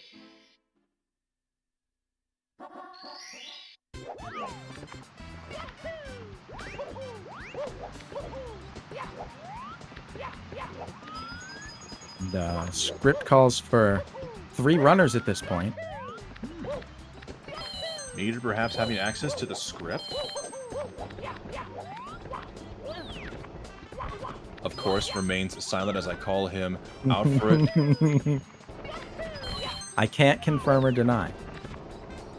I was just saying there's 3. That's all. Oh, Callie deciding to go for that red last, interestingly enough. I know that's something he does, that wall kick. Oh my god. So, I think, let's see here. There's a possible 61 coins on the slide. So coming in here with 37, it's looking like Callie is going to perhaps try to go for all of the coins on the TTM slide and then elect to go get that final red for 100 coins and then just an easy long jump to the star. Honestly, a safe approach, because we have seen a handful of instances where runners have gone for the long jump into the star where the red coin star spawns, and they hit an invisible wall or an invisible ceiling, and the run just dies right there on the spot. So can't blame Callie for deciding to play it safe. But speaking of playing it safe, Cheese is doing the opposite. Once again, going for 100 plus Koopa race. That slide kind of scared me a little bit here. But it looks like he's going to finish the race with enough time to spare. Let's just hope this blue coin RNG is kind to him. Oh, Goomba's living life on the edge. Oh my goodness. That's that same one that did him in last time. That was beautiful. Star spawn between Callie and Punke at the same exact time. And how poetic is this that these two guys who have traded world titles back and forth for so long, so many years, plus the one who is pushing hard right now is the shortest time running, all here together. Adding himself in a big way as Callie's saying, I'm here too. I am part of this now. This rivalry you guys have had. And doing things a different way than you guys have done it. It's really cool to see. Very excited to see Callie finally get his name on the big stage. We have seen him compete in local community tournaments such as the Saucy 70 and Saucy 120, where he won the latest Saucy 70, and I believe came in second at the Saucy 120. But now to see him on a GSA event, now we're seeing him get exposure to thousands of people with some of the poggers strats we've seen him break out here. So it's fun to see Callie becoming the next big underdog, or perhaps the next big name in 120 star. Yeah, absolutely. A lot of people predict Callie's going to be rising to the top 3, top 2, top spot very quickly. We've seen it happen thus far, and definitely making a name for themselves here today, showing off cool strats nobody else does, continuing to make, I know me personally, say, wow, that's a different thing that I haven't seen before, and turns out it's faster. Callie definitely a big name right now, and showing there's a lot of reason to be giving them a sub as well. Loving the shilling from co-commentator. Love to see the support out there as we're seeing Cheese going for Breezeless here, and he connects. Let's go, Cheese. Best possible time is at a 1:38.10. So unless Cheese plays the best Mario he's ever played in his entire 8+ year speedrun career, it's looking like first place is officially out of reach for him. But with that Breezeless succession right there, it's not over. Cheese could still shake up the leaderboard here. He's still the only runner to not complete a single run in the tournament so far. Could perhaps get out a 138, 139 to move himself up the leaderboard, as Coin RNG not being kind to Callie at the moment. What route is this? I don't think I've ever seen anybody go this route. Clearly, I have not been paying much attention to Callie as I should, because this route is incredible right here. Yeah, I've said it before. When am I going to stop saying, what the heck is this? I've never seen this before. It's Callie, that's what it is. She's unfortunately missing out on the log wall kick in Tall Mountain, having to go for the box backup. I'm honestly not sure how that angle ended up working out, but I mean, it's Cheese we're talking about here, so he found a way to make it work. Fair point. Well, Punke's still on a very good run here. We'll see where his time's at the end of Tiny Huge Island. Ooh, Callie missing the shell for a second. According to Frostbite, it's actually an old route. I think it feels different than most of the other runners here are doing, but maybe they're using an old route, or they're using the new one. Callie with some shell swag, being able to avoid the sign there and losing the shell before getting the 2 of the 3 final reds beneath the bully stage. Supposedly, it is possible to get those reds without the shell, but it's incredibly difficult. I imagine it involves a very high-speed slide kick. Fortunately, it's something we don't have to watch. Unfortunately, we do have to watch Cheese missing another log wall kick attempt there, so now having to back this up with 100+ reds, and he rolls out. Oh no, rolls out over the gap, taking the death. More time lost there for Cheese. Jumping back into the stage, looks like since he still has yet to complete a run, he's still going to try to power through this one, but that further hampers his chances at a 138 here. Still wishing the best for Cheese. Punke still working on closing out Tiny Huge Island, and Callie now on his way to the tippy top of the castle with a 140 best possible time. Let's see if Daddy Wilco Clip is willing to come in here and help give him a hand. Pausing for the Wilco here. Never mind. No Wilco Skip needed it. for Callie. Just skip it. She's she's not happy, as you can imagine. Looking to clutch out like he always does, and puts a lot of that pressure on himself. But like you said, probably the one of the busiest people in speedrunning right now. So good on him for being here and showing up and still putting on a heck of a performance. When you're on still a top 10, top 20 pace, and you're disappointed, that's how you know how great you are. I mean, it's like you've said. I can't imagine how taxing all this travel must be for Cheese, competing against 3 different categories, too. I mean, goodness gracious, I have no idea how the man is still even able to just look at Mario and not feel disgusted right now. Yeah, this is the reason a lot of people, and have a very good argument for the fact, call him the GOAT, call him the greatest Mario player to this date. And I think there's a very good argument to be had there. All right, Punky is getting out of THI, just beating the Koopa race, saving a lot of time on his event PB split. So now minus 25, it looks like, minus 23. Still 138 possible here from Punky. Callie, clean cloud from there. Looking like not going for Wilco clip may have cost him a little bit of time, unless I missed some flight movement there, but still high 140 possible here for Callie, and Cheese is now entering the TTM slide. Yeah, I mean, Punky at minus 23 coming out of THI. Ooh, missing Breezeless. I apologize, a little bit ahead on that one.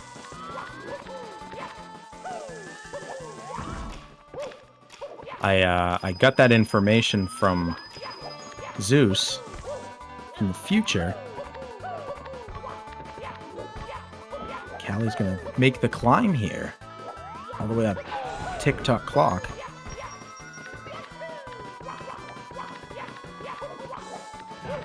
Missed a coin in cloud. Thank you, Tomato Thief, for that. That is where the lost time came from. So, folks, just a reminder: this is overtime here in the 120-star tournament and the Speedrun World Record Circuit. We're in the second and final day of this weekend-long event, and regulation ended. Oh my goodness, an hour and 5 minutes ago. Runs.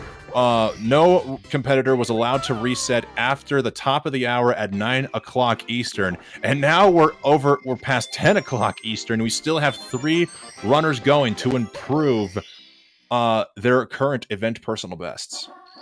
I think the #1 killer of runs in this whole tournament is Tall Tall Mountain. It was the first, and I think arguably it might be the last, as it kind of killed a couple of runs that were in really good shape leading into him.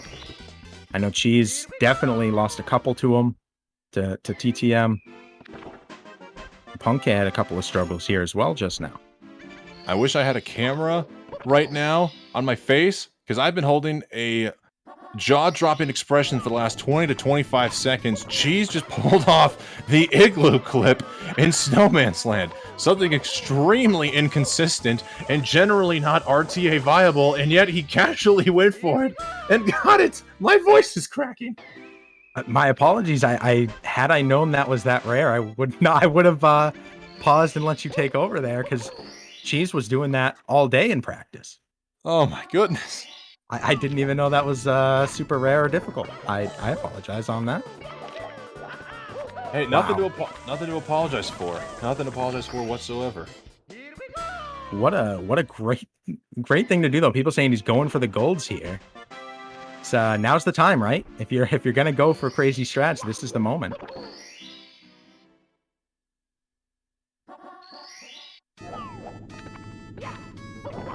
He found a setup that's semi-consistent for it recently, very recently. Thank you, Fad. Cheese, you absolute legend. Breaking out the strats. You know, Callie's does pretty much everything away that you and I feel often is very different than others, but she's saying, you know, I got some tricks up my sleeve too. All right, and Punky now getting ready to close out Tall Mountain with 100 plus reds. Still looking at a 137 best possible time. As we like to thank Punchmaster for the 1,000 bits to Punky. I'm sure he appreciates it. Yeah, I mean, Punky looking to beat a 139.02. I mean, ideally a 138.08, but I don't believe that's possible anymore. Might be. It's like right now it says best possible is 137.56, but we'll see when he's finished with Tall Mountain. I believe that'll change drastically. Well, meanwhile, Cheese can just beat a 141.42, although Callie, that's what Callie's trying to beat. Mm-hmm. Did lose a little bit more time in TikTok clock, and despite being well out of reach of personal best, still has a best possible time of a high 140 here from Callie. Who knows? Maybe he'll be going for the gold himself. I'd be interested to see here with not getting some coins there. He's gonna be going for the triple jump dive. Oh my goodness, folks, that is not easy at all. Most runners, even the top runners, elect to go for the long jump to grab the pole. You need pixel perfect precision in order to land that triple jump dive, and Callie just made it look so easy. He is going for the gold here in Rainbow Ride. Wow. Incredible. I had never seen that before, and I think a lot of people in chat are on board with that, saying that's a thing? Not realistically. Yet all the more reason to get excited of having Callie in these events here. We've seen him pull out some extremely crazy strats here in his final run of the evening. Love to see it as Cheese gets the Wilco clip on the first try. Wow. The big strats coming out here at the end. Holy moly, they truly saved the best for last. And now that we have come to potentially one of 3 carpets here, it's now time for some carpet talk. You know, Meter, what's your favorite type of carpet overall? Personally, I'm a fan of a Persian white shag carpet. It ties the room together and it's very soft to walk on. Oh yeah, for sure. I mean, if we're talking carpet, I'd like to see a bearskin rug used as a carpet in some regard, maybe in a small bathroom or something along those lines. It could be very, very nice. Portable carpets, love to see it. I gotta tell you, the worst type of carpet, in my opinion. Did you ever go to a school where they basically had a hard cement floor with just that one small layer of carpet to call it a carpet, but really it's just like basically the equivalent of putting a blanket over a brick? Yes. Yeah. Worst type of carpet by far. I think that's a very fair take on that. The grade school carpet. Callie gets his 100 coin star here, going for a little bit of some fun movement here. Hopefully he does not lose the carpet. All is good on Callie's end. Wonderful to see. Nice triple jump wall kick. I usually don't see it off the side. I see it off the back, but there it is. Ooh. Tag in chat. Tag 609. Set a PB at the 16 star. SWRC. Just a couple of days ago. No! No, Callie! Oh, going for the standard Lakitu bounce, literally threading the thinnest possible needle between Lakitu and the wooden platform there. I mean, could it even get any closer? Wow. But laughing about it, having a good time still. That is really what... Ooh, Lakitu. Just being a bully.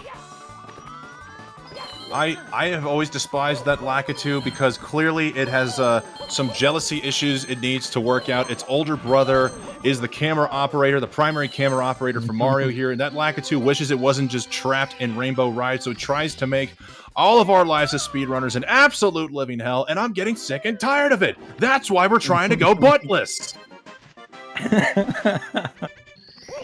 You listening to this? Zeus? Earlier, saying that's not even a valid enemy to say is your least favorite. Lakitu. Saying that you can't mess that up. I don't know. Alright, apparently a 1 in 1,000 moment happened for Punkay here as this commentator went on a rant about Lakitu. I wonder what happened to Punkay. Can anybody in the chat clue us in on what Punkay did that was a typical 1 in 1,000 moment there? This is Punkay getting the standard SL100 RNG, so it must have been some RNG there. Probably money bags.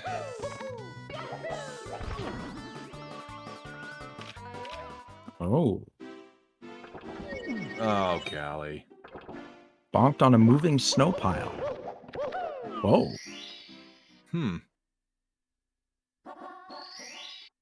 It's looking Rainbow like Ride. exhaustion might be settling in here finally for all the runners. We're seeing Punkay having a little bit of a meltdown in the snowiest stage in the game, and Callie, all right, finally able to connect on the final Lakitu bounce here. I hope he's still able to compete within his event personal best. With those 2 deaths, it's looking a little bleak here, but hey, we've seen what Callie is capable of here, folks. It would not surprise me if he's able to pull out a clutch event PB in the final seconds. Wilco will be shortly attempted. Punkay still on a 1:38.27, best possible. Oh my goodness. Okay, Meter, I hope you're ready. We just got a $100 donation from Mr. Santos with the simple statement of Punkation greater than cheese. And on that note, we've now reached the $4,000 goal. We still really never had any idea what ham mode is here, so at this point we're not going to take any donation requests. We'll just simply go through chat, and if anybody has any suggestions or requests for voice impersonations, casters will give it a shot here, but hopefully not deter or distract from many of the final 3 remaining runs. Yeah, and of course any donation requests are pretty much guaranteed, but otherwise I think we kind of get carte blanche to do as many as we can, but kind of pick and choose in that. All right. You might, I guess... Oh my god. Oh, wow, there's a lot. Speaking of going ham mode, one of the first requests I see is Miss Piggy. What better what better way to describe going ham than by having Miss Piggy involved, as we see Callie coming into Bowser in the Sky to close this out. Event personal best is a 141.42, and his best possible time is a 141.44, so Callie will have to gold Bowser in the Sky by 2 seconds. I don't know how possible that is, but it looks like just for fun, he's going to close this one out here. Oh, shoot. I don't know Miss Piggy that well. What is just she? high pitch. It's like, oh, Kermie, I love you, sir. Oh, that's way better. Well, that was kind of, that's kind of back to Mickey Mouse. I was going to say that was more Mickey Mouse than Miss Piggy. Your Miss Piggy is better than my Mickey Mouse. Oh my gosh, Oh, no. Callie! Oh, no. Bonking off of the carousel and falling down to his doom. Oh no. Jeez, all right. poor Here's Callie. what I do know. I'm gonna take from Gigi the Killer. Callie, oh no. Callie unfortunately trying to get to the chopper as fast as possible. Unfortunately, the carousel was not cooperating with him. It looks like he now has to come through Bowser in the Sky a second go-around, which means it's very much impossible for him to get an event PB. But thankfully, Callie is a trooper. He's going to power through. He's going to say hasta la vista to 120 star for the night by closing out strong here.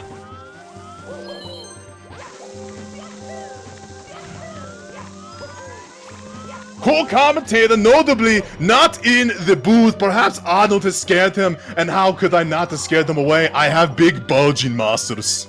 I am sorry. That is how do you How do you match that energy? That is so good. Pool party. Oh my goodness gracious. You're an absolute legend, West Dog. Well, hopefully Callie is going to be a legend here with 3 for 3 throws, closing out his professional... Oh my god, she's just saving the carpet at the final second. I don't know if that was intended, but Callie with 1 throw. Big throws here. Ooh. Oh. Callie wide right on the throw there, and I guess as Homer Simpson might say, no! No, Bowser! No! Bowser! Oh no! He was trying to go for the glitchy tail grab, and he falls to his doom. No! No!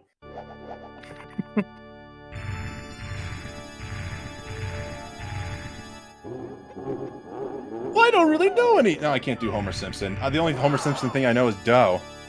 Yeah, that's a good one. He does a Mr. Plow song, right? Mr. Plow? No, because it's lower, right? I'm trying to remember the Road Rage when it was on there. Oh, Mr. Plow, that's my name. That name again is Mr. Plow.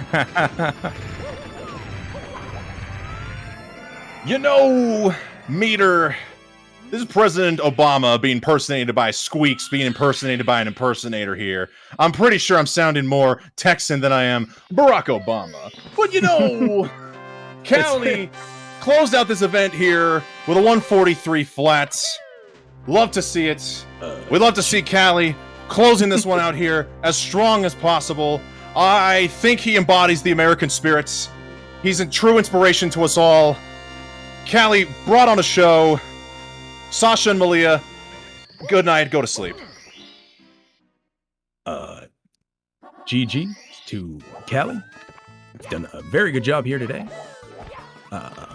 Very happy to have had the opportunity to see him. I'm Barack Obama. There used to be a time I did Barack Obama, but it was Really? long time ago, and I'm very rusty. Plus, Squeaks takes the Obama cake, so I'd feel very bad. Callie, first run, late into 2019, pretty much 2020. 15th right now in 120 star with a 140.04. 120 star VC. He is the current champion, the world record holder with a 140.44. 70 star VCs in third. 6 total SM64 co-op and online world records. And a top 25 contender in both 120 and 70 star for N64. For only having been doing this for less than 2 years, just over 2 years, something real close to that. 2 years. Really, really impressive. Be on a stage with these guys, that is huge, and showed over the last couple of days. Well earned. Very impressive indeed. Callie Nui, the speedrunner who started in 2019, has gone on to make a name for himself. Callie Nui. Impressing people like me, Morgan Freeman at home. The most satisfying thing about this voice is that it does not at all sound like Morgan Freeman. But I'm trying my best to incur the inflections and sound just like Morgan Freeman. This is indeed Morgan Freeman at home, wishing you all a good night. And remember, titty sprinkles. Morgan Freeman at home. Morgan Freeman at home. West Dog. That is so good. We are chat calling out. We're synced up. Synced up on the last one, and this is right? This is how it should be. Simply maybe should be in this as well. But Cheese and Punkay together, after trading world record for so long, in this together, it's perfect. It's beautiful. It's how it should be. All right, Mita, we're coming up to the end of the Cheese speedrun here, and I gotta tell you, I don't have my air conditioning turned on in here. It is hot. I've got a fever, and the only prescription is a 139. I knew it was a walk-in right away. That's so good. Oh my god. You know, West Dog, you want to know how I got these stars? Oh no. My father was Bowser, and he's a fiend. Oh man. one day went off crazier than usual. Stole a princess from a castle. She didn't like that? Not one bit. Ooh.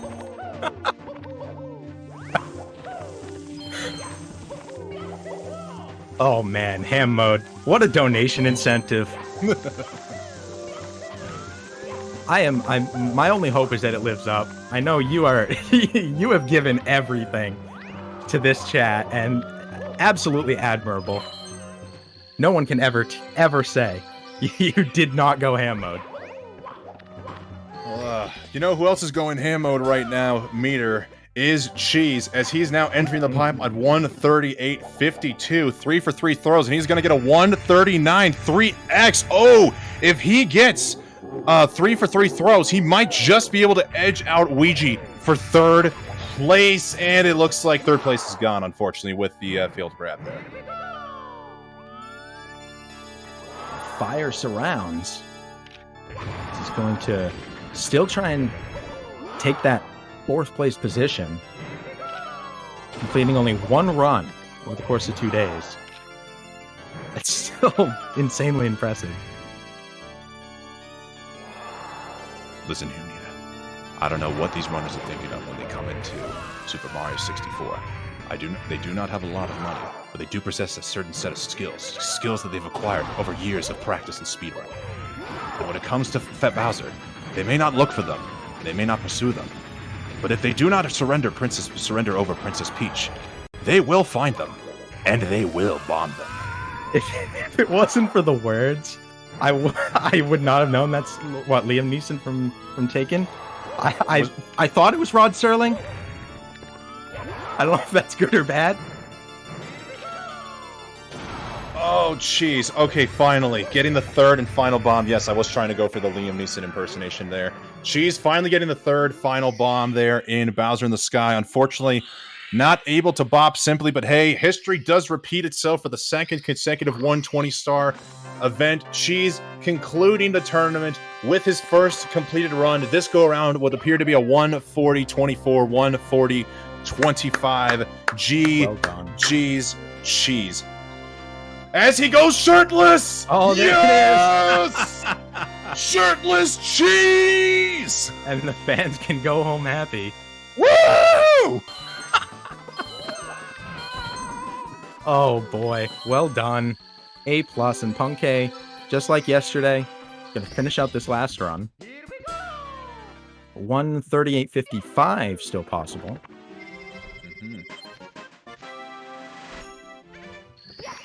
138 possible. Event PB is still possible. Let's see. Does anybody in the chat here think that Punkay is going to be able to pull off the event PB? Type 1s in the chat if you think Punkay is still going to be able to pull out this event PB. If not, then type in a 2. But I warn you, you better not type in the number 2. Oh my gosh. Rhinoceros right out of the gate. Type in a 2. Rhinoceros. I find your lack of faith disturbing. Earlier, when you and Zeus were going back and forth with that, was that Zeus doing Anakin? Because that was amazing. He was trying to do Obi-Wan and Anakin, yes. I thought he did an amazing job. What do you mean trying to? I thought that was excellent. I wasn't sure about Anakin, but he definitely did a good Obi-Wan in my opinion. I thought it was fantastic. I mean, Hayden Christensen Anakin is very whiny, and there's not a ton to put the inclination on, you know. All right, Punkay plus 3.8 coming out of Rainbow Ride. Event PB is still very much possible, and I think it's dead, unfortunately, with the failed triple jump there. But Punkay is still going to try to finish this run out. You've already come so far into overtime. Why not just give it one final push here? Punkay doing it for the fans. Love to see it. Looks like at this rate, the leaderboard is going to hold, guys. We thank you for tuning into the 120-star tournament here at the Speedrun World Record Circuit. Liam is going home with the first place prize with the incredible 138.08. Punke here, unless he breaks out some form of a extremely difficult, unheard of BLJ, will be taking second place with his 139.02. Ouija with the personal best of 139.33, Simply with the 140.13, Cheese with the 140.24, Blue Blob with the 140.53, and Callie rounding it off with a 141.42. Absolutely incredible gameplay we've seen here these last couple of days here on GSA's Speedrun World Record Circuit 120 Star Tournament. Meter, as we're getting ready to head into the final set of Bowser Throws, do you have any closing words before we get ready to head out? A massive thank you to everybody. Hitting over $4,000 for Urban Arts is it's unheard of at this event, the SWRC. So hats off to everyone in chat. Give yourself a pat on the back, some high fives all around, and congratulations to Liam. We know the world record at any point can be taken there. We've seen it, and I think everybody was treated to a couple of amazing days. All of the runners did an amazing job, and great final throws by Punke. All right. Outstanding job, and thank you, West Dog. Thank you, Meter, for coming in for this final hour and a half of overtime. Honestly, best overtime one could possibly have asked for. And as Punke finishes this off with a 139.08 to conclude the final run here of the 120-star event. I'd just like to say one more final shout out with a $2.50 donation to Blue Box, saying, "You Obama made my night." My fellow Americans, I'd like to give a special shout out to Blue Box. You surpassed us over the $4,000 flat goal. We're very proud of what you've accomplished here tonight, along with all the speedrunners here. Thank you all for tuning in. Sasha and Malia, go to sleep.